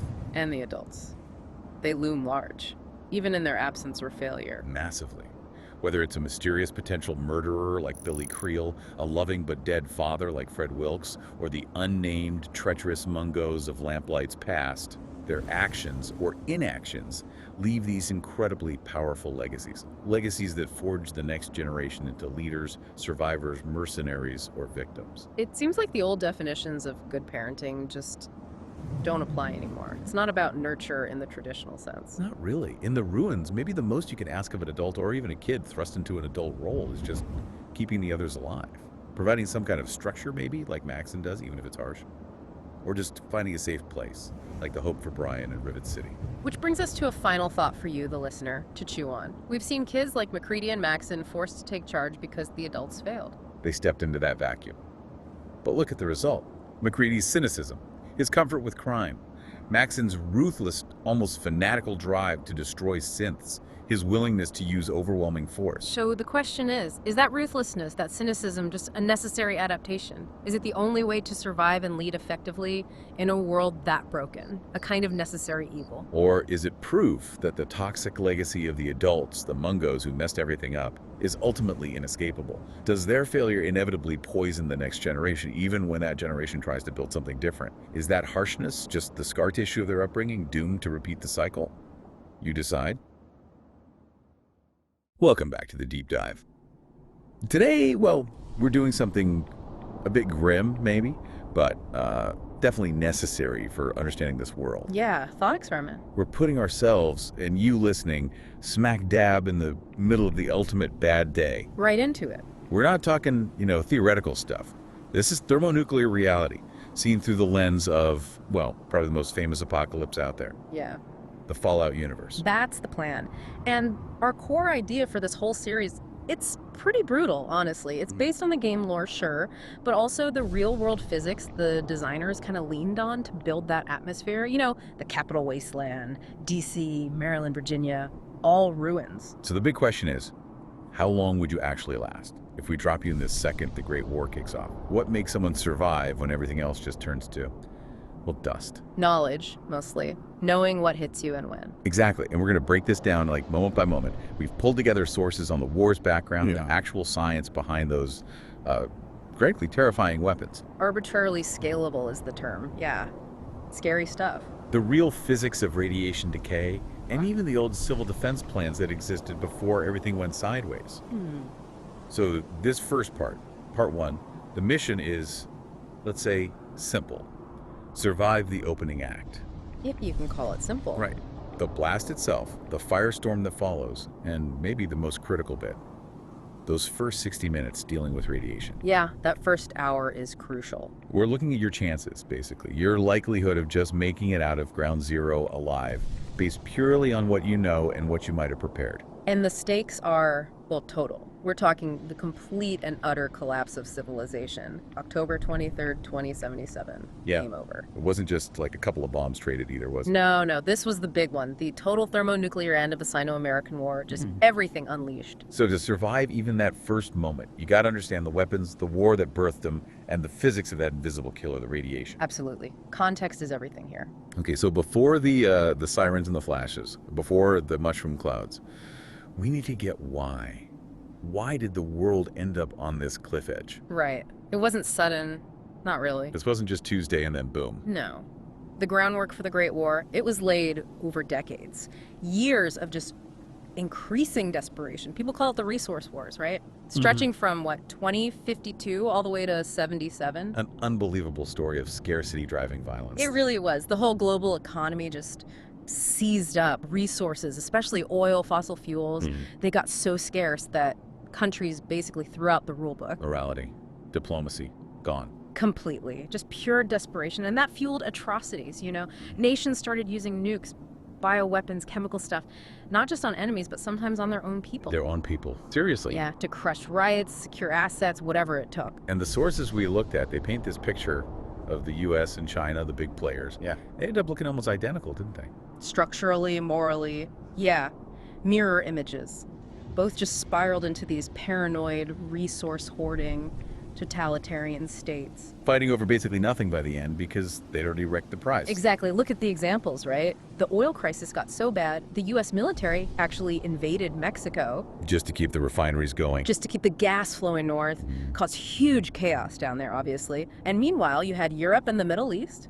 Same story. Fighting over the last drops of oil. Until there was nothing left to fight over. Right. The sources literally say the oil fields in the Middle East run dry, and suddenly there was no longer a goal in the conflict. It just stopped because the prize vanished. An apocalypse that started with an economic whimper. And ended with a physical bang. A very, very big bang. And the U.S. war effort, like in Alaska against China, that was just fueled by cannibalizing its neighbors, right? But totally. They drained Canada, clear-cut huge forests for timber. Which understandably led to resistance, sabotage. Yeah, against the Trans-Alaskan Pipeline, critical infrastructure, and the U.S. response. Just annex the whole country. Starting in 2072, yeah, they literally consumed their allies, their neighbors, all to fight this trench war in Alaska that was basically pointless because the resources were already gone. Jesus, okay, so that level of desperation. Yeah. It leads us to the tools, the hardware, the weapons that actually ended it all.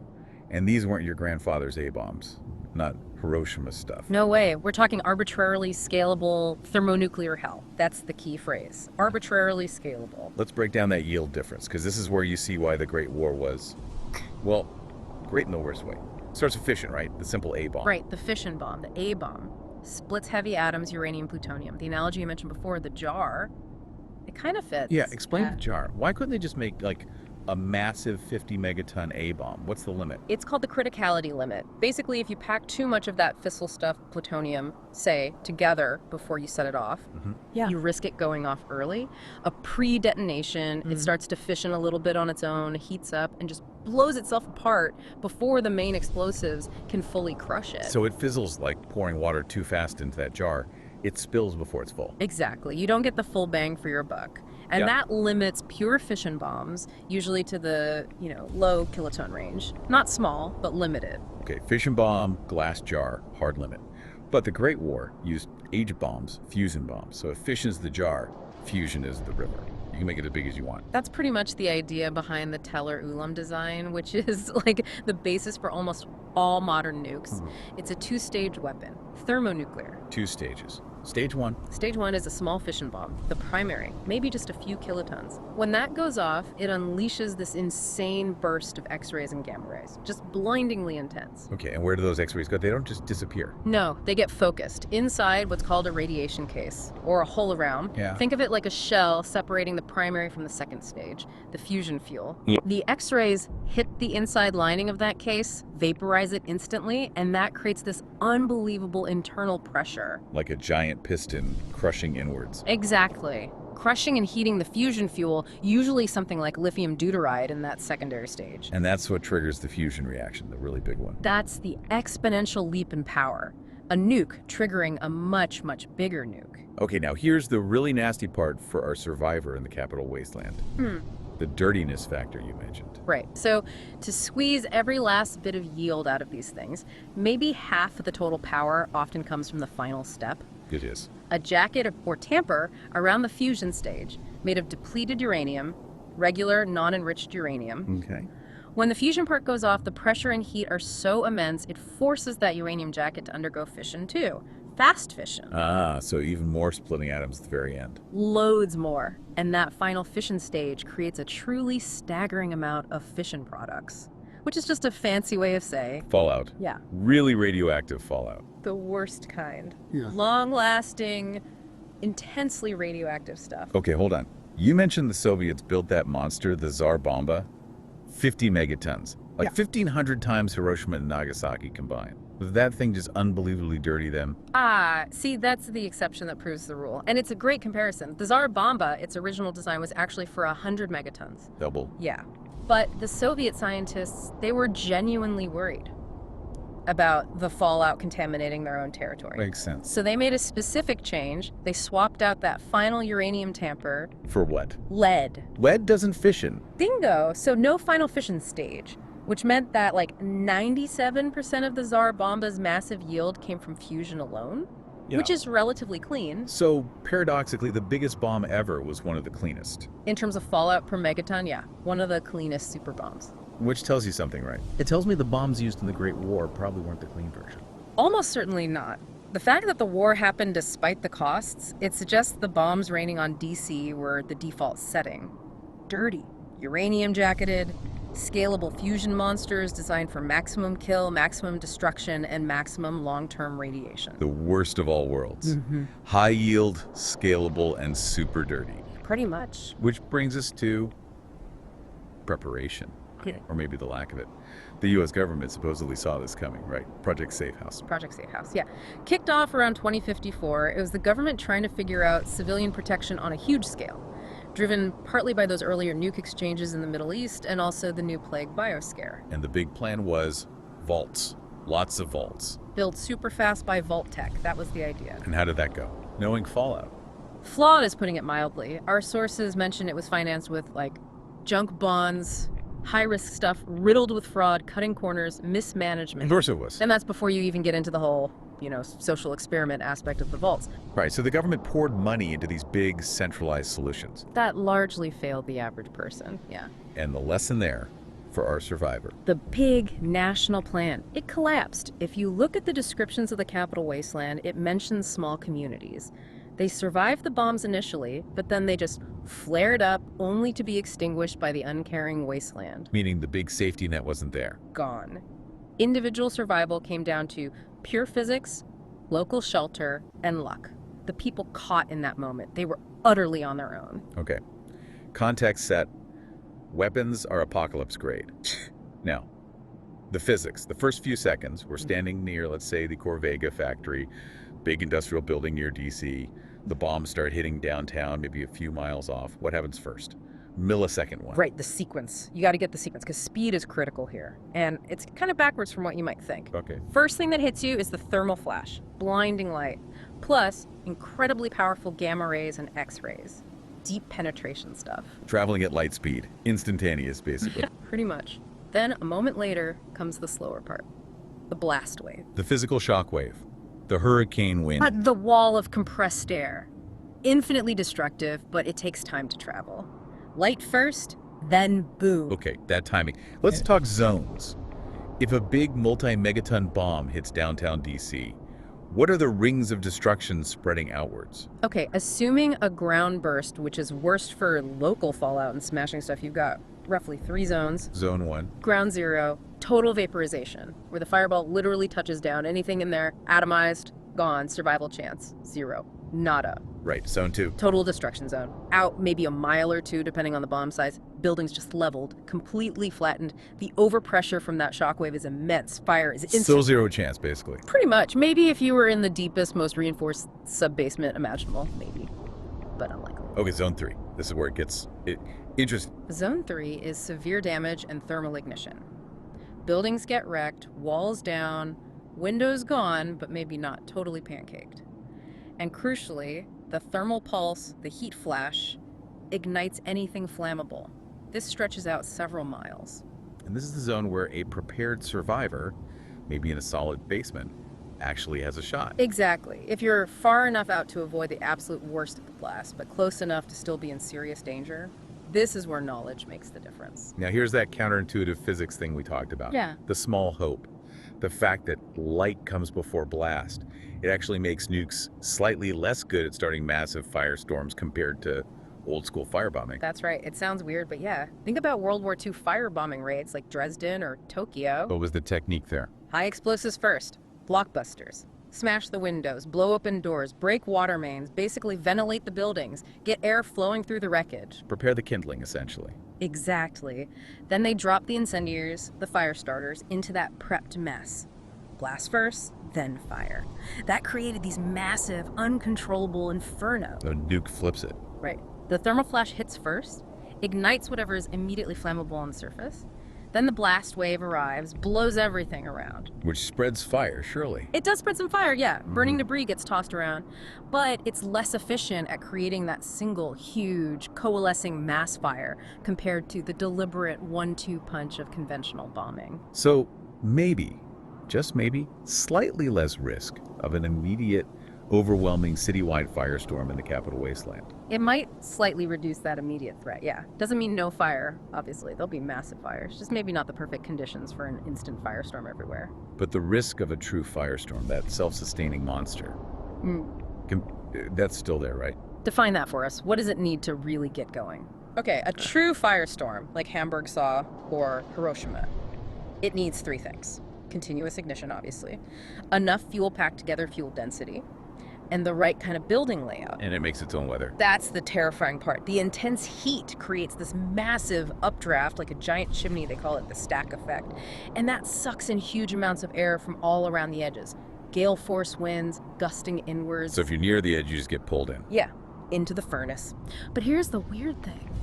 That same massive inward suction, it often limits how far the firestorm spreads outwards. Oh. Because all the air is rushing in, it concentrates the inferno, makes the center unsurvivable, superheated air, no oxygen, those crazy winds, but it can actually stop it from spreading like a normal wildfire. Okay, so back to our survivor near Fort Bannister or Corvega. Pre-war DC. Looked kind of like a modern city, right? High rises, concrete. Are we instantly facing a Dresden firestorm? Probably not. Based on sources looking at FEMA analysis for modern cities, a true self-sustaining firestorm is actually considered unlikely in most modern U.S. city layouts. Okay, that's actually a relief. Why? 2 main reasons. First, high-rise buildings. They mess up the airflow. They act like baffles, disrupting the smooth inward flow needed for that giant chimney effect. Okay. Second, fuel loading. Modern buildings with steel frames, concrete, fireproofing, they just don't have enough flammable stuff packed together. A firestorm generally needs something like 40 kilos of combustibles per square meter. Wow. Most modern construction, way less than that.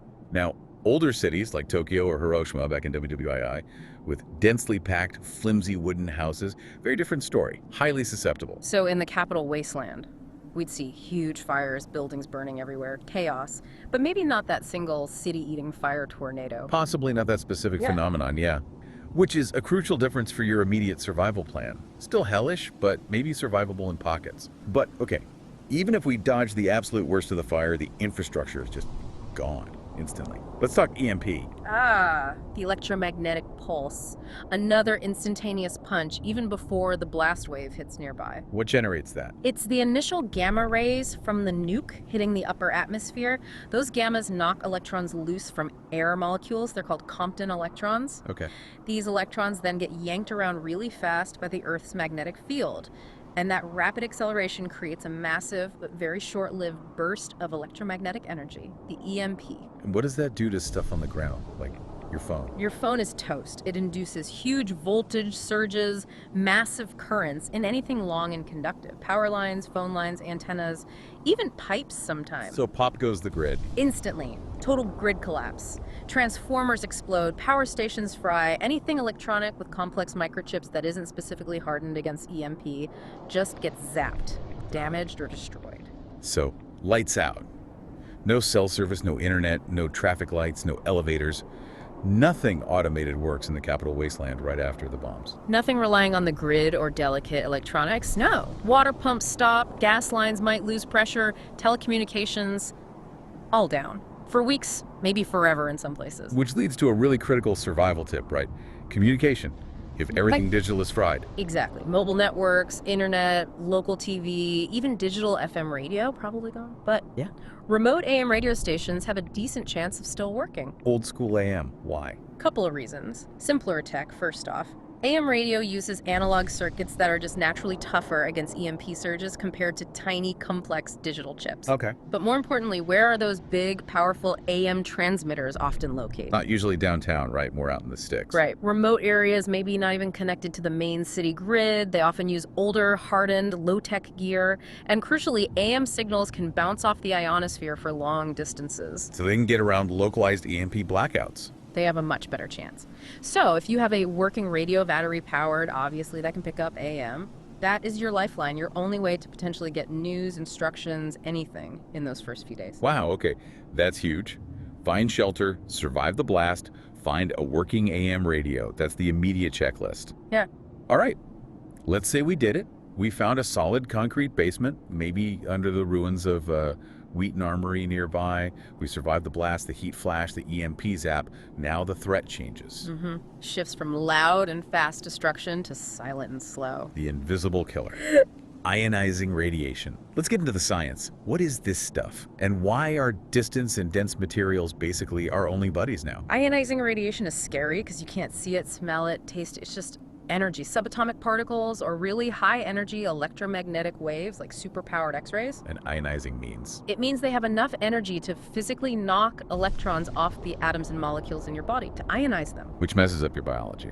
Totally scrambles it, damages your DNA, screws up how your cells work, leads to acute radiation sickness or ARS. Nasty, nasty stuff. Okay, let's break down the types of radiation we're facing. The four horsemen of radiation, right? What are they and what stops them? You had that analogy about throwing things at a wall. Right, the wall analogy helps visualize it. So first up, Right. 1, alpha radiation.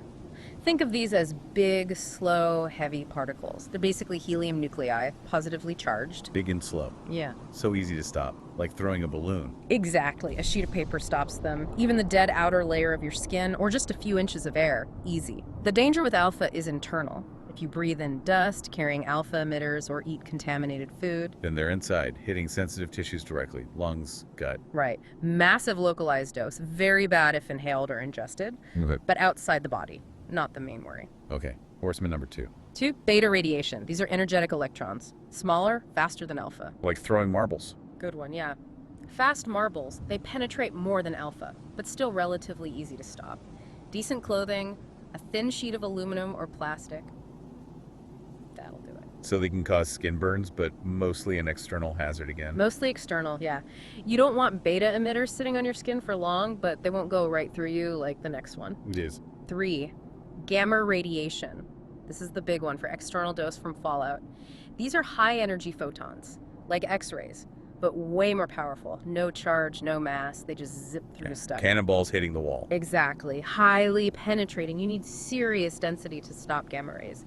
Thick layers of lead, concrete, packed earth, water. That's what it takes. This is the main killer from fallout outside your shelter. Okay. 3 down, 1 more. 4, neutrons. These are tricky. They're particles like alpha and beta, but they have no electrical charge. The sneaky ghosts. Kinda.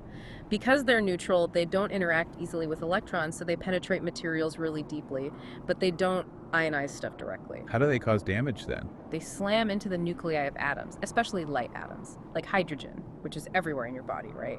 Water, organic molecules. When a neutron hits a hydrogen nucleus, which is just a proton, it can knock that proton loose, sending it flying off at high speed.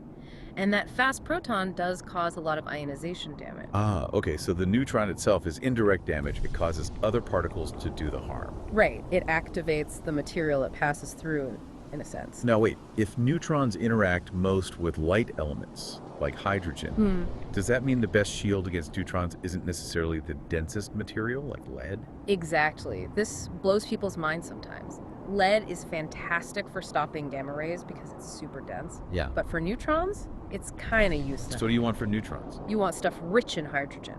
Water is great. Paraffin wax, plastics, oils, hydrocarbons. Even concrete works pretty well because it has water chemically bound in it.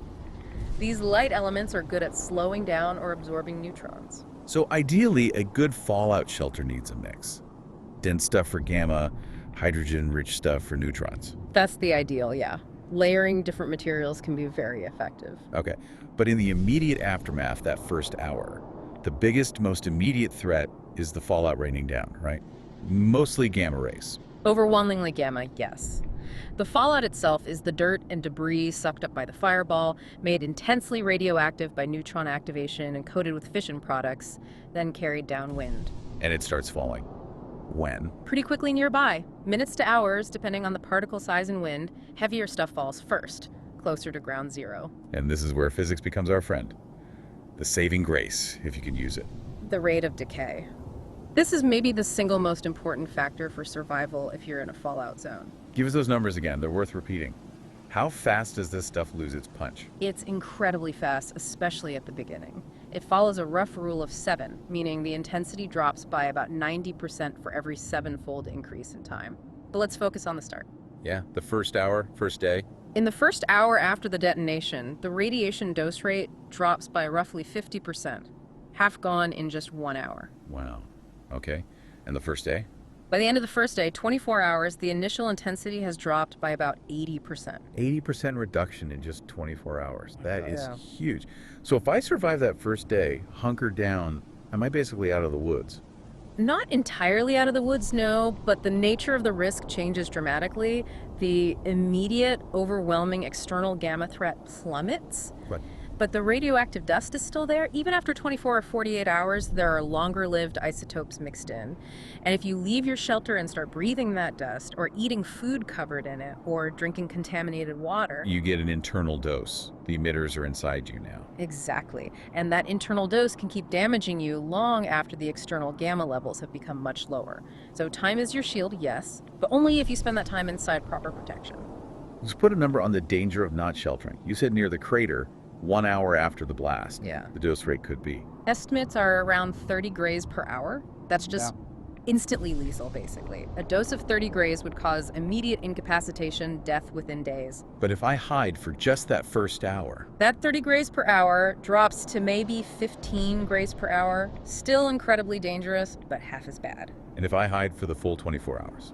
It drops down to maybe 6 grays per hour, which is still a lethal dose if you stay exposed, but it shows the power of waiting. Every minute, every hour you spend shielded in those early stages exponentially increases your chance of survival. So the absolute number one non-negotiable rule for that first hour or day is? Shelter in place. Yeah. Period. Do not try to evacuate. Do not run around outside unless you have confirmed intelligence that your current shelter is about to collapse or is otherwise compromised. That image we see in movies. People desperately driving out of the city through the chaos. That's a death sentence in a real fallout scenario. You're just soaking up a massive dose. Stay put. Okay, stay put. In the most solid building you can find, you mentioned if we were near Corvega, a concrete factory building. Good blast resistance. Where inside that building do we go? Deepest and most central place you can find. You want to maximize the distance between you and the outside, especially the roof and walls where the fallout dust will settle. So middle of the building or basement? Basement is generally best if it's structurally sound, but remember, even in a basement, the fallout is on the ground above you. Ah, right. So the radiation shines down through the ceiling and the earth above the basement. Exactly. So you need shielding above you too, not just around you. Okay, we need to quantify this protection. You mentioned having thickness. Explain that again. And how much do we really need? Having thickness is simply the amount of a specific material needed to cut the gamma radiation dose passing through it by half. 50% reduction. And it varies by material, right? Hugely. Shows the power of density for gamma rays, for example.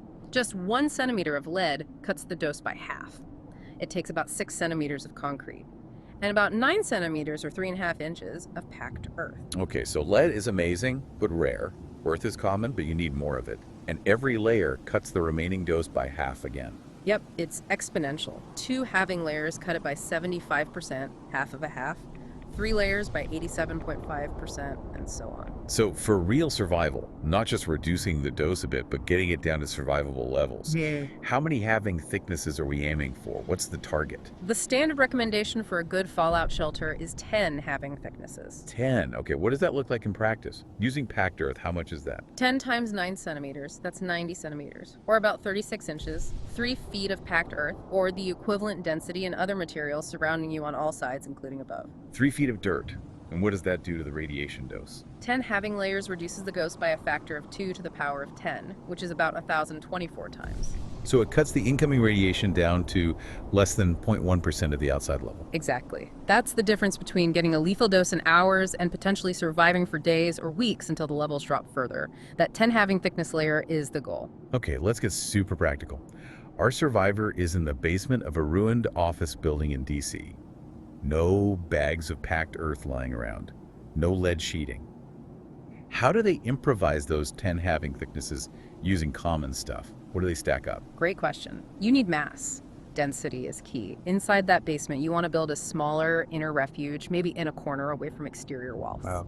And you pile up anything dense you can find between you and the outside above. Things Okay. like, 1, water. Hugely underrated. It's dense, great for gamma and neutrons. Fill bathtubs, sinks, trash cans, any containers. A fridge full of water bottles is a decent shield block. Right. What else? 2, books and paper. Sounds weird, but stacks of dense paper phone books, office files, textbooks, they actually provide pretty good shielding. Density for gamma, plus the paper has hydrogen for neutrons. Pile them high. Filing cabinets full of paper. Good. Next. Canned goods. If you find stored food, full cans or jars, that's dense material, stack them up. Don't eat it yet, use it for shielding first.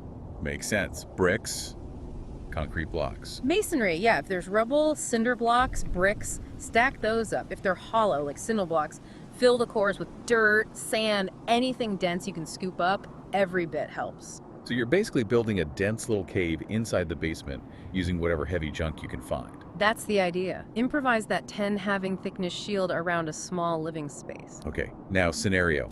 Someone was outside, maybe near Fort Constantine, when the bombs hit. They saw the flash, ran like hell, and managed to dive into our shielded basement just as the fallout starts coming down like gritty snow. They're covered in dust. What do they do, like, immediately? Critical step, decontamination, and it has to happen before they come fully into the main clean area right away. First step, if they were smart outside.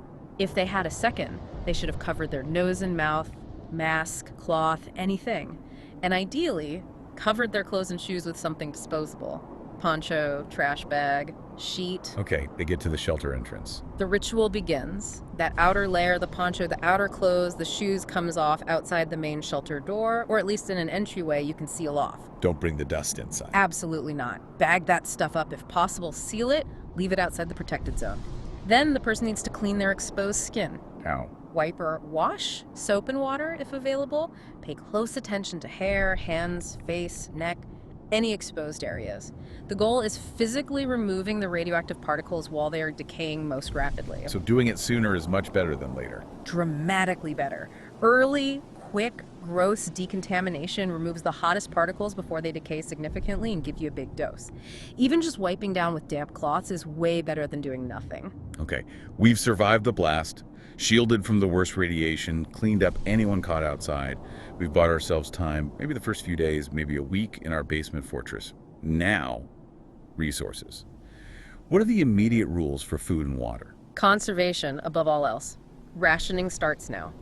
For water, the guideline is usually at least 2 liters per person per day just for drinking, plus maybe another 2 to 4 liters for hygiene decontamination washes. Where do we get it? Can we drink tap water? Initially, yes, probably. Tap water is generally safe right after the event. There's usually a reserve of already treated pressurized water sitting in the pipes under the city. How much? Could be a 2 to 3 day supply depending on the system. Use that first, carefully, but after that runs out, or if you're relying on, say, a private well, Risky. very risky, well water or water collected from puddles or roofs, Yeah. highly likely to be contaminated by surface fallout, needs proper filtering and purification, which might be impossible. Stick to stored water or the initial tap water reserve. Okay.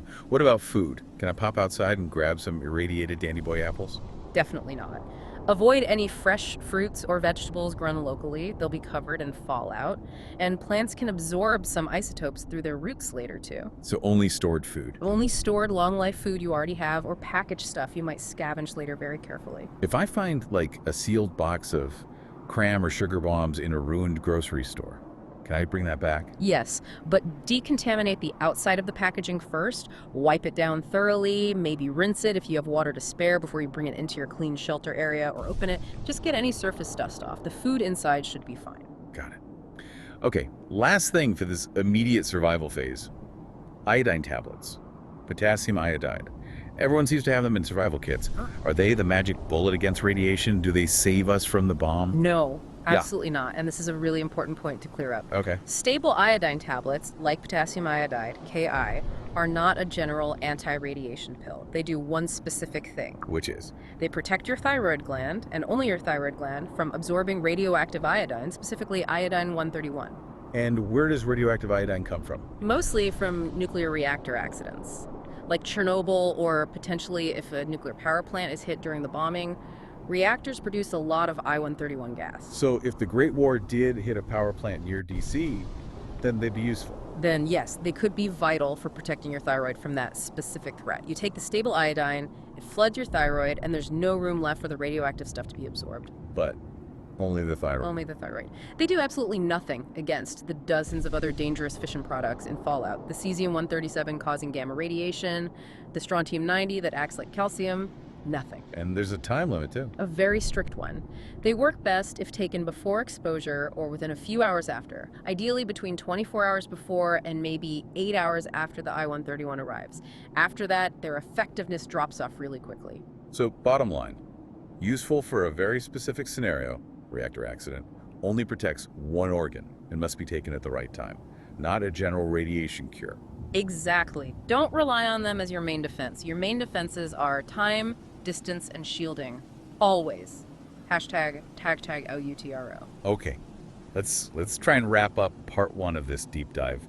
Where have we gotten? We've set the stage, I think. Established the Great War wasn't just bad, it was the absolute worst case, driven by resource desperation and fought with dirty, high-yield thermonuclear weapons. Right, and for you, the potential survivor dropped into that mess. We've figured out how to maybe, just maybe, survive the opening seconds and minutes. Dodging the instant heat flash, surviving the blast wave by being in a sturdy structure, maybe underground. And finding or creating a sanctuary with enough mass, those 10 halving thicknesses, to shield you from the immediate lethal gamma rays from the fallout. Your survival in that first hour, that first day, it hinges entirely on physics, really. Yeah. Maximizing your distance from the source, maximizing the density of the shield between you and it, and just waiting, using time, letting that incredibly fast initial decay rate work for you.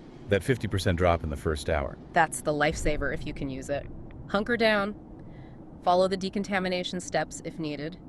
You've bought yourself time, days, maybe a week or more, depending on the specifics. You've survived the physics, you've got your shelter, maybe even that battery-powered AM radio crackling away. But this is fallout, right? The grim part is just beginning. The sources are clear. Those little pockets of survivors, the communities that made it through the bombs, they flared up only to be extinguished by the uncaring wasteland. Surviving the physics was step 1. Surviving what comes next. That's the real test. We survived the cataclysm, but the collapse of everything else.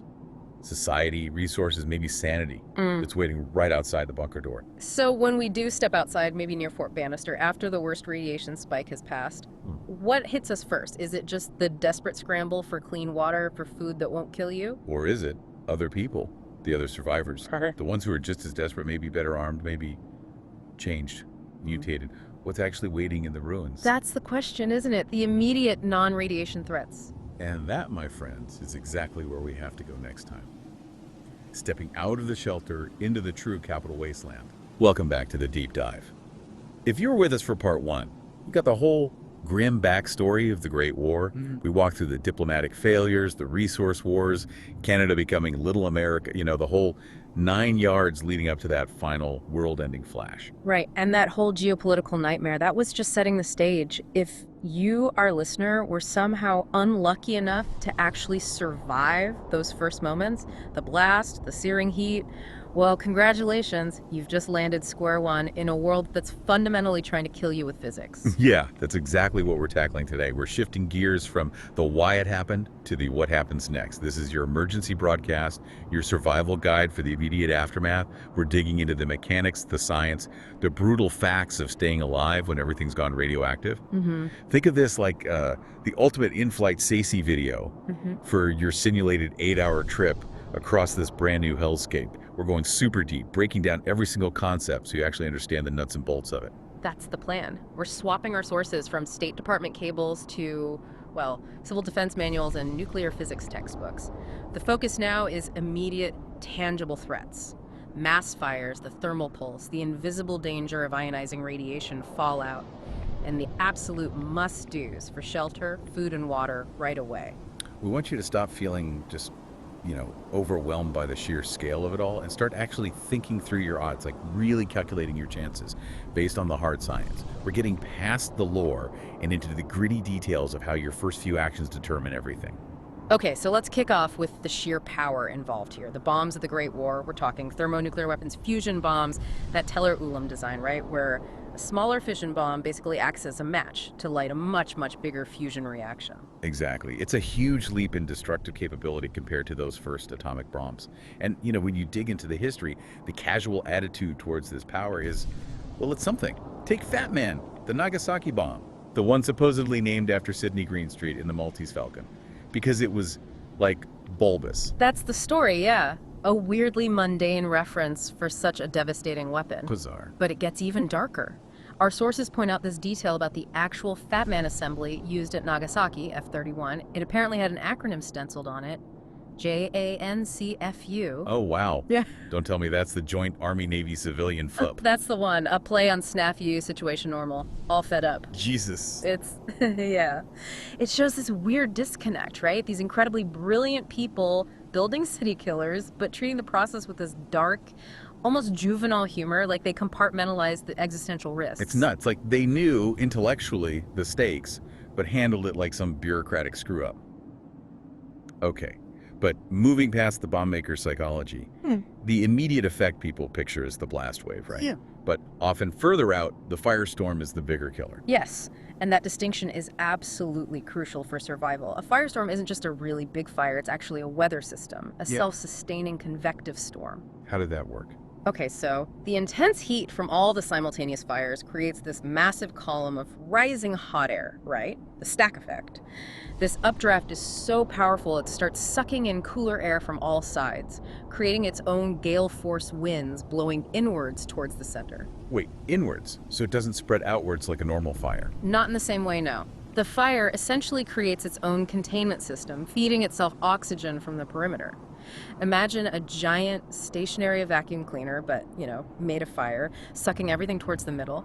It limits the outward spread, but makes the inside of that zone unbelievably intense, total incineration. So the danger isn't just fire blowing at you, it's the fire pulling all the oxygen away from you and into itself. Yeah. That's horrifying. And we've seen it happen. Hamburg, during World War II, had a firestorm cover about 4.5 square miles. Dresden, even bigger, maybe 8 square miles. Hiroshima's atomic bomb also triggered one, though it was confined by the blast damage area. But you flagged Tokyo as the exception, right? 16 square miles destroyed by firebombing, but no firestorm. Why not? Right, Tokyo was different. It was all about the existing weather that day. There were really high surface winds already blowing like 17 to 28 miles per hour. Those strong ground level winds basically overpowered the fire's ability to create its own dominant inward flowing wind system. Yeah. So instead of a concentrated self-sustaining storm, you got a massive wind-driven conflagration that spread more chaotically. Right. The weather dictated the fire's behavior, not the fire itself. So your survival could literally depend on which way the wind was blowing before the bombs hit. Wild. Okay, now for this paradox you mentioned. Conventional firebombing raids being more efficient at starting these mass fires than a nuke. How is that even possible? It sounds totally backwards, I know, but it's all about the sequence, the order of events. In those big World War II firebombing raids, they dropped the high explosive bombs first. The blockbusters. Their job was to break everything, open shatter windows, blow off roofs, rupture water mains, basically prep the fuel and create airflow. Right, create the perfect conditions for fire. Exactly. Then they dropped the incendiaries, the actual fire starters, into all those pre-made openings, optimized for ignition. Gotcha. Open the fuel tank, then light the match. Precisely. But a nuclear weapon does it in reverse. You get the intense heat flash first, igniting surfaces instantly, but then milliseconds later, the massive blast wave hits. And the blast wave can actually blow out the fires that just started. Often, yes. It disrupts those initial ignitions. So while the overall destruction is immense, the sequence isn't ideal for creating the perfect conditions for a widespread, self-sustaining firestorm compared to that carefully choreographed conventional raid. That tiny difference in timing, flash then blast, could be a literal lifesaver, depending on where you are. Wow. And there's one more twist, a modern one.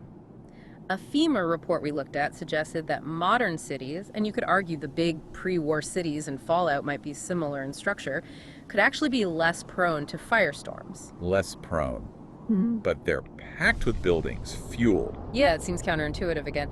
Two main reasons cited. First, all those tall buildings, the skyscrapers, they create complex wind patterns, turbulence. It's called a baffle effect. It can disrupt the formation of that single, massive, unified column of rising air needed for a true firestorm. The cityscape itself confuses the fire's weather system. Kinda, yeah. And second, sometimes the actual amount of flammable stuff per square meter, the fuel loading in modern construction, especially high-rises with lots of concrete and steel, might be below the threshold needed, which is apparently around 40 kilograms per square meter. So the very density and structure of those doomed pre-war cities might have offered a weird accidental protection against the absolute worst-case fire scenario. Still destroyed, obviously, but maybe not a perfect firestorm everywhere. What a strange trade-off.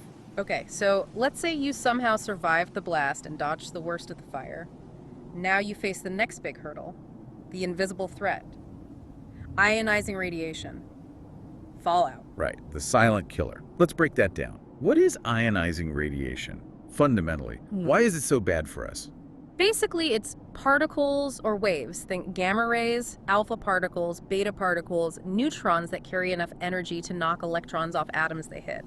That's what ionizing means. It creates charged particles. And when that happens inside your body? Those charged particles become like microscopic cannonballs tearing through your cells. They damage DNA, mess up cell functions, kill cells outright.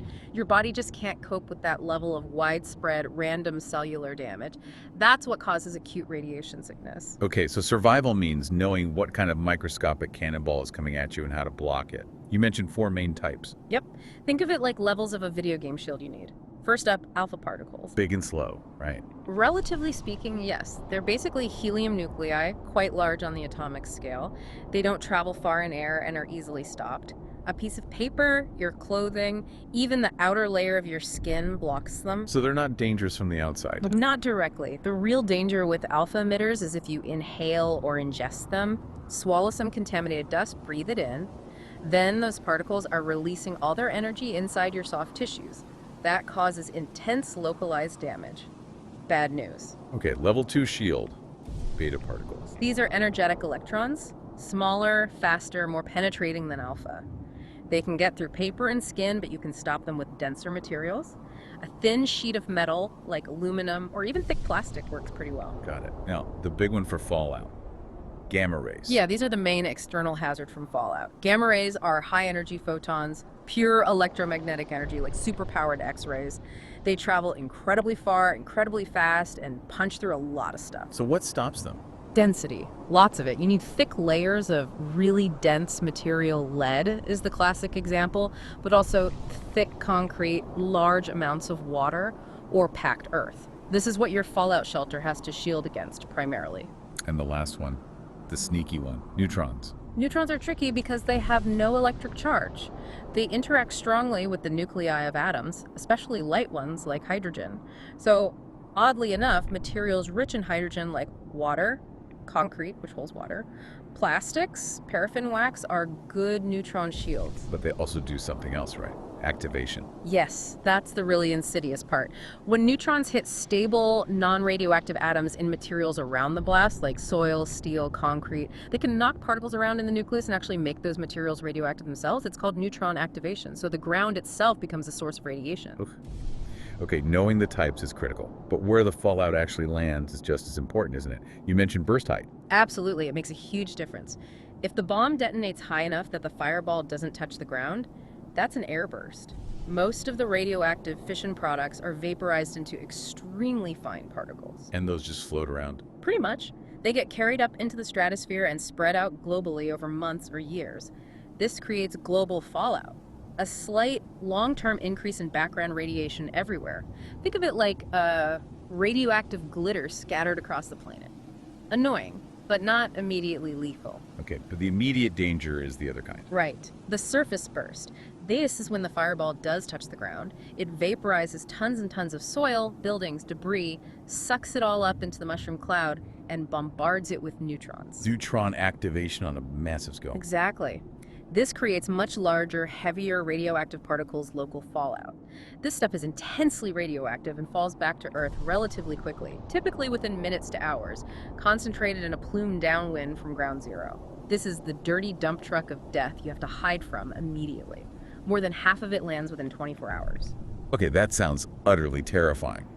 But you mentioned a golden rule, something life-saving about this local fallout. Yes, and this is probably the single most important piece of information for short-term survival: the decay rate.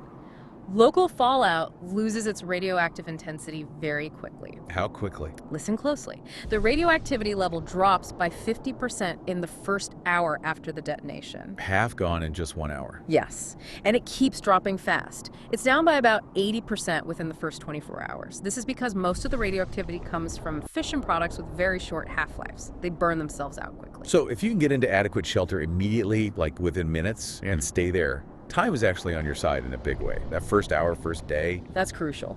Absolutely crucial. That incredibly rapid decay is what makes sheltering effective. If the radiation stayed high for weeks, survival would be almost impossible. But because it drops so fast, if you can shield yourself effectively for that initial period, your exposure plummets. Generally, after about 3 to 5 weeks, depending on how close you were and the weather patterns, many areas become fairly safe to move through for limited periods, especially for decontamination efforts. 3 to 5 weeks lockdown. That's your initial sentence. Wow. Okay, let's talk about engineering this stuff. Yep. You mentioned the Tsar Bomba example. The Soviets actually designed it to be clean. Relatively clean, yes, for its insane 50 megaton yield. It was a deliberate design choice.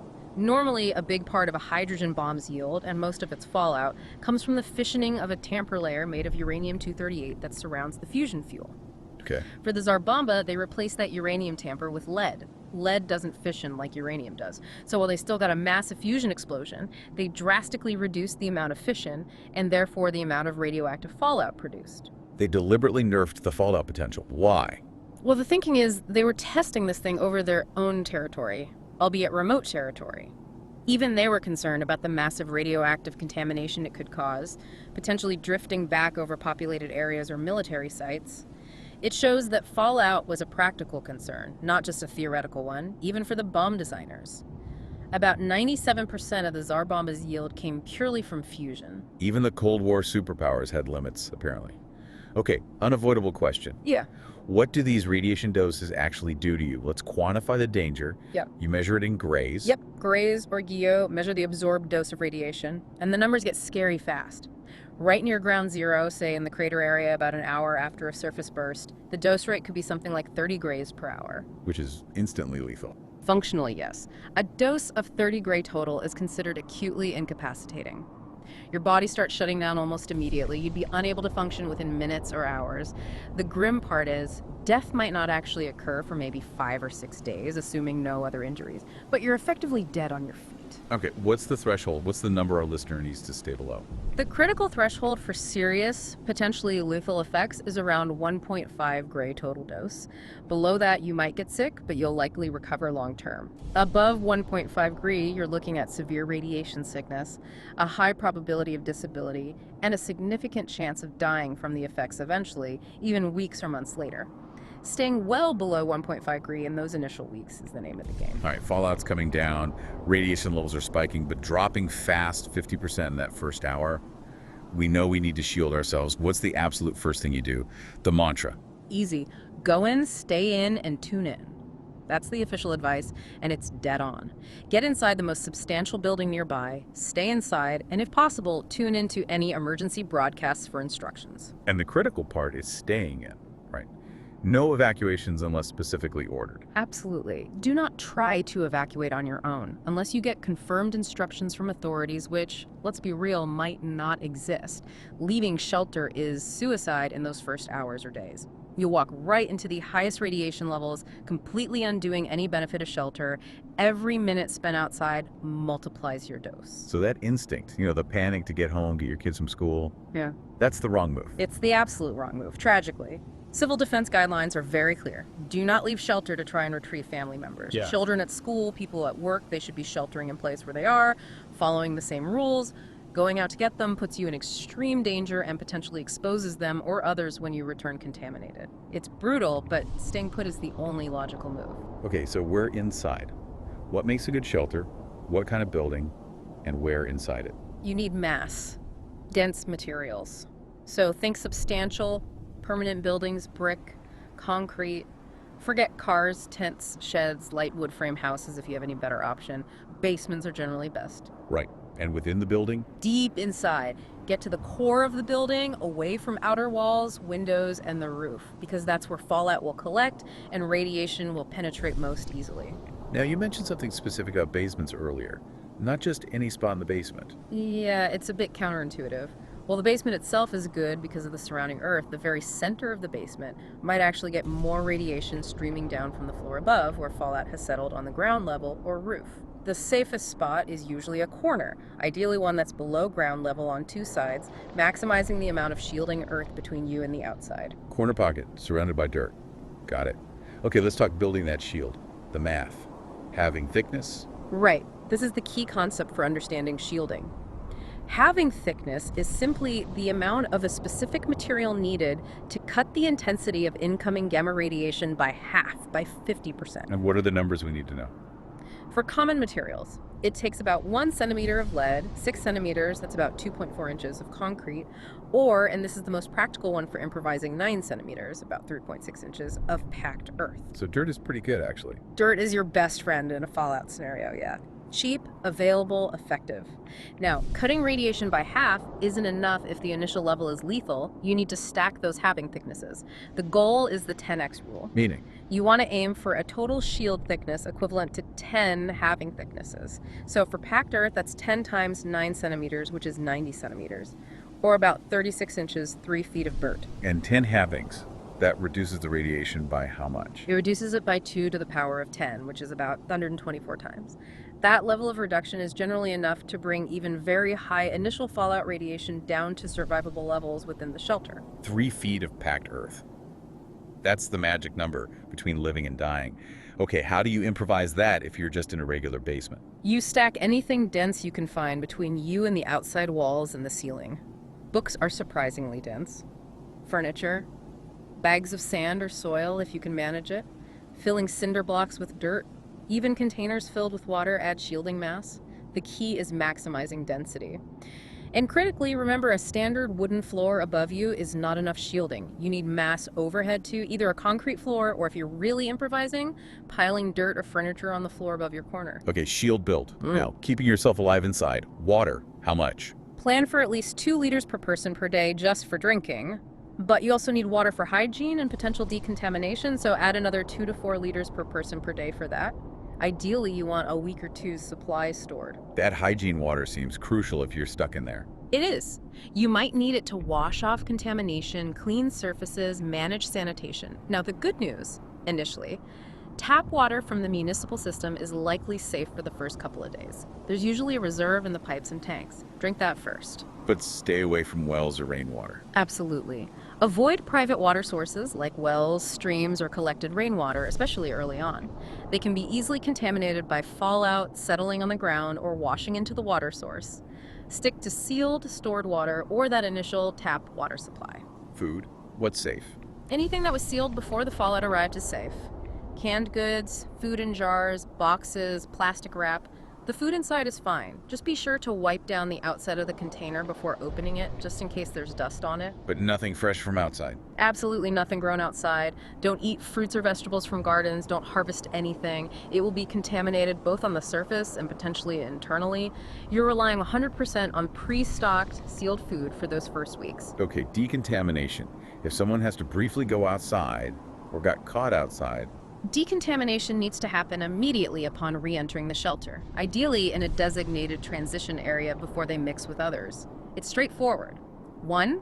Remove all outer clothing, shoes, hats, put them in a plastic bag, seal it, and keep it isolated.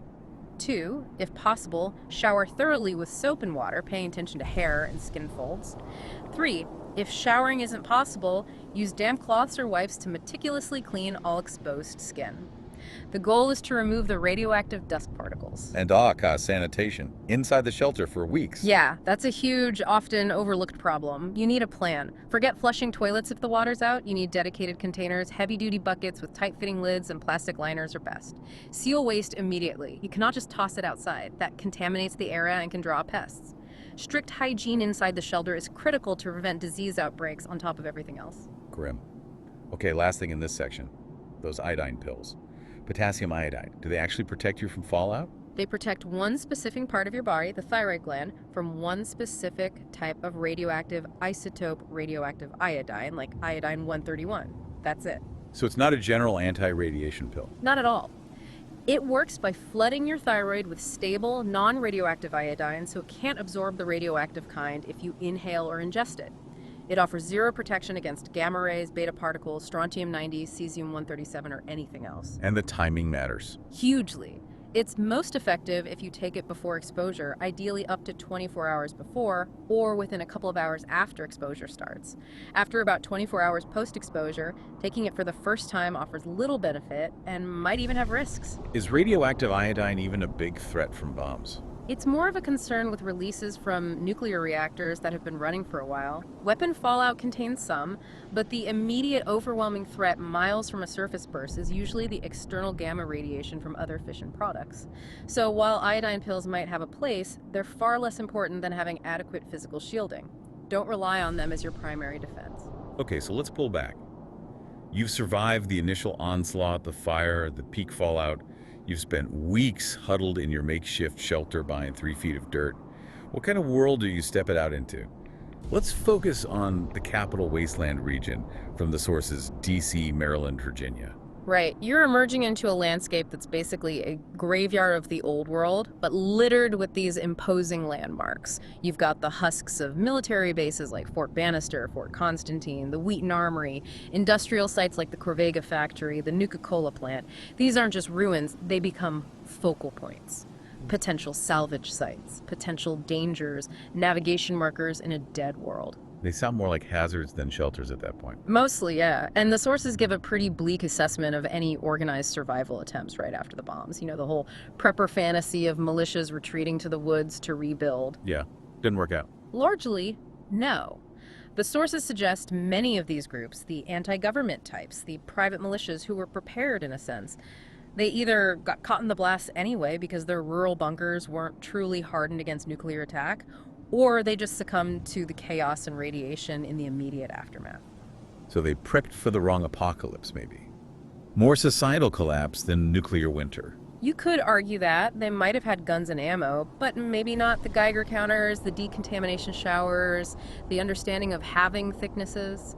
The sources state that only a few managed to survive those first brutal decades. And here's the key takeaway.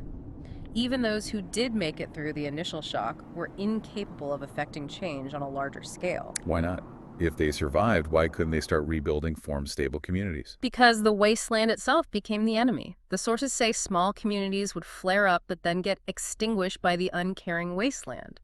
That means it wasn't just other hostile survivors, though that was certainly a factor we'll get into. It was also The environment fighting back. exactly lack of medicine for radiation sickness complications or just basic infections.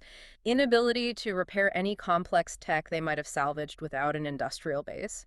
Mutated creatures, sure, Yeah. but also just the sheer difficulty of finding uncontaminated food and water long term. The environment ground them down, depleted their resources, made them vulnerable. Which ties back to the reason for the war in the first place, doesn't it? The resource wars. Precisely. The world before the bombs was already running on empty.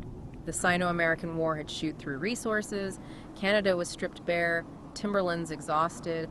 They were developing fusion power, things like power armor, but it was too little, too late. The tech existed, but the infrastructure couldn't support it fast enough. Right, they couldn't roll out fusion power grids across the country quickly enough to solve the energy crisis before everything collapsed. So the survivors inherited a world that was already depleted, broken, and then got irradiated on top of it all. Large-scale rebuilding in those first years, almost impossible odds. Man. Okay, we have covered a ton of ground, from firestorm physics to fallout decay rates. Let's boil down the absolute must-know points for surviving those first critical hours and days. The cliff notes for the apocalypse. Number 1, Know the decay rate. Fallout radiation drops by half in the first hour. Stay put. Time is your ally if you're shielded. Number 2, the 10x shield rule. Aim for 10 halving thicknesses, that's about 3 feet 90 centimeters of packed earth, to cut gamma radiation down by over 1,000 times. Dirt saves lives. And number 3, go in, stay in, tune in. Resist the urge to run. Find the best nearby shelter, get deep inside and stay there. Don't go out for anyone or anything unless absolutely forced. Survival is about understanding the physics, the weirdness of firestorms, the inverse square law for radiation, and acting logically, not emotionally. It favors the prepared hermit, basically. We've laid out how to survive the physical environment, the immediate threats. But we also touched on how those early survivor groups, even the prepared ones, eventually got wiped out by the Wasteland. Right. Which brings us to the terrifying next phase. If the radiation doesn't get you, and the fire doesn't get you, and starvation or disease doesn't get you, what happens when you finally crawl out of your shelter and meet the other survivors? The immediate environmental threats eventually subside, or at least become manageable. But they're replaced by the long-term human threat. Social breakdown, resource scarcity driving conflict, the rise of factions. That's the enduring challenge of the Wasteland. So surviving the physics is just step 1. Surviving the people, that's the long game. Join us next time for part 3, where we dive into exactly that. The scavengers, the raiders, the emerging societies, and the brutal human dynamics of the post-apocalyptic world. We'll explore what happens when the laws of physics give way to the laws of the jungle. It's going to be intense. We'll see you then for the final part of our deep dive into surviving Fallout. Welcome back to the deep dive. If you've been with us for the last 2 parts, well, you know we've been digging into this really grim question. How long would you actually last in the Fallout universe? It's not exactly uplifting, is it? Not at all. We've covered the pre-war politics, the resource shortages, basically decades of everything falling apart morally. But today we ditch the history, the sociology. And get right into the physics, the hard science of the end. Exactly. This is the moment the bombs fall, the Great War itself, the final exam nobody was ready for. And this deep dive is really for you, the learner. We're going beyond just the look, the cool, retro-futuristic wasteland vibe. Which is awesome, don't get me wrong. Oh, totally. But we're getting into practical stuff, the minute-by-minute mechanics of how it all went down on October 23rd, 2077. What did that actually mean for someone on the ground? We've got stacks of material here. Seriously, like old FEMA reports from the Cold War, nuclear engineering texts, deep dives into the game lore about the pre-war collapse. It's a lot. Yeah, it's dense. Yeah. Definitely enough for a long flight. Maybe not 8 hours, but... Yeah, maybe not that long. But our goal today is basically to take all that chaos of the Great War and line it up with the actual science. Nuclear physics, radiation, immediate survival tactics. We want to give you actionable knowledge, even if that action is like figuring out how many inches of dirt you need between you and, well, oblivion. It's like the ultimate driver's ed course for when the road itself melts. Pretty much. Knowing the rules when everything's gone sideways. Okay, let's unpack this. We're talking about the moment the lights went out, forever. But, before those mushroom clouds even appeared, the world was already kind of broken, wasn't it? It wasn't just, boom, game over. Oh, far from it. The Great War, it was just the really, really loud ending to a long, slow, miserable slide. The Sino-American War. Right, that wasn't some big ideological fight, was it? More like fighting over the last scraps. Exactly. It started over resources, energy, mostly. Then it bogged down into this brutal trench warfare, like in Alaska, until the U.S. rolled out the power armor. That was a game changer. But the fighting itself got nasty, right? Like, really nasty. Unbelievably so.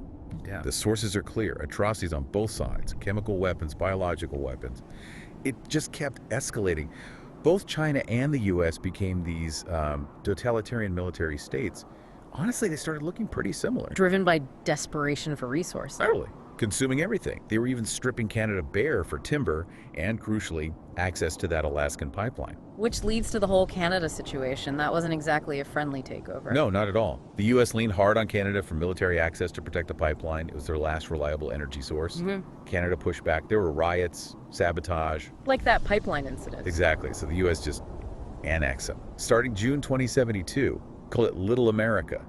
The whole pre-war system was just eating itself to keep the war machine going. It makes the whole thing with the pre-war anti-government groups seem so, I don't tragically pointless. You find this in the lore, right? These militias, survivalists. Oh yeah, they all holed up in remote spots, talking about how they'd take back the government when it all collapsed. Ready to rise from the ashes. Except they didn't. Most got vaporized in the first wave because, ironically, they often chose locations near military bases or infrastructure hubs, strategic points. Prime targets. Precisely. Or they just died in the immediate chaos afterwards. The whole idea of the tough, independent survivalist rebuilding society. Hasn't really hold up. Not at all. The few who survived were scattered, isolated, powerless, really. Their big plans just evaporated. It kind of set the tone for the Wasteland. Small groups might pop up, try to make a go of it, but the sheer scale of the disaster just crushes them. And the official plan? Project Safe House. The vaults. We know from the games vault tech was shady, but was the corruption like a bug or a feature? It really seems baked in from the start. Project Safe House started way back 2054, triggered by earlier wars, the New Plague, sold to the public as this huge defense project. Hundreds of shelters. Save America. Sounds good on paper. Yeah, but it was a total sham. Because it was classified national security, there was zero oversight. None. So cue massive fraud, mismanagement, the works. And how is it funded? Get this. Junk bonds. High risk, high yield debt.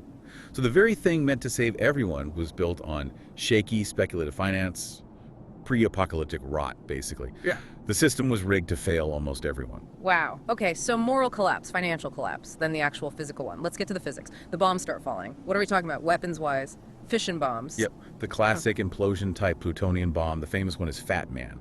And the name itself is actually a clue to how complex this thing is. Okay, pull that thread. The name's Fat Man, Little Boy. Where did they come from? It's a neat bit of history actually tied to detective fiction. The earlier, simpler uranium gun-type design was long and thin, so it got called Thin Man after the Dashiell Hammett character. Ah, okay.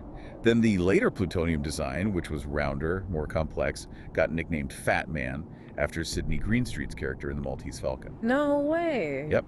And then the uranium bomb actually used Little Boy was just named to contrast with the scrapped Thin Man project. That's wild. Okay, so Fat Man, implosion. How do you make a sphere of plutonium explode with that much force? It's not just hitting it with a hammer. Definitely not. The core idea is to crush the plutonium sphere, the pit, to twice its normal density. Squeeze it incredibly hard, incredibly fast, and incredibly uniformly. That forces it into a hypercritical state. Twice the density? How? You can't just wrap explosives around it, can you? The pressure wouldn't be even. Exactly. That's the genius and the difficulty. You need a perfectly spherical shockwave pushing inwards. They achieve this using something called explosive lenses. Lenses, like for light. Kinda same principle, but with shockwaves. Imagine the plutonium pit, the Christie gadget, at the center. Around it is a sphere made of 32 separate blocks of high explosive. Tapered blocks. 32, arranged like a... Like the panels on a soccer ball? A truncated icosahedron, technically? Yeah. Each of these 32 blocks is an explosive lens. Okay, 32 separate explosions. They all have to go off the exact same instant, right? What if one's late by even a microsecond? Disaster. Well, not the disaster you want. If the implosion isn't perfectly symmetrical, the core doesn't compress evenly. It gets squeezed unevenly, heats up, and just blows itself apart. It's called a fizzle. So no mushroom cloud, just a mess. A radioactive mess, yeah, but not the massive nuclear yield. You lose maybe 99% of the potential energy. So the synchronization has to be perfect. Nanosecond, perfect. So how do these lenses make 32 outward explosions turn into one perfect inward squeeze? Each lens is made of layers of different explosives. Some burn fast, some burn slow, shaped precisely. When the detonator fires, the wave travels through the fast layer, then hits the slow layer. The shape of this interface refracts the shockwave, bending it. Just like a glass lens bends light. Exactly.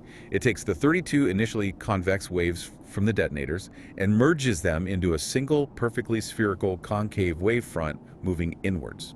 Focusing all that force onto the center. Mind-boggling. It is. This shockwave then hits a layer called the pusher, usually aluminum, which smooths out any tiny imperfections and transmits the pressure evenly. Okay. The pusher then slams into a heavy layer called the tamper, usually made of uranium. The tamper does two things. Its sheer inertia helps hold the core together for a few extra nanoseconds while the reaction builds. Buys it time. Right. And it also reflects neutrons that are trying to escape back into the core, which speeds up the chain reaction. So the plutonium's getting squeezed like crazy. When does the actual chain reaction kick off? Just as it reaches maximum compression, that double density. Inside the pit, there's a tiny device called the urchin. It's the neutron initiator. The spark plug. Basically, yeah. Yeah. It's a small sphere, maybe beryllium coated with polonium-210. Polonium emits alpha particles, but they normally can't get through the beryllium. When the implosion crushes the urchin, the polonium and beryllium mix. Alpha particles hitting beryllium atoms knock neutrons loose. You get this sudden burst of free neutrons right at the moment the plutonium is densest. That kicks off the runaway fission chain reaction. Boom. An incredibly violent yet perfectly choreographed dance of physics. Okay, so the bomb goes off. In fallout, everything looks scorched, burnt. We assume nuclear bombs cause instant citywide firestorms. Is that accurate? It's complicated, Yeah. and maybe not as straightforward as you'd think. The bomb gives off intense heat, the thermal flash, then the blast wave follows. Heat first, then shockwave. Right. Now, counterintuitively, conventional incendiary bombing raids like the Allies ran on Dresden or Tokyo in World War II were often more effective at creating mass fires and firestorms. How? How is dropping lots of small firebombs better than one giant nuclear fireball? It's the order of operations. In those conventional raids, they dropped high-explosive blockbuster bombs first. To break things open. Exactly. Yeah. Break water mains, gas lines, blow roofs off houses, shatter windows, creates rubble, fuel, and critically allows air to flow in. Then they drop the incendiaries into the prepped area. Ah, so they basically pre-ventilated the fire. Precisely. The nuclear blast sequence is backwards for fire starting.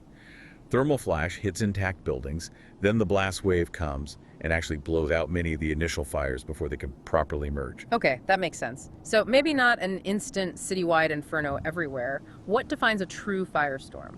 A true firestorm, like Hiroshima did experience, or Dresden, is characterized by strong hurricane-force winds blowing inwards toward the center of the fire from all directions.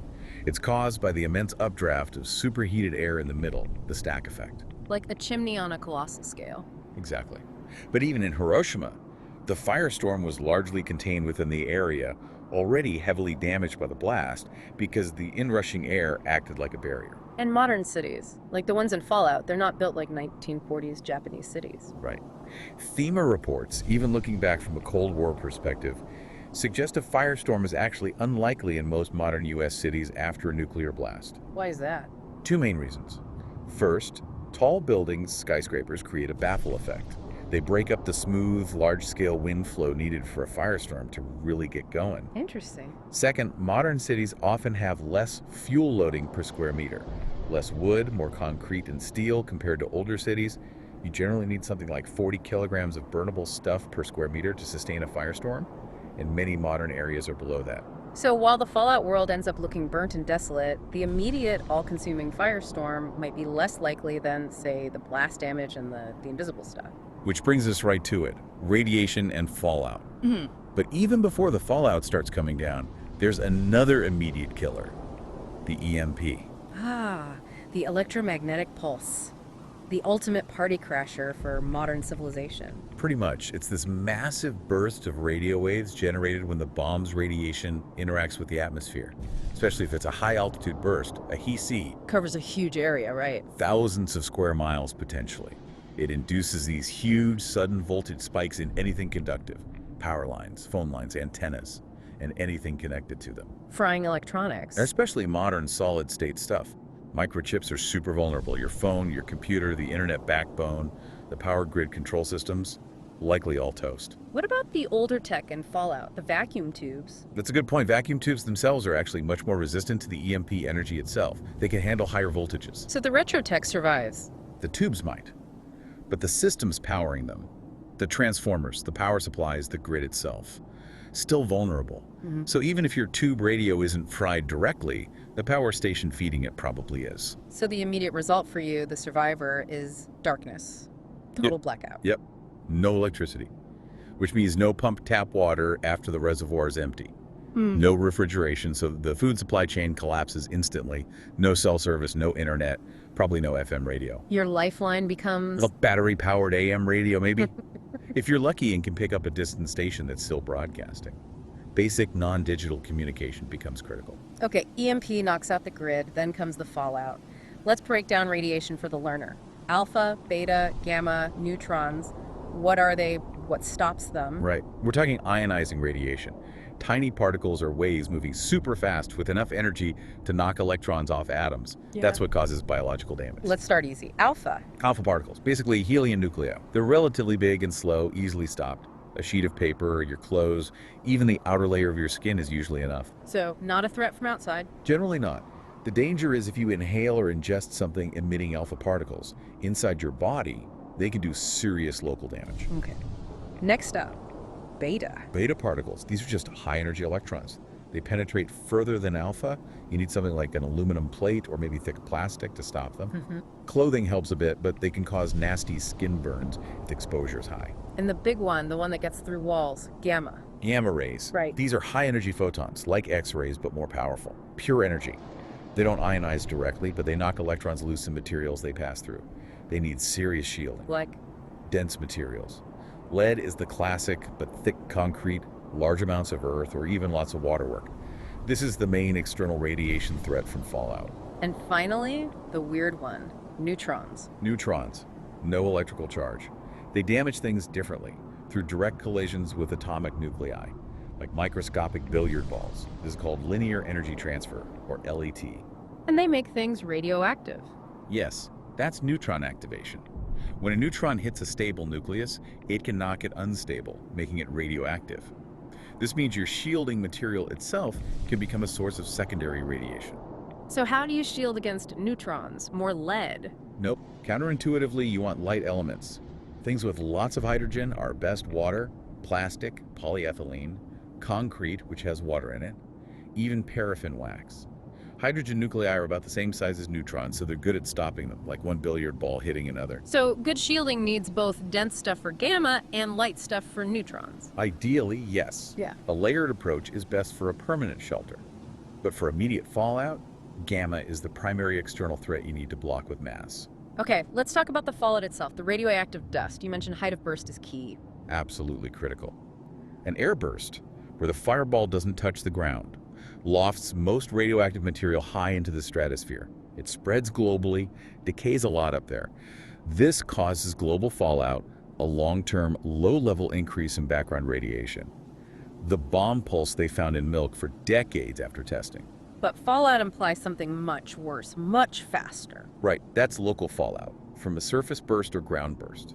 The fireball sucks up tons of dirt, debris, building materials. Yeah. Makes it all radioactive. These heavier particles fall out relatively quickly, downwind from ground zero. And this is the really dangerous stuff. Extremely dangerous, especially in the first hours and days. But how fast does the danger decrease? That seems vital from knowing how long you have to stay hidden. It does decrease surprisingly fast. This is the crucial bit. The intensity drops dramatically because most of the radioactivity comes from isotopes with very short half-lives. There's a rule of thumb, the 7.0 rule. For every factor of 7 increase in time after the blast, the radiation dose rate drops by a factor of 10. So after 7 hours, it's down to 10% of the initial rate.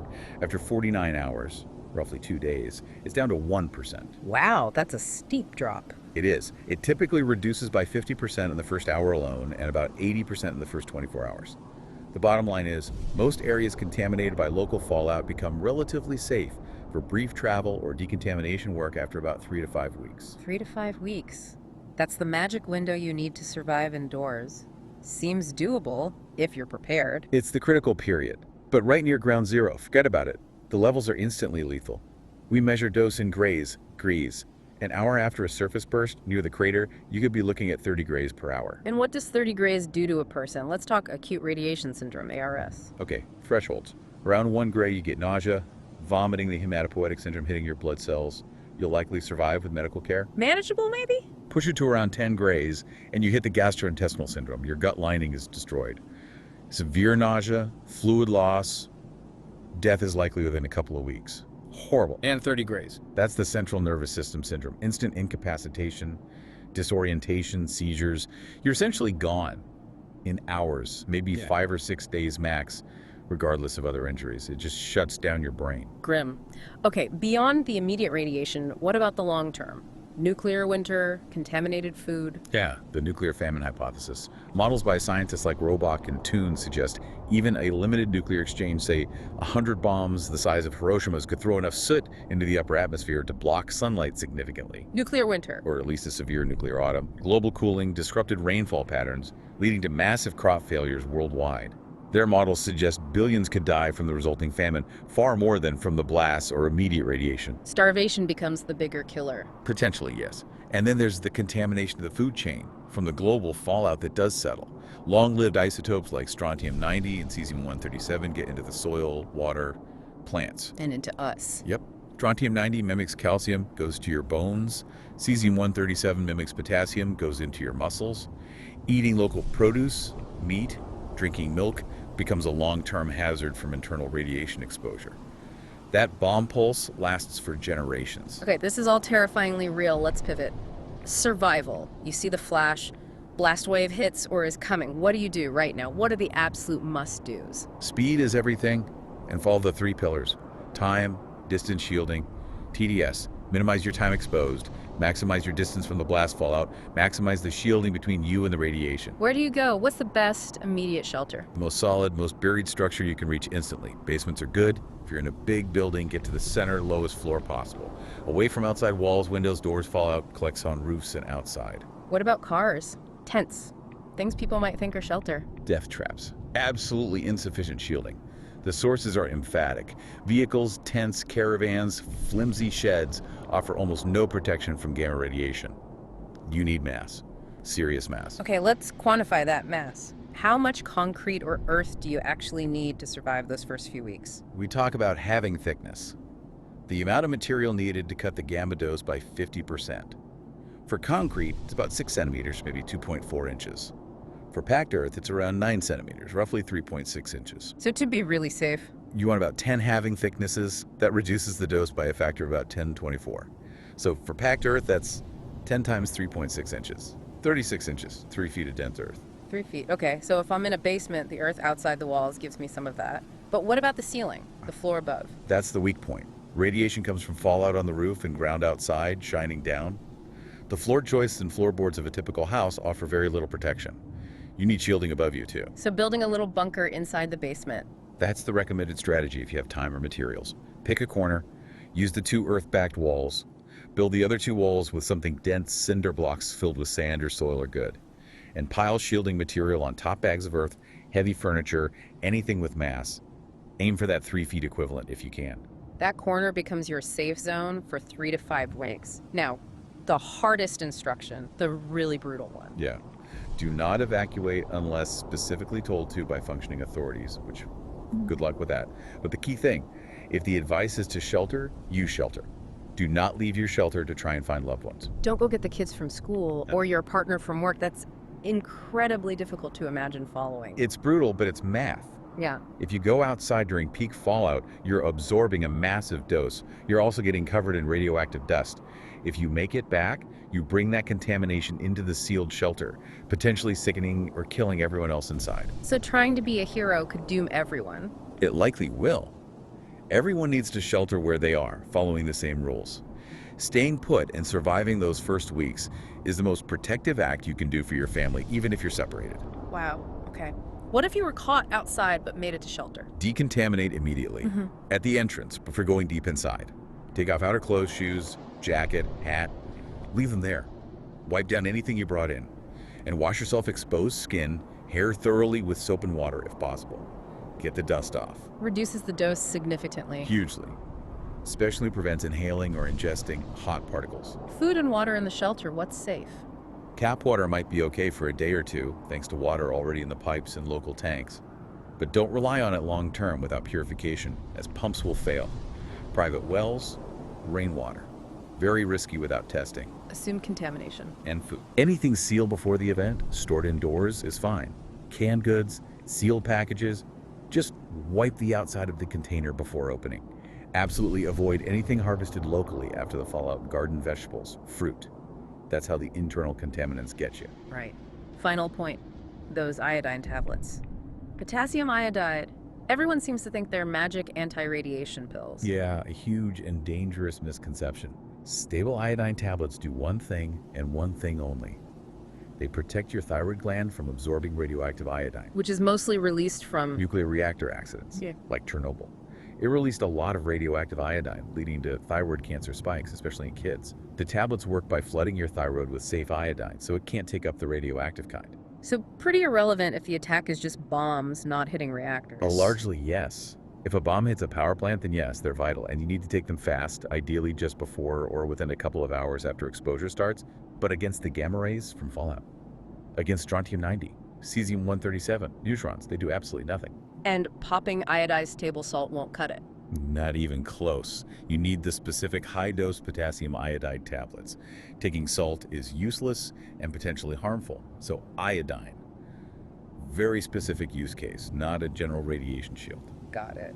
Okay, so we've gone from the world falling apart before the war, through the insane precision of the bombs, the physics of the blast and fallout, and the cold, hard rules of sheltering. What's the final takeaway on surviving Fallout's Day Zero? The world of Fallout didn't just vanish in a flash. It was a long time coming. The pre-war power is basically self-destructed. The bombs themselves were marvels of applied physics, incredibly complex. But your survival, paradoxically, comes down to simple, brutal basics. Get underground, get behind mass, and wait 3 to 5 weeks. It's not about fighting monsters yet. It's about respecting the invisible killer radiation and playing by its rules. It's about that 36 inches of dirt. It's wild to think about the sheer technical brilliance needed for the bombs, set against the background chaos of war and, well, human nature. Oh, completely. The Manhattan Project itself was famously chaotic, and it seems that continued. You know the plane that dropped Fat Man on Nagasaki? B-29, number F-31. They had an acronym stenciled on its nose. Oh, yeah. What was it? Sounds like dark military humor. Totally. It was JNCFU. JNCFU, meaning? Joint Army-Navy Civilian Fuck-Up. A play on the classic military term snafu situation normal. All fucked up. It kind of perfectly captures it, doesn't it? Yeah. Even at the peak of technological power, it's still underpinned by human messiness and potential failure. Perfect setup for the Wasteland, really. Wow. JNCFU. So the lesson is even the most complex science happens amidst chaos, setting the stage for, well, more chaos. Which brings us to a final thought, I suppose. Scientists and militaries try to control every aspect of these weapons, every protocol, but there's always that element of the uncontrollable, isn't there? There really is. General George Lee Butler, he used to run the U.S. Strategic Air Command, the bombers and missiles. He reflected on how we got through the Cold War without annihilating ourselves. He said it was down to some combination of skill, luck, and divine intervention. And I suspect the latter in greatest proportion. Skill, luck, and divine intervention. Maybe in the Fallout universe, on October 23rd, 2077, they just finally ran out of luck. Or maybe the divine intervention just wasn't there that day, leaving just the physics, the fallout, and whoever was smart or lucky enough to find 3 feet of dirt. It's something to think about next time you're packing your bug-out bag. Or maybe just reinforcing the basement. Indeed. That's a wrap on this deep dive series. Thanks for sticking with us through the grim realities of surviving the apocalypse. Welcome back to the deep dive. All right, look, it is October 31st. It's Halloween, motherfucker. And that means, we are officially wading deep into some serious digital dread tonight. Forget the pumpkin spice lattes. Exactly. We're diving headfirst into the grim, irradiated world of the Fallout universe. You know, supposedly all dark comedy and retrofuturism. Supposedly. But beneath that 1950s atomic cheer and the ink spots on the radio, Fallout's built on this, fundamental existential nightmare. And the terror we're digging into today, it's not just, giant scorpions or guys in power armor. No, this is weirder. Yeah, our mission today, and this is all based on the frankly horrifying source material you listeners sent over, is to figure out where that line blurs, between the official game lore, what's actually scary in the game, and the genuinely fucked up, soul-crushing dread that players themselves have cooked up. We are talking about the kind of stuff that makes you question the game, maybe the developer's sanity, maybe even your own grip on reality a little bit. And today, we kick things off with an absolute legend of digital dread. A ghost in the machine. We're talking about a mysterious radio broadcast that seems to know way, way too much about our world, not the Wasteland. We are going deep, deep into the infamous Fallout 3 Number Station creepypasta. It's a classic. Then we're going to break down how the modding community and these unofficial alternate reality games, ARGs, they intentionally crank up the fear factor. Right. Turning the, kind of quirky capital Wasteland or the Commonwealth into a dedicated, balls-to-the-wall survival horror hellscape. Yeah. It's really a story about players actively choosing psychological terror over the game's built-in dark humor. Okay, let's do this. Let's unpack this monster, starting with the ghost in the GNR machine and maybe the real-world paranoia that kind of birthed this whole nightmare in the first place.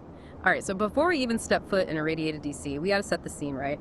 This whole myth, this whole creepypasta, it's built on the real-world concept of a number station. What the hell is that, actually? And why does it fit the Fallout vibe so perfectly? Okay, so a number station. It's genuinely one of the spookiest, most enduring sort of artifacts of the Cold War. Still happens today, actually. Really? Oh, yeah. In real life, these are shortwave radio broadcasts. Oh. And they transmit these, really repetitive, super unusual coded messages. Usually it's just strings of numbers, right? Sometimes read by a creepy synthetic voice, sometimes a real person, sometimes it's just weird music or static beforehand. The ultimate spooky, lo-fi secret message system. But why? Why use something so basic instead of, I don't know, encrypted emails or satellite stuff? Well, the main hypothesis is kind of threefold, and it all feeds the paranoia. First, it's basically untraceable. Shortwave radio signals bounce all over the atmosphere, pinpointing the origin, especially if it's broadcasting globally. Super hard. Almost impossible to jam effectively, too. Okay, sneaky. Second, it's simple. The theory goes that intelligence agencies, like MI6 or the CIA or the KGB back in the day, use these to talk to their sleeper agents. Spies, deep undercover. Right. If you're a spy behind enemy lines, you don't want complex gear that can be found. You just need a cheap, easily available shortwave radio and your one-time pad, your decryption key. Simple, effective, deniable. Maximum paranoia, minimum tech. That is perfect for the Fallout atom punk world, where, the internet basically stalled out pre-war and everything's running on vacuum tubes and paranoia. Absolutely. It plugs right into that specific kind of analog dread, that feeling that there are secret messages humming just beneath the surface noise of everyday life. Right. And these broadcasts, they often only appear at weird, irregular times. You can't just tune in whenever. Right. Which makes it feel like if you do catch one, the information must be incredibly important, maybe catastrophic. Which brings us right back to Fallout 3 and this myth, this rumor that started spreading like wildfire among players. The idea that if you did a very specific, almost ritualistic sequence of things in the game. Yeah, like almost deliberately breaking the game's flow. That Galaxy News Radio, GNR, the main station, the voice of the Wasteland with the smooth talking three dog, it would just switch. Flip over to this terrifying coded numbers broadcast instead. And the steps themselves, the supposed criteria, it's almost like a symbolic dismantling of everything comfortable and familiar in the game. Step 1, you absolutely must kill the original host, Three Dog. Which is messed up. He's like the soul of the radio, the voice of hope, kind of. Exactly. It's an act of narrative chaos. You silence the Wasteland's main source of reassurance. Yeah. And who replaces him? He gets replaced by Margaret, right, the technician, who's super bland and you never actually see her. That's critical. You trade this charismatic, larger-than-life DJ for this clinical, impersonal voice. It's like the uncanny valley of radio hosts. And because she's just a voice, never a physical NPC in the world, she becomes this unknowable, untouchable entity. You literally cannot find her to interact with her or, kill her. Ugh. Amplifies the dread. You can't shoot the voice of fear. Precisely. You're actively removing the main source of friendly human contact and flavor from the game's soundscape. Okay, so step 1, murder the DJ. What else do you have to screw up in the game? Step 2, you have to deliberately keep GNR weak. You need to skip the main quest objective where you boost its signal across the whole capital Wasteland. How do you do that? You can usually pass a speech check to get around it, or just sequence break the plot, but the result is the same. The station's signal remains fragile, localized. And why does that matter for the myth? Let me guess. Because if the number station does take over, a weak signal means it's going to be hard as hell to find. Obscure. Exactly. It makes the supposed phenomenon rare, difficult to tune into, something only the most dedicated or maybe the most paranoid players would even stumble upon. It rewards that obsessive searching. Okay, kill the DJ, keep the signal weak. What's the final nail in the coffin? The big, chaotic trigger that supposedly flips the switch. The destruction of Raven Rock. That's the main event. The moment the creepypasta claims makes the change permanent.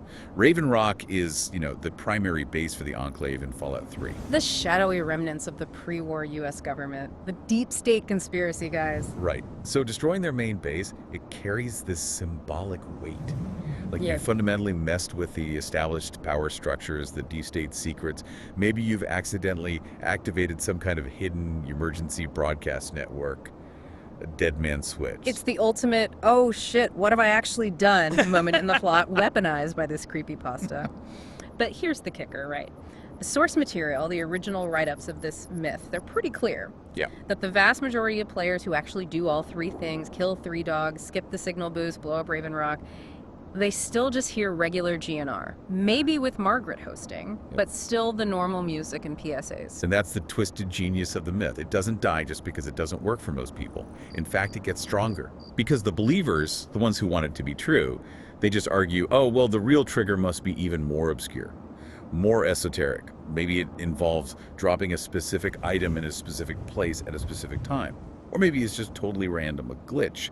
The fact that it's unreliable makes it more mysterious, not less. It forces players to question their own playthrough, their own reality within the game.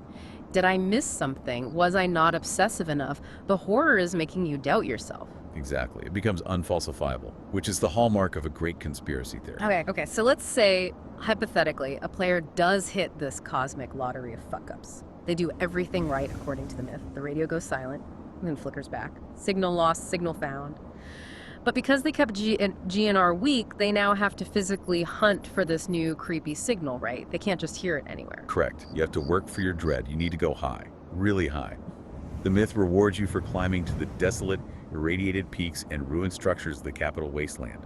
You need elevation to catch this weak, supposedly altered signal.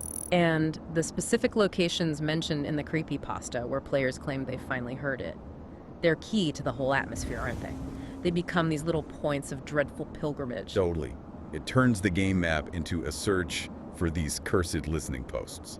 So paint the picture. Where are we talking about? Give us the scenery for listening to digital doom. All right, imagine scrambling up the rusting skeletal remains of those huge SATCOM arrays way out in the desolate northwestern corner of the map.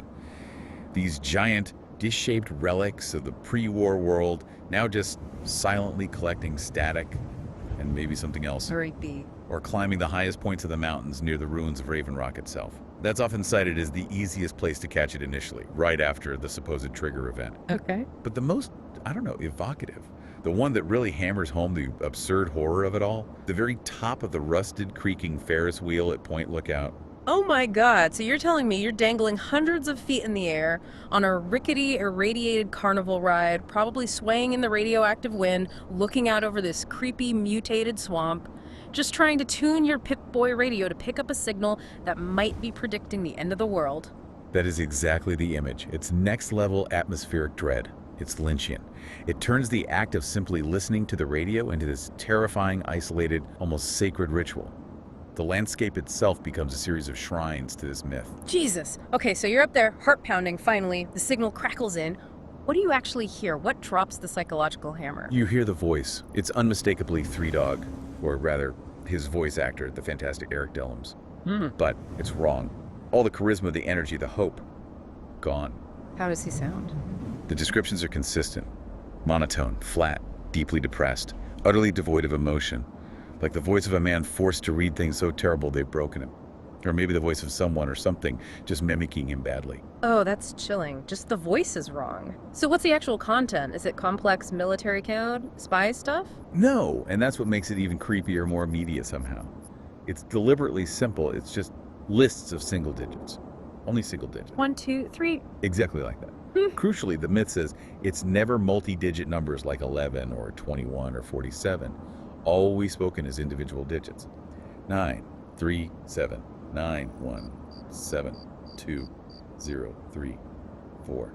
How long are the strings? Usually between 9 and 12 digits long, according to the reports. Just these raw strings of numbers read by this dead, broken voice. A dead man reading numbers from a haunted Ferris wheel. Got it. What else? That string of numbers is then followed by a burst of Morse code. Beeps and boops. And the length of the Morse code varies wildly, apparently. Sometimes short, sometimes really long. Okay, numbers, then Morse code. And then The final kick in the teeth. The music. But it's not the usual GNR mix. It's just one song, looping endlessly. Let me guess. I don't want to set the world on fire? Bingo. The quintessential Fallout 3 theme, the sound of the apocalypse, now stripped of its ironic context and just paired with this cold, coded insanity. All the other cheerful ink spots tunes, the swing music, gone. Just that one haunting refrain over and over between the numbers and the Morse code. That is the ultimate earworm of existential despair. Wow. Okay, let's move into cracking that code, because this is where it goes from spooky in-game myth to something else, something meta. Right. So the community, the people obsessed with this, they naturally started trying to decipher it all. The Morse code, that turned out to be the easiest part, relatively speaking. Right. Morse is a known quantity. What did it translate to? It translated into lists of short, often punchy messages in English. And this is where the really unsettling stuff begins, because the content of these messages had this brutal, jarring contrast. You mentioned some mundane stuff earlier, like things that shouldn't even be in the Fallout universe mixed with doom. Exactly. You get these utterly banal, almost comical messages right alongside things that hinted at genuine dread or conspiracy. It's the whiplash that makes it so effective. Hey, give me an example of the mundane. Okay, so one reported message was literally just, wash the car today, maybe Chinese for dinner. Seriously, wash the car in the post-apocalypse. Right. Or another one, just as banal, think I'll nap, I'm tired. This kind of domestic, everyday chatter, like reading someone's slightly boring diary entries from our world, that's what makes the intrusion so damn weird. It suggests the broadcaster isn't just sending coded messages about our world, but maybe living in it. Like a spy sending their personal logs along with a high-level intel. And then there was the one message that just completely shatters the fourth wall, breaks the Fallout lore entirely. Oh yeah, the infamous one. Have you watched my YouTube video yet? I uploaded myself kicking bums in the nuts. Hold the fuck up, YouTube. Bum kicking videos. In Fallout. Exactly. Hold the goddamn phone. The Fallout timeline diverges massively from ours right after World War II. Their entire technological development path is different. Vacuum tubes, atomic cars, clunky robots. But not the internet as we know it. Definitely not video sharing platforms like YouTube. The very concept of uploading a bum-kicking video, Yeah. that just shouldn't exist in that universe. So that message, that's the core anomaly, isn't it? That's what made this whole number station myth so damn sticky and viral. Absolutely. Because it immediately suggests the game isn't just broadcasting secrets from within its own fiction, it suggests the game somehow is tuning into a frequency outside its own reality, maybe our reality. Which is terrifying. It makes that fourth wall feel incredibly thin and fragile. It's not just a message from the future within the game's world. It's a message from our present, broadcast into their alternative past. Nailed it. This single message elevated the number station from just a cool, spooky in-game secret, like finding a unique weapon, to this potential evidence of a canonical instability in the game's reality. If the game knows about YouTube, what else does it know about us? About our world? And that's where those strings of numbers come back in, right? Because the next leap the community made was claiming these weren't just random digits, they were predictive. They corresponded to real-world events that happened after Fallout 3 was released. This was a big one. The moment that turned believers into fanatics, the supposed proof. The breakthrough came when a player, or a group of players, recognized one specific number string. Which one? It was 12055282010, and the Morse code message that followed it was reportedly, "What are you talking about? You'll be missed." Okay, numbers and a slightly cryptic message. Someone recognized that number string, 12.05528210. That's the reported time and date of the death of the actor Gary Coleman. And the quote, "What you talking about?" was his famous catchphrase from Different Strokes. Holy shit. Okay, wait. So the claim is that the game, released in 2008, contained a coded message accurately predicting the date, time, and even referencing the catchphrase of a celebrity death that happened 2 years later. That is the claim, and that is the kind of chilling synchronicity that fuels 1,000 internet conspiracy theories. Suddenly, it's not just a game, it's an oracle. Wow. Was that the only hit, or did they find others? They claimed a second, equally chilling one, the number string 94542021010, and the Morse code. Accident in the Gulf, several dead, oil spill apparently averted. Okay. 9.4542021010, that timing. Recognized as matching the initial reports of the BP Deepwater Horizon explosion in the Gulf of Mexico. And crucially, the message includes that detail. Oil spill apparently averted, which reflects the faulty, overly optimistic initial reports before the true scale of the disaster became clear. So, this creepy radio station inside a post-apocalyptic video game isn't just predicting real-world tragedies, it's somehow reporting on the inaccurate initial public spin of those tragedies. That gives the whole thing this weirdly specific, almost sinister intelligence. Like, it has access to breaking news, but flawed breaking news. It deepens the mystery, right? It's not just predicting, it's commenting. And it gets even weirder because the community then started finding messages that didn't just predict the future but seemed to rewrite the past, suggesting historical revisionism, pushing the paranoia sideways through time, basically challenging the official history of our reality. Whoa, okay. Rewriting history. Like what's the specific historical bombshell they supposedly found coded in there? The big one mentioned in the sources relates to Lincoln's assassination. A message supposedly dated 22.15 April 15, 1865, that's 10.15 p.m., the night Lincoln was shot. The message read, "He's dead and blame will probably be placed on that actor booth. Johnson better not cheat me out of the payment." Wait, what? That implies that Lincoln's assassination wasn't just John Wilkes Booth acting alone, but a paid hit, possibly organized by powerful figures. And it even seems to implicate his own vice president, Andrew Johnson, in the conspiracy. Johnson better not cheat me out of the payment. That's the implication. It takes the core Fallout theme, that governments are corrupt, secretive, and capable of horrific things, and projects it backwards onto one of the most foundational moments in American history. It's basically saying, hey, the world you think you know, the past you believe in, it's just as much of a lie as the Voltec propaganda in our world. That is deeply paranoid and perfectly Fallout. But okay, let's be real. Prophecy, especially creepy internet prophecy, only works if it keeps hitting the mark. And this is where these things usually fall apart, right? Under scrutiny. Absolutely. And the numbers station myth definitely started to wobble, hilariously and maybe a bit tragically, when specific future dates came up that the community got really hyped about. Okay, let's hear the big misses. The source material highlights two major ones that really took the air out of the collective dread balloon. First, there was a prediction about the Queen of England. The message supposedly read, "The Queen has died today. The world mourns, as on days like these, we are all Brits." And it came with a specific timestamp, 4:02 a.m. on March 19th, 2014. Ah, yes, I vaguely remember the internet holding its breath for that one. And the March 19th, 2014 came and went, and Queen Elizabeth II was indeed still very much alive and kicking. Precisely. A massive public swing and a miss for the prophecy. The myth definitely suffered a major credibility hit that day. People were like, oh, well, that's lame. Did it kill the myth entirely? Not entirely, which is interesting. The source notes that the genuine horror lessened significantly for many. It shifted from, OMG, this game predicts the future, to, that's a weird, inaccurate coincidence. But you could still see the cognitive dissonance online. Some fans were disappointed, saying the failure lessened the horror, while others were still posting things like, I kind of just want the world to end on one of these dates so it proves the game is real. Wow.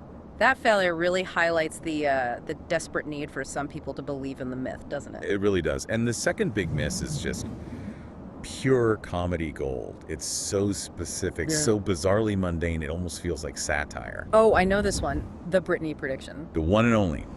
The message. I can't pull off Britney's actually won an Oscar. Timestamp. 9:33 p.m.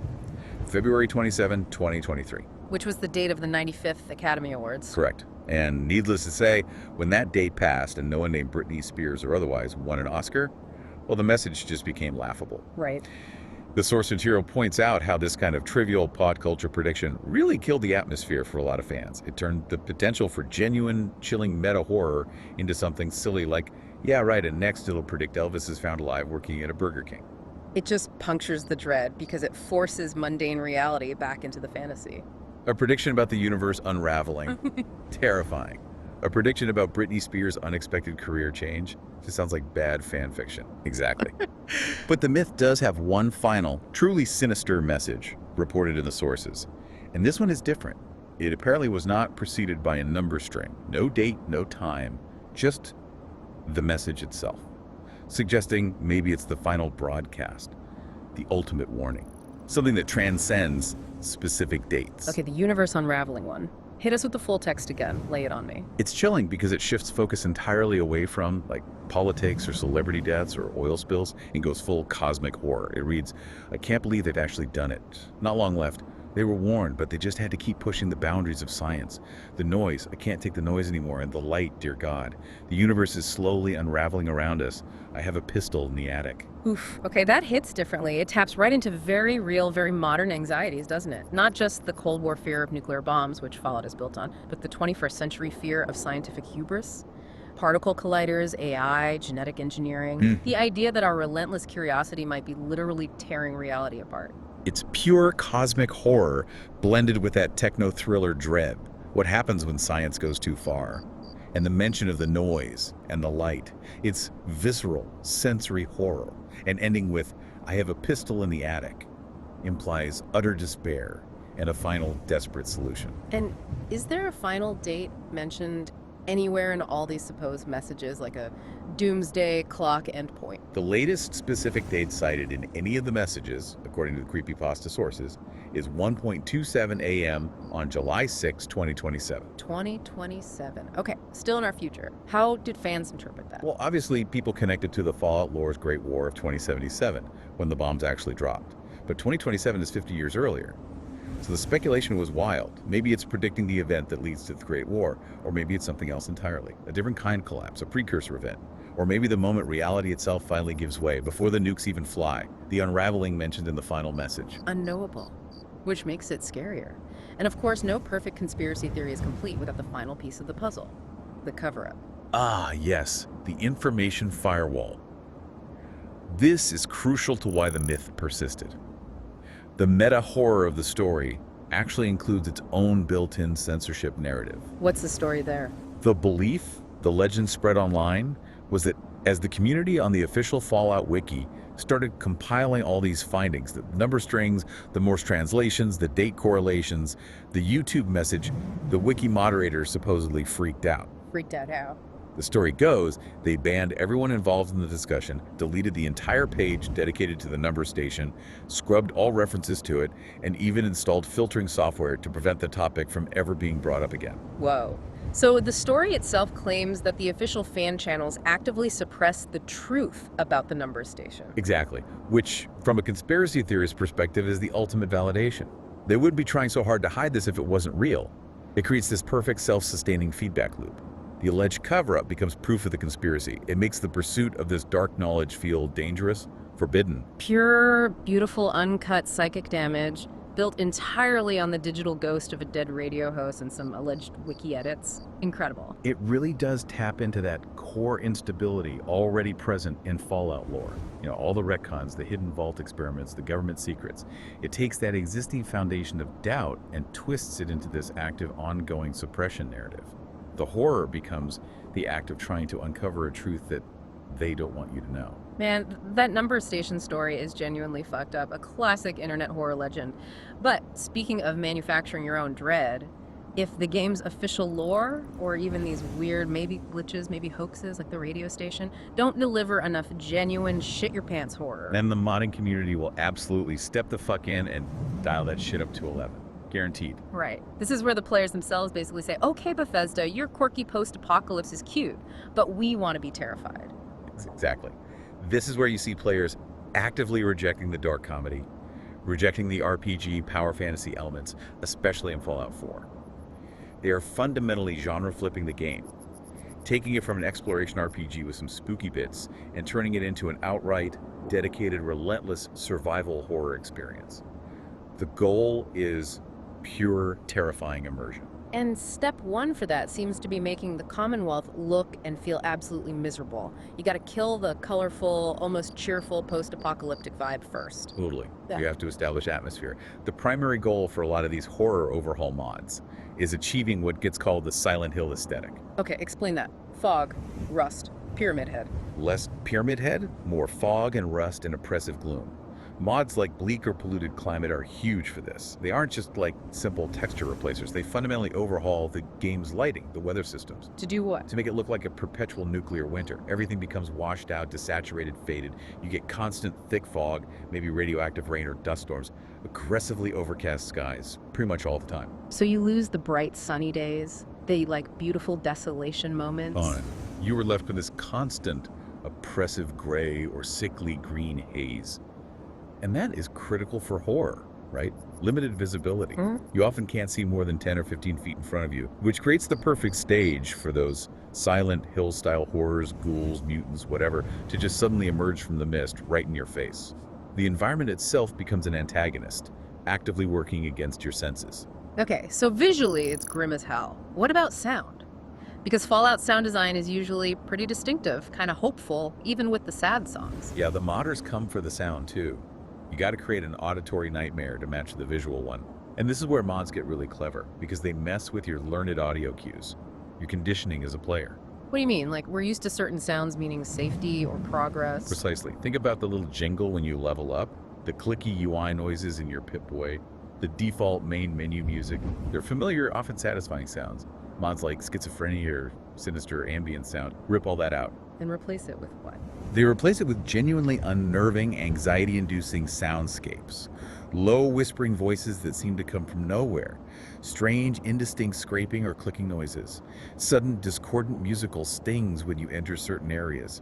Creepy ambient tracks instead of the standard exploration music. Oh man, that sounds like psychological hell, because you'd constantly be second-guessing every sound, right? Was that scrape just the mod's ambient noise? Yeah. Or is that a feral ghoul right behind me? That's exactly the point. It weaponizes your own paranoia. It forces you into this constant state of hypervigilance and suspicion because you can no longer trust the game's audio feedback loop. Was that whisper part of the mod, or am I going insane? Did I hear footsteps or just static?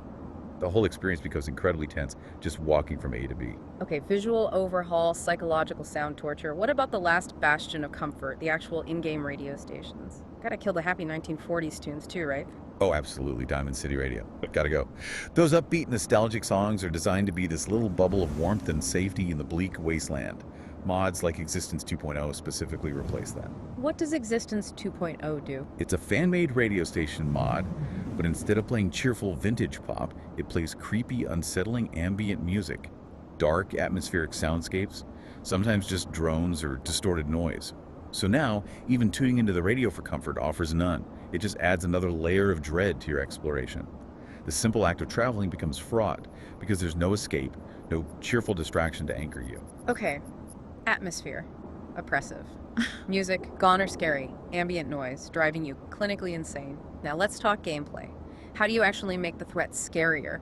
Turn the Commonwealth into a real meat grinder. You combine all that atmospheric dread with mods that seriously overhaul the enemies, make them nastier, more numerous, more terrifying to look at. Oh. Well, for the human element, you've got mods like Nightmare Raiders. This adds something like 16 new, unique, and deeply unsettling raider types and armor sets.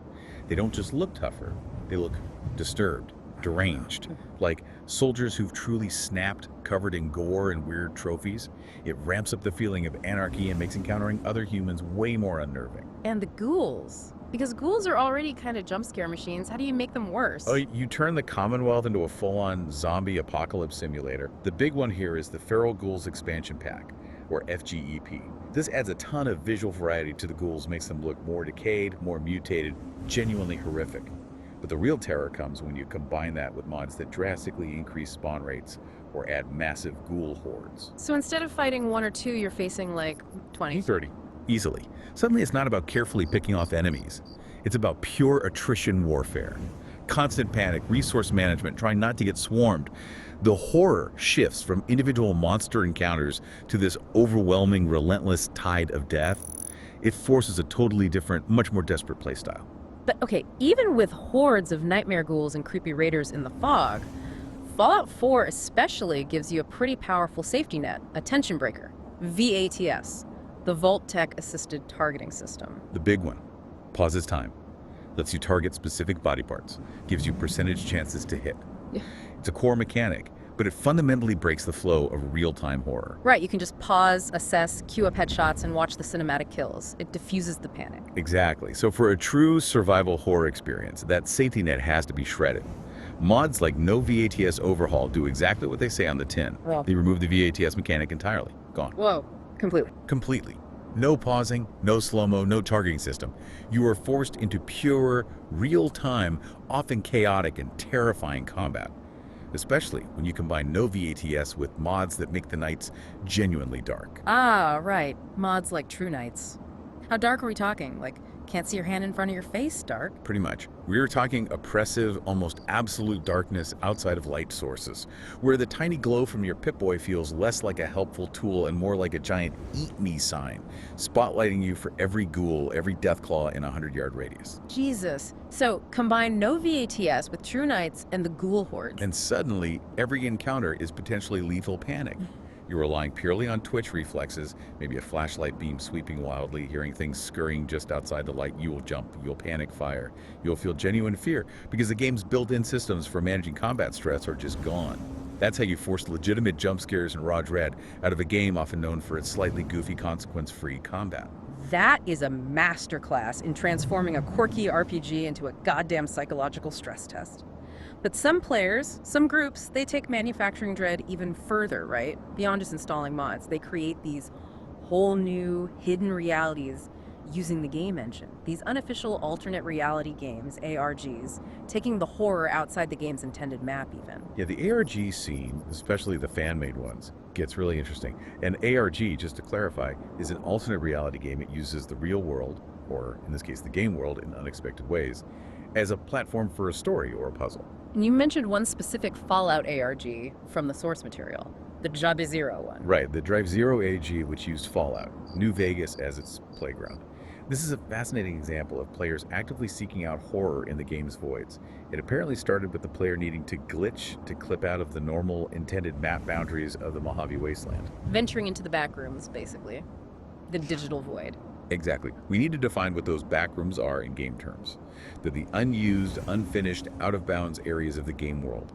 Usually it's just this vast, empty, often repeating landscape made of low-resolution textures, maybe some basic geometric shapes. It's the digital equivalent of being backstage, the place the developers never ever intended for you to see. It's not supposed to exist for the player. And in this Derblarsh ARG, the player explores this emptiness, this digital void in New Vegas, until they find what? They explore this vast, empty, broken landscape until they stumble upon something deliberately placed, an abandoned campfire. And near it, picking up an item, like a lunchbox, triggers a cryptic, unmarked quest. The documentation of this ARG, the videos and posts, apparently feature huge stretches of just walking. Unedited walking through this empty void between scattered, deeply unsettling little points of interest or cryptic clues. That sounds exhausting, but also kind of creepy in itself. Just the endless walking in nothingness. It is. It documents this almost senseless, obsessive search for meaning in a place that fundamentally lacks it. So what's the specific genre of horror this ARG taps into? Because it doesn't sound like jump scares or monsters necessarily. It sounds more psychological, like a descent into... Emptiness. You nailed it. It is the purest form of what's called liminal space horror. Liminality is that feeling of being in a transitional space, an abandoned space, an in-between place, like an empty airport late at night or a deserted school hallway or an unfinished part of a video game map. Okay. The desert landscape itself, the backrooms of New Vegas, it's familiar. It looks like the Mojave, but it's stripped bare, unnaturally empty, geometrically wrong, profoundly off-kilter. And it becomes threatening because it lacks the expected content, the expected boundaries. It's that unsettling feeling of being somewhere you're not supposed to be, a hallway that stretches on forever, simultaneously everywhere and nowhere. So the horror is the vast, silent, uncanny valley landscape of the digital frontier itself. The place the player was explicitly not meant to go. Precisely. The act of traversing these forbidden spaces, spaces the game tries to keep you out of, becomes the horror story. It creates this documented narrative of descent into a hidden, maybe broken, maybe hellish world that resides just beyond the game's normal simulation. And the fan dedication to this stuff is insane, right? People trying to replicate it. Oh, absolutely. The source material mentions users spending hours, literally hours, meticulously retracing the steps shown in the ARG documentation down to the exact number of steps taken, the precise compass bearings used while walking through the void, trying to confirm if these hidden locations were somehow part of the base game, some undiscovered Easter egg. They were trying to prove that the boundary between the game and this fan-made nightmare was actually real, that thin. They wanted this terrifying secret hidden in the code to be true. It shows this intense psychological investment, doesn't it? The horror isn't just created by the ARG author, it's amplified by the community's collective effort to validate it, their shared terror, and their deep-seated willingness to believe that the game's map holds secrets even the developers might not know about. Or secrets the developers deliberately hid and hoped no one would find. #outroutro. Wow. Okay, so we've gone from a potentially glitched, potentially mythical dead radio host predicting celebrity deaths and the universe unraveling, all the way to players actively breaking the game's reality, stripping away every comfort, just to feel true dread in an empty, low-res digital desert. The central tension we've explored today is pretty clear, isn't it? Fallout gives you the atomic wasteland, the mutated monsters, the dark humor. But it seems like the players themselves often have to provide the deeper psychic damage, the existential dread, the cosmic horror. Yeah, the ultimate takeaway, for me at least, is that the Fallout universe is maybe so inherently terrifying, not just because of the death claws or the super mutants, but because its own internal history, its lore, is fundamentally unstable. That's a great point. You know, with all the retcons, like where the drug jet actually came from, the ambiguous endings, the layers upon layers of government conspiracy and hidden vault experiments, that very instability provides the perfect fertile ground for myths like the Numbers Station to not just appear, but to actually gain traction and feel plausible within the world. It creates cracks for the horror to seep in. Exactly. The true horror often isn't the monster you can see and shoot, but the lingering, nagging idea that the world of the game itself knows something you don't. Maybe a secret about its own broken reality, or worse, a secret about ours. That pervasive sense of a world just slightly out of calibration, a reality that might be thinner than you think. Yeah, that's the specific flavor of horror we've really dissected today, I think. Both the imagined and the deliberately crafted. Totally agree. And look, if you think this manufactured mayhem and these digital ghosts are bad, just wait until we talk about the horrors the developers did intentionally bake into the code. Oh yeah, part 2 is gonna get grim. Join us next time for part 2, where we dive deep into the established, canonical, genuinely fucked up in-game horror. We're talking the truly soul-crushing ethical nightmare of Vault 11 and the sanity-shredding Lovecraftian depths of places like the Dunwich Borers. Yeah, strap in for that one. But for tonight, as you drift off to sleep, maybe consider this. You've seen just how easily prophecy can be manufactured online, how readily horror can be modded into existence when players feel a game isn't scary enough. If you strip away all the twists, all the jokes, all the colorful characters and retro tunes from Fallout, what are you left with? Just emptiness. Just the empty, irradiated, silent vastness of the digital wasteland. So the question is, what is it about that fundamental emptiness that makes us, the players, so desperate to fill it? Why do we crave finding terrifying, reality-bending secrets hidden within it? What does that impulse, that need to populate the silence with monsters and conspiracies, maybe say about the silence in our own reality? And our own need to believe there's something hiding just beyond the boundaries of what we can see or understand. Damn. Deep thoughts for Dark Night. Happy Halloween, you beautiful ghouls and wasteland wanderers. And seriously, try not to listen too closely to any strange broadcast tonight. We'll see you in the next deep dive. Okay, it is Halloween night. You know what that means. We are definitely not doing some cozy, warm blanket kind of dive today. Nope. We are strapping on the biggest, baddest power armor we can find, turning that Pip-Boy light O off F, because let's be honest, it thinks it's a monster magnet. And we are continuing our lovely, terrifying little hike through the deepest, darkest, nastiest corners of the Fallout universe. This is part 2 of our horror series. And I gotta say, I think this might be the most unnerving bit. Because we're moving past the standard enemies, the death claws, the super mutants, the stuff the developers meant for us to fight. That's exactly right.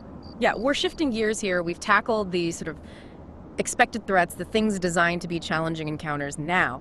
Now we're digging into the stuff that's meant to mess with your head, the intentional psychological horror. We're basically dissecting 2 big creepy categories today. First, you've got the digital folklore, the creepypastas, right?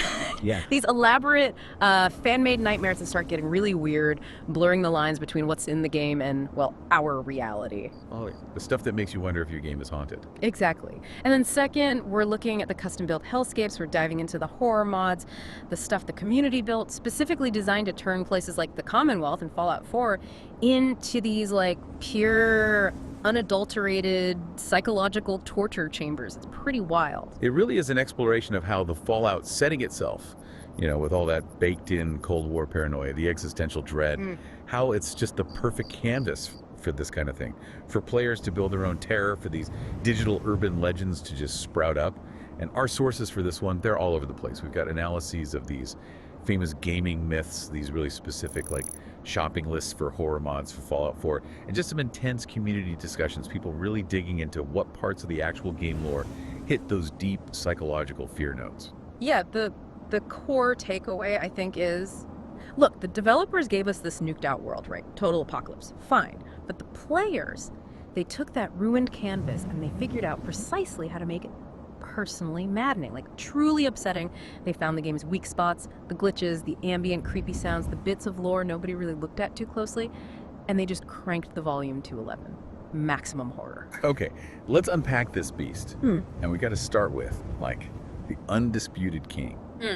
The most famous piece of digital folklore to ever crawl out of the Capital Wasteland, the Fallout 3 number station. Right, this one, it's structured almost like a dark ritual, you know? A digital ritual. You supposedly have to do these 3 very specific, kind of weird things in the game, things you wouldn't normally do. Some are just straight up evil choices, actually, and doing them unlocks this thing, this broadcast that just shouldn't exist. So walk us through it. How do you supposedly trigger this digital doom signal? All right, so we're treating the creepypasta like it's fact here, just for the analysis. Okay, step 1. Total chaos on the airwaves. You have to kill 3 dogs. You know, Mr. Galaxy News Radio himself, the charismatic guy. The source material is pretty clear. The station needs to be destabilized. And when he dies, he gets replaced by Margaret. She's the technician. Super uncharismatic. And the key thing, apparently, is that she never shows up in person in the game. You can't find her. Yeah. And the sources say she cannot be killed. Right, so she's this permanent fixture of misery on the radio. Exactly. This, like, persistent, monotone, unkillable voice just droning on, which is the complete opposite of 3 Dogs' whole, you know, fight the good fight energy. That shift alone is pretty creepy. You go from this, like, enthusiastic DJ guiding you through the apocalypse to just this dull, depressed drone reading PSAs. Okay, Yeah. that's step 1. Atmosphere change. What's the next step? The one that weakens the game's normal structure. Step 2 is all about the signal, the GNR signal strength. You absolutely must skip the quest Galaxy News Radio. That's the one where you normally go fix the antenna on the Washington Monument and boost the signal across the whole wasteland. You can apparently do this by passing a really high-speed check with 3 Dog, before you kill him, obviously. Or you can just, like, look up where to go next for the main quest online. Use the Fallout wiki or whatever. Just bypass the whole signal boosting part. Because if the signal isn't boosted, the broadcast range stays tiny. Really small. And that supposedly allows this other faint hidden number station signal to maybe overpower the normal GNR feed, but only in very specific spots. Interesting. So the idea is you're actively sabotaging the normal communication network of the Capital Wasteland. You're making it weaker. So, dead DJ, weak signal. What's the big finale? The trigger that supposedly flips the switch from GNR to this number station. The final trigger, the one everyone agrees on, is you definitely have to destroy Raven Rock. You know, the Enclave base, that big climactic moment in the main quest. The idea, the theory, is that this massive military collapse, this huge explosion and structural failure, it creates some kind of shockwave, maybe psychic, maybe physical, who knows? But that shockwave activates the hidden broadcast. The moment Raven Rock goes boom, you should apparently see the message, radio signal lost, pop up. Followed, just moments later, by radio signal found. And that signal is supposed to be the number station. Right. And what makes this whole thing so damn persistent, what gives the creepypasta legs, is that even people who follow all these steps meticulously, most of them still just hear Margaret droning on, and the community, the believers, they use that failure rate to argue, oh, there must be other secret requirements, we just haven't found them yet. Maybe it's your karma level, maybe it's the specific in-game time of day, maybe you had to visit certain locations in a certain order.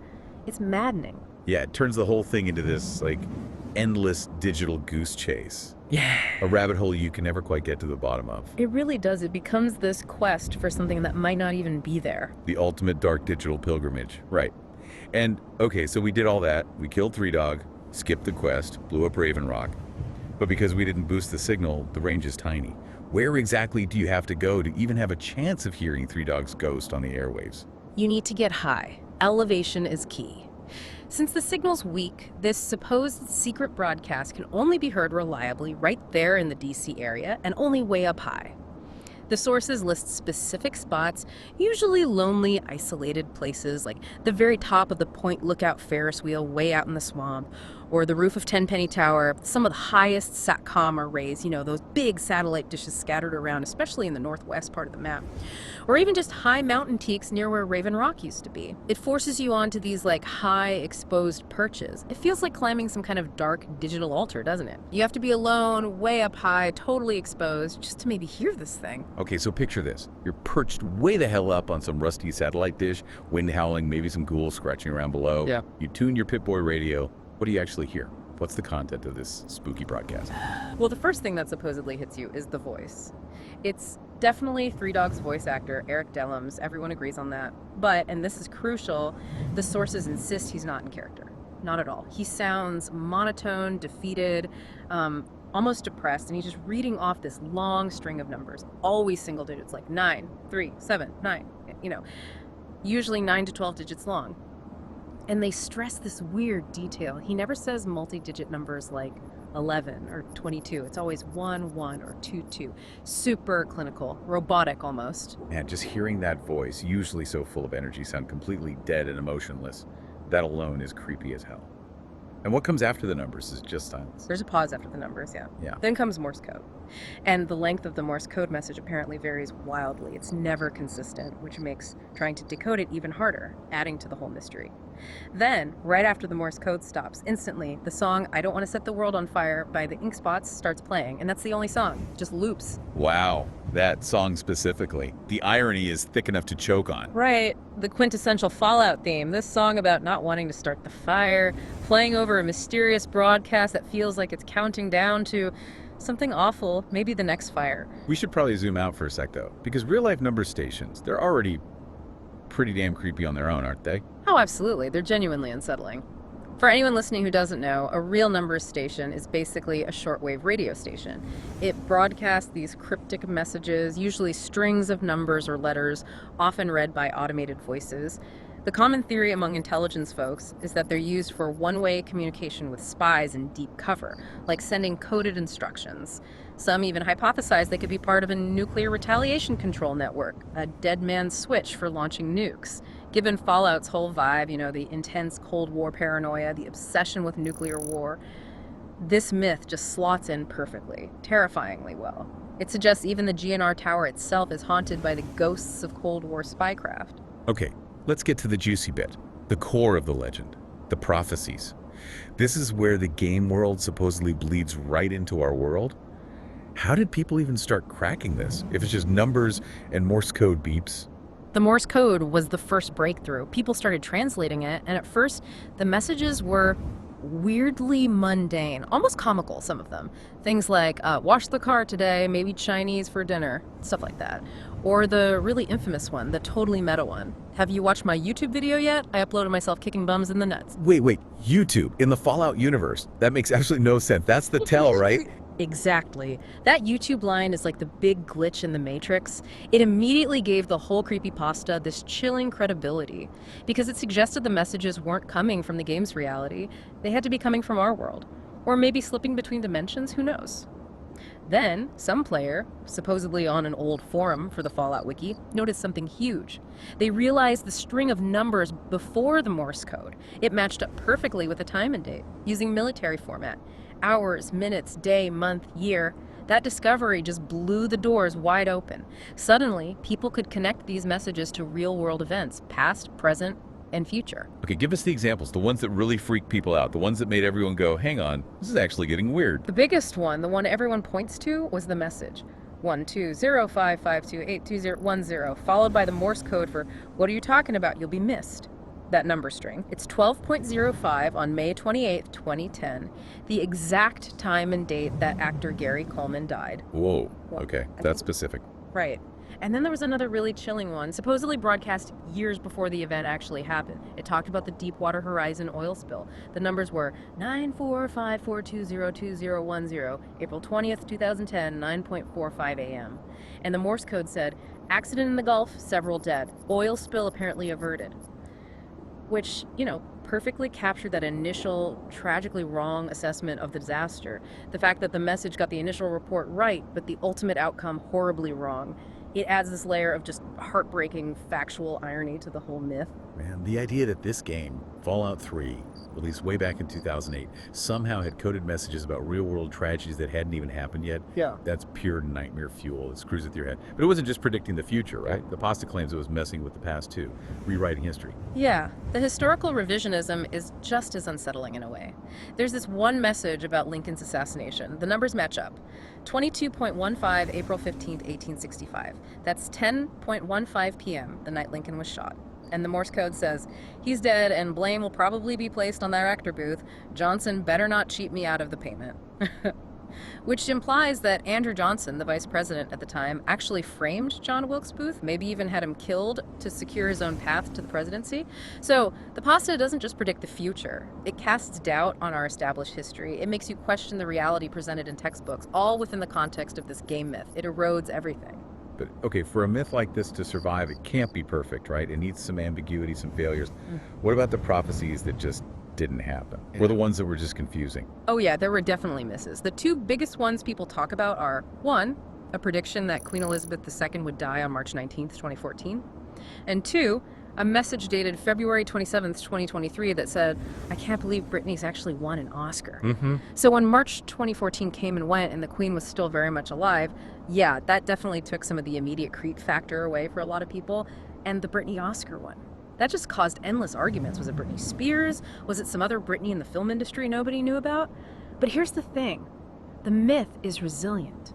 When a prediction fails, the believers immediately start trying to rationalize it. Oh, maybe the timeline shifted, or maybe it meant something else. It shows how powerful the narrative itself became. People wanted to believe.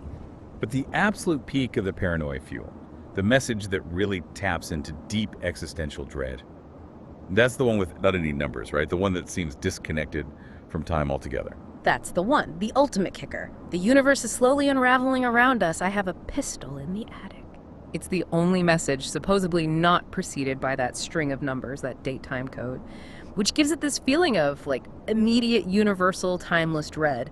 And fans, naturally, immediately started connecting this to some heavy, high-concept scientific anxieties, specifically theories about particle colliders, like the Large Hadron Collider, the LHC. Right, the LHC. Why that specifically? What's the connection people made? Well, you know, there's this fringe, often sensationalized fear about these incredibly powerful colliders. The idea is that by smashing particles together at near light speed, they could accidentally create something unstable, exotic matter like strangelets, or maybe even microscopic black holes that could theoretically start eating reality from the inside out. Or just fundamentally change the laws of physics. So that line, the universe is slowly unraveling around us, gets interpreted as a direct reference to that very specific 21st century fear. Science accidentally breaking reality. It neatly ties the nuclear paranoia of the fallout world to the scientific existential paranoia of our world. And it gives the speaker in the message this terrifyingly rational reason to just want out before the cosmic unraveling gets worse, hence the pistol in the attic. Jesus, and then to top it all off, to give this whole thing that final layer of forbidden knowledge paranoia, there's the alleged cover-up. Exactly. That's what seals the deal for a lot of people. The myth claims that as the community got deeper into decoding these messages, compiling lists, discussing theories, the moderators on the Fallout Wiki and related forums just started bringing the hammer down, summarily banning users involved in the discussion, deleting all references to the numbers station, even supposedly deploying filtering software to prevent the topic from reappearing. Now, was this just overzealous mods enforcing rules? Or was it part of the meta-narrative, maybe even orchestrated by the original creator of the creepypasta? Who knows? But the effect is the same. It makes the story feel dangerous, like the game itself or some entity within it is actively trying to suppress this information to stop you from knowing the truth. And they even gave us a final date to fixate on, a potential endpoint. Yep. The latest date ever supposedly predicted by the station is 1:27 a.m. on July 6, 2027. And fans, of course, immediately made the connection, July 2027. That lines up disturbingly close to the lore dates surrounding the Great War in the Fallout universe, the war that started it all. It creates this perfect, terrifying loop. A message supposedly from the game's past, predicting a date that seems to reference the game's ultimate catastrophic future. It's just chef's kiss perfect creepypasta construction. Okay, so the number station's the big one, the legend about predicting the future. But the community didn't stop there, right? Others started focusing on blurring the lines of the game map itself, creating these ARG-like experiences. Moving beyond the number station, what other fan-made horrors managed to really mess with that boundary between game and reality? Well, there's a persistent rumor, more of a whisper really, about something called Lone Wolf Radio in Fallout, New Vegas. It centers on this totally unremarkable trailer just south of Good Springs where you start the game. Normally it just has a copy of the Wasteland survival guide inside, nothing special. But the rumor, the creepypasta, was that this trailer was meant to be the start of a really dark hidden quest. The supposed trigger was listening to a specific, unnamed radio broadcast late at night, and on that broadcast, you'd allegedly hear a man brutally murdering a child, just the audio. Oh, God. Just raw audio of a murder triggering a quest. That's grim. Extremely grim. Hearing that horrific audio was supposed to activate a quest marker, sending you off to find this killer. And some darker versions of the myth even suggested you might have the option to join him, become his accomplice. Now, obviously, the base game doesn't let you kill children. Bethesda and Obsidian draw a line there. But the idea that maybe, just maybe, the audio files for something that horrific existed somewhere deep in the game's code, maybe cut content that gave the rumor this really dark, powerful mystique. It played on the known limits of the game engine versus the imagined horror. Right. But then there was something much more elaborate, wasn't there? Something that felt less like a rumor and more like a deliberate, confusing descent into madness. The Durbio Show ARG. Yes. The Doobie Zurich ARG, also centered on New Vegas. That was a masterclass in using liminal space, the stuff outside the map boundaries. It revolved around glitching, clipping outside a playable area, usually using a known bug at the Mojave Outpost. And the core of the AOG was video content shared online, showing someone walking for hours through this vast, empty, untextured desert void. Space the developers never intended you to see. So the horror isn't jump scares, it's just emptiness. Existential dread in the digital void. What did the player supposedly find out there? They found anomalies. Strange things in the emptiness. Hidden campfires where there should be nothing. Cryptic quest objectives delivered via a rusty old lunchbox just sitting there in the void. And genuinely unsettling audio and visual glitches. Distorted sounds, weird graphical effects that felt alien and wrong.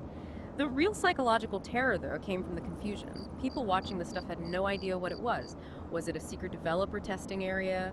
Was it cut content that was somehow still rendering? Was it an incredibly elaborate mod? Players tried to replicate it, meticulously following the steps shown in the videos, glitching out of the map in the exact same way, only to find nothing. Just the empty void. And that is the hallmark of a really well-executed, fan-made alternate reality game. It uses the game's own liminal boundaries, the places you're not supposed to go, to make you fundamentally question the reality of the game world itself. It felt less like playing a game and more like stumbling into the corrupted memory banks of the computer. A descent into digital madness. All right, so if creepypastas are the spooky folklore passed around the digital campfire, then the modding community. They're like the architects of customized nightmares. They build the haunted houses themselves.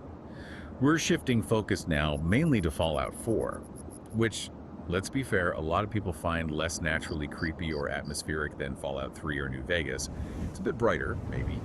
But oh boy, did players figure out how to inject maximum dread into the Commonwealth? They basically decided to just delete the sunlight and all comfort. That's pretty much the goal, yeah. The Fallout 4 horror modding scene is largely about stripping away that sense of adventure, that feeling of being a powerful hero, and replacing it with relentless, grinding survival horror.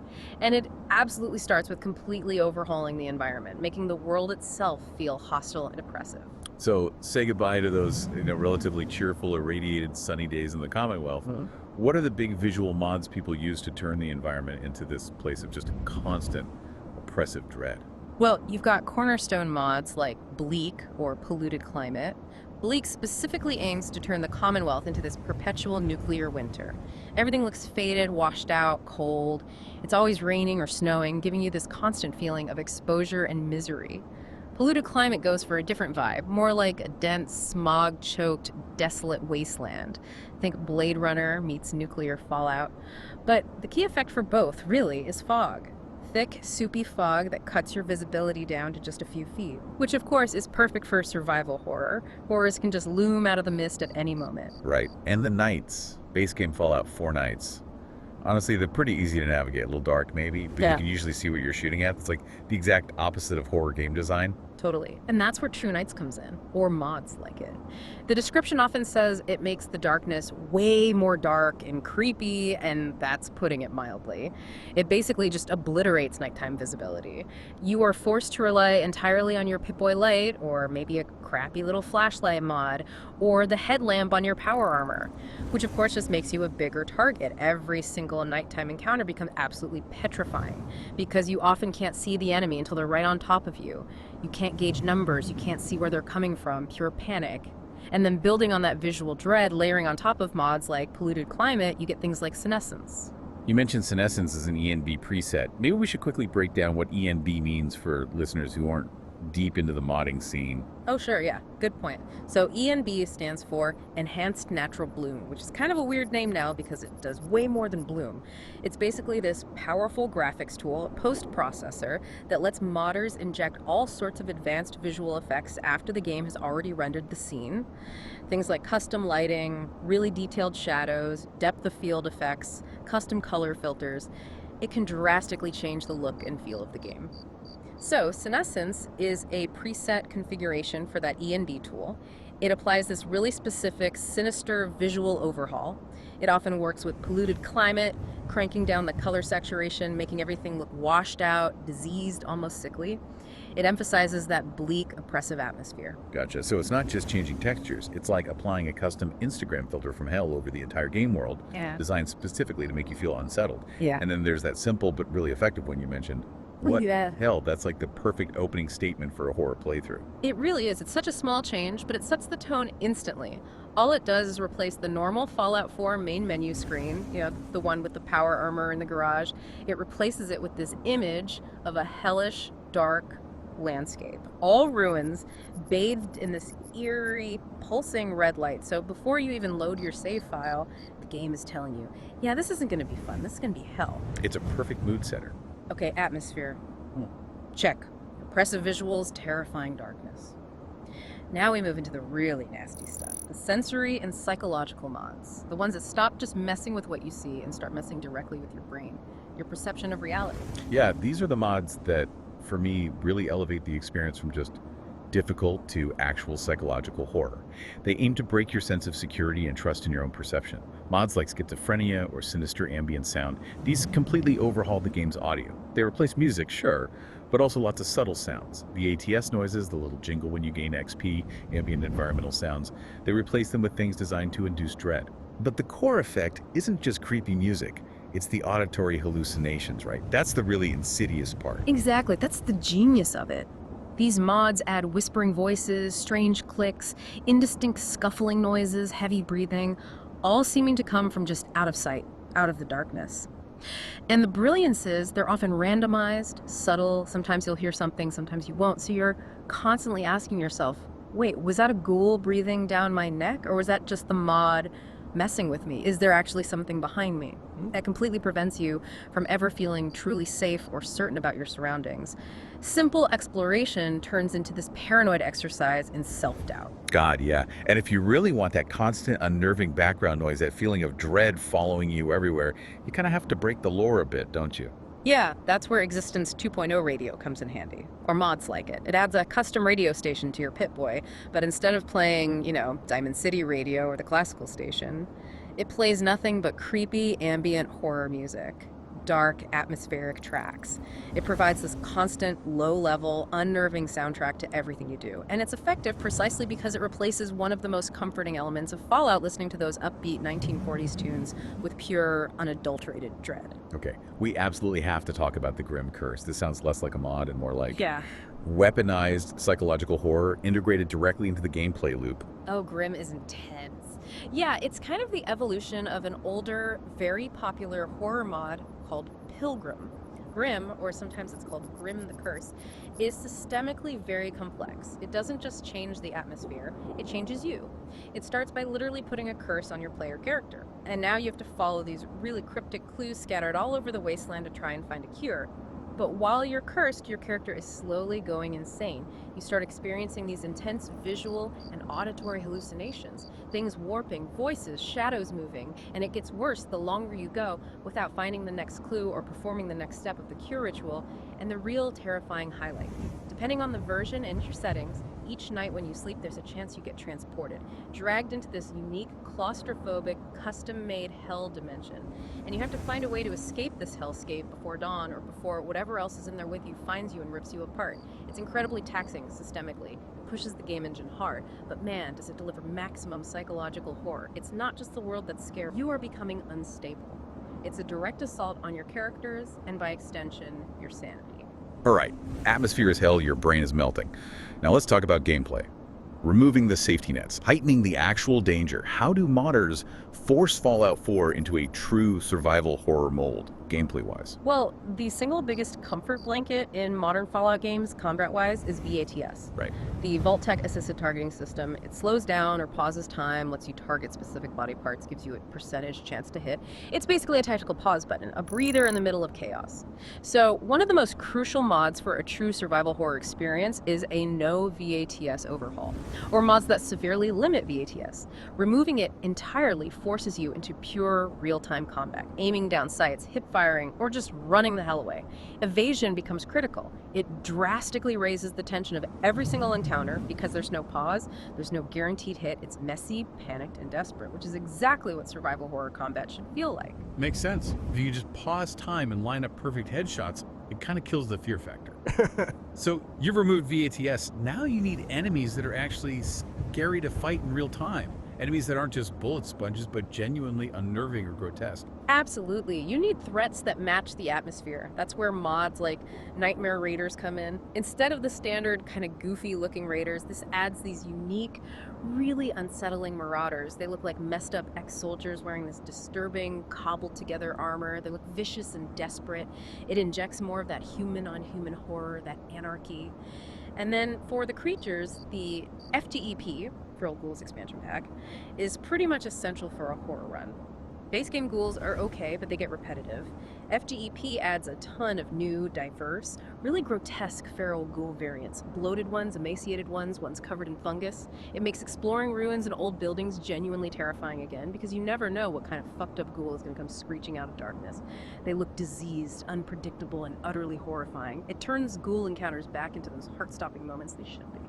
And finally, we got to mention the big one, the most famous horror crossover mod. The one that basically skins Fallout 4 and turns it into a whole different legendary horror game franchise. Yeah, you gotta talk about Whispering Hills. That's the definitive Silent Hill experience in Fallout 4. And it's not just a simple weather mod adding fog, it completely changes the game's reality based on the Silent Hill mechanics. It cloaks the entire Commonwealth in that signature thick, impenetrable fog. It often replaces feral ghouls with those iconic, creepy, bandage-faced nurses from Silent Hill. Sometimes you'll even get pursued by a terrifying pyramid head-like figure. And the core mechanic is the silent. You hear that air raid siren wail and the world shifts. You get dragged from the foggy but semi-normal Commonwealth into the other world, that rusty, bloody, industrial hellscape from Silent Hill. The mod literally curses the player, making them feel hunted and constantly forcing them to oscillate between these two dimensions of dread. It's an incredible piece of work, really transforms the game. Okay, we've covered the fan-made nightmares and the modded hellscapes. Now let's circle back. Let's talk about the horrors the developers actually put in the games. This stuff baked right into the official lore. Starting with that deep, creeping, ancient dread, the Lovecraftian corner of the Fallout universe. Right. Bethesda especially clearly has some H.P. Lovecraft fans on staff. They intentionally wove cosmic horror elements into the world, and the most blatant example is everything related to Dunwich. The Dunwich Borer Company, the Dunwich Building in Fallout 3, the Dunwich Borer's Quarry in Fallout 4. The name itself is a direct, unambiguous nod to Lovecraft's story, the Dunwich Horror. And both of these locations in the games are dripping with eldritch horror. Strange rituals, reality warping, ancient evils. It's all there. So when you're exploring these places, what are the signs? Yeah. What tells you this isn't just your standard raider den or ghoul nest? That something much older and weirder is going on? Well, the player experiences these intense, often terrifying hallucinations. Flashes of pre-war events happening right in front of you, sometimes distorted or nightmarish, superimposed over the current ruins, like ghosts of the past intruding on the present. You also find these weird, crude altars, places where people were clearly worshipping something ancient and horrible. And these locations are always crawling with ghouls, way more than usual, suggesting a direct link between whatever's in that place and the ghoulification process itself. Central to all this, especially in the Dunwich Building in Fallout 3, is this strange, pulsating obelisk you find deep underground. And the lore connects this obelisk to an eldritch entity named Ugqualtoth, basically Fallout's version of a Cthulhu-esque Great Old One. Okay, so the idea is that maybe ghoulification isn't just about radiation. Maybe in some places it's tied to this ancient cosmic horror, this Ugqualtoth thing. That's definitely the implication the lore pushes towards. And it gets deeper. There's this really creepy tidbit mentioned in some guides about the Cryptomedi. The Crivipany is this unique cursed book you can find in Point Lookout, the DLC for Fallout 3. It's basically Fallout's Necronomicon, filled with dark rituals. And the lore says that if you take this cursed book and press it against the Ugg-Qualtoth obelisk in the Dunwich building, it can force anyone nearby who has impure blood, which is interpreted to mean ghouls to burst into flames, a fiery, ritualistic death. So now you've got ancient eldritch magic being used to specifically target and judge mutated beings in the Wasteland. It implies Ugg-Qualtoth isn't just some passive, sleeping entity. It has power, and it has opinions about who belongs. It adds this whole layer of dark, cosmic judgment to the Wasteland's horrors. Hashtag 3.2 physical and mutational nightmare fuel. All right, from cosmic horror, let's shift to the purely physical, the stuff that makes your skin crawl, the mutational nightmare fuel.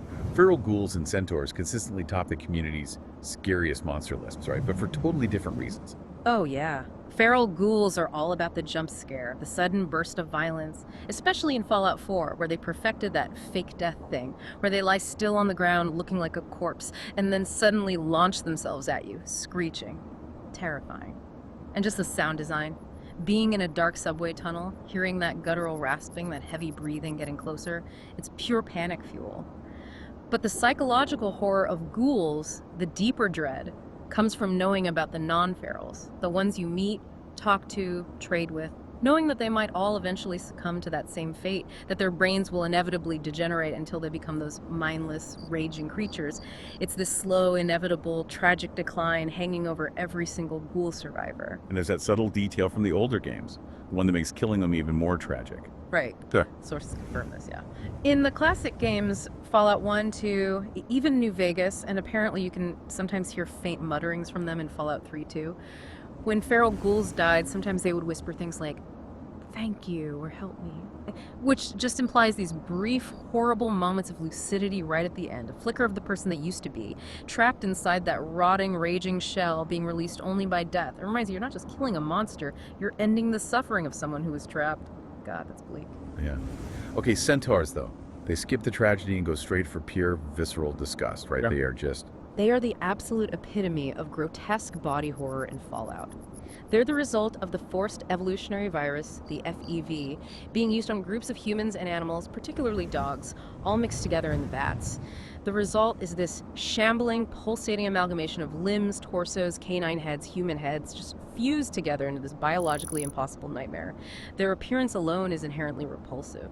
But the horror gets amplified by the little details, the sound they make, that soft, wet, slapping sound as they drag themselves along, described in the lore as pip, pip, pip. And the truly awful part, the detail the lore really focuses on, is that their multiple heads, the human bits and the dog bits, are often seen snapping and biting at each other. Which implies that the individual consciousnesses, the original personalities fused into that mass, are still somehow aware, and they're trapped, suffering, and literally attacking each other within that shared mutated body. It's the horror of continuous internal self-violence, just awful. Okay, but if we're talking peak body horror, peak psychological trauma, the moment that supposedly scarred the original Vault Dweller forever, we have to go back, all the way back to Fallout 1, to the Master's Lair, the Corridors of Revulsion. This sequence is consistently cited as maybe the single most intense, truly horrific moment in the entire series, sensorily speaking. Oh, absolutely. That whole sequence, deep underneath the boneyard leading to the Master, it's described in the game text with just agonizing, visceral detail. The walls aren't just walls, they're described as dripping with living human flesh, pulsating, moving, and somehow still aware of your presence as you walk past. And as the Vault Dweller goes deeper, they start experiencing these intense psychic attacks, manifesting physically. Their nose starts bleeding uncontrollably, disembodied voices whisper their name. They see horrifying visions of dead friends, but with worms crawling out of their mouths. It's the descriptions of the physical interaction with that environment that just, sticks with you. Totally. There's that infamous bit where the game text describes the flesh on the floor starting to crawl up the Vault Dweller's leg, like tentacles of meat wrapping around them, and then teeth start gnawing at their knees. Teeth embedded in the fleshy floor. It's not just a scary visual. The game presents it as a direct, physical, repulsive violation of your character's body by the environment itself.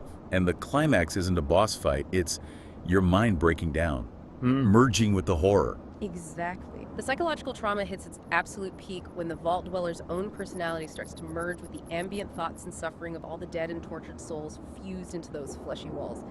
The game describes your character's head pulsating with excruciating pain, filled with intrusive thoughts, sins, and memories that aren't theirs. Their sense of self is literally being torn apart until suddenly the pain just vanishes, and the vault dweller is left standing there, weeping uncontrollably, fundamentally changed by the experience. It's total psychological disintegration, followed by this horrifying emptiness. You feel like you barely escaped having your entire consciousness absorbed into that living hell. It's the game reaching out of the screen and violating your mental space. Powerful stuff. Hashtag 3.3 Vault-Tech's existential and psychological trap. Okay, that's the gory, physical, psychic dread. But then there's the other side of Fallout's horror coin. The cold, calculating bureaucratic evil. The real bastards of the Wasteland. Vault-Tech.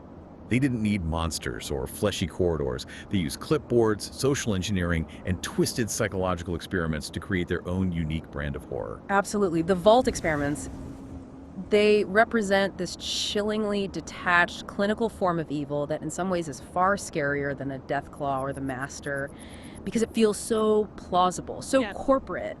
They weren't just building shelters, they were building social and psychological pressure cookers, weaponizing the social contract itself. And Vault 11 from New Vegas, that one always comes up as the prime example. The ultimate awful moral dilemma cooked up in a lab.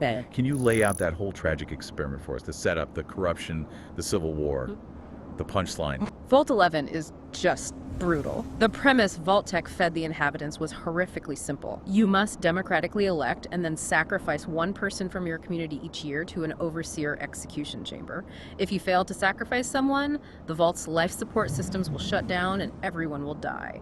Predictably, this didn't lead to noble self-sacrifice. It led to an utterly corrupt, paranoid society obsessed with survival at any cost.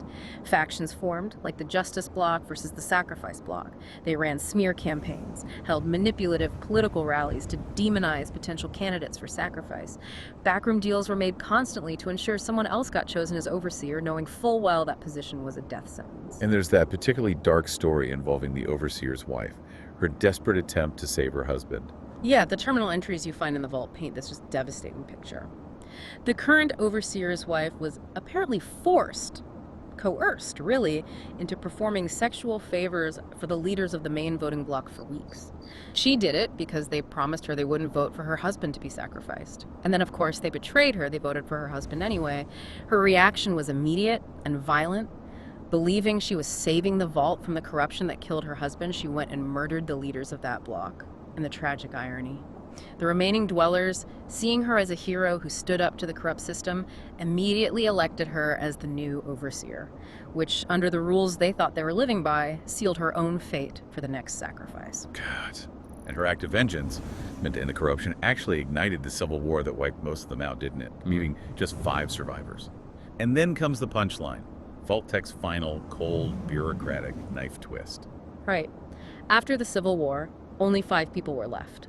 And they finally decided, no more.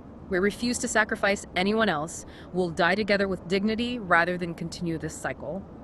They gathered, ready to face the consequences, and then the Vault's automated system played a message. It congratulated them. It revealed that the threat of mass death was a lie all along. The real experiment was to see if they would choose collective morality over mandated sacrifice. By refusing to kill anyone else, they had passed the test. They were praised as upstanding citizens, and the Vault door was opened. Vault-Tech wanted to know how long people would perpetuate an atrocity out of fear and obedience. They never, ever had to sacrifice anyone. The sheer moral horror of realizing what they'd done, the decades of corruption, the murders, the coercion, the Civil War, all for nothing. It was too much. The lore says all but one of those final 5 survivors committed suicide right there on the spot. It's just a perfectly constructed nightmare of existential pointlessness. It really is. It's like a Greek tragedy designed by sociopathic accountants. Right. The systematic, calculated destruction of the human spirit for beta points. Chilling. Okay, what about Vault 77? The Puppet Man.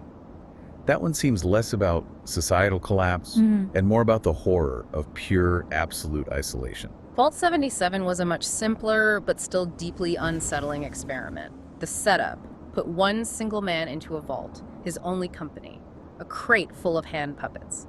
Predictably, the guy went completely insane from the total isolation. Within weeks, according to the comic based on the concept, he started developing distinct, often violent personalities for each of the puppets, talking to them, arguing with them. Eventually, he somehow got out of the vault and emerged into the capital Wasteland as this infamous, terrifying figure known only as the Puppet Man, apparently known for his extreme brutality. And the horror of this is actually canonized in Fallout 3.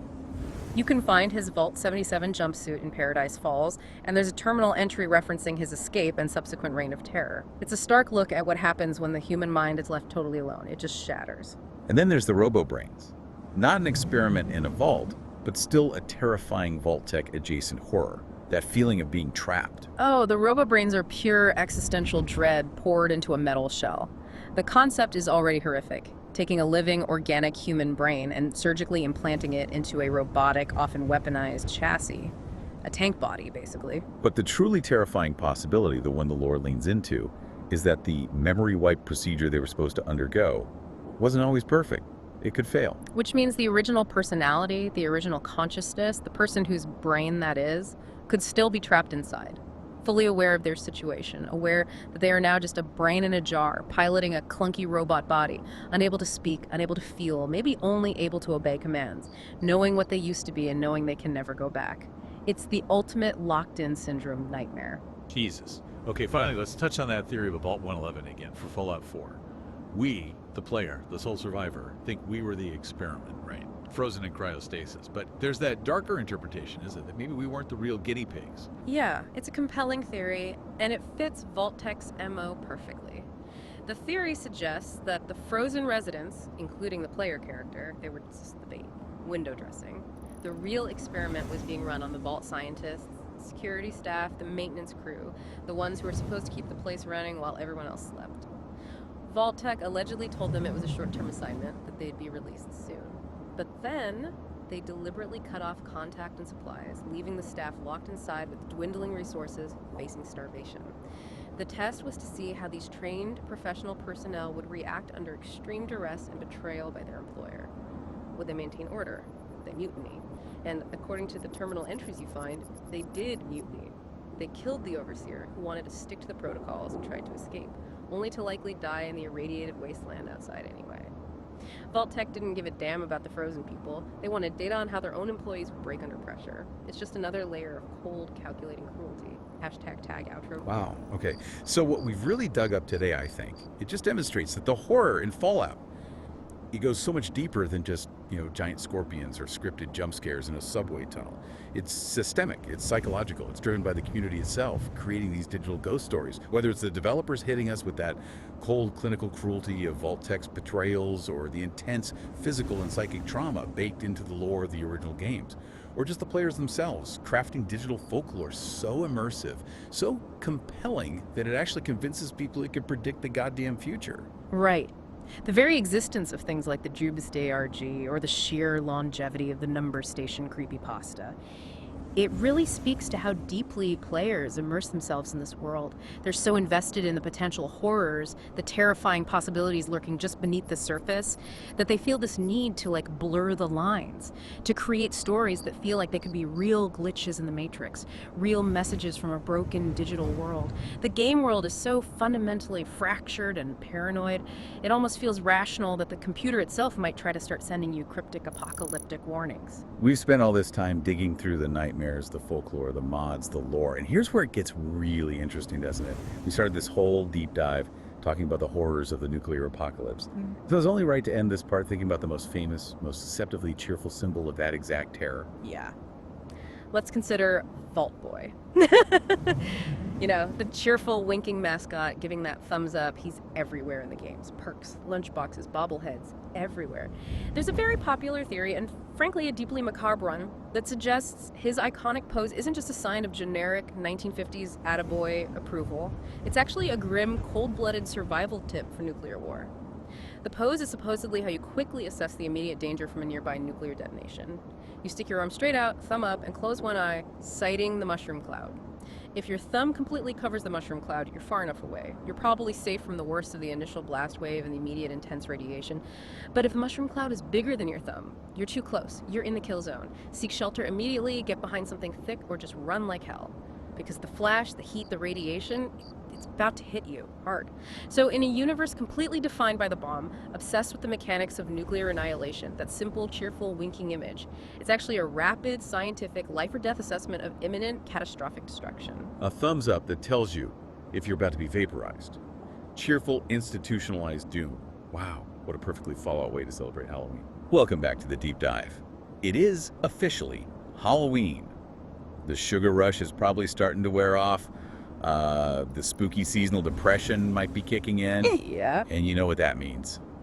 It's time to celebrate the truly, deeply, fundamentally messed up corners of our favorite fictional worlds. Absolutely. We've spent the last couple of deep dives looking at let's say, the more mainstream monsters and the big philosophical nightmares in the Fallout universe. Right, the stuff everyone kind of knows. Exactly. But tonight, or, whenever you happen to be listening, we're diving deeper. We're jumping past the super mutants, past the death claws, and heading straight into the shadowy, the really unfiltered, deeply unnerving places. Where the fans and even the developers themselves seem dedicated to making the apocalypse even worse than it already is. That's the mission. This is part 3. Fallout's Frunked Up Fantasies. And look, if you're settling in for a long one, maybe you're on an 8-hour flight or stuck doing something tedious like carving 50 pumpkins, I don't know. This is definitely the deep dive for you. We're going to break down the scariest concepts piece by piece. Yeah, we're talking source material from community-created terror. First, the creepypastas, the stuff that deliberately blurs the lines between the game and, well, our reality. And then we're hitting the official, canonical horror. The locations and lore the developers baked right in, specifically designed to exploit psychological terror. We're unpacking it all fan-made ARGs, those terrifying horror conversion mods, and the darkest corners of the actual game lore. Fallout isn't just some retro-futuristic RPG, Oh, definitely not. At its core, it's a horror franchise, often dealing with, twisted social experiments and just pure existential dread. So yeah, we're here to synthesize all that info, give you the lowdown, and maybe, just maybe, help you keep your sanity somewhat intact. Emphasis on somewhat. Get ready, because this is where the Wasteland truly starts to unravel, and honestly, it gives zero shits about your well-being. Okay, let's dive right into the absolute granddaddy of Fallout meta-horror. The legendary, probably impossible, but utterly terrifying Fallout 3. Numbers Station Creepypasta. Ah, yes. This one's a classic. The sheer brilliance of this story, which, it spread like wildfire right after Fallout 3 came out in 2008, is how it completely messes with your head.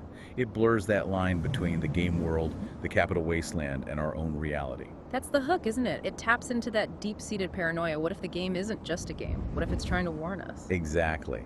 And the genius part is how it starts by grounding itself in something real, or at least, heavily speculated about during the Cold War. Right, the actual number stations. For anyone not familiar, these are real things, mysterious shortwave radio broadcasts. They just transmit weird coded messages, usually strings of numbers read out by a synthetic voice, or sometimes even a real person. Yeah, like those creepy ones, the Gong or the Swedish Rhapsody that played weird music box tunes between the number sequences.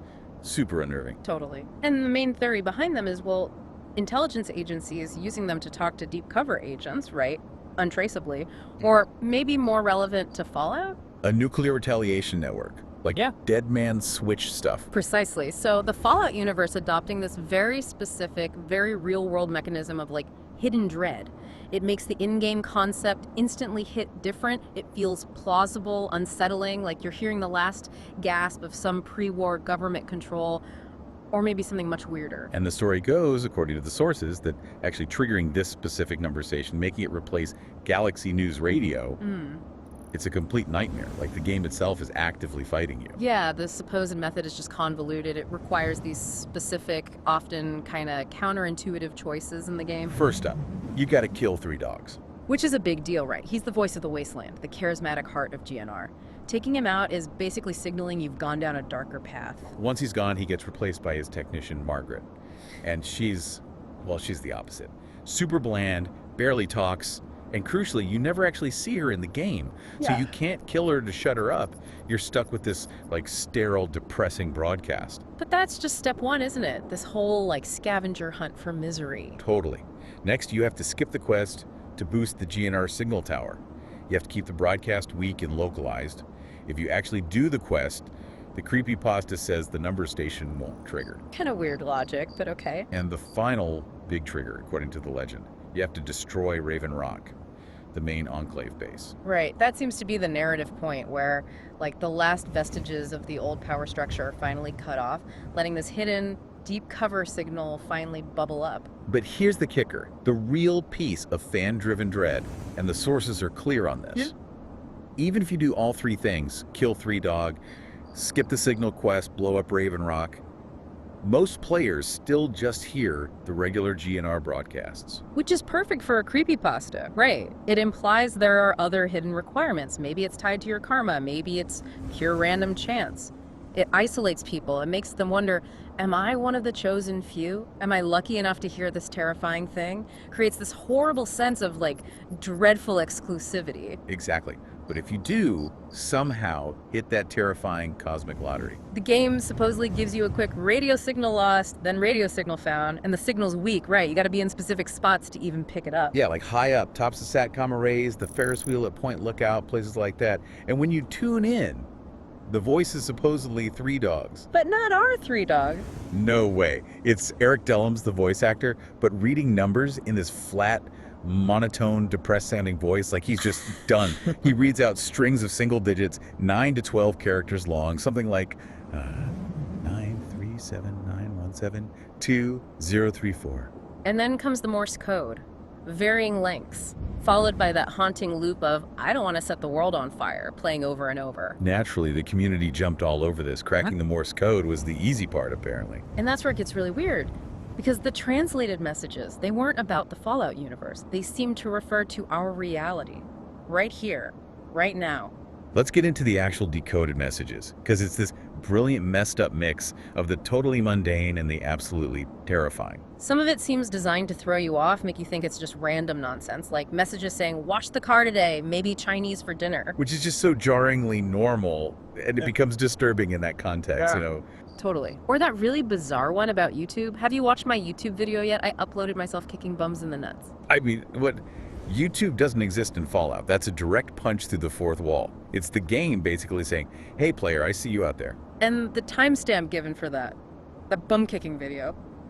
24.1 cent, Okay. December 24, 2012. Which immediately caused this huge debate online, right? Because 24.16 isn't a real time. Military time resets at 23.59. But that little inconsistency, that flaw, it actually made the story more believable for some. It felt like a broken system, a desperate signal trying to communicate through like a shattered clock adds to the dread. But then you get the messages that seemed predictive and genuinely sinister, the ones that really freak people out. Yeah, the big one was decoding a message apparently referring to Gary Coleman's death.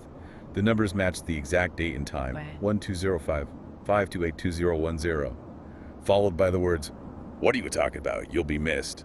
And since Fallout 3 came out in 08 and Coleman died in 2010, the idea that this game, this piece of code, could predict a real person's death 2 years in advance, that was genuinely shocking, terrifying even. Understandably, that success just fueled this frantic search for more predictions. The whole community turned into like amateur cryptographers overnight, poring over these supposed number sequences. And it didn't stop there. They found messages hinting at, like, historical revisionism. One code apparently referenced the Lincoln assassination, 22.15, April 15th, 1865, but added details suggesting it was a frame job, mentioning a payment to Johnson. So now the signal isn't just predicting the future, it knows the hidden deity secrets of our past. It's a whole other level of creepy. It implies this vast hidden knowledge, this ongoing conspiracy bleeding through from a fictional apocalypse. The sources say this whole thing led to genuine panic over some of the future predictions they supposedly found. There was one pointing to Queen Elizabeth II dying on March 19th, 2014. Which, thankfully, didn't happen. That probably grounded the story back in fiction for a lot of people. Sanity restored, maybe. Yeah, and there was another one predicting Britney Spears winning an Oscar on February 27, 2023. Also didn't happen, obviously. But even though those failed, the sheer anxiety they caused, it just shows the incredible power this creepypasta had over the community. It tapped into something deep. Definitely. And maybe the creepiest message wasn't even a prediction, but that one describing, like, universal decay. Oh yeah, that was chilling. They were warned, but they just had to keep pushing the boundaries of science. The noise, I can't take the noise anymore. And the light, dear God, The universe is slowly unraveling around us. I'm not going to wait for death. I have a pistol in the attic. Right. It immediately makes you think of, like, particle colliders gone wrong, some kind of Lovecraftian cosmic horror where the Great War wasn't the cause, just a symptom. Science ripped reality apart, and this signal is the echo. And what really cements this whole thing as legendary, gives it that final sinister twist, is the supposed suppression. Right. The story goes that as people were compiling all these interpretations, posting them on the Fallout Wiki forums, the moderators just started banning everyone involved. Deleted the threads, put up filters to stop people reposting the content. The implication being that the mods knew something, that the information itself was dangerous. It's the perfect ending for a meta-horror story, isn't it? The game breaks the fourth wall, it warns us, and then the gatekeepers of the lore try to shut it down. It makes the fiction feel terrifyingly real because of the alleged cover-up. That's why the Number Station story sticks around. Now, shifting gears slightly, there's another, maybe smaller scale, but still pretty dark Fallout creepypasta. The Lone Wolf radio rumor from New Vegas. Oh yeah, the one about the trailer near Goodsprings. That's the one. The rumor was if you tuned into a specific radio frequency linked to that trailer, like really early in the morning in-game, You'd hear a man talking to a child and then brutally murdering them. Ugh. yeah. And supposedly hearing this would trigger a dark quest where you could either team up with this killer or hunt him down. Classic sort of lo-fi grim horror. The fear isn't some monster, it's just base human depravity. Exactly. Now, obviously, the main debunking is simple. You can't kill kids in the 3D Fallout games. Bethesda and Obsidian put hard limits on that. So a quest resulting from it is impossible from a game mechanics standpoint. But the creepiness wasn't really about the quest, was it? It was the claim that the audio files, the sounds of the murder actually existed somewhere deep in the game's code, even if they were cut content. Right, it's that classic implied horror. It makes players dig through files, hunt for the forbidden thing they think must be there, infecting their imagination. So what was Lone Wolf Radio actually? Oh, the real lore is way more mundane. It was just some pre-war conspiracy theorist safe house, full of supplies, notes about the government, the impending apocalypse. You know the type. So the truth is just less interesting than the horrible story people made up. Often the case, isn't it? It just proves sometimes the scariest things are the ones we invent ourselves to fill in the quiet, empty spaces in the wasteland. Okay, so we've covered passively receiving these creepy signals and stories. Now let's talk about players taking matters into their own hands. Active choices. Right. Because sometimes the vanilla game just isn't terrifying enough. And let's be real, Fallout 4, while great, definitely leans more into the action RPG side sometimes, maybe a bit more colorful than some people wanted for their post-apocalypse. So the modding community steps in. They basically say, not scary enough, hold my Nuka-Cola. And they proceed to turn Fallout 4 into a full-blown survival horror title. It really reveals something fundamental about a big chunk of the Fallout player base, doesn't it? For them, the apocalypse Bethesda delivered just wasn't bleak enough, wasn't oppressive enough. They needed to fundamentally change the feel of the game, create that constant paralyzing fear that maybe, the developers kind of pulled back from after Fallout 3. And the easiest way to start that descent into pure dread? Atmosphere. Simple visual and weather mods can completely transform the game's tone. It's like giving the Commonwealth a grim makeover. You see mods like Bleak or Polluted Climate or Senescence. What do those actually do? Well, Bleak and Polluted Climate are all about textures and weather. They strip out the vibrant colors, replace them with oppressive grays, muddy browns, sickly yellows. They crank up the fog, the rain, the dust storms, basically creating a proper nuclear winter feel, or just this desolate, washed out landscape. Silent Hill vibes. Exactly. Perfect for that kind of environmental horror. Dense fog where anything could be lurking just out of sight.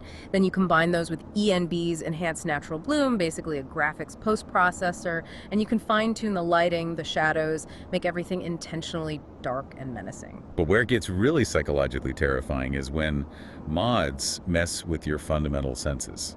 Especially sight and sound, particularly at night. You mentioned True Nights. Oh, True Nights is genius in its simplicity and its cruelty. How so? It just does one thing. It makes nighttime in the game actually dark, not just, dimmer blue, pitch black. Can't see your hand in front of your face dark. Okay, yeah, that sounds rough. It fundamentally changes how you play. Suddenly you have to rely on your Pip-Boy flashlight, but the second you turn that on, you become this glowing target in the darkness. You're broadcasting your location to every raider, ghoul, or whatever else is out there. Things you can't even see until they're practically chewing on your face. So it forces stealth, basically, turns it into pure survival horror against unseen threats. Precisely. It shifts the whole dynamic from combat challenge to just trying not to die in the dark. And then you have the mods that are just outright psychological warfare, like the schizophrenia mod. Yeah, That sounds intense. it is. It's by Prof. Mishkowski, and it's honestly a masterclass in messing with the player's head. It attacks your sense of certainty. How does it do that? It's a massive audio overhaul. It replaces tons of the game's sounds, the background music, the sound VATS makes when you target something, the little chime when you gain XP, even the main menu theme. With what? With whispering voices and strange sounds, unsettling ambient noises, clicks, whispers that sound like they're right behind you. So imagine you're creeping through a building, you hear a floorboard creak upstairs. Instinctively, you hit VTS to scan for enemies, right? But instead of the usual lock-on sound, you just hear this chilling whisper in your ear. Okay, yeah, that would break me. You'd constantly be second-guessing everything. Was that a real ghoul? Or just the mod whispering sweet nothings of insanity into my headphones? Exactly. It completely erodes your trust in the game's own feedback systems. It's pure psychological manipulation. Genius, but evil. And there are other audio mods too, like Existence 2.0. Yeah, that one's slightly different. It doesn't replace sounds, it adds a whole new radio station. A fan-made station playing creepy ambient tracks and these bizarre, unsettling monologues while you're exploring. So no escape, no silence. Pretty much. It just layers on more dread. In Fallout, silence often means safety, right? A moment to breathe. This mod takes that away. The entire soundscape becomes saturated with anxiety. Okay, so atmosphere is one thing, but then players go for the full conversions, right? Yeah. Turning Fallout 4 into basically a different horror game entirely. And the Silent Hill tributes seem popular. Oh yeah, Whispering Hills is the big one. It's a full-throttle, dedicated homage to Silent Hill, built right into the Commonwealth. What does it actually change? It does a lot. First, it blankets large parts of the map in this thick, impenetrable fog. Visibility drops to almost zero sometimes. Then it replaces specific enemy models. Feral ghouls become those horrible, iconic, evil bandage-faced nurses from Silent Hill. Absolutely disgusting to look at. Oh. And the most terrifying part, it introduces the core Silent Hill mechanic, the possibility of being cursed and dragged into an alternate dimension, the other world. So the world itself shifts around you. Yeah, you'll be walking along and suddenly the air raid siren goes off, the world around you decays into this rusted, bloody, industrial nightmare version of itself, and the environment becomes actively hostile. You're not just fighting monsters anymore, the world itself is trying to kill you. That idea, the world actively rejecting you, pulling you into its nightmare, that's way scarier than just another monster model, isn't it? Absolutely.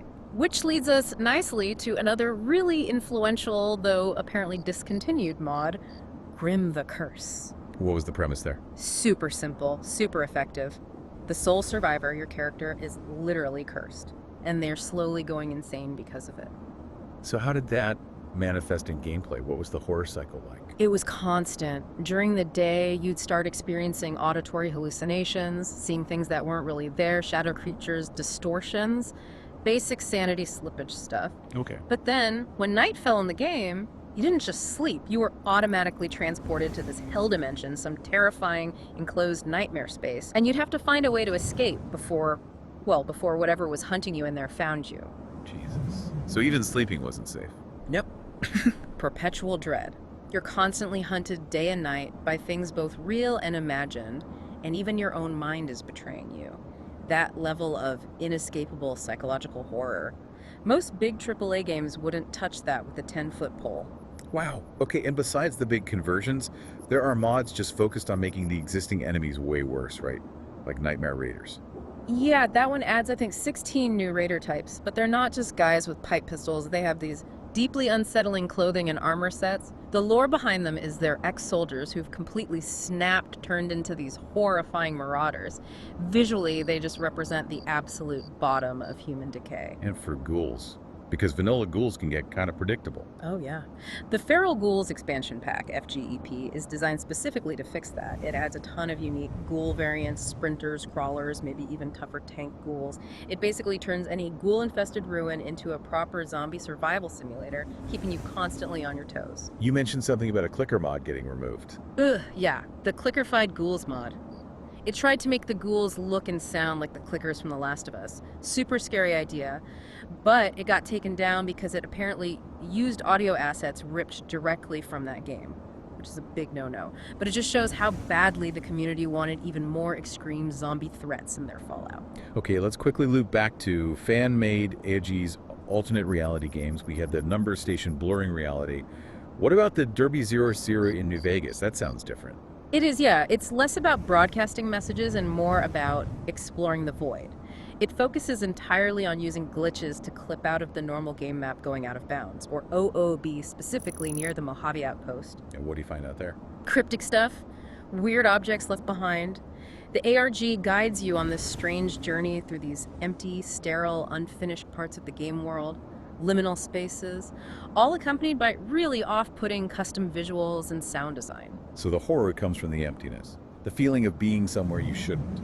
Exactly. The sources describe it as a feeling of descent into madness. It uses the familiar Fallout engine and assets, but twists them into something sterile, uncanny, and deeply unsettling. It's the horror of the missing, the wrongness of the space.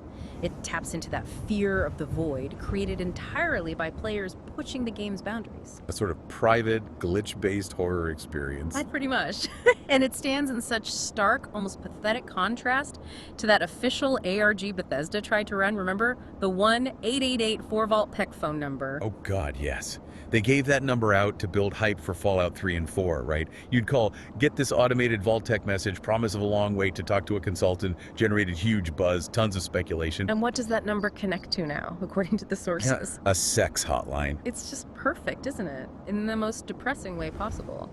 It's the entire Fallout experience distilled into one failed ARG, grand promises of salvation and a shiny future, followed by decay, neglect, and ending up as something tawdry and kind of sad. Dark comedy at its finest, maybe. Maybe. Or just profoundly disappointing. Okay. We've walked through the fan nightmares, the creepypastas, the mods, but now we get to the really interesting stuff. Because honestly, no matter how twisted the fan creations get, some of the elements the developers built right into the games, they're arguably scarier. Oh, absolutely. Because it's canon. It's official. And it often comes from a place of calculated, deliberate psychological cruelty. This isn't just jump scares, it's designed dread. The original teams, and definitely Obsidian later on, they clearly had this deep, maybe slightly twisted appreciation for horror. Not just gore, but cosmic horror, psychological breakdown. They designed entire environments just to mess with your head, to undermine your sense of reality within the game world. And you don't have to look much further than their full-on embrace of Lovecraftian horror with the Dunwich Boar Company. Right. This isn't just some random spooky building name. It's a direct nod to H.P. Lovecraft's story, the Dunwich Horror. And the two main locations we see, the Dunwich Building in FO3 and the Dunwich Boar's Quarry in SO4, these are where the devs just went full tilt cosmic horror. Talk about the Fallout 4 one. Descending into that quarry. It's incredibly atmospheric. As you go deeper, you start experiencing these flashes, these hallucinations of pre-war events. You hear a terrified worker sacrificing his buddy down at the bottom, near this weird, ancient-looking obelisk. It implies these rituals, this madness, started before the bombs ever fell. The whole place just feels wrong. The architecture, the sounds. It's all designed to make you feel like you're descending into something ancient, alien, and fundamentally hostile to human life. The sources mention the lore around this entity, Ugg-Qualteth, supposedly connected to the site. The real horror isn't just the ghouls you fight down there.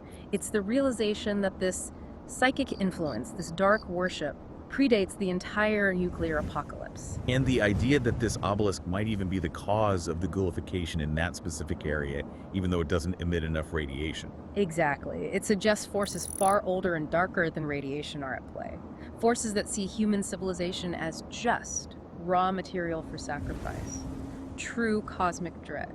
Okay, but if we want pure, calculated, institutionalized psychological torture, we got to talk about the big bad smiling mascot of the whole damn series, Vault-Tec. Oh, Vault-Tec.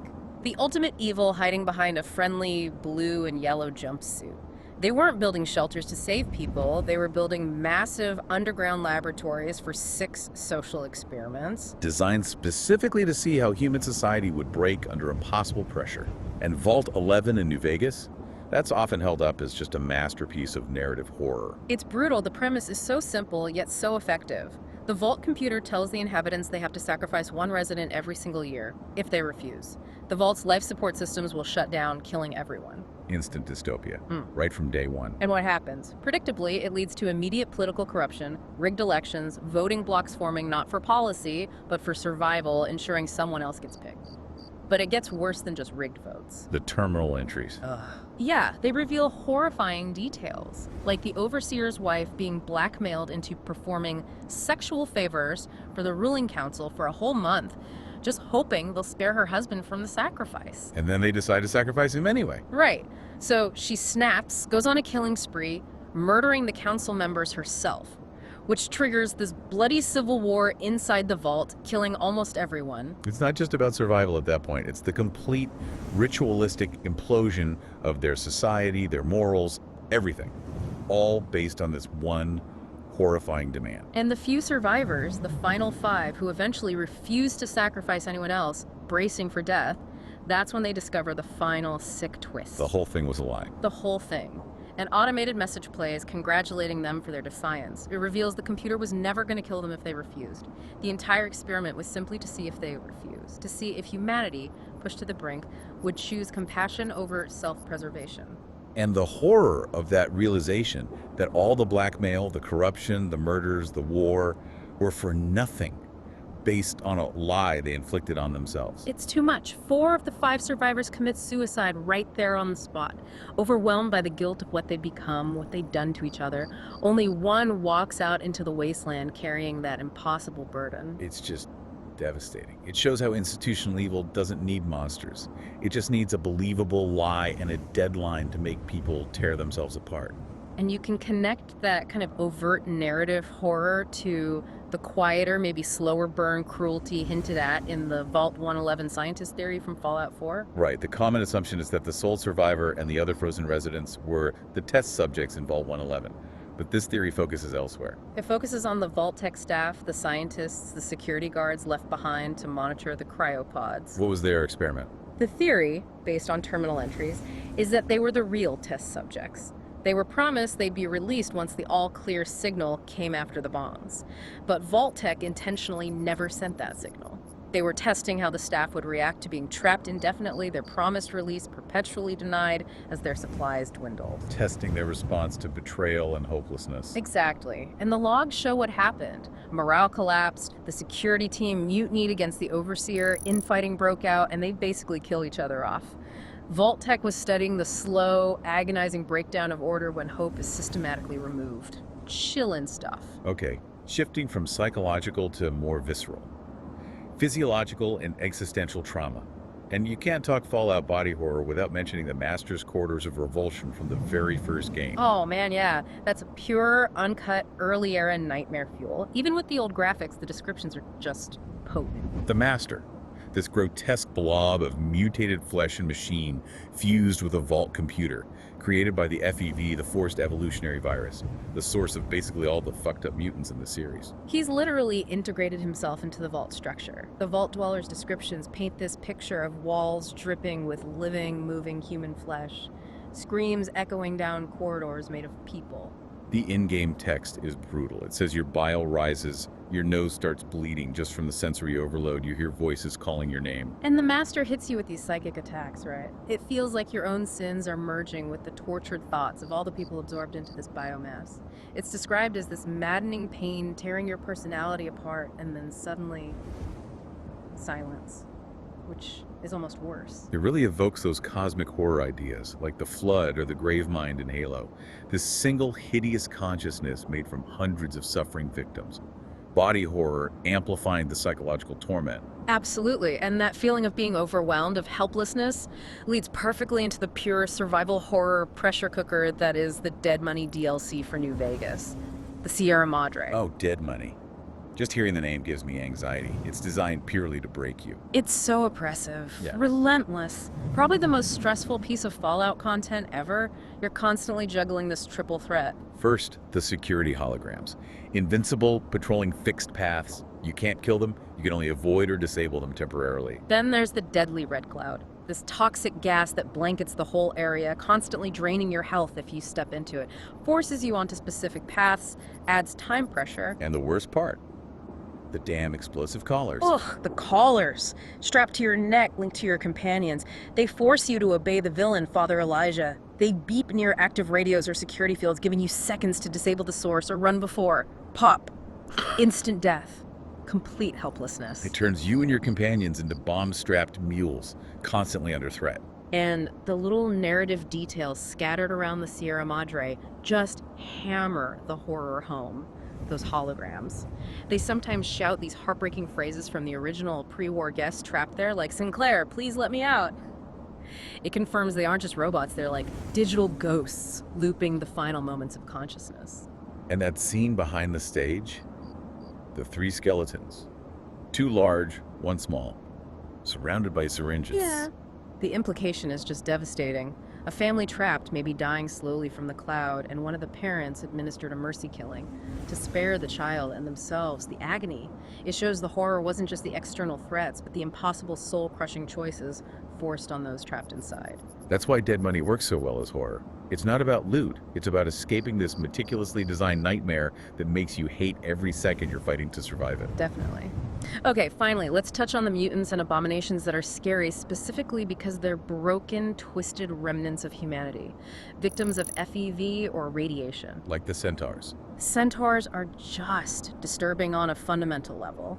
These horrible mashups of humans and dogs, thanks to FEV experiments, the sources highlight the psychological horror. The multiple heads seem to snap and fight with each other, their tongues lash out. They suggest they're still conscious in there, aware of their grotesque state, and just suffering endlessly. Fused victims perpetually aware. Ugh. And the sound they make when they walk, that wet, slapping fip sound is just viscerally disgusting, confirms their unnatural physiology. And then there are the ghouls. Not the sentient ones, but the ferals. Their evolution across the games is kind of its own horror story. It really is. In Fallout 3, they were almost pitiable sometimes. Muttering, shambling. Some sources claim they'd even whisper thank you sometimes when you killed them, like you were granting them release. But then came Fallout 4 and 76. Yeah, they became relentless, lightning-fast sprinters. Pure rage zombies. The sources point out the disturbing detail.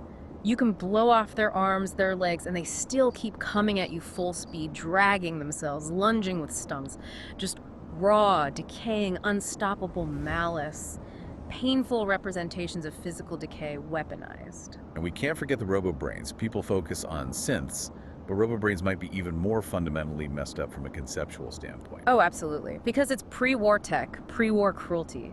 The government was literally taking human brains, often from prisoners or volunteers, and sticking them in these clunky robot bodies. Promising immortality, preservation. But the core horror, the canonical horror, is that the memory wipes they performed, they didn't always take. Sometimes a human consciousness remained trapped, fully aware inside that robotic shell, unable to speak properly, unable to feel, just existing. An eternal metallic nightmare that's calculated. Institutional cruelty on a whole other level. Jesus. Okay, let's wrap the canonical section with the most fundamental horror of the Fallout universe. Yeah. Radiation itself. The game often makes it manageable, right? Radaway Rad-X. Yeah, it gamifies it, but the reality of severe radiation poisoning, the sources are blunt.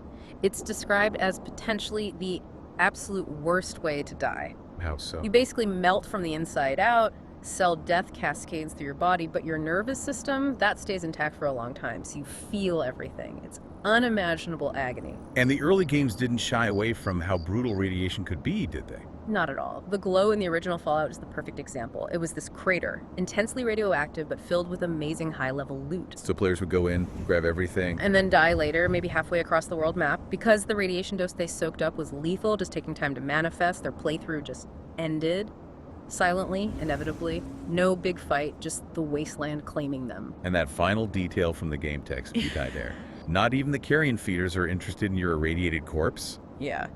Just a final, bleak statement on how utterly toxic and unforgiving that environment truly was, a death that even nature rejects. Hashtag outro, so what does this all mean? So, okay. We've taken a long, dark walk through Fallout's various circles of hell tonight. What's the takeaway? I think Fallout masters horror on two main tracks. What are those? First, you've got the grand, calculated, almost banal evil of institutions like Vault-Tec, the horror of systems, lies, and experiments gone wrong on a massive scale, sociological terror, And the second. the raw, visceral, psychological dread. Born from the environment itself, whether that's the cosmic horror hinted at in Dunwich, the body horror of FEV mutations, the survival pressure of Sierra Madre, or even the meta horror bleeding through from creepypastas that try to bridge the game world and our own. Yeah, it feels like the most genuinely terrifying things aren't always the monsters you can shoot in the face of the fat man. It's the stuff you can't fully grasp. The human betrayal in Vault 11, the impossible knowledge of the numbers station, the sheer grinding hopelessness. It's the utter failure of civilization manifesting as horror. Exactly. It's the broken pieces of humanity that are scariest. People turning on each other in a vault, people being tortured and absorbed into a living wall of flesh, a mind trapped forever in a machine. It's that dawning realization that survival often comes at the cost of sanity or humanity itself. That the decay was inevitable because the society that came before was already monstrously cruel. Which, fitting for Halloween brings us to one final, maybe provocative thought for you to chew on as you try to sleep tonight. Uh-oh. We've talked about horrors created by fans, horrors created by developers. But what about the most pervasive, most mysterious, and maybe most terrifying single entity in the entire Fallout universe? The one that follows you everywhere, is canonically almost impossible to detect, and only shows up in your absolute moment of need. The mysterious stranger. Bingo. He's a perk, right? A random chance for this guy in a trench coat and fedora to appear out of nowhere, blast your enemy with his .44 Magnum, and vanish just as quickly. Impossibly accurate, totally silent. There are fan theories he tracks you via your Pip-Boy signal, right? Explains how he can show up anywhere, anytime, regardless of how stealthy you are. And we know he's more than just a game mechanic because Nick Valentine, the detective in Fallout 4, actually has an open case file on him. He's a real entity people are aware of. And remember the lonesome drifter in New Vegas, heavily implied to be the stranger's son. He carries a unique .44 Magnum that plays the stranger's signature musical sting when you draw it. It confirms the stranger is real, persistent, has family ties, a legacy. Okay, so where's the horror? He helps you, right? Does he? Think about it. If he can track you anywhere through maxed out stealth, bypassing every detection system, if he knows exactly when you're about to die, what's his real agenda? Why only intervene sometimes? What are his criteria? And there's that Wilder theory too, isn't there? That he's actually Mark, a character from Fallout 1 who survived FEV exposure, gained some kind of precognition, and became effectively immortal. If any of that is even close to true, if he's this timeless, possibly precognitive entity who knows your every move, what the hell is he waiting for? Why hasn't he ever confronted the player character directly? What's his long game? He's just watching, waiting. Maybe.